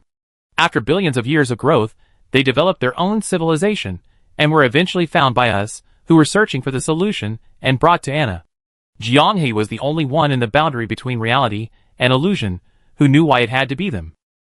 The world that gave birth to them, due to an incomplete roll of the dice, gave birth to the primordial spirit Wu, placing the world in a delicate superposition state. They could either collapse into a magical world, like the one that gave birth to the Overlord, or they could possess a vast ocean of stars constructed from rolling torrents of steel. No one knows which side the dice will fall to when they stop. Even if the primordial spirit Wu makes a choice, it cannot completely overturn the dice. Chaos and order are separated by a fine line. The dice spin endlessly, the future oscillating and overlapping. This gives the boundary between reality and illusion a greater inherent adaptability, allowing them to be deeply immersed in magic. This is unique among the few civilizations that the Overlord has found so far in the vast and boundless sea of stars. What is that meteorite belonging to the Anna world? Elsa asked nervously. Could it be something I attracted? 100 years before the time loop began, Elsa's summoning spell triggered the void shout-out phenomenon, allowing the Overlord to discover the existence of the Anna world. Having witnessed so much, Elsa realized the terrifying magnitude of her actions. In the Overlord's words, the world was vast and desolate. What if that wasn't the case? She had rashly torn apart the world's barrier with her summoning spell. What else could she have attracted besides the Overlord?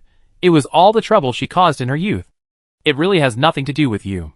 It didn't change according to the will of anyone in your Anna world. It just happened to happen here. I can't tell you what it is. That wouldn't be good for the still infant Anna world, or for you. With the level of magic in the Anna world, being the first to understand this part of the truth would only make knowledge a curse. The puppet looked at Jianghe as it spoke. Jianghe naturally understood. He had indeed listened to the speculations of the Overlord and the leaders of the alchemist group before his arrival. Now it seems their conjectures have come true. The Overlord has already given the answer, a book. However, this book records everything that happened in the world of Anna, and it was precisely because of its errors that Anna fell into an abyss of no return, requiring an external force to rewrite the process and outcome. Before this, the Overlord had vaguely sensed the existence of the book, but did it possess a physical form? If so, how would it manifest? If it didn't have a physical form, then how did it interact with reality? Many questions remain unanswered. Anna provided them with the best opportunity to understand this book. They extracted almost everything they needed to speculate from Anna's cyclical catastrophe. Keeping their promise and rekindling their relationship with Tina was only one reason why the Overlords were so determined to save Anna. Another reason was that they saw a further opportunity within Anna's cycle. Jianghe knew without asking that the process of the cycle's end had greatly benefited the alchemist group behind the Overlords, perhaps even understanding the rules. In the future, they could theoretically summarize the process and gradually replicate it to some extent in practice, thus gaining control over the rules. No wonder the Overlord said that if the world of Anna were successfully saved, everyone would benefit. Master, I only have one last question. Gloria took a deep breath. Will the cycle happen again? Probability questions cannot be answered, the Master said. Like I said, if it happens, it's inevitable. What you should be thinking about is living in the present. He paused, a smile playing on his otherwise calm voice. If that day ever comes again, the boundary between reality and illusion will come to your rescue. We provide after-sales service. This rare witty remark made everyone on the boundary between reality and illusion laugh. Are they programmers? A bug in their code? Lifetime warranty. The jailer sighed, we're doomed. The accountability system is activated. If it can't be fixed, we be tied to the Anna world for life. Squid stroked his chin. Do we have to form a guild for life in Anna? Another lifetime? Now it's 2 lifetimes, the jailer said. God, he doesn't like being with you anymore. Wow, Fries, you're so mean. Don't misinterpret my meaning. Then why are you sounding so disgusted? Who among us do you dislike? Tell me. Who said I hate teaming up? I was just expressing my feelings. The jailer was utterly speechless. The Overlord smiled and joined Rainbow Rain, silently watching the daily bickering at the boundary between reality and illusion. Once things had calmed down, he finally spoke with satisfaction. You will indeed be staying here for a very long time, perhaps half a lifetime. Huh? The Overlord explained. Although the cycle has ended, you have already left too much information on the pages. Therefore, it's best to let this history continue, leaving a complete thread, ensuring a beginning and an end. This sounded like something the Overlord would do in his previous life, insisting that they end without a clear conclusion. The Overlord didn't elaborate on the specific reasons. Anyway, everyone in Rainbow Rain was overjoyed to hear the news. They were already reluctant to see the boundary between reality and illusion leave immediately after completing their mission, but now that the Overlord had spoken, their guarantee was in place. Given that the cycle has interrupted the original historical process, and that Elsa and Anna are still alive among the clear ones, therefore. The Overlord considered for a moment, then smiled. We have always considered ourselves observers, and we won't do anything to interfere too much with the progress of the original civilization, but now, the boundary between reality and illusion is ours. Since we have already become deeply involved, we will also hand over power and choices to the boundary between reality and illusion. Regarding the transmission and enlightenment of knowledge, you can discuss with us to what extent you wish to proceed, or you can remain silent and tacitly conservative. Elsa was shocked. As a Devlin, She knew very well that history could have taken a different turn if the mutually destructive conflict between the Clarities and the Eternal Night had been the dividing line. 100 years ago, the legendary, resilient King Gorkaran had already reached the point of becoming a Grand Lich, just one step away from near immortality. The technology of spirit-body swapping had also progressed to the point of replacing animals and monsters, needing only to solve the problems of compatibility and the overall decline in strength after the replacement. And the actual progress of magic in Anna 100 years later was only slightly better than that of Devulon back then. A whole century had passed, and that was all. If either the Clarities or the Eternal Night hadn't died in the indiscriminate sweep of the world's consciousness, the overall development of magic would have been much faster. The fact that the Overlord said this meant they acknowledged that the world of Anna could have been better, tacitly allowing the boundary between reality and illusion to, during its stay, slightly enlighten the development of the world of Anna as a pioneer of the Overlords. This is an invaluable gift to the magical community of Anna. Wait. Elsa thought of a question. The world consciousness has perished, so what will happen to us in Anna? The magical tide is the torrent that propels the world forward, driven by the awakening of the collective subconscious desires of the local inhabitants as the world consciousness accumulates to a certain level of magical power, the Overlord said. With the demise of world consciousness, there will be no collective subconscious awakening of magical tides. Therefore, your magical environment will not experience periodic historical events to complete crucial advancements. Peppermint Mother, knowledgeable and experienced in magical evolution, broke out in a cold sweat. So, in the Anna world, without the magic surge, our magical development will plateau after reaching a certain level? Theoretically, yes. The Overlord, on a whim, switched to a lively female voice. Mint's mom is so clever. Mint suddenly wanted to bury her head in the ground. Everyone chuckled, but the thought of the Anna world's future sent chills down their spines. For a magical world, the existence of world consciousness is crucial.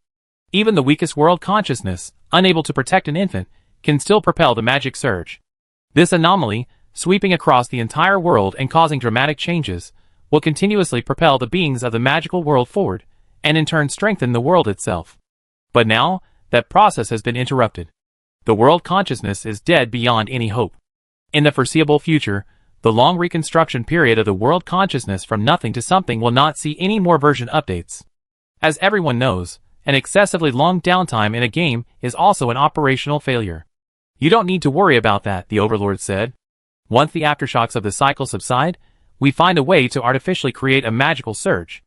Artificially.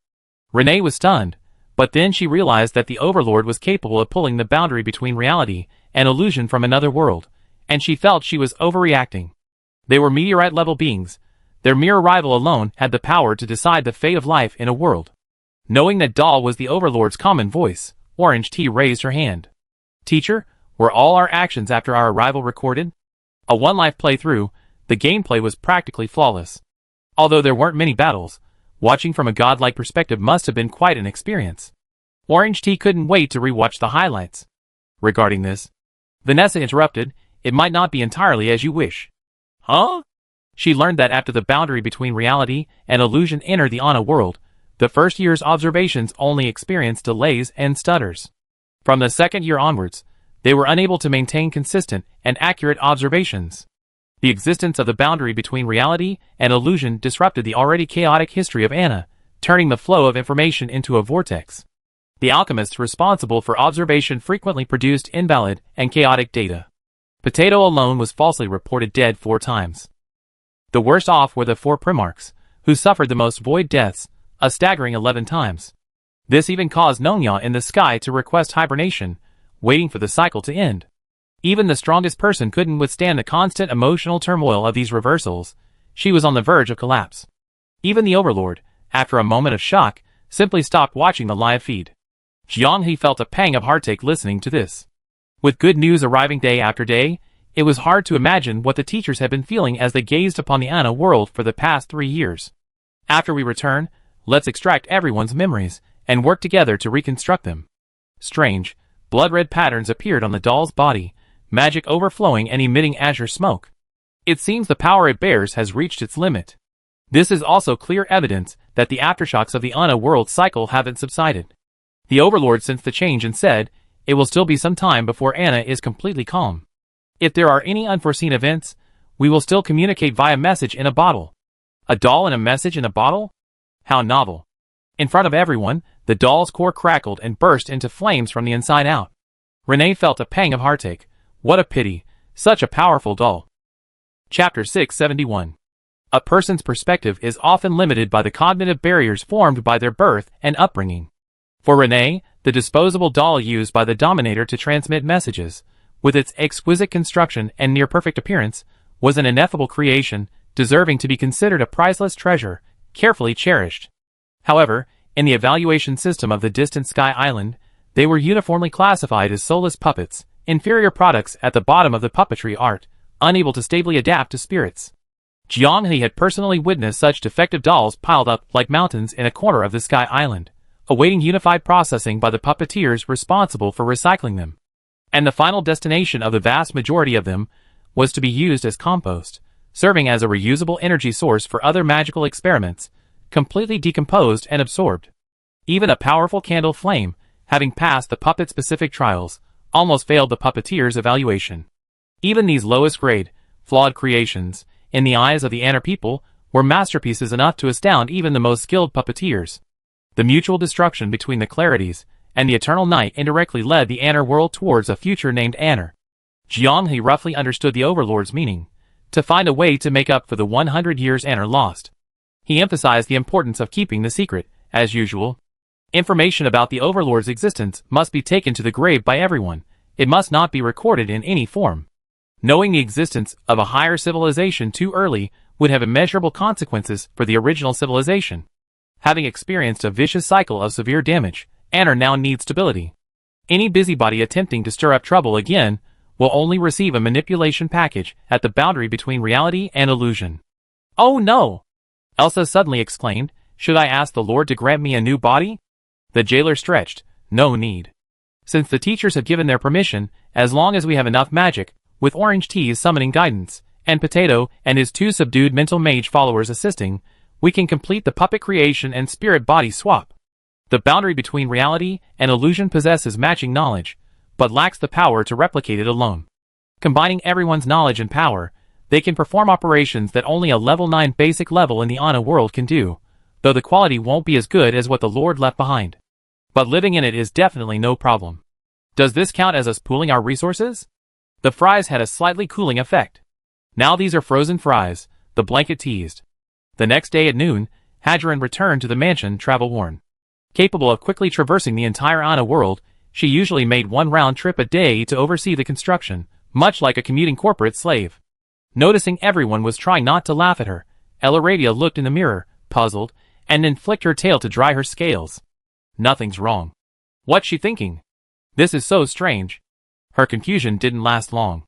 What, the Sovereign came? What do you mean I'm the only one who participated in the cycle of salvation, but didn't get to see the Sovereign? Hoggy Dragon broke down.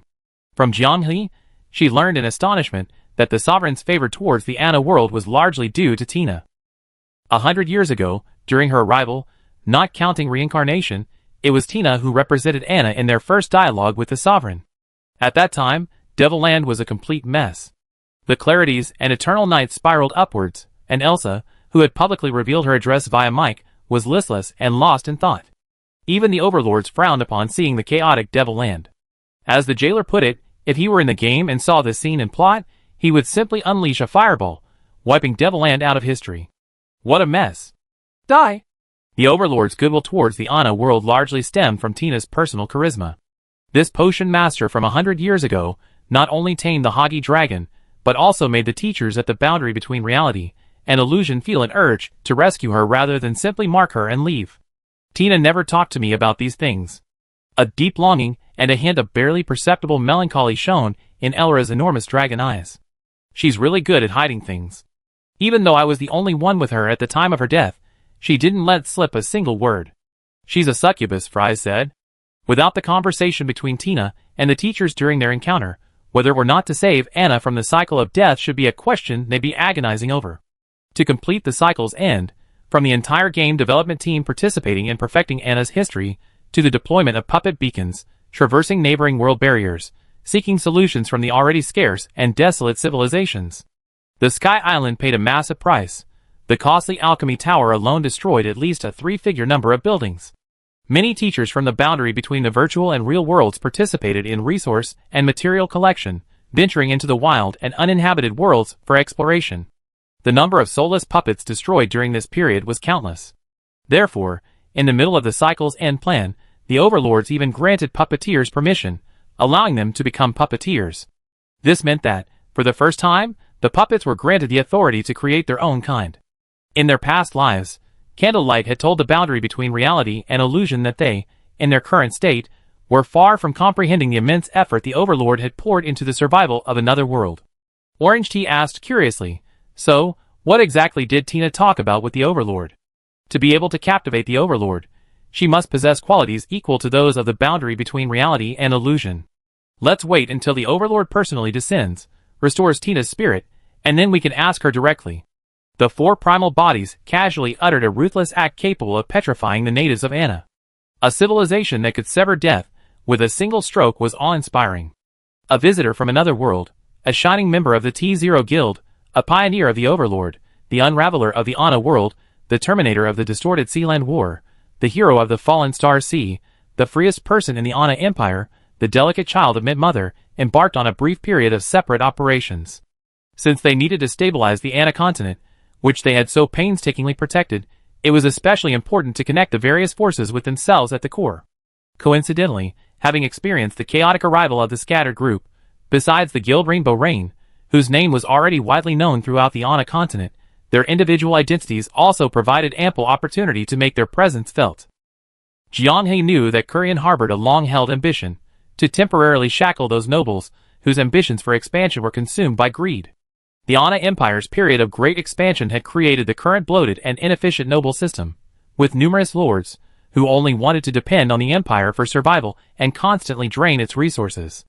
The Empire, burdened and increasingly inadequate, eventually needed a suitable opportunity and excuse to cleanse itself of these chronic problems.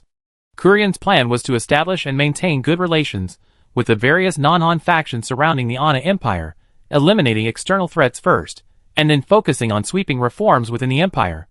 However, the various races bordering the Empire were equally aware of the danger that would arise once this behemoth successfully completed its reforms and achieved a high degree of centralization. Therefore, they naturally became interferers and obstructors of the Empire's reforms. Watching the Empire slowly rot under the continued exploitation of the nobles was the outcome most desired by the surrounding races. But they also feared that these hot-headed nobles might rashly incite the ambitious nobles within Anna to stage a solo act. The Anna Empire was a cesspool teeming with maggots. Even a few of these maggots, with a sudden inspiration, could cause a stench that would engulf the surrounding races. The demon ceiling tower could not fall. If it fell, Anna would only descend into greater chaos. Thus, the Empire and its surrounding tribes reached a delicate stalemate. Both sides were fully aware of each other's demands, yet neither side was willing to take the initiative to bring everyone to the negotiating table for detailed discussions. After all, even amidst tensions and harsh words, sitting down to talk was always a good start. Given that he would likely spend the rest of his life in Anna, Jiang He, as a witness and participant in all of this, intended to attempt to initiate this history of negotiations. This was a rather serious and sensitive political issue, and Jiang He wisely refrained from offering any specific opinions or inclinations, simply explaining the idea to Kurian. As expected, Kurian agreed after only a brief moment's thought. This was undoubtedly a bold attempt, a diplomatic adventure built on the unique trust between the two sides in the boundary between the real and the virtual. He also wanted to see if the boundary between the real and the virtual could achieve this unprecedented feat simply by using personal connections. Several years later, Squid and Bed, returning to the Leaf Elf Kingdom, were unsurprisingly given a grand audience. Top Leaf Elf potion masters, including Hammonds, appeared at his manor, bringing with them an invitation from the Leaf Elf King. It's worth noting that this courtesy had nothing to do with the Rainbow Rain adventure team's name. Even now, the Leaf Elf leadership, deep in the forest, remained completely unaware of the existence of the boundary between the real and the virtual. Their most profound impression of Rainbow Rain, unsurprisingly, focused on the jailer. No surprise, even in Leaf, a high-ranking elven leader possessed his exquisite paintings. Erotic art is like a raging flood, corrupting the pure hearts of Anna's young people. Someone who criticizes it so harshly probably owns a masterpiece personally signed by the jailer master at home. Hammond suppressed a laugh. Young people, full of youthful vigor, are bound to be interested in these novel and stimulating things. Really just young people? Hammonds couldn't help but cough awkwardly. Well, indeed, quite a few senior scholars, in order to gain a deeper understanding of the thoughts and ideas of today's young elves, have made critical, purchasing his works with a research-oriented attitude. After all, the jailer master is truly extraordinary. His painting speed and output far surpass other artists in Anna, and the quality is consistently high. Indeed, his prolific output, coupled with the exquisite quality of his work, speaks volumes about the jailer's reputation. When Inkfish formally explained that his visit aimed to facilitate a large-scale meeting involving multiple factions, Hammond's smile faded, and he fell into a brief silence. "This matter is of great importance. I may need to report to His Majesty tonight," he cautiously inquired. "Furthermore, I need to know if any other forces besides our decaying leaf have received similar invitations. We have already sent people to make contact with the forest tribes in the northwest of the Empire, and the Fallen Star Sea in the southeast," Inkfish frankly replied.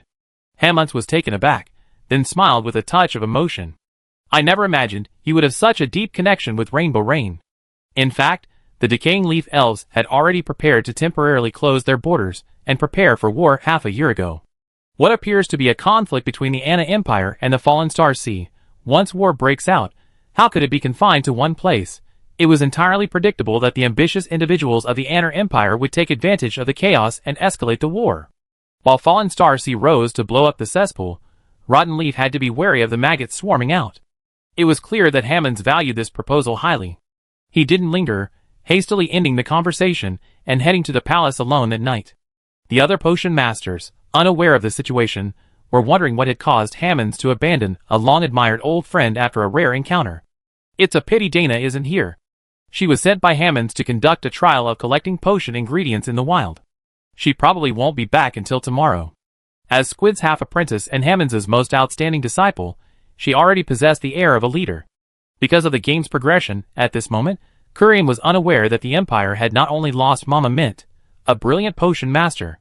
Moreover, unlike Mama Mint, her joining the reality/virtual boundary was considered completely neutral, and she would likely remain with everyone for the foreseeable future. Dana, however, was a legitimate potion master from the Leaf Elf Kingdom. Once war broke out, potions she handled would fall within the Empire's territory.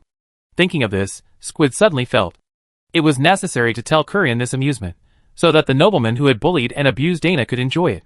Almost simultaneously, the four Primarchs once again set foot on the land of Krikri Fortress. As the renowned acting lord, who had diligently governed the area for over a year, and the sole designated governor of the southern district, his appearance stunned Brendan, who was watching the dancers singing and dancing naked when he received the news. He asked twice in disbelief, confirming it wasn't some malicious joke, although probably no one would dare joke with him like that. In any case, he rushed out the door without even putting on his shoes. The moment he saw the Primarch, he was overwhelmed with excitement, grabbing his hand and eager to join in the classic singing and dancing performance. "All right, I come back with business." Being one of Kurian's confidants, Brendan knew some of the secrets, including that the Primarch was a crucial component of the boundary between reality and illusion. "What is it? It can't be that you're representing the Empire and communicating with the forest folk, can it?" Brendan muttered, popping a cookie into his mouth, his tone light and cheerful. Could it be some very important negotiation? Not trade, but politics? Receiving no response for a long time, Brendan's cookie slipped from his hand. "Hey, it can't be true, can it? It seems Kurian values you for a reason, as long as you can give up singing and dancing." The Primarch sighed. Chapter 672. Brendan was a politically astute man. Even with Kurian's confidence readily apparent, his ability to cultivate relationships with traditional noble factions was a testament to his competence. Yet, such a man seemed hesitant upon hearing of negotiations with the various races of the forest. The Primarchs were puzzled. What was there to hesitate about? Hadn't the legacy he left behind after his arrival already facilitated cooperation among the border factions, setting aside past grievances? Indeed, but it depends on the forces involved, Brendan said. "I believe the Fallen Star Sea and the Leaf Elves won't hesitate. After all, the Empire's great expansion didn't excessively invade the south, nor could they grow gills to plunder the sea. But we have indeed expanded our territory significantly to the northwest."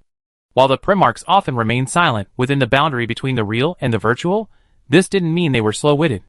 They often grasped things instantly. At this moment, he immediately understood Brendan's subtext. It's clear to everyone that Emperor Kurian is sparing no effort in paving the way for his successor as ruler of Anna. Even if His Majesty remains in good health, He can only hold power for a maximum of 10 or 20 years. He undoubtedly hopes to complete a smooth transfer of power before his death to ensure the stability of various factions within the country and avoid turmoil. In Anna's history, dramatic changes triggered by abrupt shifts in the ruling style of a monarch are commonplace. Kurian's father conceived the idea of halting the long era of expansion and conducted basic public mobilization. Upon ascending the throne, Kurian formally halted expansion. So, what will Prince Sloane's policies be after he succeeds to the throne? Deep within the forests, the various races that resolutely oppose the empire are almost all long-lived, with an average lifespan exceeding 300 years. They have personally witnessed, or even experienced, the reigns of at least 6 Anar monarchs during their adulthood. Kurian's father, and he himself are merely among the few relatively wise figures in the long river of these long-lived races' memories. Those elders of other races who witnessed, or even experienced, the empire's conquests and policy-driven reforms of the old era always maintain the highest level of vigilance and the most cautious observation towards any new Anar monarch. The taste of political demise and personal destruction is most deeply felt not by the Anar people, but by those whom the Anar refer to as other races. Now they are willing to communicate and trade with Fort Kekri because I am here, and also because you once appeared, Brendan said. The long-lived races only recognize people. This is the unique trust system of the long-lived races. They tend to recognize specific individuals, not empty promises or fickle systems. The vast sea of past events fails to stir any ripples. In the long course of their lives, only another life can become an anchor in their memories. The Primarch instantly understood the behavior of the various forest races, because he had personally witnessed Ellerby. To use a game's affinity system as an example, Tina single-handedly raised the Hoggy dragon's initial affinity towards humanity from a cold 0 to a friendly 60. This directly influenced Ellerby's initial attitude towards them after the arrival of the boundary between reality and illusion. For the immortal races, vibrant lives with extraordinary personal charisma are the essential nourishment necessary to slow their spiritual decay and maintain their connection with the world. As for the rules and systems established by the short-lived races, most of them don't even live a fraction of their lifespan. They're just fleeting inanimate objects. What's there to care about? Brendan patted the Primarch on the shoulder and said frankly, I haven't had much contact with Prince Sloane myself, but I know that he's generally considered a kind man. But the problem is, the various races in the forest don't even know that Prince Sloane is a kind man, let alone trust him. After a moment's thought, the Primarch said, make arrangements for me, I want to talk to them all tomorrow. This wasn't difficult. Ever since the various races in the forest realized that Brendan had no bad deeds besides singing and dancing, they had already established a trading post, similar to a diplomatic post, within Krekri Fortress. This was the first time in centuries of conflict, a landmark event. Brendan had never considered this an achievement. Previously, he only wanted to complete Kurian's mission as soon as possible, receive the reward, and revive his family. He now deeply realized that he could no longer leave Krekri Fortress. His fate was inextricably linked not only to this land, but also to the neighboring tribes. Only death could end it all. From the perspective of the Empire's long-term interests, Brendan felt it necessary to take care of his health and strengthen his body. Living one more day was a responsibility to the Anau people in the northwest of the Empire. Through the trade office's connections, the following afternoon, the 6 most influential tribes in the forests bordering the northwest of Anau sent elders. As a figure with considerable influence, the 4 Primarchs naturally received unanimous approval from the elders. However, when they heard the invitation to hold a formal multi-party meeting, unsurprisingly, their faces revealed their usual distant, scrutinizing expressions. Rather than relying on a paper consensus that might be reached through negotiations and easily overturned by future generations, these elders preferred to trust their own judgment based on long experience, continuing their tradition of recognizing people. Ultimately, what influenced their decision was a timely remark from one of the 4 primal beings. This might be your last chance to see King Kurian in person. Even if it's just the thought that seeing is believing, seeing this emperor who influenced the entire continent of Anna is worthwhile, isn't it? This was essentially saying, Kurian is dying of old age. Seeing him one last time is worth the price of admission. Brendan, for one, wouldn't dare say it. Only one of the 4 primal beings could make such a statement. Very well. Where shall we hold the negotiations? The Fallen Star Sea. The words had barely left his lips, when the elders of each race widened their eyes. As forest species, many of them had never seen the sea in their entire lives. Interestingly, none of the various races of the South's decaying leaf elves, the northwestern forest tribes, or even the Anna Empire itself, which nearly clashed with the Fallen Star Sea 6 months prior, objected to holding such an important meeting within the Fallen Star Sea's territory. The reason is simple. Across the entire Anna continent, the Fallen Star Sea's royal court, due to its superior geographical location and Queen Jingxin's outstanding prestige, has become a neutral venue acceptable to all parties. Jingxin herself possesses unparalleled combat prowess in Anna, and both the long-lived and short-lived races hold her in a simple sense of awe. The Anna Empire, which she was willing to ignite a continental war to seek justice, and the nobles who caused such a colossal disaster, are worthy of being recorded in history as infamy and nailed to the pillar of historical shame. For primal bodies, we need to say something up front, an elder said earnestly. Our participation has little to do with Anna, the Decaying Leaf, or the Fallen Star Sea. It's simply because you were the ones who extended the invitation. If the talks ultimately fail to achieve any substantial progress, please understand, another elder added, his words carrying the calm and directness characteristic of the immortal race. The 4 primal bodies embraced the elders one by one. This was a common way for forest races to express intimacy and goodwill. He hadn't expected that the courage he had to hold a knife to his own throat after landing would actually earn him such immense face. Just by showing his face, he could get the Northwest Forest Alliance, a headache the Empire had faced for centuries, to move. If Nongyao could descend, bringing her here to stay for a while, perhaps that would be good? Although he had been mentally prepared for the talks to proceed, when news of the swift and affirmative responses from all sides reached the capital, Kurian, while gratified, couldn't help but feel a sense of melancholy and reflection. The group at the boundary between the real and the virtual, from their mysterious appearance to their current fame throughout Anna, have managed to quickly establish connections in various regions simply by using their faces, all in just 3.5 years. Even considering the presence of the powerful dragon Araladia, their very existence and efficiency are nothing short of miraculous. What he had longed to achieve his entire life, yet faced countless obstacles, was being pushed forward with the help of a group of young people in an almost effortless manner. Sigh. Wick comforted him. Look on the bright side, at least you can finally sit down and talk with everyone in Anna. Hopefully, this meeting will ultimately yield some tangible results. Kurian's tone carried anticipation, yet also a hint of barely perceptible worry. The boundary between reality and illusion only guarantees facilitating the meeting, not the outcome. The mansion Jianghe mentioned was already nearly 80% complete. Only the interior decoration remained before occupancy. The personal supervision of Arila V was a significant asset. Recently, her duties had also shifted to purchasing, spending her days selecting suitable furniture in various city-states of the Empire, and transporting it to the jailer's mansion in Fragrant Breeze City. It was then loaded onto trucks, and transported to its new home, like giant dragons. As absolute outsiders in Anna, a virtually neutral entity, they were keen to leave after completing their task. Like a group of envoys who appeared with a special mission, choosing to retire to the mountains after finishing their work. Kurian specifically inquired about the location of the new jailer's manor. Deep in the primeval forests of the southwest of the Empire. The best way to get there is by taking Elra's private car. A mighty dragon transforming into a dragon-drawn carriage has only happened twice in history. Once was by the legendary potion master Tina.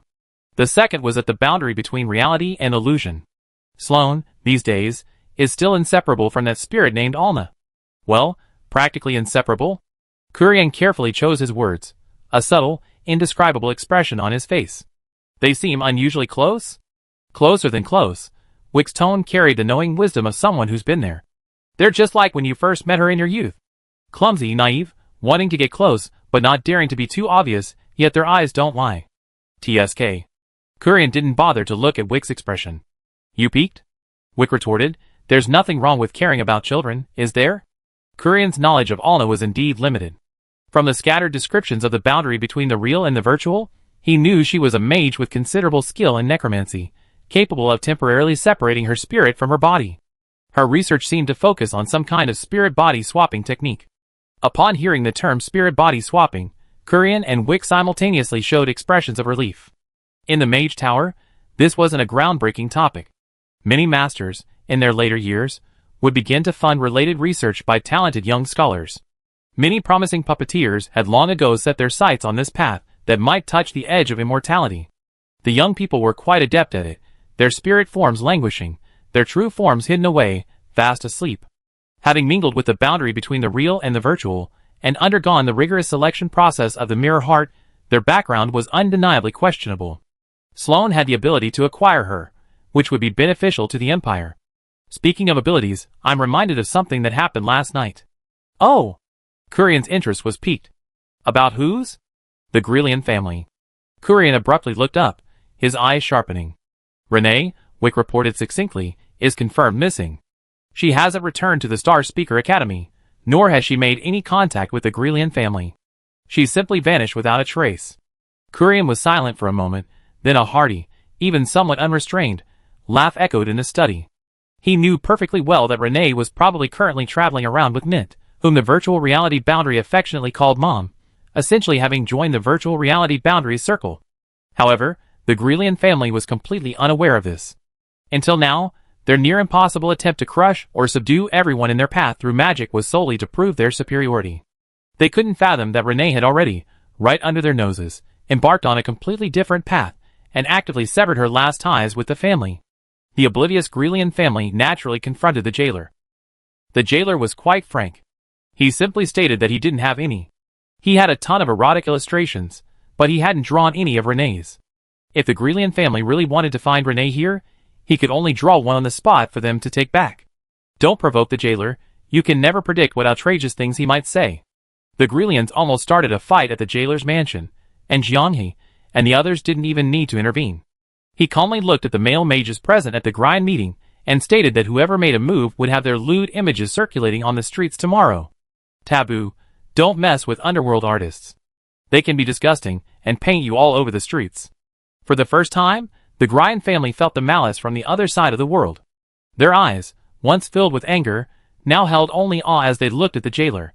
They left with a swagger, afraid that if they hesitated even a second, their images would be imprinted on the jailer's canvas, making them famous overnight. Jianghe sighed. I admire you. In Anna, you're freer than any of us. Want to learn? I teach you. The jailer licked his lips excitedly. Let's all have fun. Chapter 673.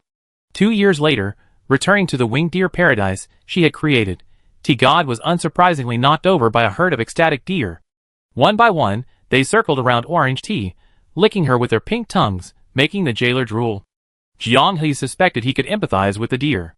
Regarding Orange Tea's secret base, everyone had only heard her mention it sporadically before. Apart from Fries, who was in charge of construction, and Elena, who could easily fly across the forest, the others knew almost nothing about this place. Now, as this brand new manor, standing deep in the primeval forest and perfectly integrated with nature, appeared before them, the newcomers were all amazed. T-God, you mean, you fell from the sky into such a complex environment, didn't suffer a single day, and even gained a bunch of followers? Henlikai's eyes widened as he listened to Orange Tea's glorious start. An ordinary person without magic, surviving unscathed in a primeval forest teeming with wild beasts and lurking monsters, and even leading a herd of remarkably intelligent winged deer to build their own home. This seems almost legendary and sinister from any perspective. But T-Goddess can do it.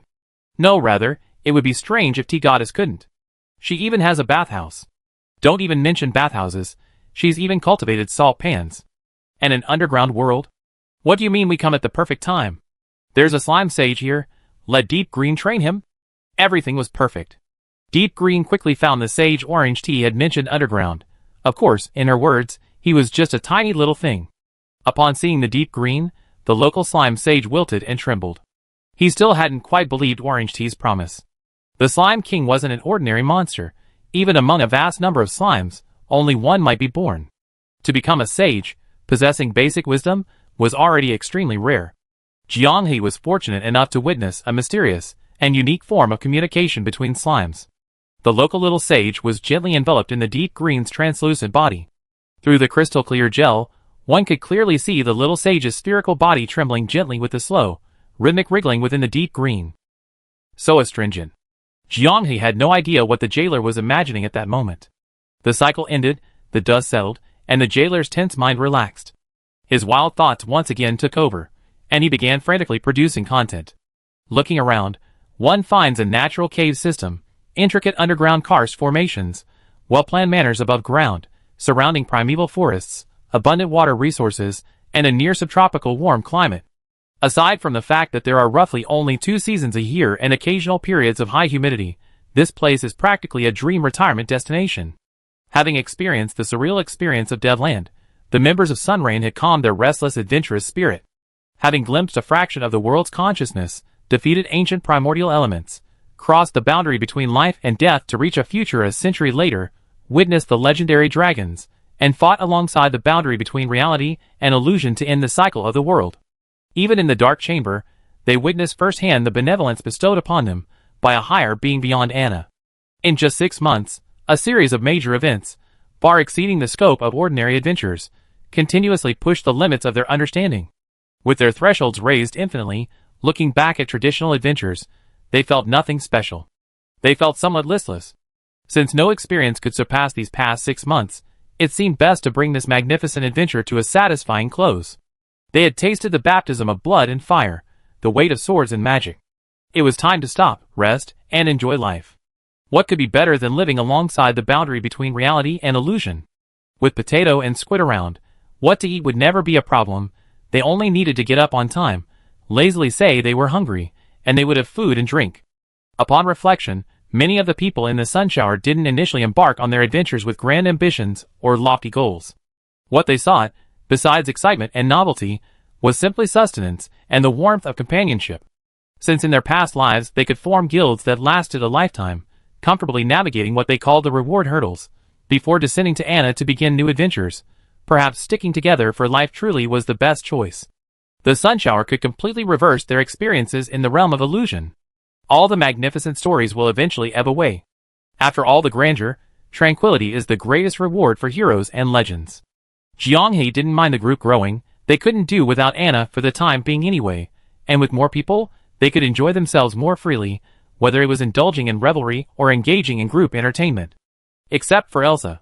She supported Anna's pursuit of the love she craved, a solace for the tragedy of a century ago.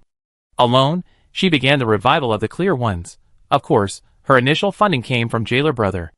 As everyone's biggest financial backer, Jailer Brother's current money printing ability was terrifying. He was already discussing with Kurian permission to publish his artwork in a serialized format on his own. After some explanation, Lion King was speechless with amazement at the novel creative form. It departed from the traditional commissioned work format, becoming a publication with clearly marked prices. Because of its special nature, even Kurian couldn't immediately agree. He had to discuss it with his advisors and consider the consequences of granting permission. Then, the idea was halted. Orange Tea played a crucial role in bringing the brakes on things. After just one night, the jailer dejectedly withdrew his proposal to Kurian. You corrupted Anna enough, that's enough. Hearing Gloria's criticism, the jailer felt utterly wronged. The nobles fight with real weapons, isn't that corruption? But my painting is corruption? There's a difference. What's the difference? At least they don't run around in the streets announcing how they do it, while you almost turned it into an industry. Stop it. Jianghe sighed, you made enough money, the manor is built, and you be self-sufficient in the future. What more do you want? Squid walked over and patted the jailer on the shoulder, seemingly speaking earnestly. It's time to declare the end of the historical mission of generating revenue through erotic illustrations. If you're really itching to draw, then draw some internal perks for everyone, to satisfy your cravings. Wow, your Yen Kingdom map is pretty short. The jailer laughed angrily. Just say I'm drawing for others, and my own people aren't getting any illustrations. He paused. All right, I finish all the drawings I have on hand, and then I offer customized services for everyone.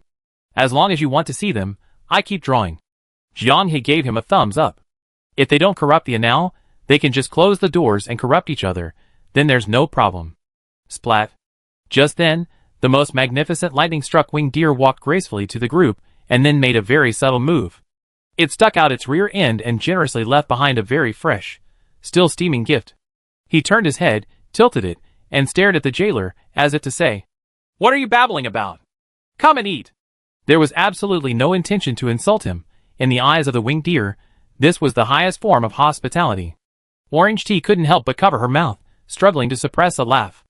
Although the lightning-struck winged deer could understand their language, overly obscure rhetoric could sometimes lead to misunderstandings.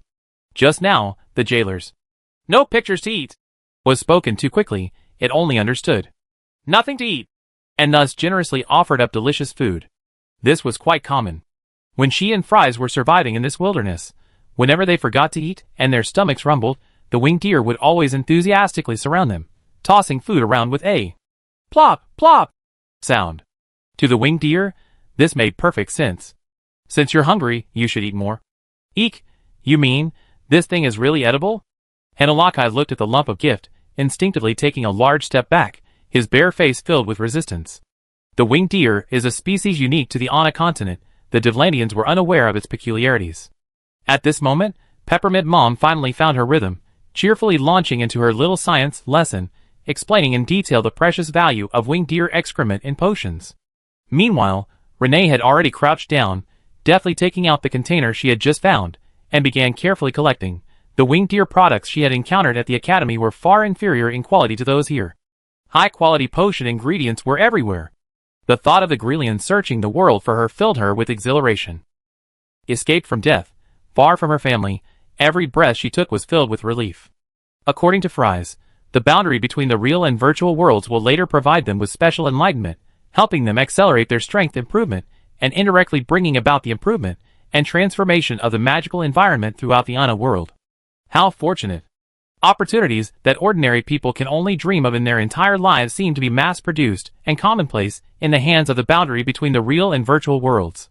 Leaving with Mint Mom was definitely the right choice. From the moment fate bound them together at the Star Speaker Academy, she felt as if she had obtained a precious pass to the path of life's winner. The first ritual upon moving into the new home was a thorough cleaning involving everyone. This is said to be an important custom from another world, symbolizing bidding farewell to the old year and welcoming the new. Upon hearing this, everyone became enthusiastic and threw themselves into the activity with great interest. Kesha transformed into a human-shaped self-propelled humidifier, spraying fine, cool water mist as she went, like a child who had just received a new toy, completely forgetting the original purpose of cleaning and treating it merely as a joyful game. She sprayed more and more enthusiastically, and seeing that the ground in her path was evenly moistened, her playful mood flared up, and she simply turned her head and aimed at French Fries, who was wiping the window frame. This is an unselectable target. Kesha only has respect for French Fries. The water gun hit Jianghei's face directly. French Fries said that you can do whatever you want to a potato, anyway, he won't get angry. The water didn't hurt, it spread gently upon contact with his skin, like a cool, moist mask covering his face before slowly trickling down. Hee hee. Sirens are all children who never grow up. Before Jianghei could react, Kesha flicked her chubby tail and fired another water gun at the bed. In the blink of an eye, everyone cleaning around was soaked in the siren's specially made water mask. The culprit clapped her hands happily, quite satisfied with her handiwork. Splash. Gloria picked up a bucket and unexpectedly soaked Plata from head to toe. Huh? Plata's butterfly wings were slightly damp from the water droplets. She looked up blankly and saw the hall in complete chaos. Potato caught up with Kesha, grabbed her tail, and pulled a nearby wooden bucket over her head. The jailer next door was inexplicably caught up with by a winged deer who bit his cuff. Orange Tea, following closely behind, casually conjured 2 fist-sized water bullets and accurately slapped them across the deer's face. The usually silent primal being, sensing trouble, prepared to flee the battlefield. What a joke. He was the most composed person at the boundary between reality and illusion. He wouldn't play in water. The squid pulled out a large cauldron from under Elare's specially made shield, chanted a spell, and filled a large basin with water, considering who to target. Splash. The spell was a second too slow, and the primal being was soaked. How old are you? Childish. The primal being, his hair sticky and wet, with water clinging to the corners of his eyes, remained calm. You guys are playing. Yahoo! Peppermint Mom shouted joyfully, whistling past. Renee tore open a water sphere from a spatial rift, accurately hitting the primal being who had shielded his mother from the attack. Dussel probably never imagined, even in his death, that his mastery of spatial magic would come in handy during a water fight. An adult now, be more careful. Splash. A massive water sphere descended from the sky, precisely covering the Primarch and slamming him to the ground. Sorry, my aim was a bit off. Elaravite poked her head out from the second floor.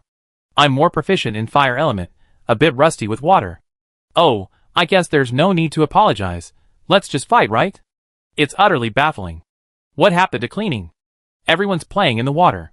The Primarch struggled to his feet and took a deep breath. Water elementalist, come to me. What a joke, he's a genuine water elemental mage. The afterglow of the setting sun, like molten gold, generously poured down, bathing every noisy figure in the manor in a warm, soft glow. Water droplets shimmered like diamonds in the sunset, laughter, screams, and pleas for mercy rising and falling.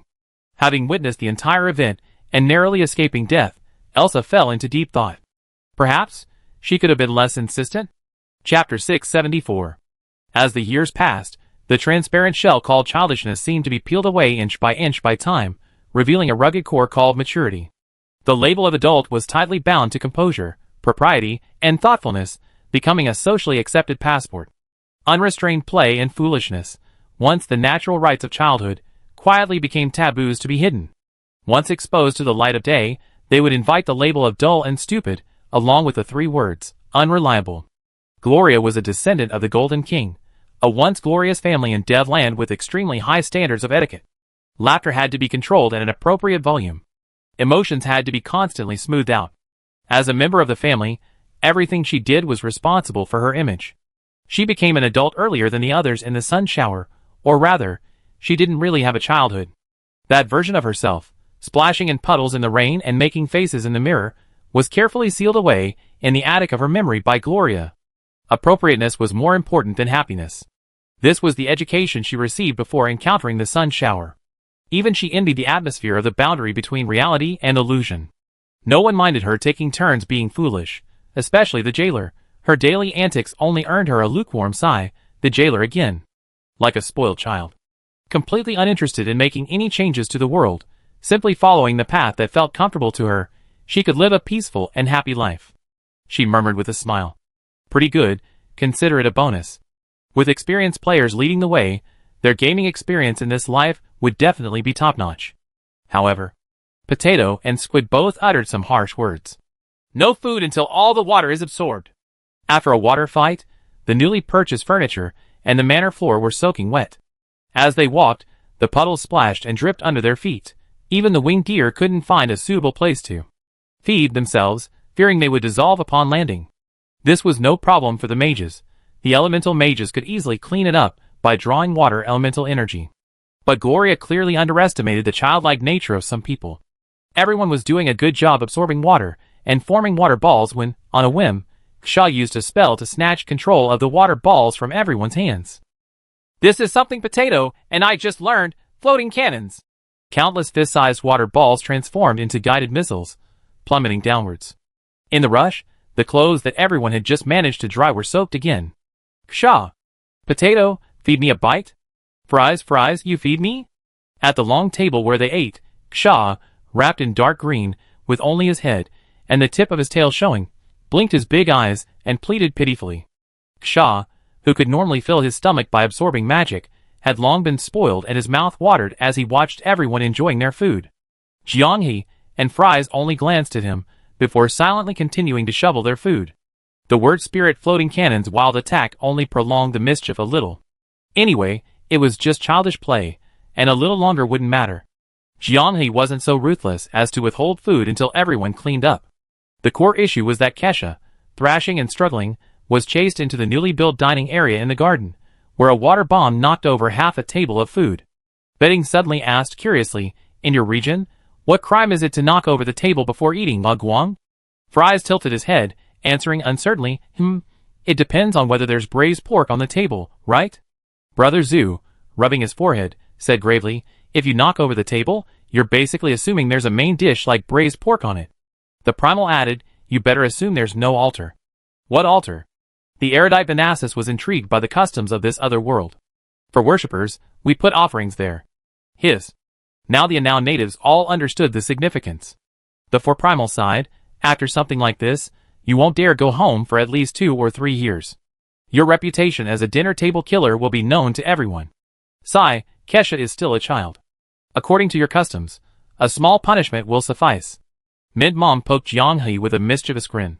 In the Ana world, the phrase he's still a child can apply to a few-year-old child, or even a 100-year-old dragon or siren. You're going to punish me? Kesha, who had been looking pitiful, suddenly became excited upon hearing this, a blush of excitement even spreading across his cheeks. Is it a tradition from Potato's hometown? Can I experience your traditional customs too? It sounds very interesting. Jianghe had a headache. Why would anyone be so eager to be punished? Kesha's enthusiastic request whetted everyone's appetite. They were eager to know what the special methods used in this other world to deal with unruly children were. So, Jianghe locked Kishu inside the deep green body. Such a familiar punishment. Doing something wrong means being punished by not being able to eat for a while, only being able to watch everyone else eat. The jailer ate his braised pork belly with gusto, occasionally glancing back at Kishia, whose saliva was dripping onto his deep green skin. He was like that when he was little, too mischievous and playful. He made a relative's child cry at a family gathering, and his father punished him by making him stand obediently to the side for over 10 minutes without food. It was only thanks to the relative's pleas and the New Year's bonus that he wasn't allowed to continue being a mascot standing in public. This wasn't how Kishia had imagined it would turn out. She thought Potato would pretend to be fierce, scold her, or give her a tap. Thinking about this, her scales began to itch. In the end, the so-called punishment was just going hungry. The various delicacies on the table were being quickly devoured. Every meal started slowly and methodically, with everyone else finishing before she would dig in. Seeing that she was immobilized, the vacuum cleaner Aurelia was already itching to vacuum up all the food ahead of time. The primitive one suddenly spoke up. Usually at times like this, there'd be a wicked fellow, carrying a full bowl of rice, deliberately waving it around in front of the punished person to eat. After a moment of silence, Hinalakai was filled with respect. As expected of the primitive one, the fewest words, but every time he speaks, he brings a new twist. The jailer immediately understood, leaping up and quickly piling his rice bowl into a small mountain, then eagerly carrying it to the sealed ksha. Crunch, crunch. He deliberately chewed the crunchy pickled vegetables with unusually loud sounds. Smack, smack. The sounds he made while eating the fragrant braised pork were several times more exaggerated than usual. Afraid that Kishia wasn't seeing things clearly enough, or wasn't satisfied enough, he would deliberately wave each piece of food he picked up with his chopsticks in front of Kishia's eyes, showcasing its color and aroma before slowly putting it in his mouth, his face beaming with an infuriatingly smug expression of pure enjoyment. In his previous life, at a family gathering, this behavior would have filled him up to the brim, though it would have meant eating stir-fried meat with rattan. In his past life, he grew up early and mingled with the boundary between reality and illusion, never having had the chance to do something so despicable to make up for his childhood regrets. He never expected to get his wish in the second life segment. French fries whispered in Jianghe's ear. Is that enough? Jianghe placed a fish head in her bowl. It's okay, eat first. The punishment she wants to play is different from what we're doing, you should understand. French fries continued to mutter. Jianghe suppressed a laugh. She's allowed to be childish, but I'm not allowed to be a primary school boy playing with girls' hair? After a moment of silence, Fries also laughed in exasperation. Fine, fine, compared to Kesha, who isn't a child at heart. Have fun. She suddenly asked, you used to love smelling my hair so much, is this the root of the problem? Eat. Everyone ate and drank their fill, but had no intention of leaving, wanting to see what Kesha, with her eager face, would do next. Seeing Elaine put all her effort into it, opening her mouth wide, dumping all the soup and leftovers into it, finishing her plate, and then leaving satisfied, patting her stomach, a wrong smile finally appeared on Kesha's lips. Even someone as optimistic as her couldn't help but feel sad at the subtle taste of being abandoned by the group. This time, without Fry's elbow to remind her, Jianghe personally patted Deep Green, making her open her mouth. How cruel. Is this how you punish people? There are more powerful versions, like bamboo stick stir-fry and vine stir-fry. Kesha, now a curious child, asked, what's bamboo stick stir-fry? What's vine stir-fry? What's the powerful version? This was a common dish, the one the jailer ate the most of. He couldn't hold back after hearing this, because he also experienced the mixed doubles treatment. After receiving the standard explanation, Kesha paused. I can accept this, want to try it? Jianghe wouldn't have agreed if he knew you could accept it. What kind of perverted fetishes are these? How many normal people are there in Anna? Seeing Kesha's gaze frequently drifting towards the spotless dining table, Jianghe personally brought out the warm food from the kitchen. Wow, Potato, I knew you were the best to me. Jianghe was suddenly pounced on by Kesha, whose tail curled up and wrapped around his waist. Stop, stop! This was prearranged by Fries and me. Who told you to be so reckless and choose the traditional punishment? Don't lick her, Fries, look at her. Fries whistled, unmoved. The entire Rainbow Rain team looked at each other. Let's disperse, digest our food. Gloria waved her hand. Aurelia stroked her chin, wanting to take another look, when Renee, passing by, whispered a reminder. They can revive Tina, so don't ruin things. These words jolted the dragon awake, and Hoggy Dragon obediently chose not to be a third wheel. Boom! Just as they reached the courtyard, a dark shadow plummeted from the sky, crashing into the ground and creating a crater, sending sand and gravel flying. The startled group rushed closer. A test-specific doll, don't be surprised. Oh, it was a celestial being dropping a doll into a bottle. Celestial beings exist both in the heavens and on the ground. Our Anna is truly diverse. Chapter 675. Every few days, damaged dolls from the Overlord would appear in the manor. Based on the doll's damage, it was speculated that the aftershocks of the world breaking free from the cycle would last far longer than anyone imagined. 15 years, this was only a conservative estimate given by the master alchemists. For Jianghe and the core members of the boundary between reality and illusion, this wasn't particularly difficult to accept. In their previous lives, they had fully adapted to the rhythm of life in the Ana world during their time in the game. Now, with the addition of the Rainbow Rain members, they were constantly redefining their novel experience of living together in retirement, enjoying their lives to the fullest. It was the four Primarchs who suffered. Nongya had already entered a dormant state, and faced with the Overlord's awakening option, he resolutely chose to refuse. 6 months passed quickly, and Elsa, determined to revive the clarity, unexpectedly did not choose to leave. Everyone tacitly refrained from inquiring about the reason, as if the matter had ceased to exist. French Fries had privately analyzed Elsa's hesitation with Jianghe. After the devastating battle between the Clarifiers and the Eternal Night Apostles, the world of Devil Land was mired in nearly a century of chaos, like an unhealable festering sore, breeding too many fanatical and ambitious individuals. On this continent where hatred and violence endlessly cycle, Devil Land will find it difficult to achieve true order until they have bled to death and are completely wiped out. 100 years is enough to wash away too many memories. The Clarifiers, once hailed as beacons, have long since lost their brilliance in the hearts of the people and have been completely forgotten. Rather than wasting effort and struggling to revive a faith forgotten by time on such barren and desolate land, it would be better to use the precious knowledge and scriptures secretly kept by the Clarifiers to assist the Overlord in catching up for the world of Aner, to make up for the century of development lost due to turmoil. Compared to the utterly chaotic environment of Devland, where everyone is a chicken-eating champion vying for the title of Chicken King, Anna, aside from the Empire's Demon Sealing Tower, has a much more normal population. Jingxin pets cats, reads books, and creates wonders. The Sirens happily hoard dried fish. The elven potion makers of the Decaying Leaf Kingdom focus on researching food and potions, finding joy in a new dish for a long time. Even the forest species, the Empire's biggest headache, who once played the Scorched Earth game with the Empire, only reached their maximum aggression out of necessity. Before the Empire's Great Expansion era, they were a group of docile herbivores. Without the conquests brought by the expansion orders, the forest species wouldn't be so enraged as to want to destroy the Empire. In comparison, Devlin's persistence is extremely low in cost-effectiveness.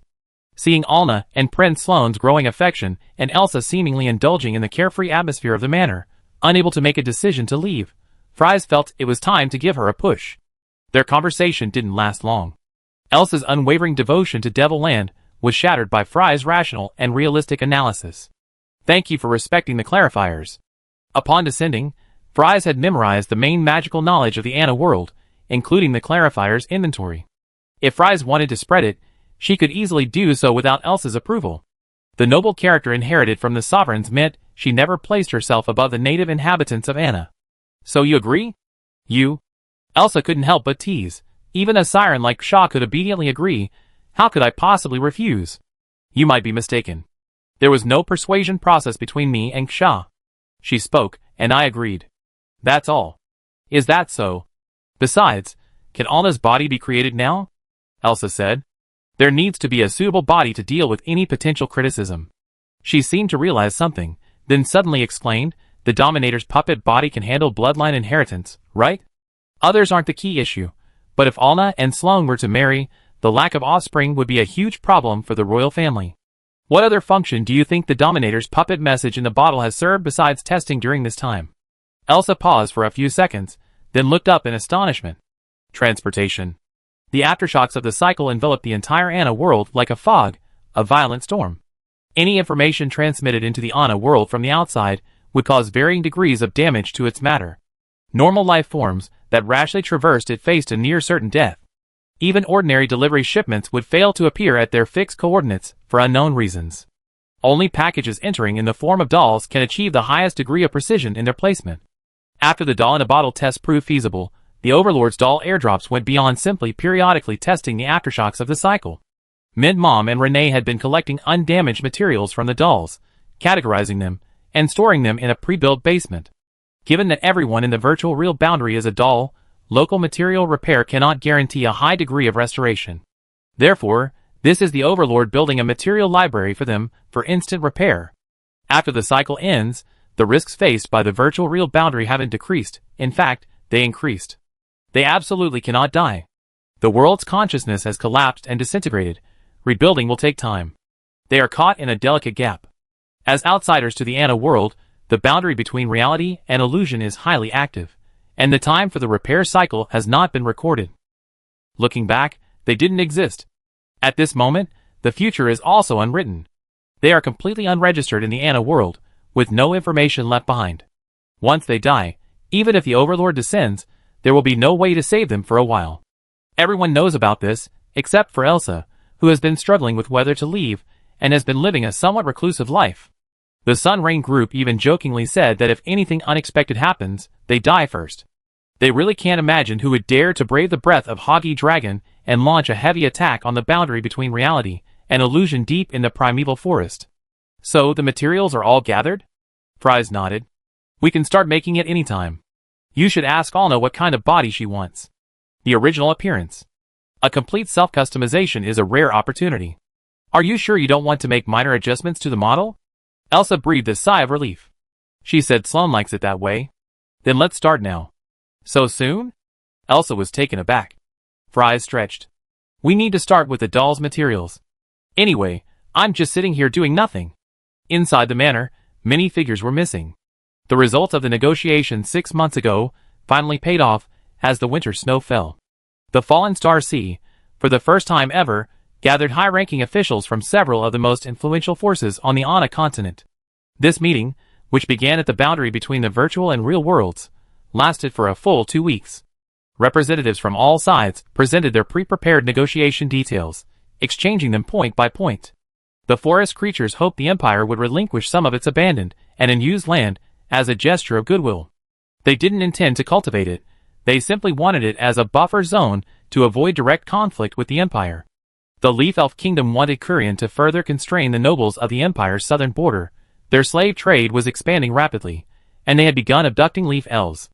Hammonds privately told Inkfish that the owners behind this slave trade were connected to princes and other high-ranking figures. Bringing it up during the talks was a way of giving Kurian a small amount of face. Mirrorheart was quite straightforward, wanting the right to review the list of nobles for exchange. She was somewhat traumatized by Giza. Not directly canceling the exchange window was also a way of giving Kurian and Anna face. Kurian wanted to make a direct promise, but he didn't come alone. Imperial nobles and officials also participated in the negotiations. This made the negotiations incredibly protracted, often taking an entire day without yielding any constructive results, with endless back-and-forth arguments over the same points. It truly lived up to the saying. The differences were significant. The fact that everyone could sit down and talk was meaningful enough.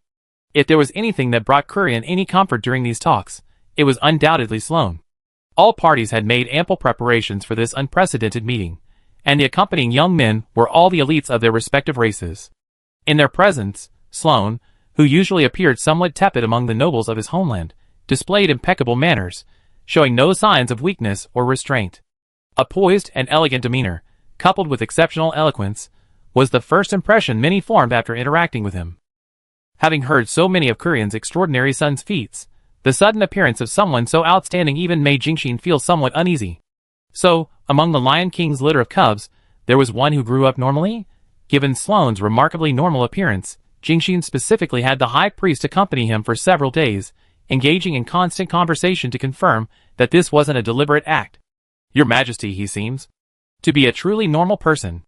Wow, then he's really quite abnormal. Jingxin couldn't help but chuckle. I always thought Kurian had a physical ailment, which manifested in his offspring's lack of intelligence. Everyone seemed mentally unstable. Now it seems it's actually a problem with their upbringing? When Jingxin recounted this amusing anecdote to Kesha, the carefree Kesha naturally told everyone at the boundary between reality and illusion, and unsurprisingly, everyone around overheard it. Queen Jingxin has personally chosen the only normal prince. Jianghe patted Sloane on the shoulder. Congratulations, You receive the title bestowed upon you by the most powerful mage on the Ana continent. Sloane was both amused and exasperated. Do you think I should be happy? Think about it. Your eldest brother has already been executed for a series of outrageous actions. Your second brother is a madman who inexplicably awakened a bloodthirsty gene. Your fourth brother is making a fortune in the slave trade, his specialty being selling the Ana people into slavery. Your fifth brother is indulging in nightly revelry, almost sparking a war between land and sea. We're actually quite shocked that he remained untainted by this filth. Chapter 676. The jailer set up his easel on the second-floor balcony, and Jianghe immediately ran up upon seeing it. So nervous, are you afraid I might impulsively paint something indecent? The jailer asked without turning his head, his tone carrying his usual teasing smile. Kesha watched intently, as the lines on the canvas gradually became clearer. Upon hearing this, she immediately said, I'm glad you have the self-awareness to know what dangerous place you're in everyone's eyes. TSK, I remember you were so polite to me not long ago. Did your attitude change the moment you got Fry's approval and successfully clung to Potato? That has nothing to do with that. Kesha's cheeks flushed slightly, as she hurriedly explained, her tail unconsciously patting the ground lightly. This is the Millennium Wonders of the Fallen Star Sea. It's a sacred place that records the changes in civilization on the Ana continent, preserving the most representative architectural essences of each era. You can't paint those indecent things here. That's a desecration of history. The jailer didn't respond to her words, focusing only on his paintbrush. With a few precise and expressive strokes, the outline of the main hall, a blend of sea and land architectural styles, used for the meeting, leaped off the paper. He suddenly stopped painting, glancing sideways at Jianghe, his eyes no longer displaying their usual carefree attitude. Potato, don't you find this interesting? What do you mean? The jailer's gaze swept over the elegantly dressed, imposing figures of Ana below the balcony. Most of the people here are completely unaware that their world was not long ago on the verge of complete destruction, falling back into the cycle of rebirth. They didn't know that before that, their fates had been repeatedly crushed in a cycle. The jailer's brush paused, his gaze somewhat unfocused. Fate, so fickle. So, recording it is necessary, he murmured, continuing to sketch. After speaking, he fell silent, picking up his brush again, continuing to construct a world of lines and colors on the canvas. Jianghe leaned against the cold stone railing, looking down at the powerful figures who would determine the future of the continent, and fell silent for a moment.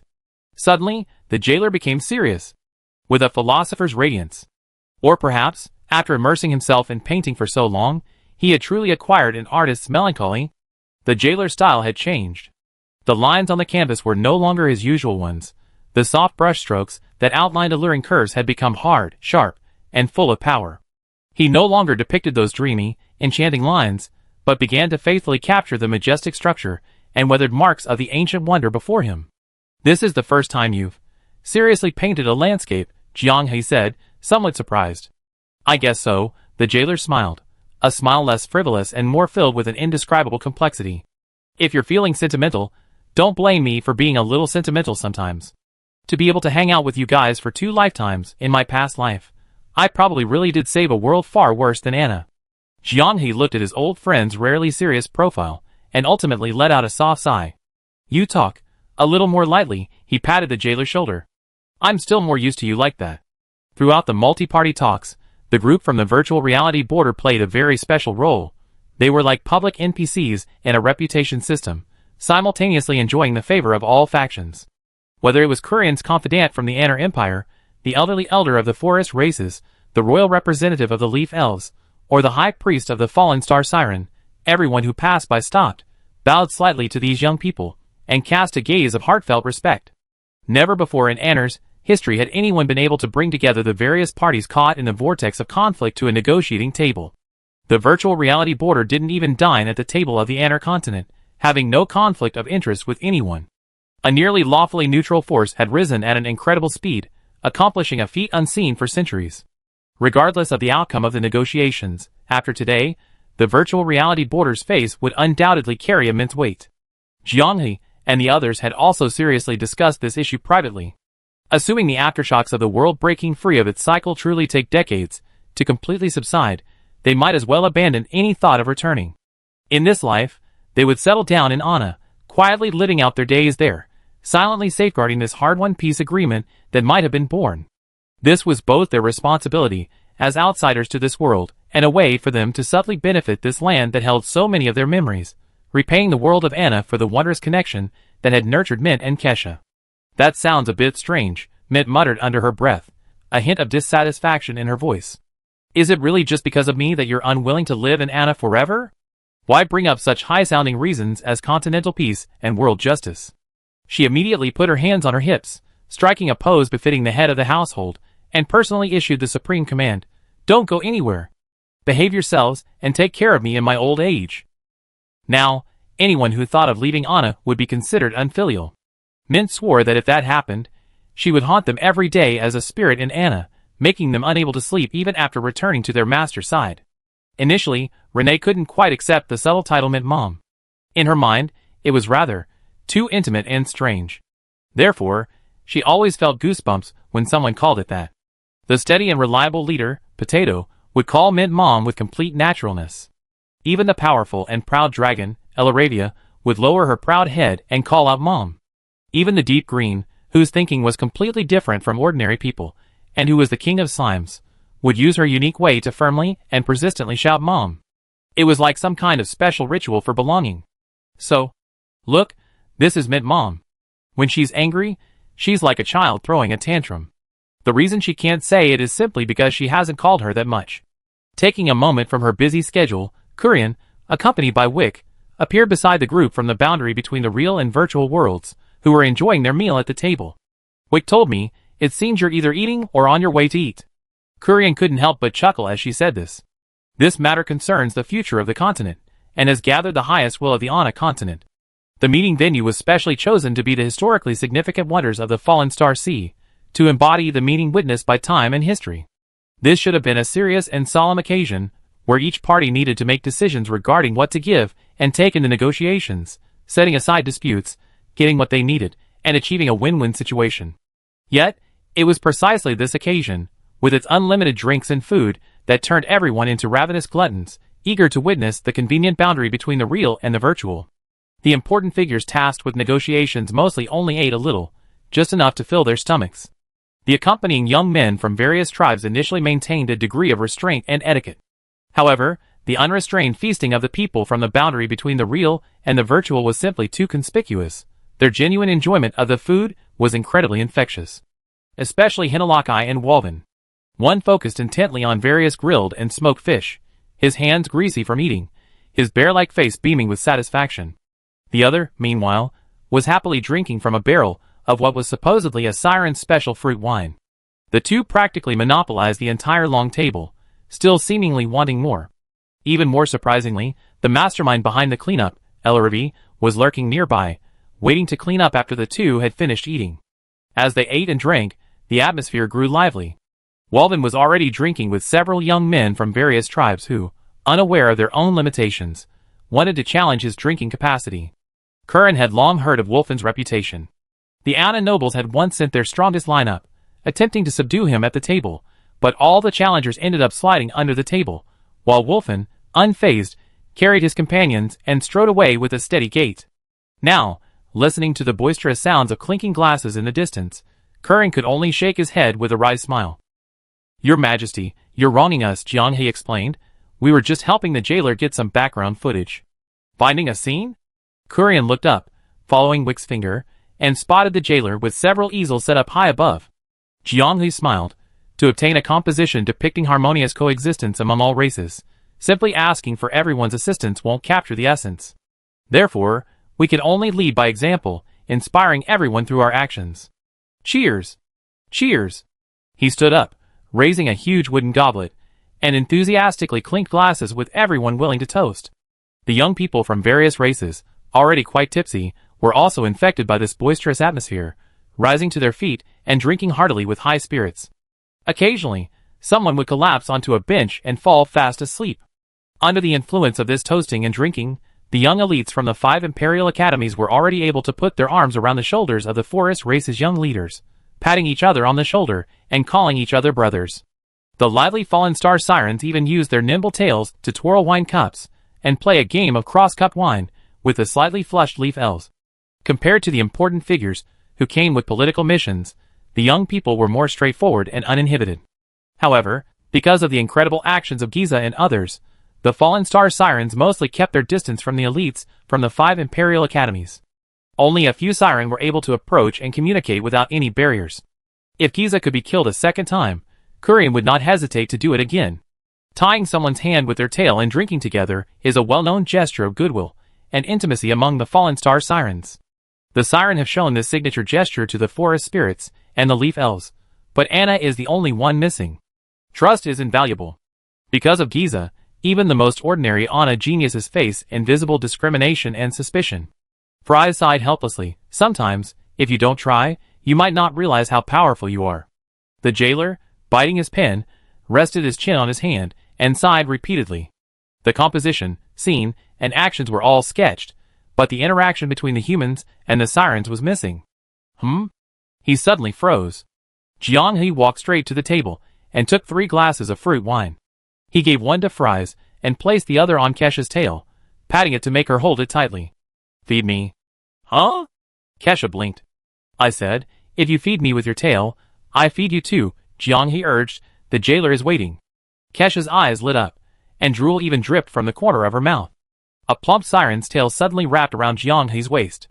This action, clearly contrary to the custom of holding a cup with the tail as a drinking vessel, made him instinctively want to struggle. But facing Kesha's burning gaze, and the wine cup with the tip of the tail almost touching his lips, Jianghe smiled helplessly and held the wine cup in his hand to Kesha's eager mouth. Wow! Gloria, alerted by Plata, turned around sharply and saw this exciting scene, looking around for a photo scroll. Inkfish stroked its chin and looked at the blanket. Mama Mint seems to be able to make a potion that temporarily generates a Siren's tail. Should we try it? The blanket's lips curled up. So you like being tied up by a tail? I don't have that habit. It's just a sudden interest. I wanted to experience it. What are you thinking about? Why is your face so red? Squid was visibly panicked, but Bed was excitedly rubbing its little hands together, eager to place an order with Mint Mom and play. They gulped down their fruit wine, both revealing empty glasses. As a crucial link in completing the interaction between humans and Sirens, Jianghe and Kesha perfectly completed their task, earning a thumbs up from the jailer. Fry shook its still full glass of fruit wine and coughed lightly. This is my favorite part. Woven stopped drinking and led the young people from various tribes to look back. Kesha immediately released its tail from Potato, took a full glass of fruit wine, held it with the tip of its tail, gently wrapped it around French's wrist, and slowly moved it up his shoulder. The movements were practiced yet careful, its eyes constantly watching French's reaction. All right, hurry up and finish. If you don't drink, I'm going to splash it on your face. Having received permission from Fry's, Kesha quickly leaned forward and gulped down the drink. She finished off the drink in Fry's glass completely, and everyone's attention naturally fell on Kesha's glass. Fry slowly picked up his glass, took a small sip, and then smilingly handed it to Jianghe. Finish it for me, it's a gift from Kesha anyway. Chapter 677. After half a month of repeated negotiations, the various forces on the Anna continent finally reached a landmark basic consensus. Upon ascending the throne, Prince Sloan will continue the core national policies of his father, Emperor Kurian, resolutely suppressing the ambitions of the radical and warlike nobles within the empire to usurp power and prevent the resurgence of the Great Expansion era. In return, the various races of the continent not only formally recognized Sloan's legitimate status and authority as the future ruler of the Anna Empire, but also reached a tacit understanding. When Sloan may face difficulties in the future due to the obstruction of the stubborn noble forces within the country, the various races will, when necessary, provide him with a certain degree of external support and strategic assistance through flexible means such as exerting pressure from foreign forces. This is a historic moment. Kurian and Sloan have subtly formed a ruling-level alliance with the various races. Queen Mirrorheart offered the most advice on reaching this consensus and agreement. Even before the appearance of the boundary between the real and virtual worlds, she had seen through the corrupt nature of the Anna nobles. A hasty, sweeping reform would only trigger internal turmoil, ultimately leading to the collapse of an empire reliant on its outdated code. Despite its numerous flaws, the existing basic order at least effectively restrains those ambitious figures lurking in the shadows, preventing them from easily taking the lead. Once this massive machine of the empire disintegrates, and the shackles of the old order are broken, ambitious figures from all walks of life will inevitably rise to the center of the political stage. At that point, what will a mad nobleman like Giza do? Who can predict? Currently, the upper echelons of the various races on the continent are still able to maintain their rationality and sit down at the negotiating table with the Ana Empire to discuss matters. However, if similar acts of defiance occur frequently within Ana in the future, constantly provoking the nerves of the various races and arousing widespread anger among the common people, then even the leaders of the various races will likely find it difficult to suppress the surging public opinion and prevent the chains of hatred from spreading. Jiang He deeply understands this. Tiago, with a flash of inspiration, successfully shook him into a state of paralysis. The overlord clearly stated that this was a thought process they couldn't understand, completely filled with the assumptions of I think, yet the person himself was extremely confident, believing everything was under control, without ever considering the possibility of failure. Congratulations to Tiago for achieving his goal, deceiving the overlord. If you are foolish enough, you can deceive the whole world. Instigating war everywhere, fanning the flames everywhere, ultimately leading to the tragedy of a complete regression of civilization. The world of Devil Land is a living example. The protracted and devastating conflict between the Clarities and the cult of Eternal Night was essentially a clash between normal order and mad chaos. Tragically, in such conflicts, it is often the normal people who uphold order and reason who are first exhausted, ultimately leaving only the madmen who have adapted to the chaos to survive. Even when normal people defeat the madmen, they inevitably become tainted by madness themselves. Therefore, after Elsa, the suppressor, also perished, the remaining Clarities organization itself was inevitably assimilated by the environment, ultimately joining the ranks of the madmen. The century that the continent of Devil Land disappeared was not only a wound for Devil Land itself, but also an eternal pain for the entire magical community of the Ana world. It could have had a brighter future. The brilliant magical crystals that should have ripened and blossomed should have been reflected in the present world. However, the chaos caused by the Eternal Night utterly destroyed that possibility. As the ancient Siren Lord, Jingxin had witnessed too many rises and falls. She understood the importance of learning from history better than anyone else. A grand celebratory banquet was about to begin, and the unprecedented multi-party talks had finally come to a close. The successful conclusion of a far-reaching agreement was a historic moment worthy of celebration for all parties. Just before the celebration began, Kesha approached Queen Jingxin and mysteriously handed her a canvas covered with dark velvet. "What's this?" Jingxin looked at Kesha's face with some confusion, at the smile on it that was a mixture of excitement and pride. Kesha smiled gently. The jailer has unusually painted something serious. Jingxin's hand trembled noticeably as she touched the canvas. The jailer's reputation was truly awe-inspiring. Hearing it was a proper painting, she immediately became curious. In the center of the painting, the boisterous Hinalaki was clearly drunk, his massive bare body swaying, yet he still affectionately embraced the equally flushed Walvin beside him, raising a huge wooden goblet as if inviting everyone to drink. A circle of young people from various tribes surrounded him, their eyes gleaming, their faces flushed with excitement, their gazes unfocused as they followed suit, raising their glasses in response. The atmosphere was so lively it almost overflowed the canvas. This composition, you could easily mistake it for a gathering of adventurers, and Jingxin would believe it. Not far away, Plata and several forest elves, seemingly sitting at the children's table, were engrossed in their work, rapidly shoveling food into the mountain of seafood piled on the table. Both of their cheeks were bulging like squirrel pouches full of nuts, making Gloria, standing nearby, both amused and annoyed, reach out as if to pinch their cheeks. It was one thing for the Forest clan to have never seen the sea or eaten seafood, but Rainbow Rain's embarrassing display was truly unbearable for their leader, Gloria. The bald, egg-crushing Golo and the gentle, scholarly Vanassus quietly squatted in a corner, enjoying the rare peace and quiet. They took a piece of soft bread, wrapped it around a piece of meat soaked in rich gravy, made a simple sandwich, and ate it with relish. Perhaps because of their lack of fame, they were fortunate enough not to be harassed by the overly enthusiastic young people of Ana, allowing them to eat leisurely, and watch with amusement as others frantically dealt with the various entanglements of their peers. The spectral rat and the blanket, like two timid little animals, huddled in the enormous shadow cast by the Squidward's massive body, only their four hands peeking out from the edge of the shadow, their eyes timidly yet curiously peering out. Their gazes were all directed upwards, fixed on a figure who had enthusiastically approached the Squidward. It was Dana, the prodigy apprentice hand-picked by Hammonds, the chief potion master of the Leaf Elves. This exceptionally talented future star of potion-making had now become the loyal follower of the Squidward, this hulking elf. In another corner of the scene, Elsa and Deep Green sat together, chins propped on their hands, on the base of a massive Roman column, pointing and whispering about some amusing incident their expressions relaxed and content. Clearly a portrait depicting the scene, the jailer had even included himself in the composition. In the far corner of the painting, a miniature version of himself sits before the easel, orange tea gently embracing his neck and resting her chin on his shoulder. The most fantastical episode of the prison guard's life. However, the most captivating scene in the entire painting is located slightly to the right of center. Amid swirling, shimmering bubbles, and witnessed by smiling guests, Potato and Kesha are performing a unique ritual.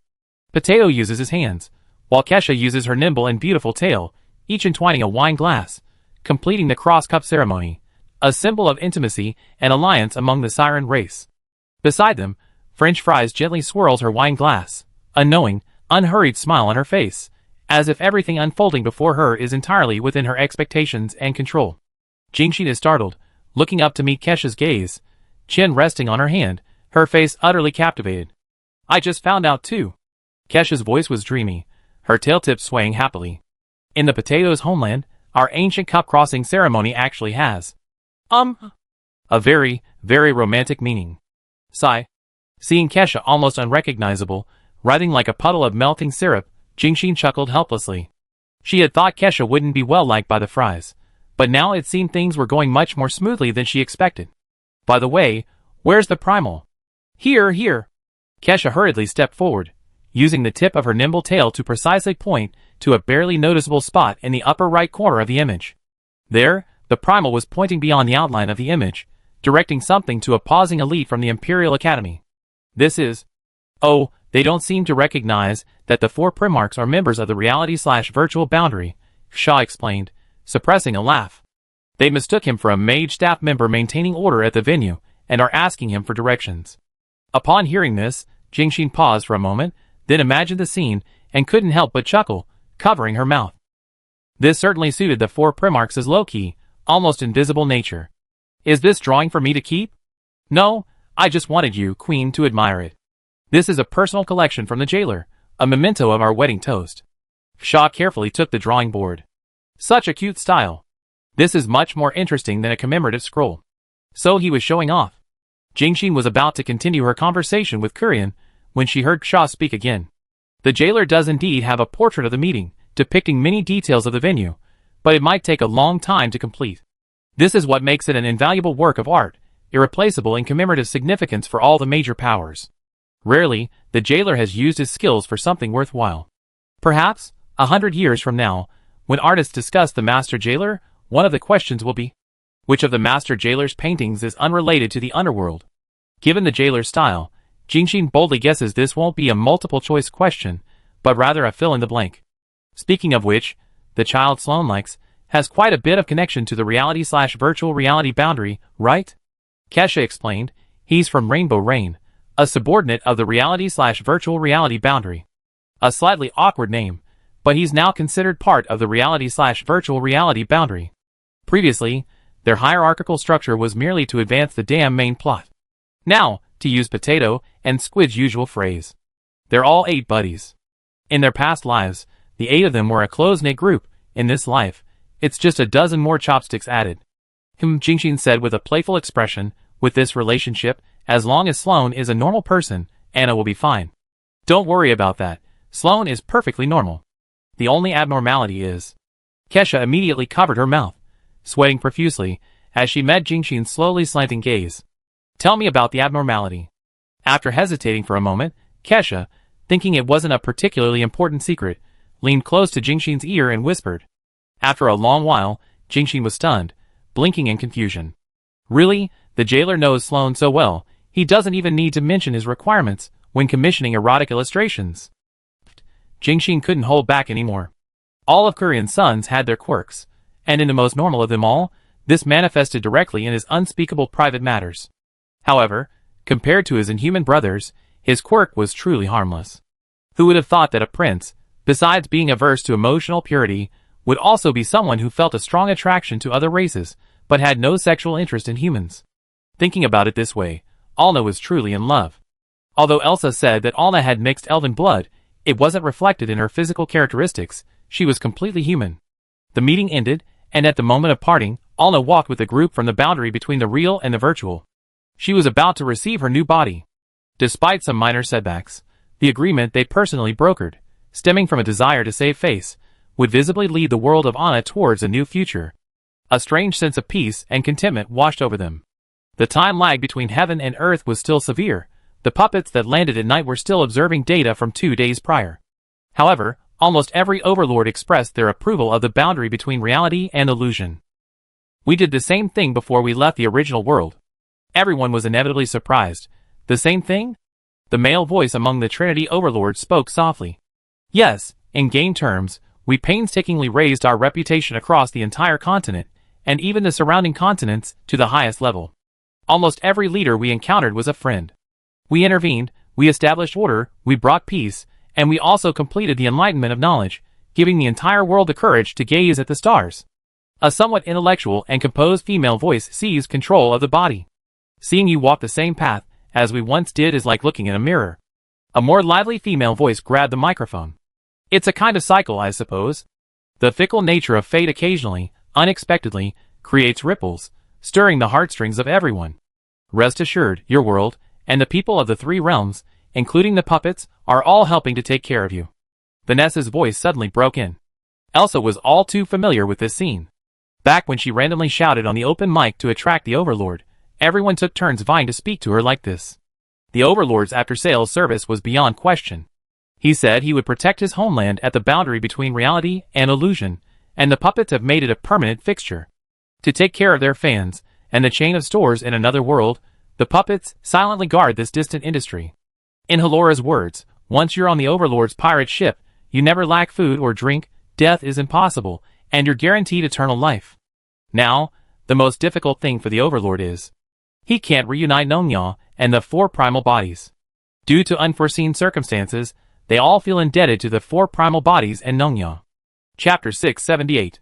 At the new manor on the boundary between reality and illusion, in the open space soon to be converted into a ranch, everyone gathered.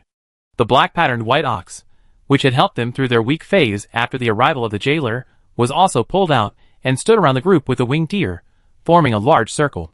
In the center of the circle lay a discarded doll, fragmented materials, and a slightly incomplete soul. A stable magic supplier. Hadron. A high-speed magic chanter and magic controller. Kesha. Powerful mental magicians. Jianghe, Linalcia, and Naphiel. Necromancer specializing, the jailer. Spirit protection. Orange Tea and Gloria. The master alchemists of the Overlord, whose doll-making was effortless, could not possibly be completed by one person alone in Anna's magical environment. All of these elements were indispensable. It required meticulous division of labor, with each person responsible for their specialty, working together to achieve its goal. Arna was fortunate. She didn't need to seek the evil path of Gorkulin, but instead, through the boundary between reality and illusion, possessed a similar flesh and blood puppet body. Orange Tea's chanted requiem was a special skill added to necromancers when the first expansion, Proof of the Stars, opened the new continent. It could calm and soothe spirits, and in special situations, appease hostile units and trigger special quest events. After descending, with the default kill atmosphere, Orange Tea never used this skill. Her palm gently covered Arna's spirit's forehead. The touch wasn't physical, yet it conveyed a reassuring warmth. Orange Tea's tone was tinged with an indescribable sorrow and profound tranquility. Each note seemed to carry a purifying power, like the tide under the moonlight, gently washing away the unease deep within Arna's soul. Amidst this strange song, Alna's trembling spiritual light gradually softened and stabilized, as if she were immersed in a warm and safe ocean. Deep within her memory, the terror of being tortured and killed by the eternal night was gently covered by an invisible curtain of water, the roaring shadows of the past remaining undisturbed. Jianghe took a deep breath, his gaze sweeping over each of his companions who stood ready, and said in a deep voice, "Let's begin." With the command given, Hagi Dragon, prostrate to his side, began to slowly release the vast, boundless magic power within her. This process had to be extremely precise. The flow of magic power needed to be like a stream gradually rising after the snow melts in spring, gentle and continuous, neither surging too quickly to overwhelm the riverbed, nor sluggish and weak. The valve was controlled by Jianghe and the jailer. Amidst the nagging and urgent shouts of faster and slower, sounding like someone directing a new driver to pull over, the flow of magic stabilized. Elsa and Deep Green, having received a message from the ghost rat, retrieved the already made doll from the anti-magic crystal box in the basement. Seeing the body almost identical to Alna's in life, Elsa was momentarily stunned. This thing. Alna ultimately made some modifications to the body. She grew cat ears and a fluffy, squirrel-like tail. Since I can live again, there should be something different, right? That's what she said.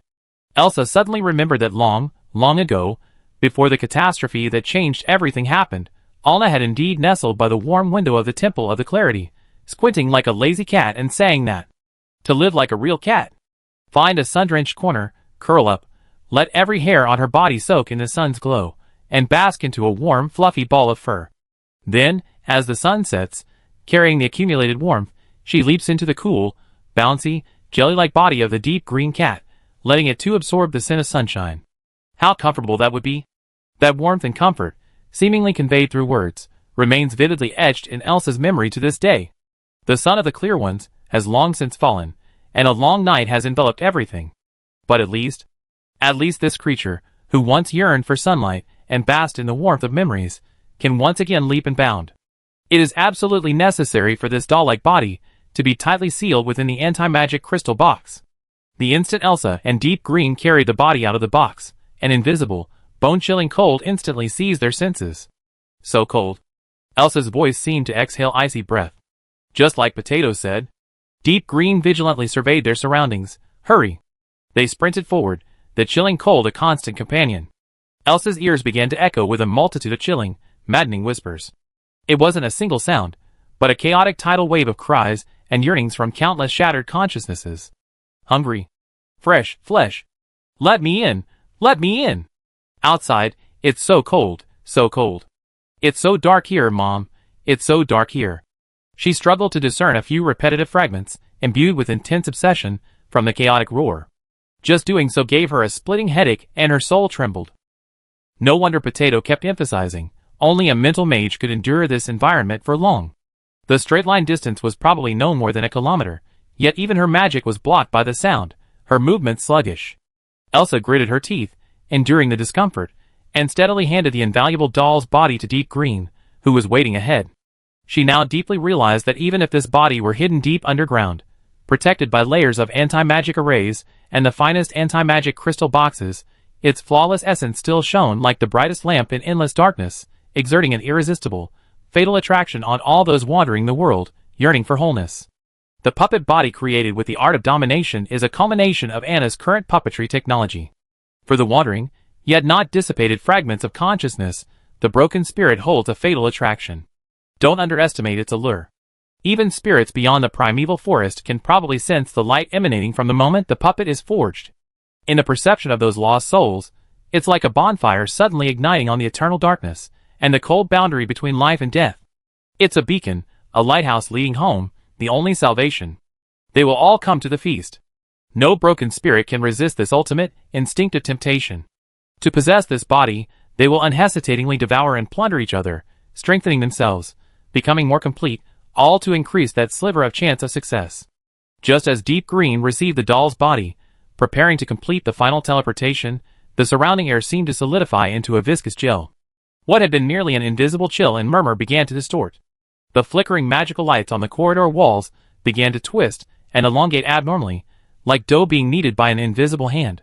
Amidst the interplay of light and shadow, blurry, pained, and distorted faces appeared and disappeared. They had no fixed shape, like melting and constantly reforming wax figures, their empty eye sockets all gazing at the body in Deep Green's arms. Mine, that's mine. Get away, all of you get away. Warmth, give me warmth. More voices joined the chaotic chorus, no longer blurry murmurs, but sharp screams and frantic scrambling. Icy voices surged in from all directions like a tide, and fine, decaying black ice crystals condensed in the air. Deep Green was astonished by these illusions that appeared in the blink of an eye. What kind of magical contraption did Potato and Jailer sculpt?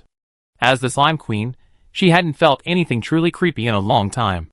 No wonder that after Potato and Jailer completed the initial creation of this doll, they immediately used the highest level of anti-magic techniques to seal it away, never daring to move it even a fraction of an inch.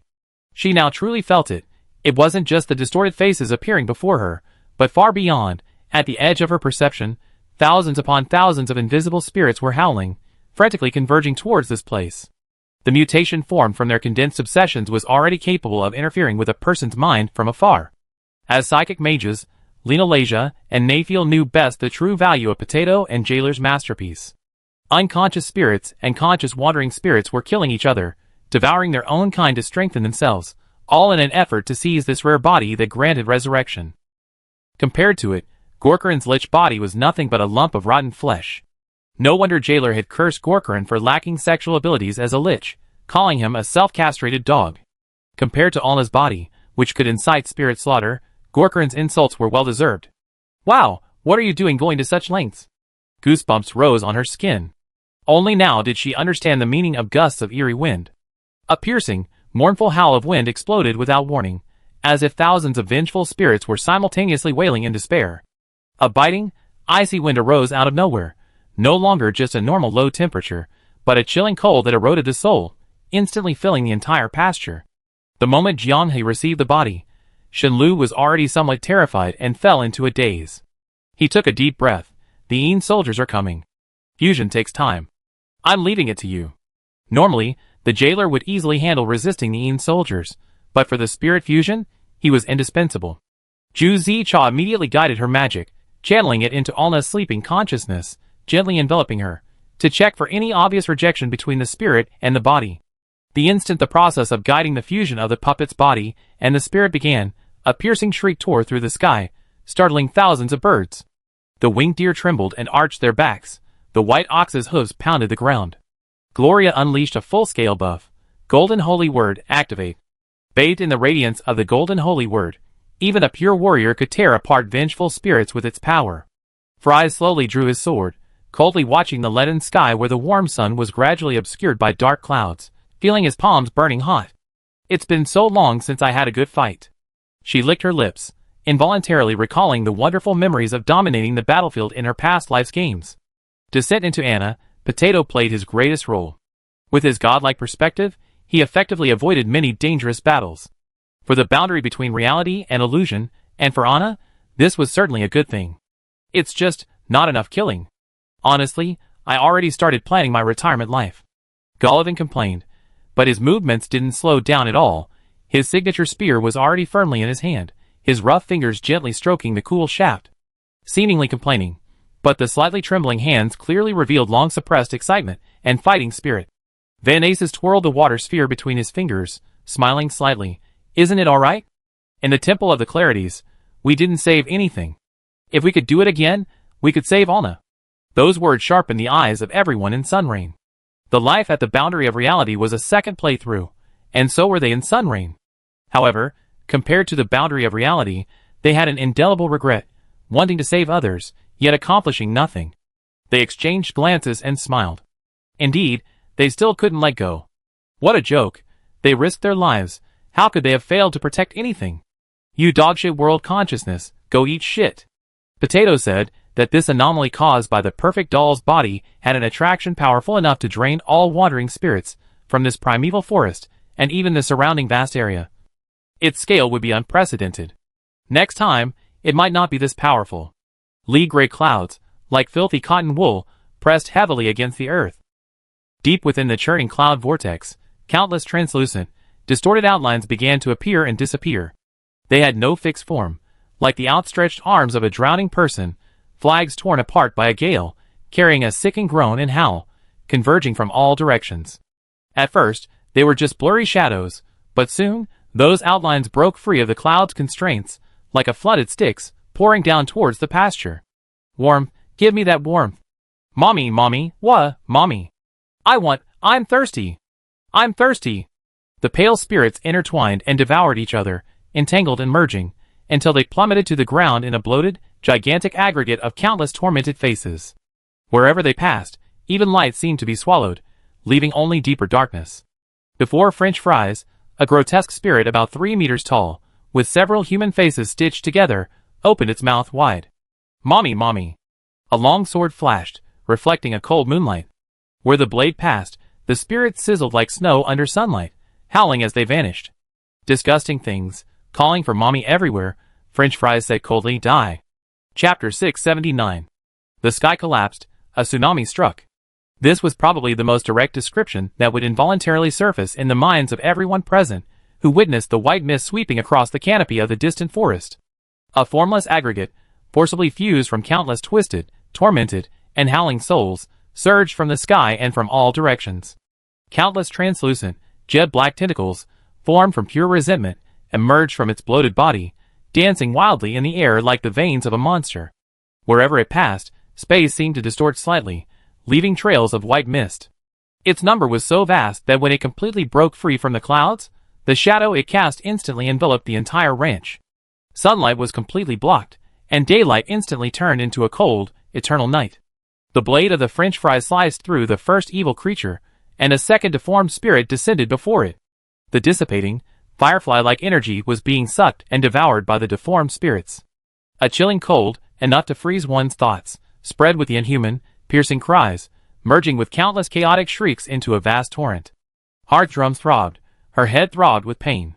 French fries felt as if she had thousands of audiobook apps running in the background simultaneously, countless different voices amplified to maximum volume, rapidly chanting meaningless, nonsensical babbling in her mind, voices she didn't want to hear.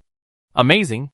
Amidst this suffocating chaos, Shaw's voice rang out with unusual excitement. Potato. Your masterpiece is perfect. French fries almost laughed in exasperation. At a time like this guy still has the mind to cheer for Jianghe and the jailer's masterpiece. The more accurate the replica, the higher the success rate of the fusion. To help Alna clear the dungeon in one life, the two worked day and night, finally creating a flesh and blood puppet in the magical environment of Anna that closely resembled the master's puppet-making skills. In Anna's current environment, it can absolutely be called perfect. It is the most miraculous creation, closest to natural life, ever born since the world of Anna was imbued with magic. For this reason, its appearance is no less significant than Hagi Dragon forging the origin element, fire. The perfect puppet opened the most difficult dungeon since Anna's arrival, a battle between the boundary between reality and illusion, the undead invasion. Just as the relentless mental attacks were causing everyone's heads to split open, a cool sensation, like a gentle stream flowing quietly from the mountains, spread deep into everyone's minds. Within a few breaths, the coolness, like the sensation of mint in one's mouth, quickly spread throughout their bodies. The mental attack from the vengeful spirits, which had been tormenting everyone's nerves, was significantly weakened, almost rendered ineffective. Humph, I told you my potion worked. Peppermint Mom proudly raised her head, puffed out her chest, her face beaming with praise me. Aside from the slightly longer activation time, and its cloyingly sweet bitter taste, there are no side effects. Those who were fiercely fighting and intercepting the vengeful spirits on the front lines all felt the pressure ease and seized the opportunity to shout, "Good job, Peppermint Mom." Stable, reliable, and effective, the potion cured the vengeful spirit's most troublesome passive talent. Peppermint Mama's value is still rising. High-level mental barrier potion in the game, Peppermint Mama created this top-tier potion by improving the Black Cat Lena Lasia's potion recipe when the game reached its third DLC. After consumption, it provides long-term protection against mental magic attacks and alleviates the dazed and confused effects caused by direct mental magic strikes. In reality, this recipe is equally effective, with identical results. Currently, only the boundary between reality and illusion has the ability to gather all the rare and exotic potion ingredients for Peppermint Mama's recipe. For example, the dragon blood condensed from the boiling dragon magic, and the magic scales necessary for the siren to achieve her word of power. No one in Anna can collect these as easily as they do. Previously, it was Peppermint Mama, who became a sage during the cycle, who wrote the recipe, assisting her rapid rise. Now, the virtual Peppermint Mama in the game is helping the boundary between reality and illusion, providing her with the necessary parameters. It was me who helped me. What else is there to say? Just go for it. Bang! With a muffled thud, the squid, wielding its giant shield, was violently slammed away by a distorted spirit. A three-headed snake formed from dozens of distorted human heads. The big black rat leaped from the shadows. Her figure moved like a ghost, her dagger flashing, instantly tearing apart several wandering spirits that tried to pounce on the squid, pulling it back from the brink of death. In that brief moment, a torrent of light and fire elements from the four primal entities swept across the sky above everyone. The approaching spirits, like moths to a flame, rushed into the radiant light that instantly dissolved them. It had been a long time since they had experienced such intense coordinated combat, yet everyone's teamwork still displayed astonishing synergy. Inkfish grumbled, "Damn Anna World, if only my shield parry was still intact. Everyone was working hard, but Inkfish inexplicably faltered, inevitably feeling embarrassed. Just hold your shields and protect Potato and the others.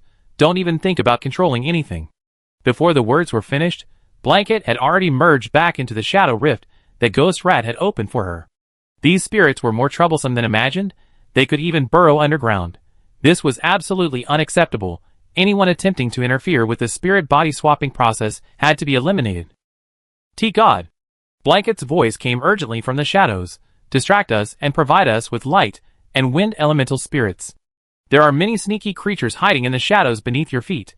They're waiting for you to weaken, ready to strike. Not all spirits act solely on instinct.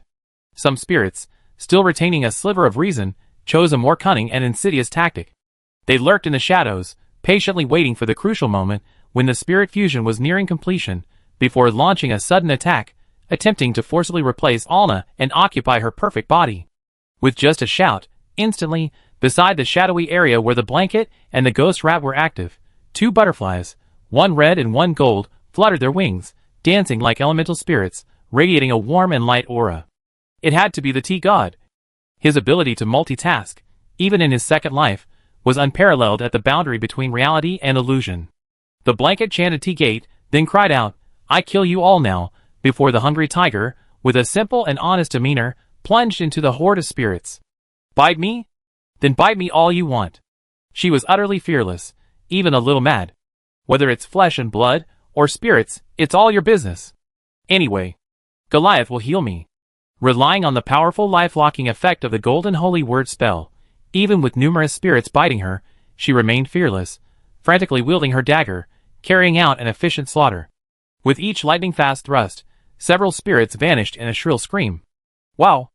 Maxed out. So this is what it feels like. Offense without defense, unparalleled.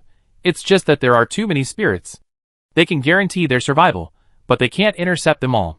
Jianghe and his group naturally knew that the undead were surging beneath their feet and above their heads, but they had no choice but to trust. The spirit body transfer had reached the most crucial spirit guidance stage. Alana, her spirit in a deep slumber after being immersed in the Requiem, was slowly establishing a connection with the perfect doll-like body under the gentle guidance of the orange tea and the protection of Gloria's radiant holy light, creating a subtle resonance. The deeply comatose spirit, following its most primal life-giving desire, reached out towards the flesh and blood shell capable of bringing the dead back to life. Just then, Jianghe keenly sensed an unusual disturbance in the magical fluctuations of the jailer beside him. He immediately shouted sharply, "Jailer, focus your mind, concentrate on guiding. Even if the sky falls outside, it's none of our business." The jailer jolted, quickly focusing his mind and concentrating on manipulating his magic. Just trust. To protect the person at the center of the spirit transfer ritual, everyone fought with fierce determination. Gun! Gun! Gun! Gun! The four primal bodies, while crafting ice spears, swung their right hands. Dozens of ghostly blue, will-o'-the-wisps of phosphorescent flame shot forth in response. They seemed to possess life, automatically locking onto their targets, and swooping down upon the spirits attempting to break through the aerial domain. The phosphorescent flames scorched the souls, emitting a sizzling sound.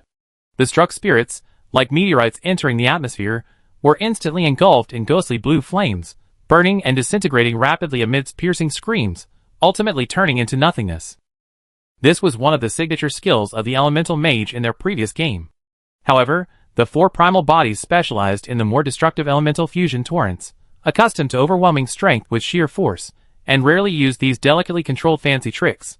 But at this moment, these techniques, perfectly combined in precision and range, unleashed their true power.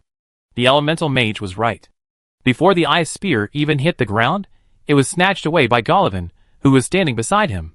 At that moment, he was like a tireless, deadly catapult. His movements were concise, efficient, and full of powerful beauty. He caught the spear. His arm muscles bulged, his fingers gripping the end of the ice spear like iron clamps. He felt no coldness whatsoever, licking his lips and trembling with excitement. He leaped. His center of gravity shifted, and his waist and abdomen exploded with immense power, like a taut bowstring, propelling him into the air. He threw. His entire body, like a fully drawn bow, suddenly stretched out. The ice crystal spear flew from his hand with incredible speed, even leaving a visible trail of white ice. The piercing shriek that tore through the air drowned out the wails of countless vengeful spirits on the battlefield, like a roaring ice dragon charging headlong into the horde of the undead. Where the spear passed, the spirits in its path were crushed by an invisible force, instantly shattering. Boom! The ice spear struck the ground precisely, unleashing a deafening burst of extreme cold. The enormous, mutated spirit, formed from the dissipation and expansion of the consuming spirits, froze instantly, its body covered in a thick layer of ice. An unknown area of effect attack grazed past, and its massive body disintegrated, turning into a shower of ice shards and fragments of dissipated souls.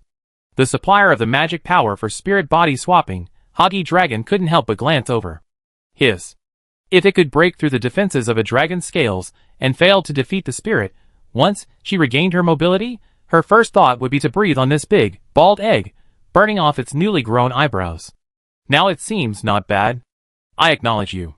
The water sphere in Vanassus's hand, gluttonous water, frantically absorbed the magical fragments scattered as the mutated spirits collapsed. He rushed from place to place, wherever a mutated spirit fell. Fries was stunned.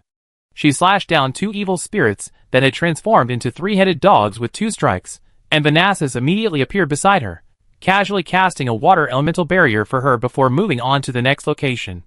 What did this mean? Vanassus, stop being greedy. If you don't release your mimicry water sphere soon, I shove your head into the plate. Hinalaki was the first to break down. Anyone seeing their most capable fighter traveling the world, only eating and not fighting, would have a subtle change in their mindset. Big Bear, this is a rare opportunity, you know? Vanassus explained. Potato has drained all the spirits in the surrounding area this time. Such a phenomenon is unprecedented in the entire history of Anna. I'm going to enjoy it. If you don't make a move, I crush your 2 water bags. Hinalaki was extremely annoyed. His body, weakened by demonic possession, was susceptible to spiritual attacks.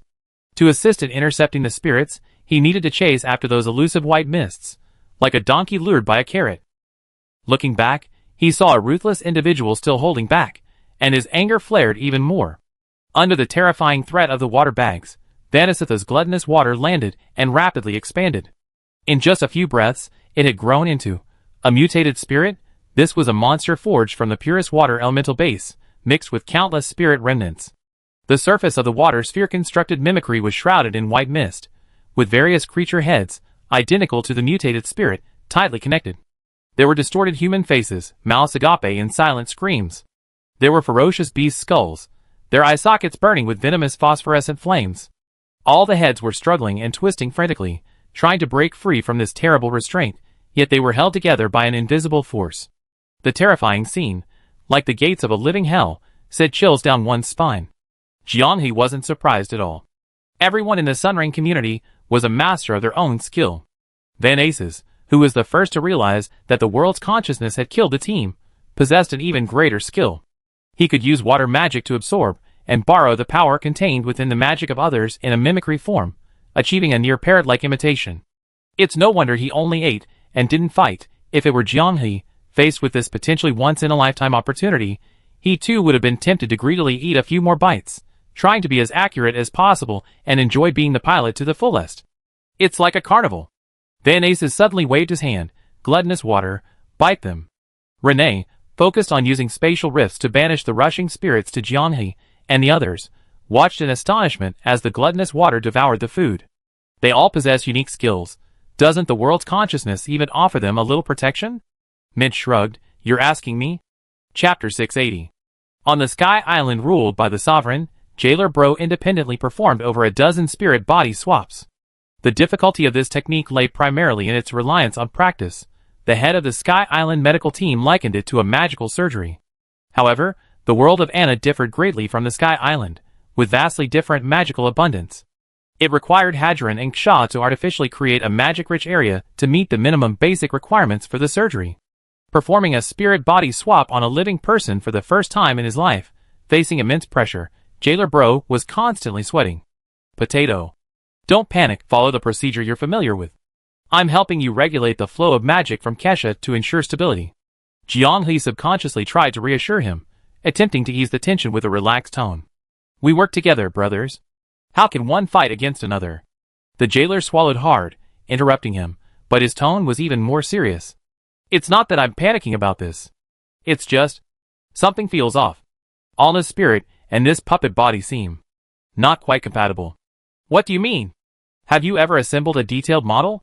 Sweat stung the jailer's eyes, making him squint. I followed the instructions perfectly, step by step. Every part seemed to fit perfectly, but at the most crucial joint, I found it just wouldn't fit. It's like I'd been tricked. Jiang He's head buzzed, numb. It didn't make sense. The puppet was meticulously crafted based on Anna's soul state and physical information. The technology used all comes from the Overlord, and the materials are also directly dropped from the Sky Island. Logically, even if there were some rejections, these should be subtle adjustments that occur only when the spirit enters the body and begins deep integration. How could it exhibit such strong resistance before Arna's spirit even began to wear these new clothes? She didn't even have a chance to try them on and check for any imperfections. At this moment, Arna's sleeping spirit, a ball of light, hovered directly above the perfect doll-like body. The jailer, Orange Tea, and Gloria were each using their own methods, some gently guiding her with pure magic, others softly calling out to her, attempting to lead her to her new home. However, Arna's spirit seemed blocked by an invisible spring, merely bobbing up and down, approaching and being pushed away, never truly able to touch the body prepared for her, as if there was some fundamental mutual repulsion between them. Awooh! Arna wearing her new clothes had a tremendous impact on the vengeful spirits, who were essentially wandering ghosts. These spirits are the manifestations of countless lingering remnants of thoughts that have lain dormant for centuries, watering this land. Their individual consciousness has long since vanished, and even a stable, observable form no longer exists. It is the vibrant life force emanating from this perfect doll-like body, combined with its emptiness, that forcibly binds these formless fragments together, granting them a terrifying power of brief awakening and collective resonance. Any attempt to adapt to this body, in their chaotic and primal perception, is seen as robbing them of their only chance for rebirth. This drives them into utter madness. Rampage! The figure that had been darting through the shadows, fighting, suddenly had a burst of blood on its shoulder. Previously, under the blessing of the golden holy word spell, the spirit's bites only caused minor flesh wounds, but now they seemed to possess substantial penetrating power, the wounds deep enough to expose bone. The ghost rat even had its knuckles bitten off, instinctively flinching in pain. All the spirits, regardless of strength, seemed to receive the same command. They broke free from their individual battles, like a school of sardines thrown into a frenzy by a startled frenzy, transforming from the depths of the shadows into streaks of black shadows, rushing straight and recklessly towards the alluringly glowing puppet body on the ground. Thousands of undead surged forth, like a tidal wave. Jiang He multitasked, diverting Shaw's magic power, while simultaneously unleashing mental magic centered on himself. This spell had no name. Jiang He hastily named it Instant Offensive Mental Barrier. Sayer had always taught offensive techniques, but considering the needs of descending upon Anna, he slightly modified one of them, transforming it into a barrier. If you need this magic to descend upon Anna, then don't acknowledge me as your teacher. An invisible, intangible mental field rapidly expanded from Jiang He's center, like an inverted giant bowl, tightly enveloping the entire center of the spirit body swapping ritual. The moment the spirit touched the barrier, it felt as if it had crashed into a scorching wall covered in spikes, and shrill screams echoed one after another. The spirits at the forefront, under the backlash and burning of the mental force, were like moths thrown into a raging fire, instantly turning into wisps of smoke and dissipating. In an instant, the torrent of spirits gushing forth from beneath his feet like a black spring was forcibly pushed back by the all-encompassing mental barrier, temporarily halted in the deep darkness. Single-mindedly multitasking had taken a heavy toll on Jiang He's physical and mental strength. Not to mention, not far away, the berserk spirits were actually able to smash through Hinlakai like a torrent. The suppressive power of the demon-suppressing body was no longer enough to deter the crazed spirits. The defense line was on the verge of collapse. The problem had to be solved quickly. Do you think it's our problem or Allah's problem? Jiang He asked, a soul-searching question. It's hard to say. The step of spirits entering the body is like. The jailer found the analogy he wanted, like trying to plug a charger into a power strip in the dark. You always feel like the charging port is moving, deliberately avoiding you, and you can never find its exact location. I blast you all to smithereens. The elemental fusion torrent activated.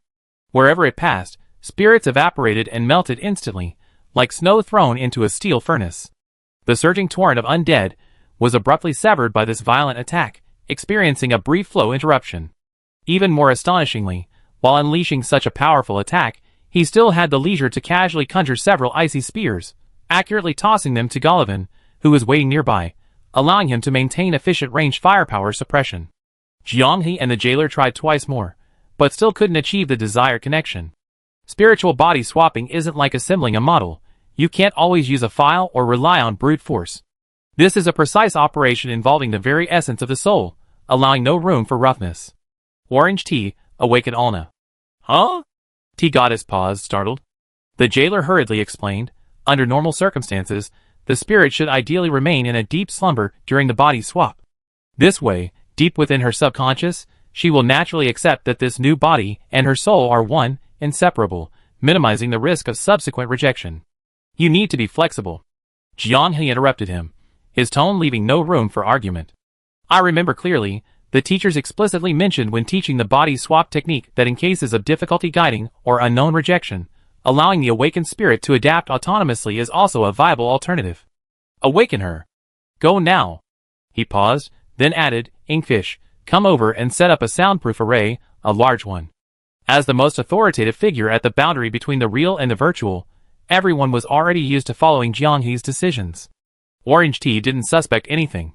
Once the soundproof array was in place, she immediately used a chant only Alna could hear to gently awaken her from the depths of the dream, immersed in the requiem. This is... Alna's spiritual aura trembled slightly, emitting a hazy halo. She seemed somewhat dazed, her consciousness gradually awakening from its slumber. I have a body now? Seeing this, Jianghe couldn't help but think of a phrase. You're awake. The surgery wasn't successful. You need to complete the final part yourself. Her gaze was unfocused, fixed on Orange Tea's face, which was so close, while Orange Tea cleverly adjusted her position, completely shielding the terrifying, apocalyptic scene of the raging spirit behind her. Only one last step remains. You need to enter the body yourself. Despite the difference from the originally described fusion process, Alna obediently looked down at her new body, lying quietly on the ground. Cat ears, a fluffy, squirrel-like tail. Her spirit body radiated a pale blue aura. She liked this look, and Sloane certainly would. Like a child seeing a beloved toy, she leaped lightly, her spirit body stretching out, as if she had sprouted invisible wings and descended towards rebirth. But just before her spirit body fully touched the doll's body, the previously present, invisible repulsive force suddenly vanished. In its place was a powerful yet gentle attraction, like a warm vortex prepared for her, precisely capturing her and smoothly drawing her soft, ever-changing spirit body in. From Jianghe and the other's perspective, she looked like toilet paper falling into a toilet bowl, disappearing without a trace in the visible vortex. The doll's dim, yet sapphire-like eyes flashed with a sharp light, like a computer monitor that had been successfully installed and powered on. Holy crap! The jailer exclaimed. Hey, what do you mean?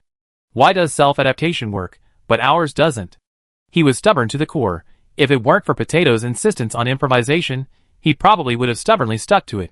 You've been through so much in Anna, and you're still asking this kind of question. Jianghe wiped his sweat. If the program runs, don't ask why.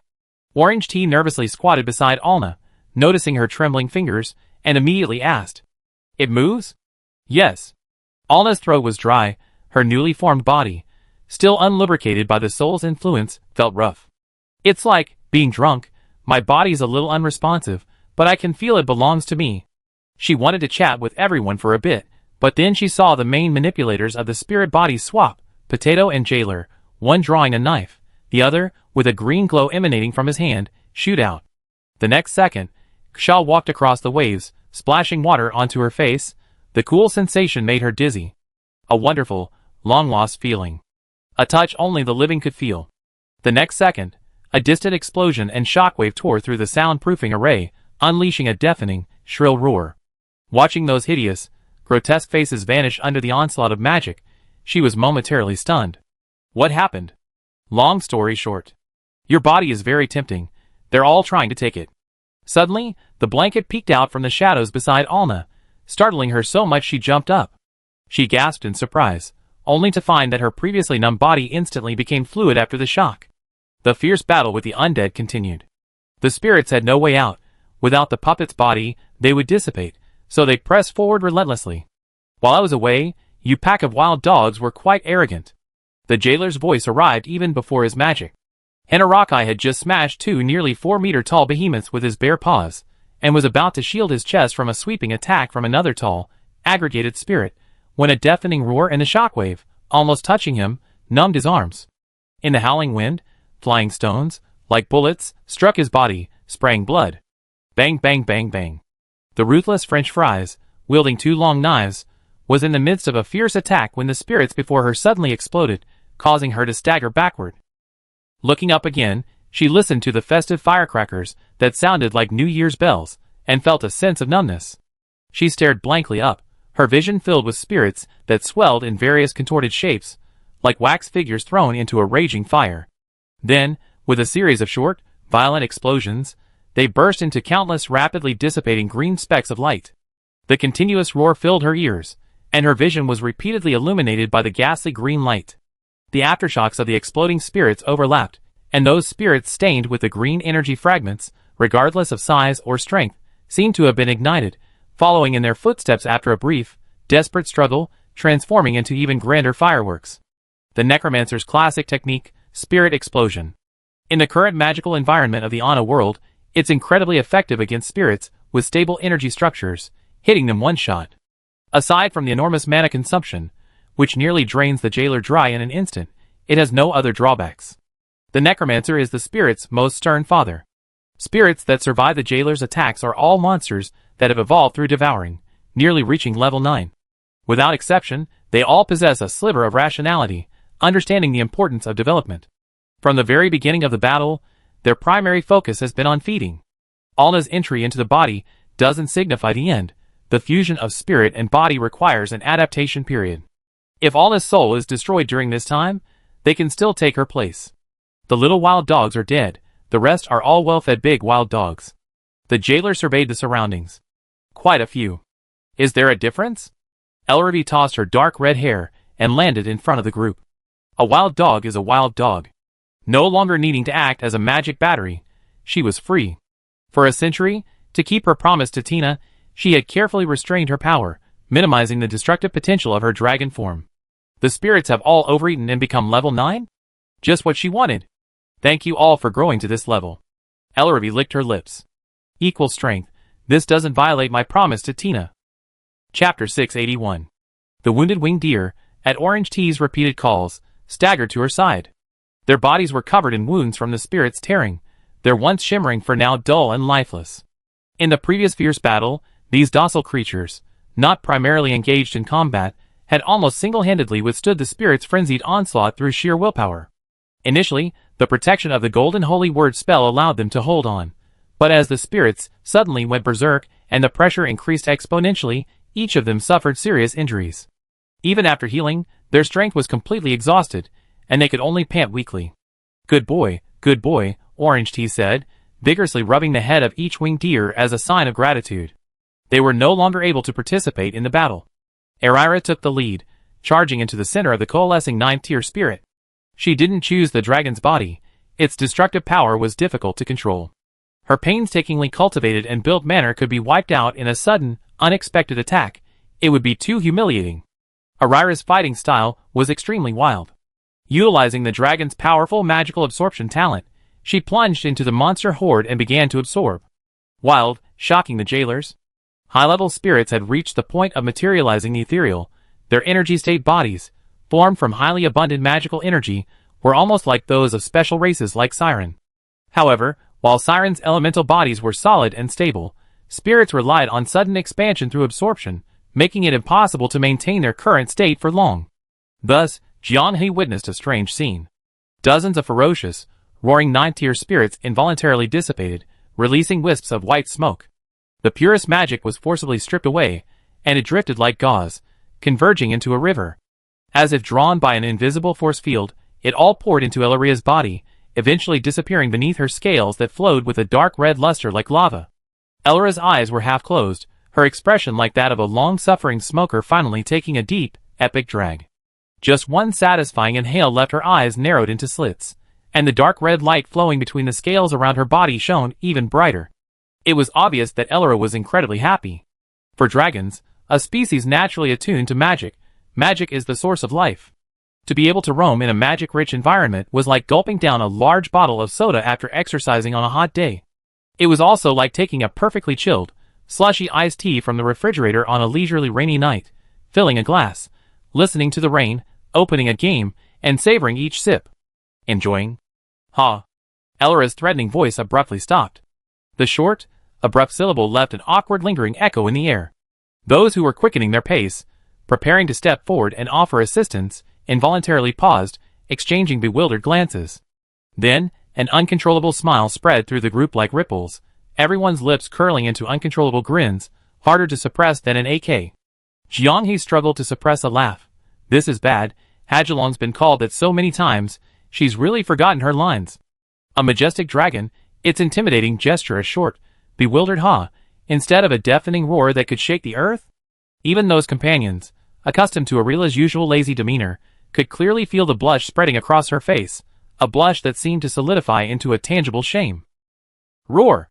Sure enough, after a brief silence, came a roar powerful enough to tear the heavens apart, filled with rage and shame.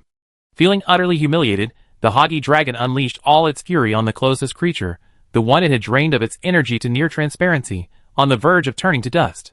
It raised its claws, slashing down with a piercing shriek.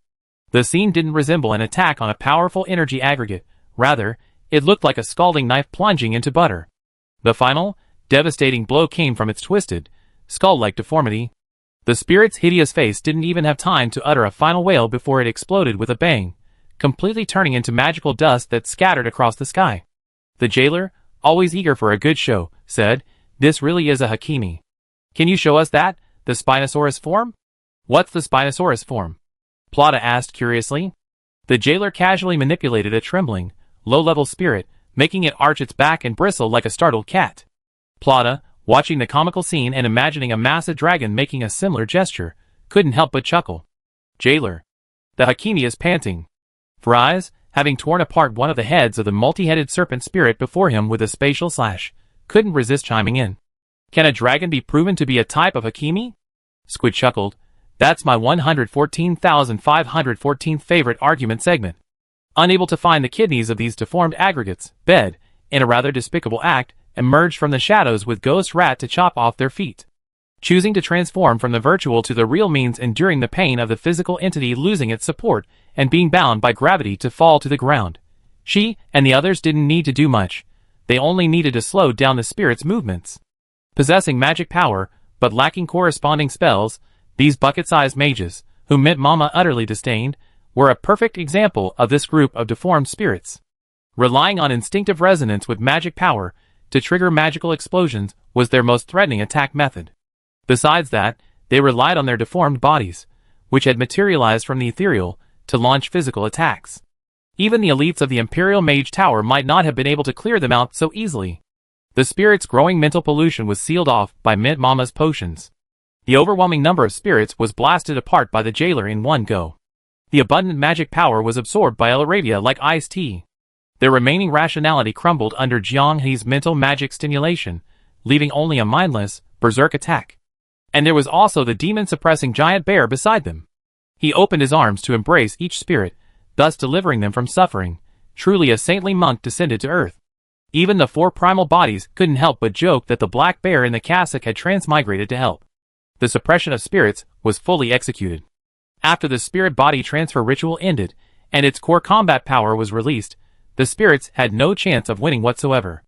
Rennie wasn't using her full strength, she was just going through the motions. With her magic power, tearing open two massive spatial rifts, and forcibly devouring 3 or 4 mindless spirits would have been effortless. But Mint treasured the tiny crystals left behind after high-level spirits shattered. Without temporary treatment, these crystals would quickly dissipate under normal magical conditions.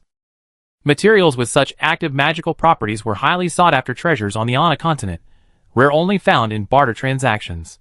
During the battle, she cheerfully darted around with her container, imitating the Nasus before her, picking up everything in sight. The crystals that the Nasus had consumed with her gluttonous water, encasing her shimmering body, were all taken by her. Suddenly, she proudly puffed out her chest. In the entire Ana Empire, this level of combat power was unparalleled. Dozens of ferocious rank 9 spirits, even without brains, would be high-risk units requiring careful handling by the Mage Tower in the Ana Empire. But here, everyone handled it with ease, even having time to joke around, feeling no pressure whatsoever. Some were even able to scavenge on the battlefield, as if playing a game of scavenging and retreating. Hoggy Dragon, can you not suck so much? Mint Mother looked up and called out to Elaria, who was drinking heartily. Why? Hoggy Dragon roared and turned around sharply, but when she saw it was Mint Mother speaking, her voice softened instantly. If you absorb too much, the crystal's activity will decrease, and it might become inactive when I process it, which is a pity. How about rank 8? That would be perfect. It would be even better if the rank remained the same. Alright. Hoggy Dragon agreed without hesitation. For her, blasting these spirits apart head-on was equally easy. It was simply a matter of recondensing the massive amount of magic she had just absorbed into a destructive cannonball and spitting it out. It unleashed its magic, and I unleashed mine. Boom! Boom! Boom! Purely compressing magic into a cannonball and firing it straight out, her fighting style was extravagant to the extreme. A normal mage would feel the limits of their magic and stamina after 2 or 3 shots, but Hoggy Dragon seemed to have an automatic trigger, a glance from the corner of her eye, and she would lock onto it, her mouth meeting the spray as soon as it was fired. Iris lock, instantaneous destruction if exposed. Spirits lacking intelligence have never encountered such an unreasonable fighting style. They often attempt to withstand it with their energy bodies. Highly condensed magic projectiles strike the spirit's core directly, penetrating it instantly, leaving a void that makes it like a punctured balloon. Within seconds, the spirit howls and turns to ashes, leaving only a small pile of relatively dull-colored but remarkably intact gray crystals. Those who had just witnessed history and the power of dragons on the floating island were relatively unscathed, but those in Rainbow Rain were terrified. Gloria swallowed hard. Is this what a dragon is? Plata's mouth gaped open as she murmured she hasn't even used her true dragon form, hasn't even fully unleashed her racial talents, and she's already this terrifying? Valen felt his mouth go dry and looked at Vanasis beside him. Is there any technique involved? Vanasis replied, no, she just compresses her magic and forcefully exhales it. It's that simple, but anyone who touches her is either dead or seriously injured. Theoretically, you could do the same if you had her magic throughput. It's simple in practice. None of us can do it. Gloria asked curiously, Big Bear, do you think you can take another one? 1 or 2 shouldn't be a problem, right?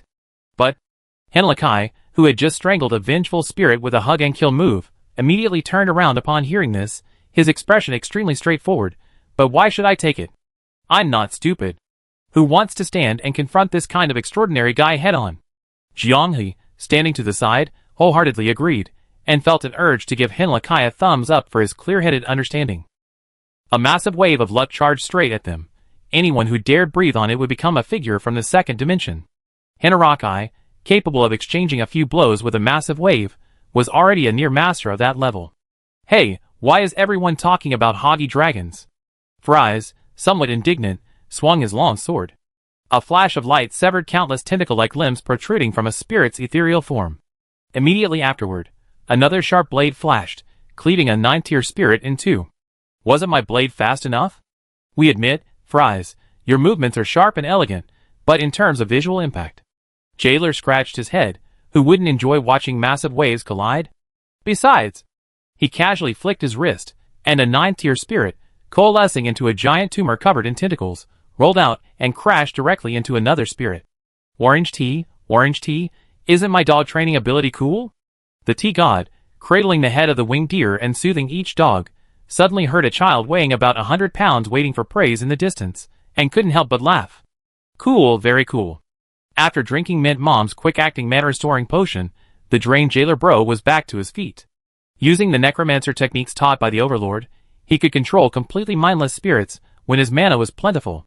It had a kind of beauty to it, like taming a little elf. One question. After elbowing a spirit with the squid shield, he gave way to Potato to snipe it with his mental power, then turned his head. I feel like you're the kind of person who used this technique to find wild, beautiful female spirits and admire them as jailers. Jailer bro heard a chorus of us around him. Looking around again, he noticed everyone stealing glances at him. Even Elena, who was fighting fiercely and instantly killing monsters everywhere, was giving him a sidelong look. He couldn't hold back anymore. How deep is your misunderstanding of me? The jailer protested. It's not a misunderstanding. Not deep. The jailer added, I have aspirations for jailers. Jianghe unleashed his mental power, sniping the tentacles silently attempting to wrap around Nafiel's neck. His precise mental power bursts were already highly skilled. He grumbled as he took a breath. So it's not a misunderstanding after all. Why do you think my highest rating for jailers is food level instead of group star level? Elsa remained silent for a long time. Potato, your world is truly colorful. No, listen to me. Such people are a minority where we are. He doesn't represent anyone. The jailer, controlling his little sprite, shouted excitedly, actually, they also love jailers. Just not like me. Don't lump us into your category. M.O. Fish yelled, you're causing a world-class misunderstanding. I didn't say anything wrong, the jailer said innocently. Dare you say you don't like chicken legs, duck feet, braised pig's trotters, and spicy lamb trotters? Why aren't you saying anything? See? I told you, they love the jailers too. The jailer shrugged. It's just that we love the jailers from a slightly different angle. If we broaden the definition a little, we can all be jailer. Fries covered his face. What on earth is this guy talking about? Chapter 682. Min Mom, who only searched and didn't attack, was perfectly fed to her heart's content by everyone and then retreated, plump and satisfied. Alna, who had successfully adapted to the body, smoothly obtained her ticket to a second life. Except for the ranch, which she had just managed to maintain, being in a complete mess, everyone was happy. Alna was puzzled. What do you mean? I have to live in the basement for a while, close to the anti-magic circle. We cleared out a wave of spirits, but it's hard to guarantee there aren't any that slipped through the net, Jianghe explained. Those who attack mindlessly aren't scary. What's scary are those that are waiting for an opportunity, taking advantage of the fact that you and the puppet body have just adapted to usurp the position. Alna blinked, belatedly realizing that she now possessed a wealth of magic power, but couldn't guide it properly. On the Sky Island, the puppet adaptation time is about 2 to 3 days. That was an extremely rich and affluent environment for magic, so it's not a reliable reference. Thus, Alna began her dungeon life.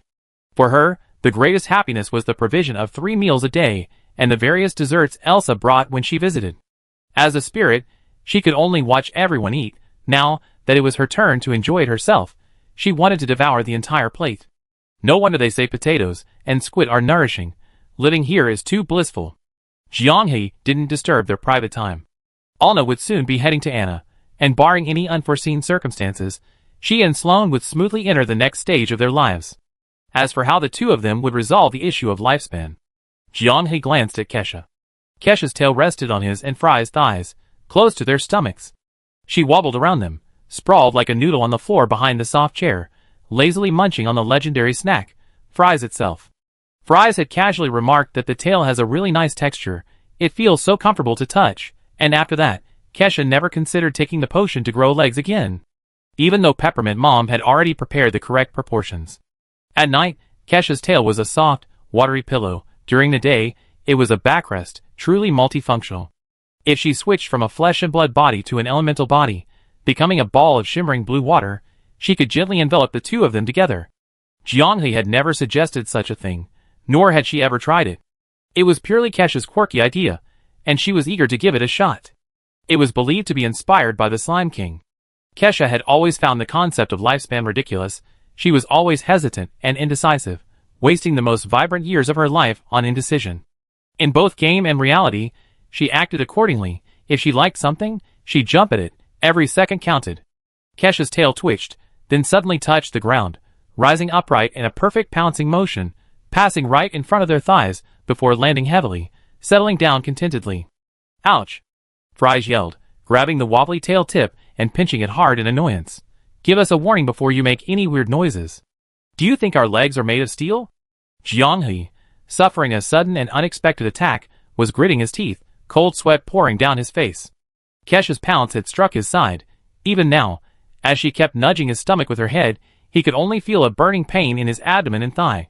Fries was a martial artist, her physical training giving her incredible resilience, but Jianghe wasn't. Did this guy even know his own weight? A creature with a tail weighing nearly 100 pounds should be aware of its fat tail attribute. Ooh, the tip of her tail feels so good. Don't reward her, Fries. Her reaction is different from ours.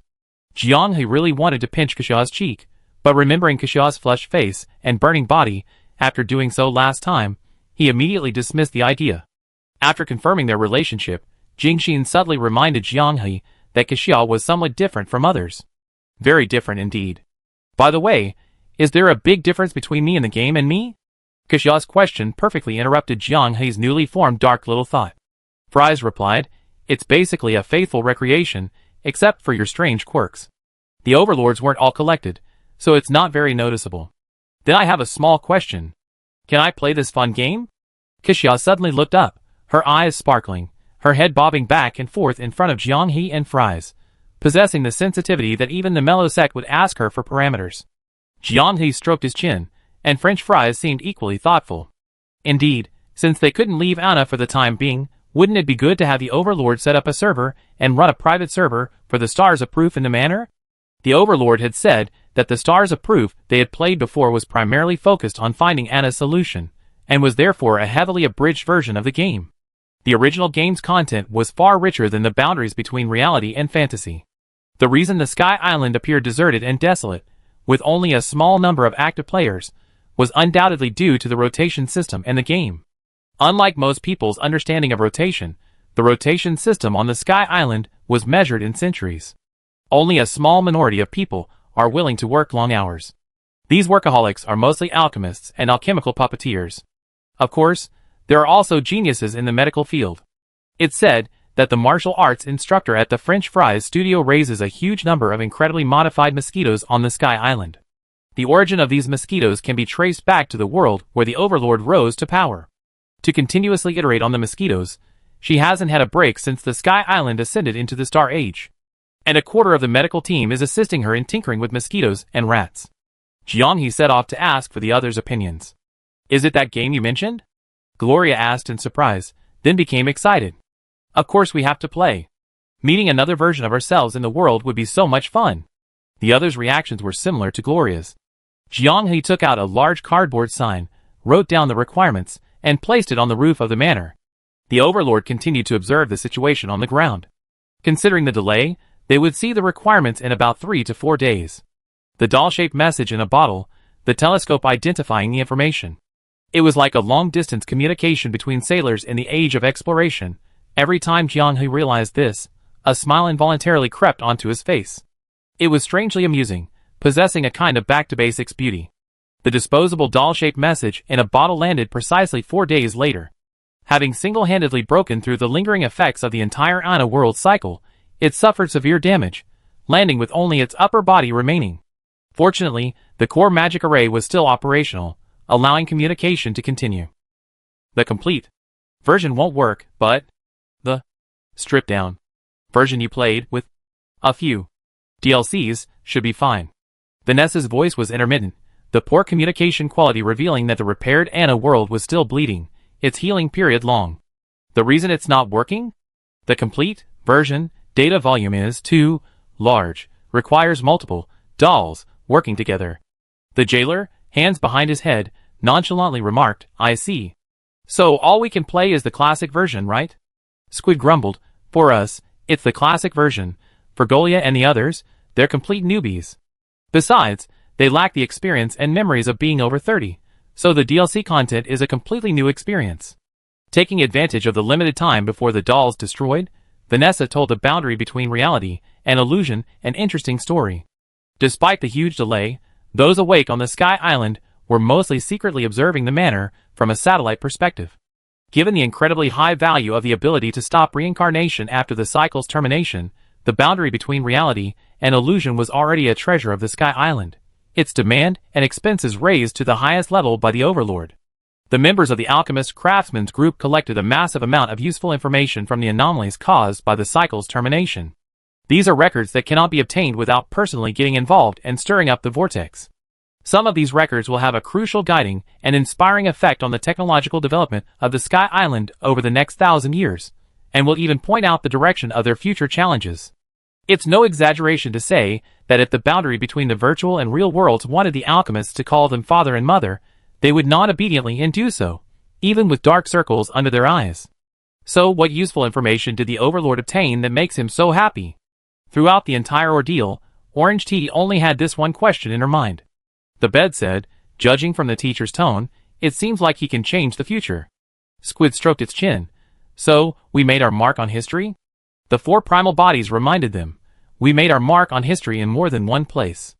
This remark involuntarily brought back memories of the past. When they left, the orbital space station on that azure planet was already teeming with countless figures moving about. Countries were extremely wary of news of Candlelight's visit, but the names of the group from the boundary between reality and illusion remained unavoidable in the unsolved archives. To ordinary people, the boundary between reality and illusion was a classic example of rising to power overnight through the game Proof of the Stars, a miracle created that summer when Proof of the Stars was first released. A few young people who were just playing games, stumbling along the way, inexplicably achieved fame and fortune. It all seemed like a dream. But to those in the know, it was more like a transaction. A transaction they could never understand. They couldn't understand why those who had traveled from afar, wielding unimaginable power, had made countless promises to the natives, only to ultimately demand and take away a few people from the boundary between the real and the virtual. It was as if they had come for this very reason from the beginning. The transaction involved no humiliating treaties, almost a gift, so friendly that for decades they had felt a lingering unease, fearing the inevitable reckoning. But it didn't. The promises that were to be kept were all kept. What was to be taken was taken without a penny more. Looking at the entire history of the planet, this was a deal with an unparalleled rate of return. And it was precisely because of this that, even after the departure of those from the boundary between the real and the virtual, their descendants, their unbroken bloodline, continued to be secretly protected. As for the name, the overlord said that in that information-exploding age, bloated data had overflowed every corner.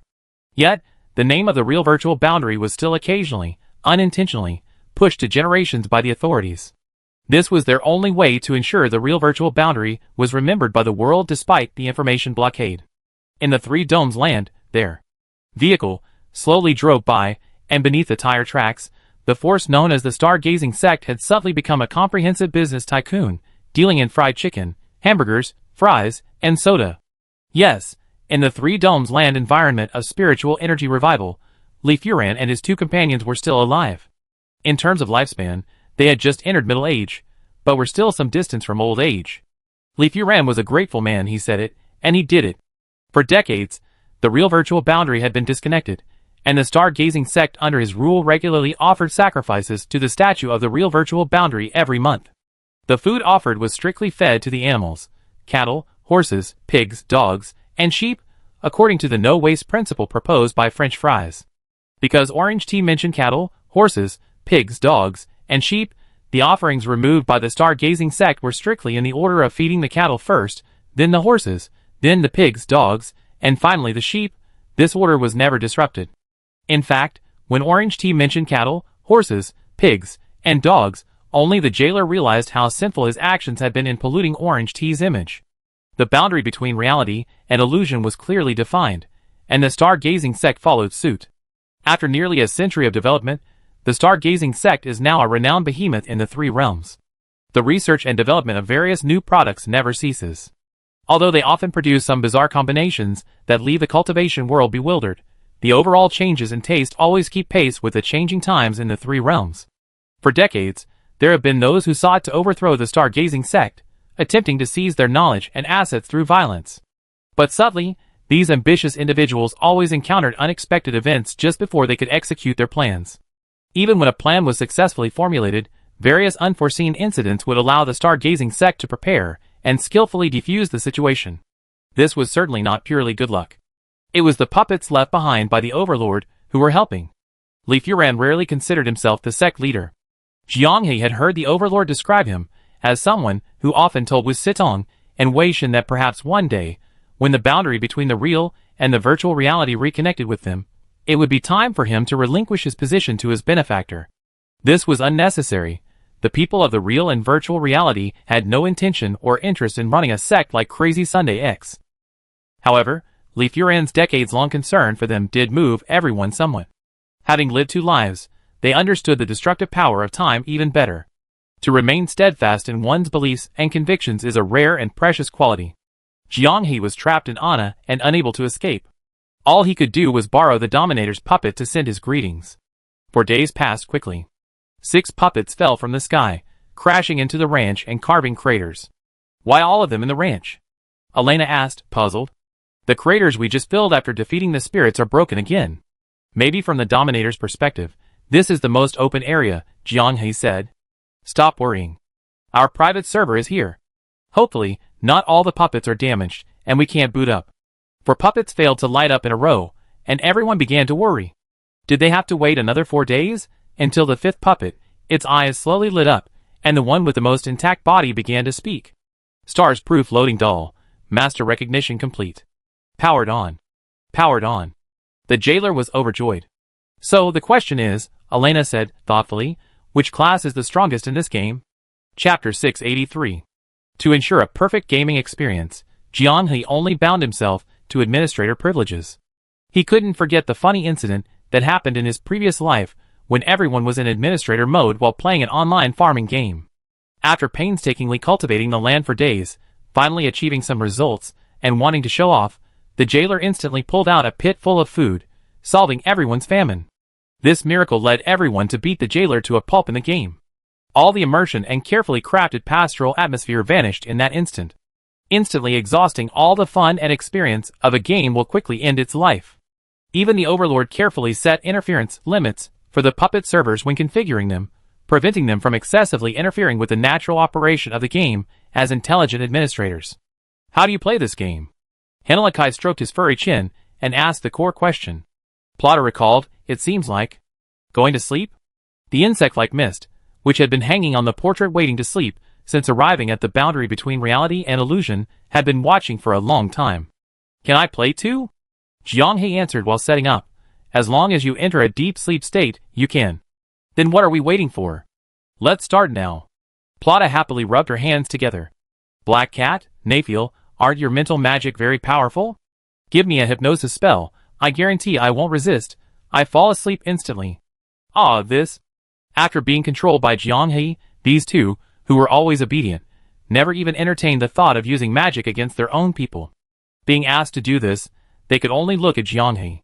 Stop fooling around, we can't play yet. I need to adjust some server settings, we talk about it tonight. Squid leaned over. What are you adjusting? It's taking so long. The Overlord has cut up our game archives, but we need to select which part to reminisce about, and from which the server opens, Jianghe said. Also, they want to see their in-game selves, right? I need to find the key moments too. Sounds like a counter-operation. Don't go crazy, Card Master. Obediently make 10 dishes and 2 soups. The bed pushed Squid out. Potatoes busy. You're in charge of all the meals tonight. Start working now. Jianghe and Squid's strength lies in their ability to cook for over 20 people with meticulous care. Each of them can also prepare a delicious large-scale meal. Potato is God. This concept was firmly established in their previous life, and they remained steadfast in their belief even after transmigrating to Anna, bringing the newly joined members with them. Most of the fields that Hagi Long helped cultivate were used for planting potatoes. The land, perpetually nourished by the droppings of winged deer and various birds, seemed to ooze oil when turned over and a handful was grasped. What wonderful land! The Anna Empire, so vast, had countless fields lying idle and uncultivated, yet it always coveted the lands beyond its borders. Any other major ethnic group would be drooling over such things. In the first year of potato cultivation, the estate achieved a bumper harvest. Mountains of potatoes piled up, many larger than the paws of a Hinalakai bear, powdery and soft. This delighted the potato lovers. Perhaps due to the magical influence, after arriving in Anna, she discovered that the potatoes here had a unique flavor. If she had to describe it, perhaps it was a stronger potato flavor. The first batch, now personally cultivated by the farmer, tastes even better than before. Everyone loves it, and the dinner table is naturally a scene of potato feasting. Hot and sour shredded potatoes, stir-fried potatoes, eggplant, and green peppers, stewed beef brisket with potatoes, stewed pork with potato vermicelli, stir-fried chicken with potatoes, fried potato cakes. Normally, the incredible carbohydrate content would be enough to make someone dizzy from eating too much, but Hackeron is too authoritative, so the potato and Squid never worry about portion sizes when cooking.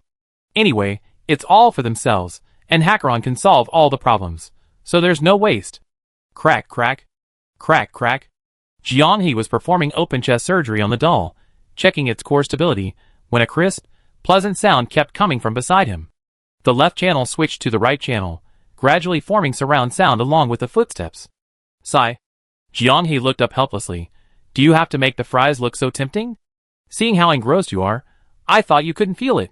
The fry shook the main body in the wooden bucket. I wanted to ask if you wanted some.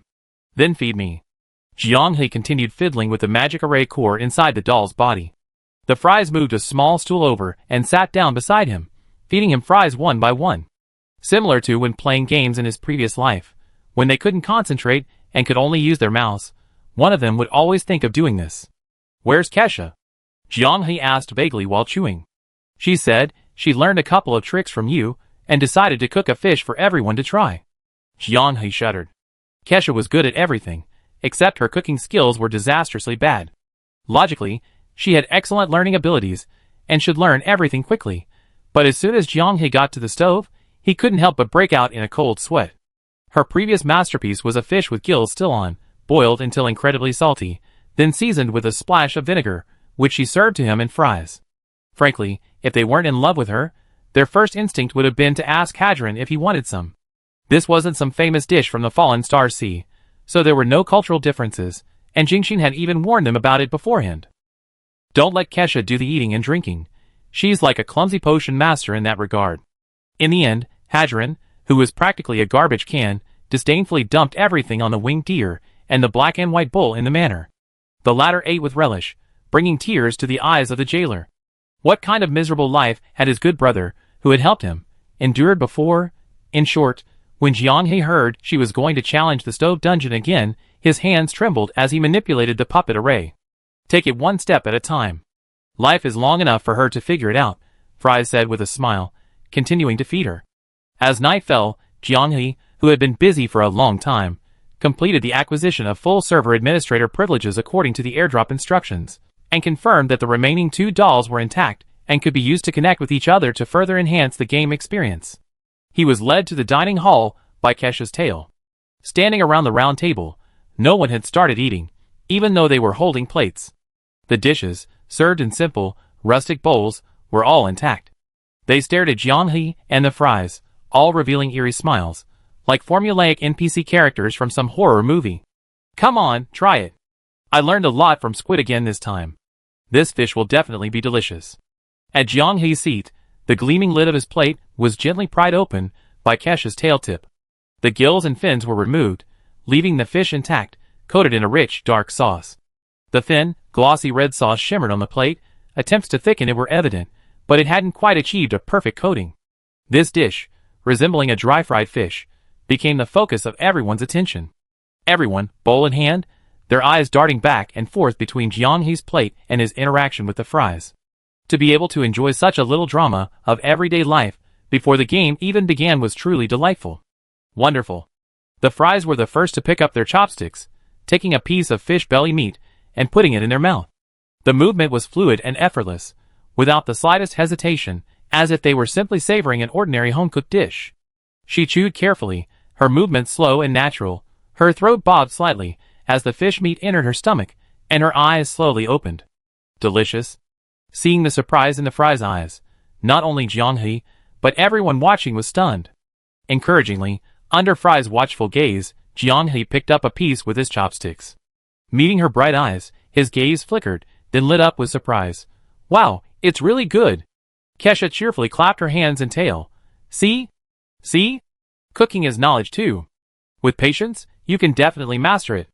Watching Jianghe and Fries devour their food, Squid was filled with suspicion. While Kesha was cooking the braised fish, he had been stirring ingredients with a large spatula on the nearby stove. Based on his estimation of time, the dish was cooked perfectly, but the seasoning and removal of the fishy smell seemed rather mediocre. Could it be that Kesha had put an effort elsewhere? Holding his bowl, he walked over to Jianghe. "Let me have a bite." Jianghe hurriedly made way for him. "Please." Ma Yu picked up a piece of fish with his chopsticks and, under their watchful eyes, placed it on his tongue. His tongue trembled slightly, and Ma Yu's body shuddered as if electrified. "Wow, this is truly delicious." Ma Yu looked at Beiwo. "You absolutely have to try it." Beiwo was astonished. Ma Yu was a gourmet connoisseur.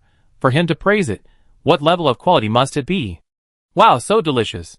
Orange tea, you should try some too." "It really is."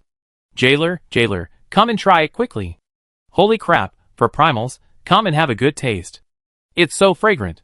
After tasting it, for Primal's eyes welled up with tears. What a pity, Nongya can't have something so delicious. Gloria's cravings were aroused. She took a bite, immediately covered her mouth, her reaction mirroring for Primal's. Tears welled up in her eyes. She beckoned to Plata. You have to try. No relay loop needed. Once they reached this point, everyone from Rainbow Rain swarmed around, each taking a bite. Hackeron, full of anticipation, grabbed a fish head and took a big gulp, then... Ugh! It was so salty it was bitter.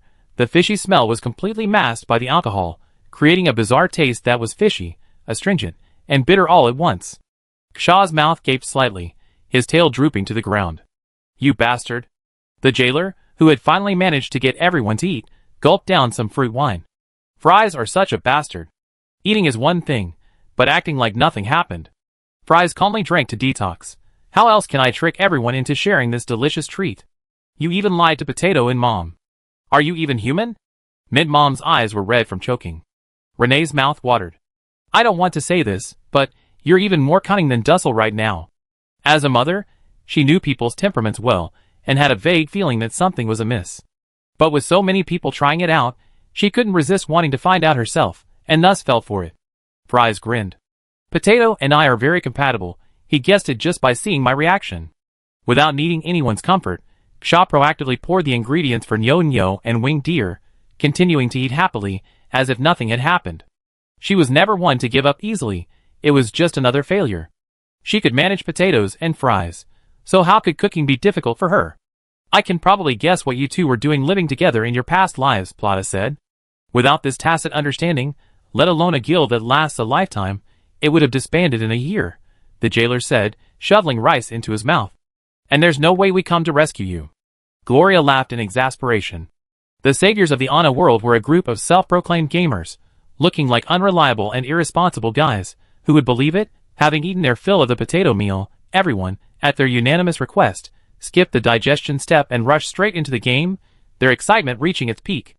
Jianghe sighed, and made everyone obediently go to bed. Like a kindergarten teacher checking on the quality of children's naps, he went around to each bed, lulling them into a dream. As an administrator, after connecting to the avatar, he could multitask, freely entering and exiting the game like the candlelight of the past. The familiar character creation process, the familiar startup screen, the familiar rousing background music. Memory is a complex feeling. As the familiar character creation screen unfolded before him, accompanied by the ingrained idle animation and rousing background music, Jianghe's consciousness seemed to be drawn into a vortex of time formed by countless points of light.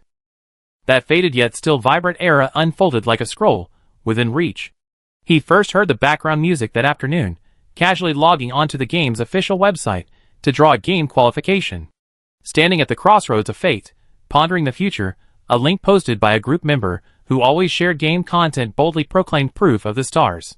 Thinking back, that group member, who shared countless game content, had indeed opened a door to change his life that day. At that moment, he had no idea how strange the future would lead. In truth, his initial intention was simply to play a game. The epic constructed from pixels and data streams, the blood and sweat shed on the virtual continent, suddenly felt real. Those leisurely afternoons spent joking around in the guild territory, the relentless study of dungeon strategies, all of these had quietly accumulated into the steps leading to this moment. At this moment, Jianghe felt a sense of unreality, a kind of dazed disorientation. It was like flipping through a thick, handwritten adventure log, his fingertips tracing the familiar chapter titles, each word shimmering with the brilliance of yesteryear. Clear as yesterday, yet distant as if separated by an entire youth. They had walked this path together so far. So far that, looking back, the path they had come from had blurred in the mist of time, but the feeling of having walked it together remained as vivid as ever. The original version of Proof of the Stars. We still have all our character creation data. Even the jailer, usually the most likely to break the immersion, restrained himself and gazed wistfully at the character who had helped him rise to fame in his past life. Character creation and naming. Players from any world seemed to spend a significant amount of time in the game. Most people opted for the default skins, since the administrators were family, and could be reset at any time. Mint Mom, however, created a tanned replica of herself for her in-game character. She, who was always criticized for her sickly pale skin, was enjoying the fun of customization. Everyone's ready? Jianghe asked. Mint Mom rubbed her hands impatiently. Hurry, hurry, look at mine first. I've been curious for ages about what I did in the game to become a mom. This was also what everyone had strongly requested. Anyway, it involved Anna. The game was merely a recreation of basic history, so there were no spoilers. They might as well see their virtual selves first, and witness the glorious deeds that crossed the boundary between reality and illusion. This was the first time Jianghe had seen someone so eager to relive their dark past. What could he do? He manipulated the timeline, selecting the file from the shared game at the boundary between reality and illusion. The surrounding light and shadow shifted, instantly painting color into the desolate, blank world. In the understanding of the locals of the Ana world, this power was tantamount to changing the world, a powerful spell of a higher order in their imagination. French Fries chuckled. Don't apply the cognitive theories of magic to games. With his feet firmly planted on the ground, he looked around. A bustling main road came into view, and amidst the swirling dust, merchant caravans sped by. This place looks familiar, Mint's mother said, resting her chin on her hand. I feel like I've seen it somewhere before. Renee chimed in, Windpod City. Huh? Mint turned around abruptly. Did we first meet in Windpod City? In the game, yes. As she spoke, everyone exclaimed in surprise. Mint looked in the direction of the sound and saw her in-game self, clutching bags of potions, trembling in a grove surrounded by the members of the reality and illusion boundary group. This scene didn't look like it was going to be pleasant at all. Seeing Fries interrupt Otherworld as spellcasting, holding a dagger to his neck, displaying overwhelming combat experience, Mint couldn't hold back anymore. Didn't you promise to respect me from the beginning? The entire reality and illusion boundary group looked completely innocent. Jianghe sighed. Do you even understand what you're doing? You're a potion-selling swindler, mixing high-quality and low-quality potions for sale. The only reason we didn't rob you when we came back is because your high-quality potions are indeed quite potent. How am I a swindler? Orange Tea earnestly asked. Mid-Mom, in reality, when you left the academy and went south, you seemed to have sold potions too, right? How was the quality of your finished products? Recalling the inconsistent quality of the potions she had refined back then, she was speechless. Why does the game's recreation of the game have to be so precise? The instigator, Renee, triggered muscle memory and hurriedly said sorry. Heh, you can have fun in the game too, and then have fun off-screen too? Hinlikai said contentedly, yes, that's exactly what I wanted to see. Getting too close to the jailer brother resulted in this. Recreating the scene of Mint's mother using her potions to carry them across the boundary between reality and illusion, leading them through the first few levels of the Temple of the Clarity, Mint held her head high. Sigh, whether in reality or in the game, it really doesn't work without me. The children's success is definitely inseparable from their mother's support. Elsa reminded her, your potions almost burned your precious children to death when dealing with the frog-headed Stitches. Wow, it was just a minor flaw. Mint explained somewhat anxiously, potions. They're very complex and delicate. Failures in crafting them are common. What's a frog-headed Stitches again? Plata asked, completely bewildered. Did we even fight one? I think we entered, and were quickly defeated, Gloria recalled. If I hadn't seen the recording, I wouldn't have known it had so many strange and wonderful skills, and could even become invisible and change forms. Jianghe was speechless. Of course, it would be instantly killed.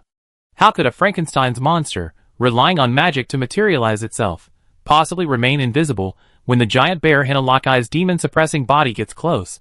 It's a necromancer creation, maintaining its existence through magic. Just getting close is enough to bring it to the brink of instant death. Back then, a sun shower would probably have mistaken it for a slowdown bump. So, are players in the game this week in the early stages?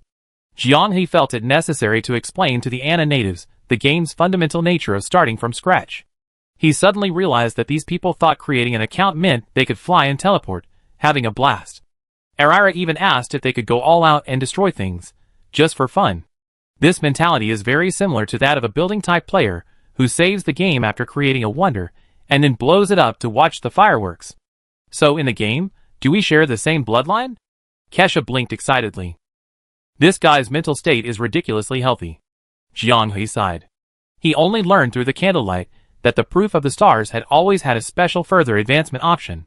To prevent deep addiction and the inability to distinguish between reality and virtual dreams, the two poles were ultimately reversed, and the Overlord adjusted this function temporarily. Kesha was disappointed, his tail swishing wildly. What? So, all those years in the game haven't resulted in anything? Mint watched her own exciting replay in the game, her expression joyful and satisfied. Especially her epic duel with Renee. She fought so well. She didn't even know she could be so powerful. Renee's focus was a little different. She had no objection to losing to Mint, but after losing, how did she end up in a crazy, wall-climbing state like an aberrant species. The story of Dussel taking over her body gave her goosebumps.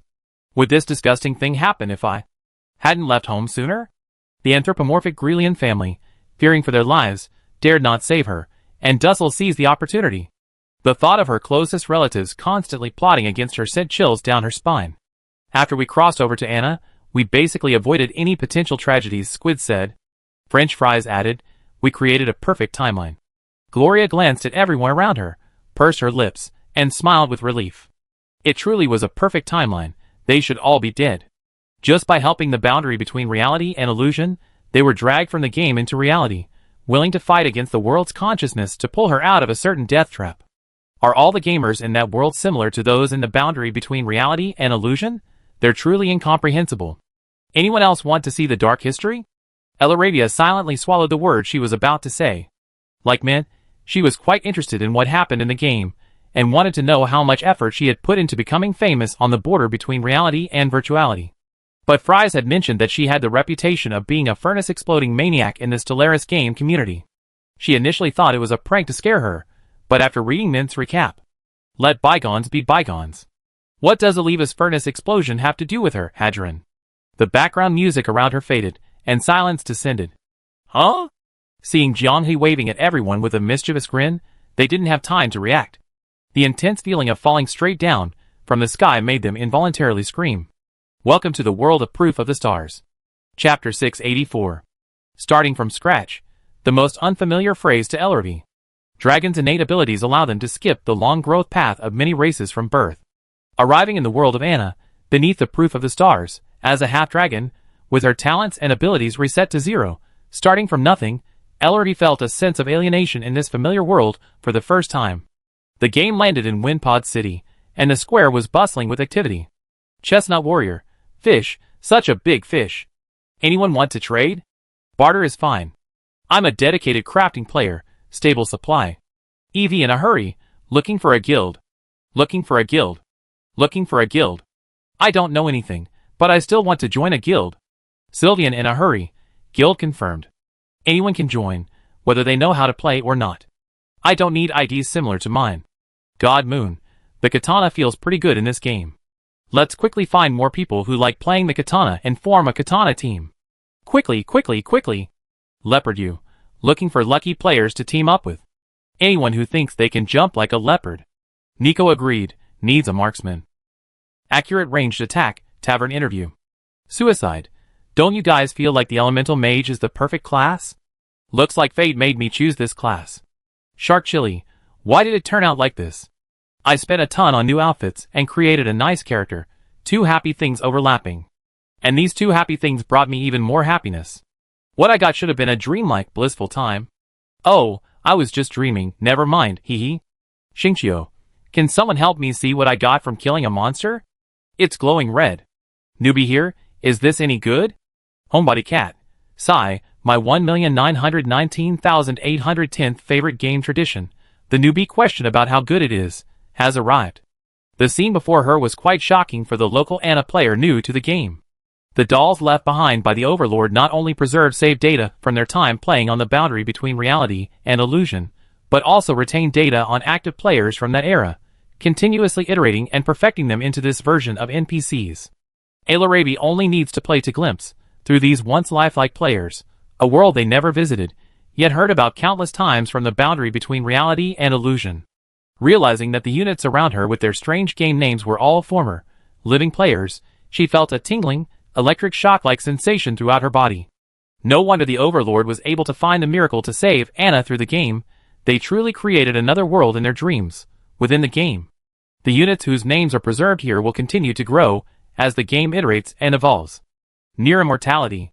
In the interactive chat, non-NPC dialogue was highlighted in a separate section. Hadron carefully read the guidance provided by the veterans of the virtual real boundary, then opened his friend list. Jianghe had automatically bound all players on the server to the same guild, making them friends.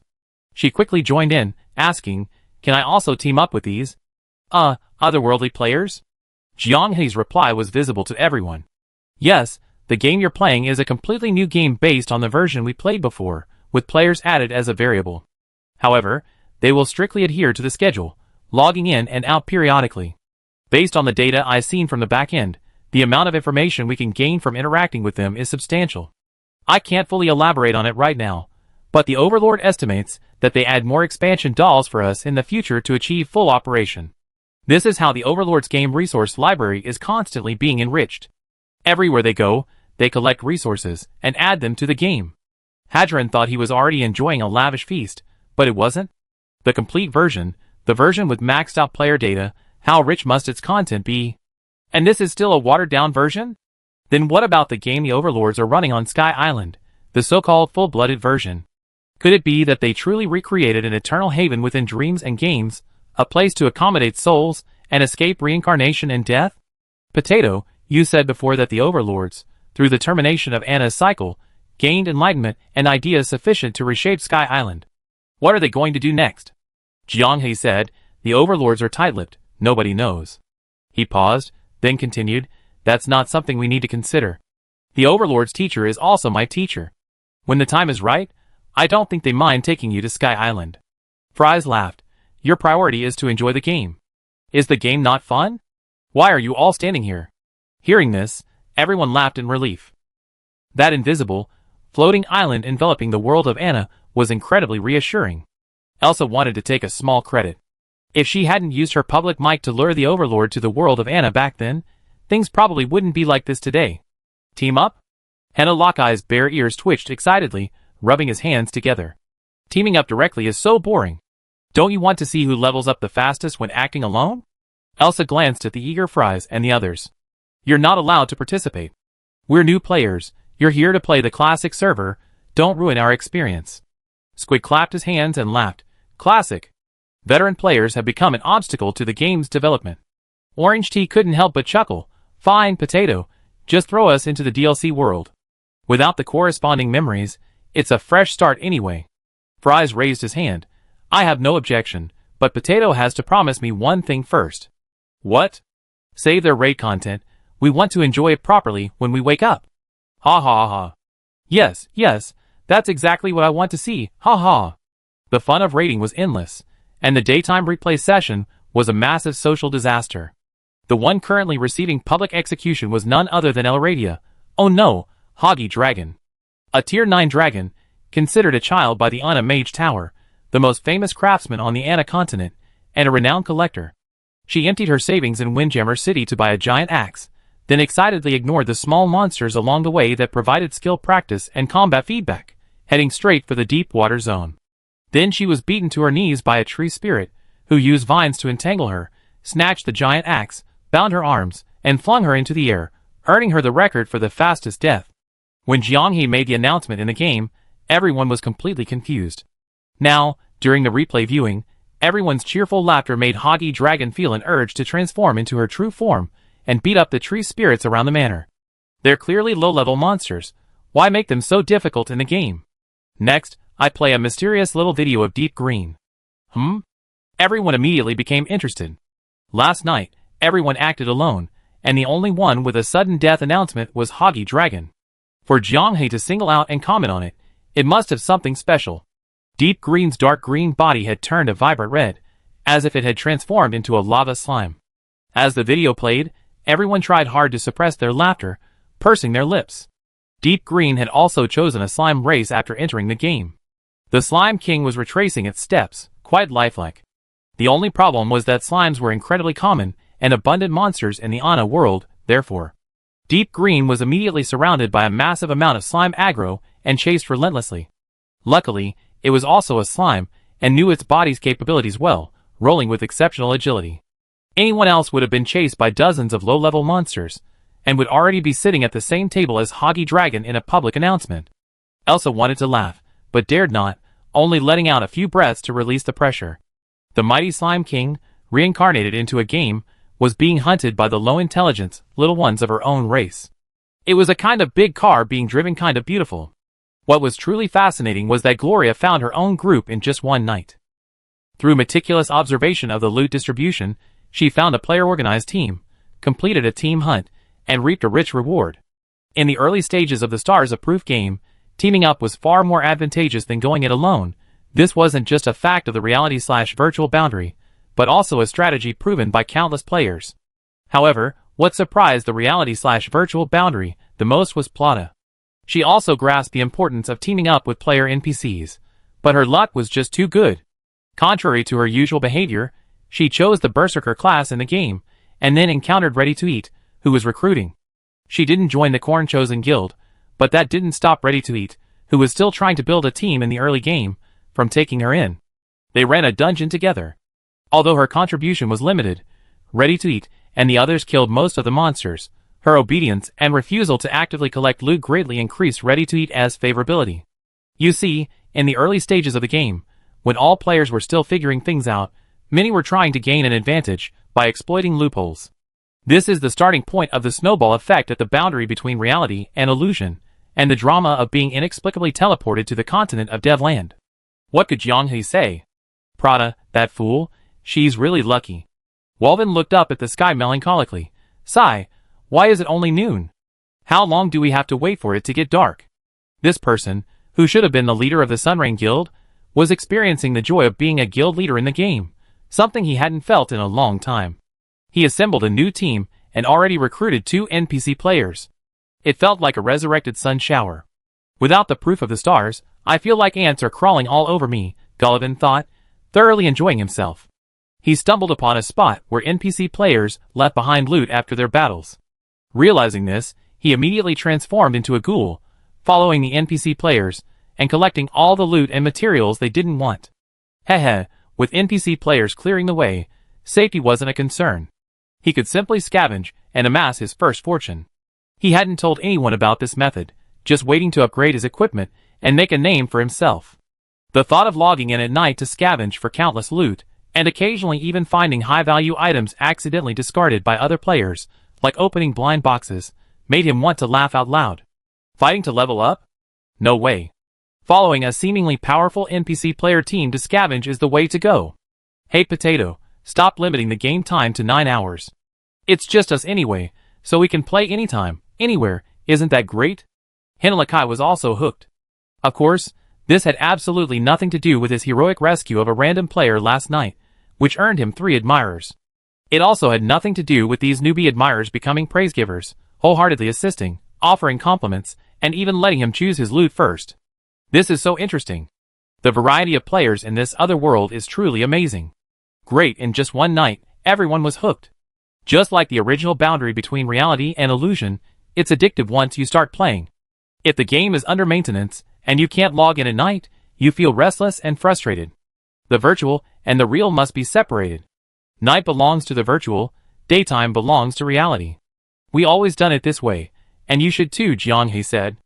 Only in this way can we distinguish them, and only then will the experience be truly precious. Everyone pondered Jiang He's words, and finally nodded in agreement.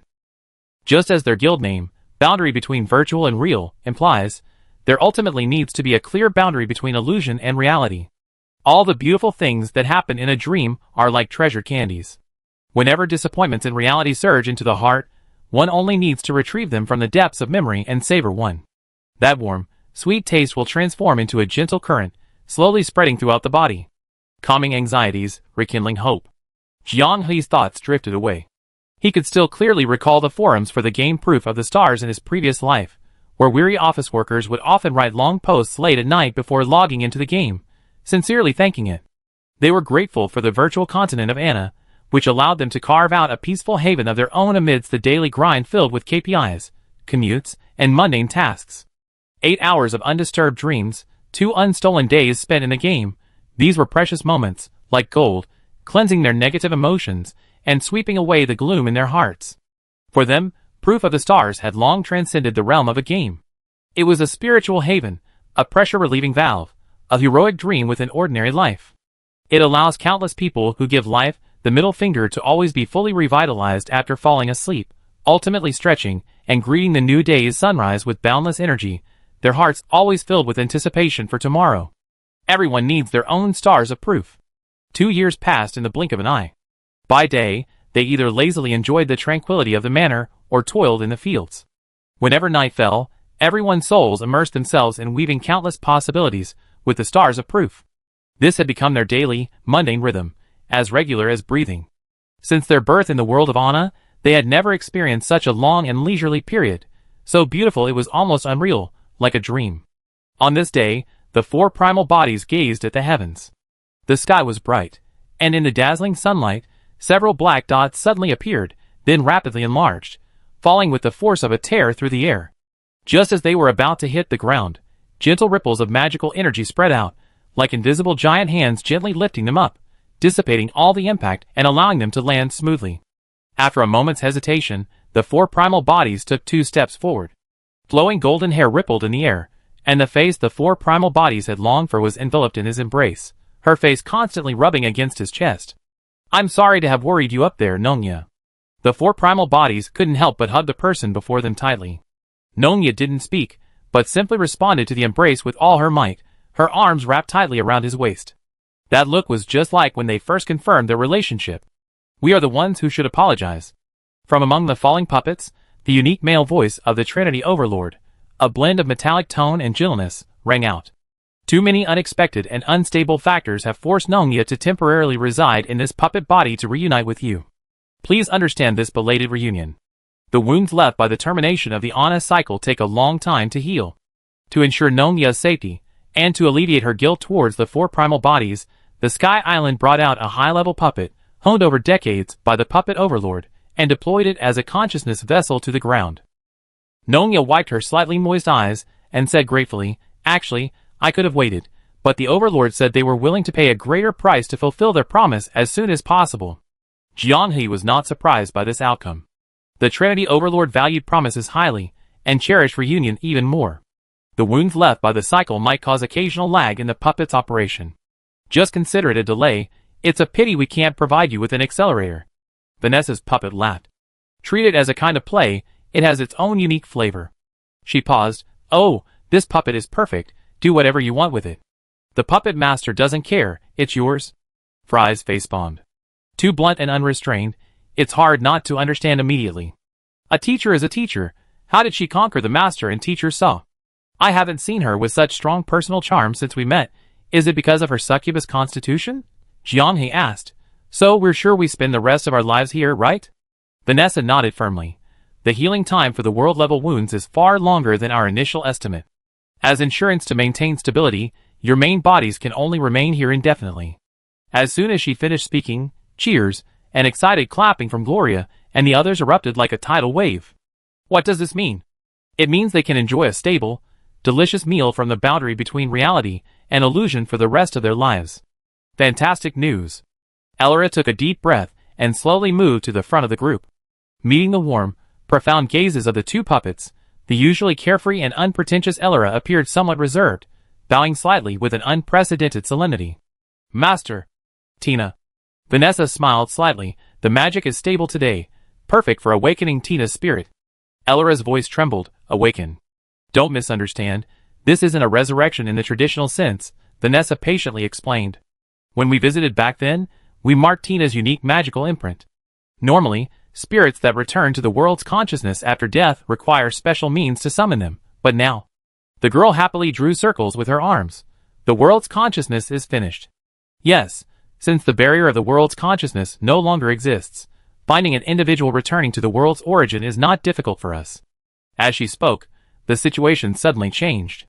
A black light screen flashed in Vanessa's hand, followed by ripples of black and white energy, like the yin and yang symbol, silently spreading outwards from her body.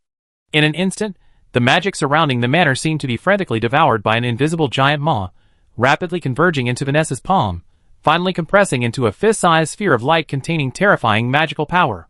With a mere gesture, the magical energy concentration within the area was drawn down to near vacuum. A chill ran down Elora's spine. What an incomprehensible power this was.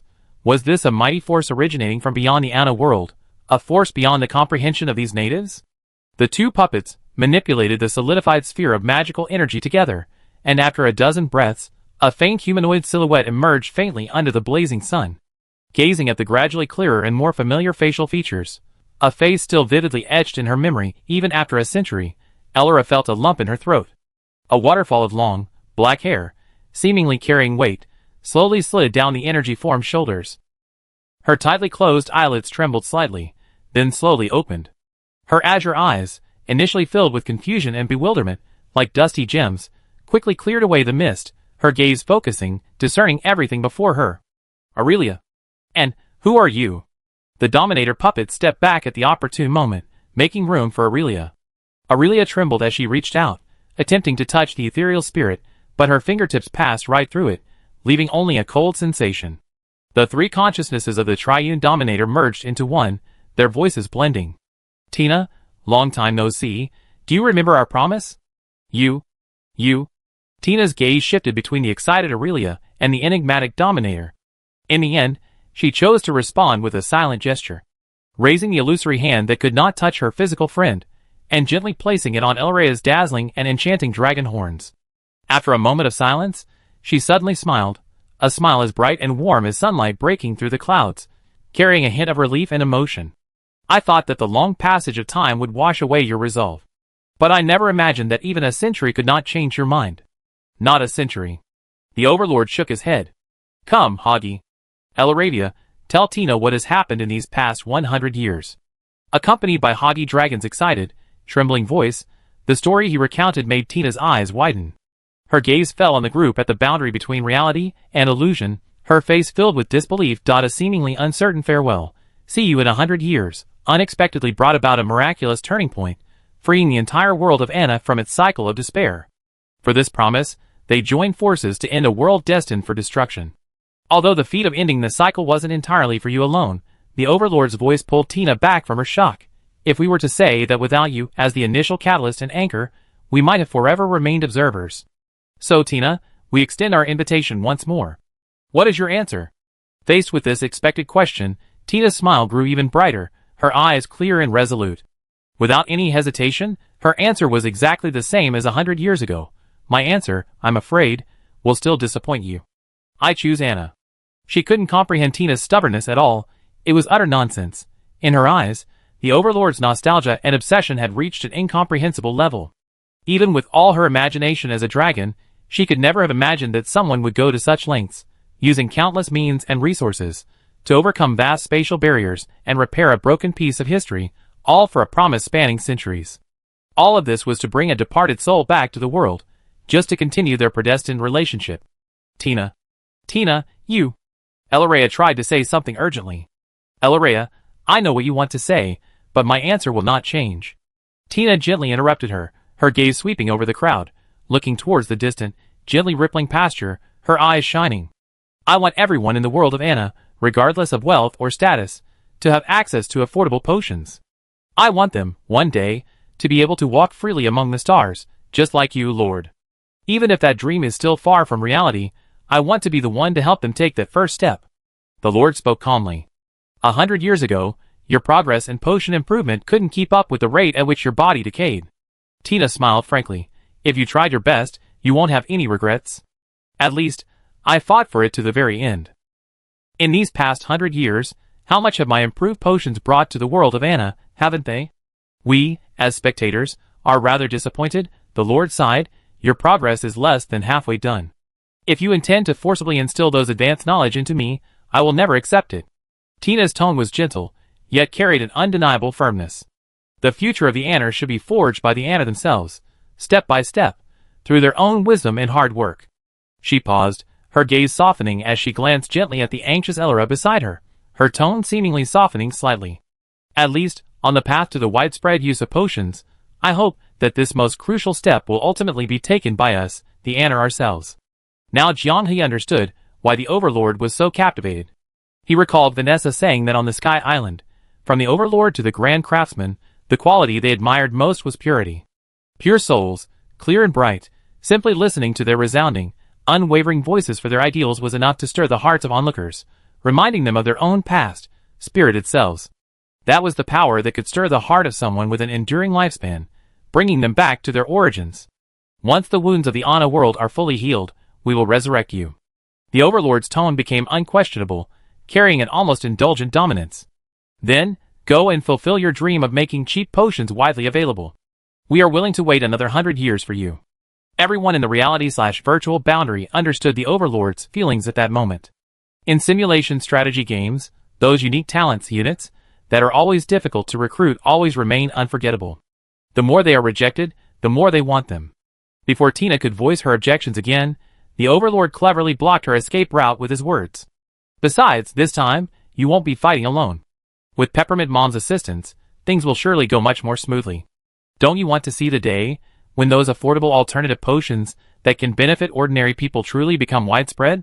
Peppermint Mom? Tina had no time to refuse. She looked around blankly, trying to find a great being that even the Sovereign called Mom. Peppermint had already shrunk behind Shaw, but was mercilessly curled up by her tail and pulled in front of her, basking in the worshipful gazes of the crowd. She, who had once looked up to Tina as a role model, wanted to dig a hole and disappear. Her first meeting with a senior she resonated with was in such an occasion. She is Mom? Tina's understanding was shaken, deeply shocked. It seems that during my 100 years of slumber, the thought processes on the Ana continent have undergone tremendous changes. I don't understand, but I respect them. I'm not. I didn't. Peppermint was speechless, and in desperation, she could only cover her burning cheeks with her hands, letting out a weak sob.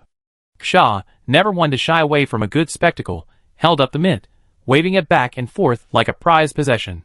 Before finally accepting the Overlord's weighty offer, Tina had only one last question, a question of responsibility and worry. For my sake. To stay under this starry sky for another 100 years. Will that have any negative impact on you? Quite the opposite, the Overlord replied with satisfaction.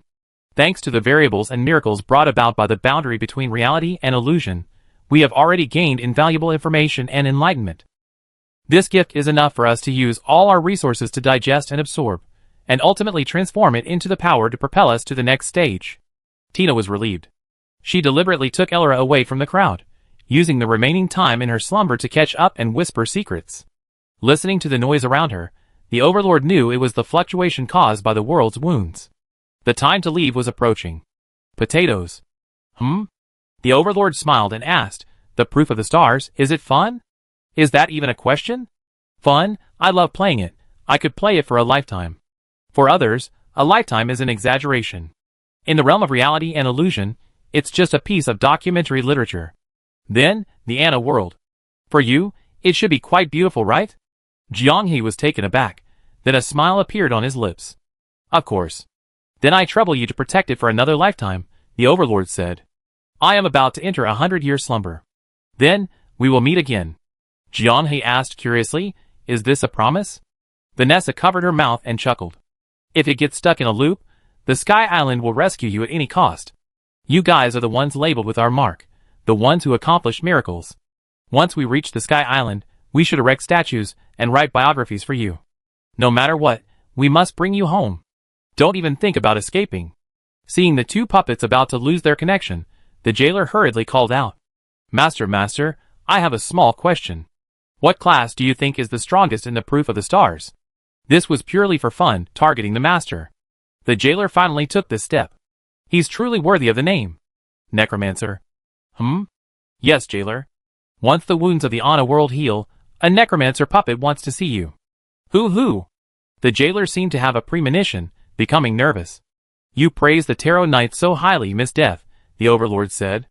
We showed the Tarot Knights some exciting recordings of your tower world, and they were very impressed, especially Death.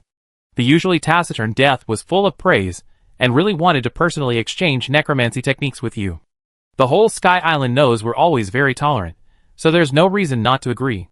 The Overlord, never one to miss a good spectacle, detached himself from the doll's body with a laughing Vanessa, leaving the stunned jailer staring blankly into the void.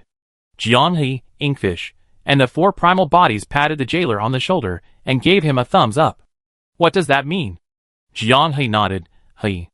No, what does this mean? That's right, this is he. Inkfish pointed seriously at Potato, certain. The jailer clutched his head, never expecting that he would one day be hurt by this joke. Fries was overjoyed, stretching lazily in the sunshine, watching the grass still swaying in the breeze, and humming a cheerful tune. Ana's era had long since begun a new chapter, the past had faded into history. Living in the present, as players, it seemed only one question remained. Potato, what are we eating tonight?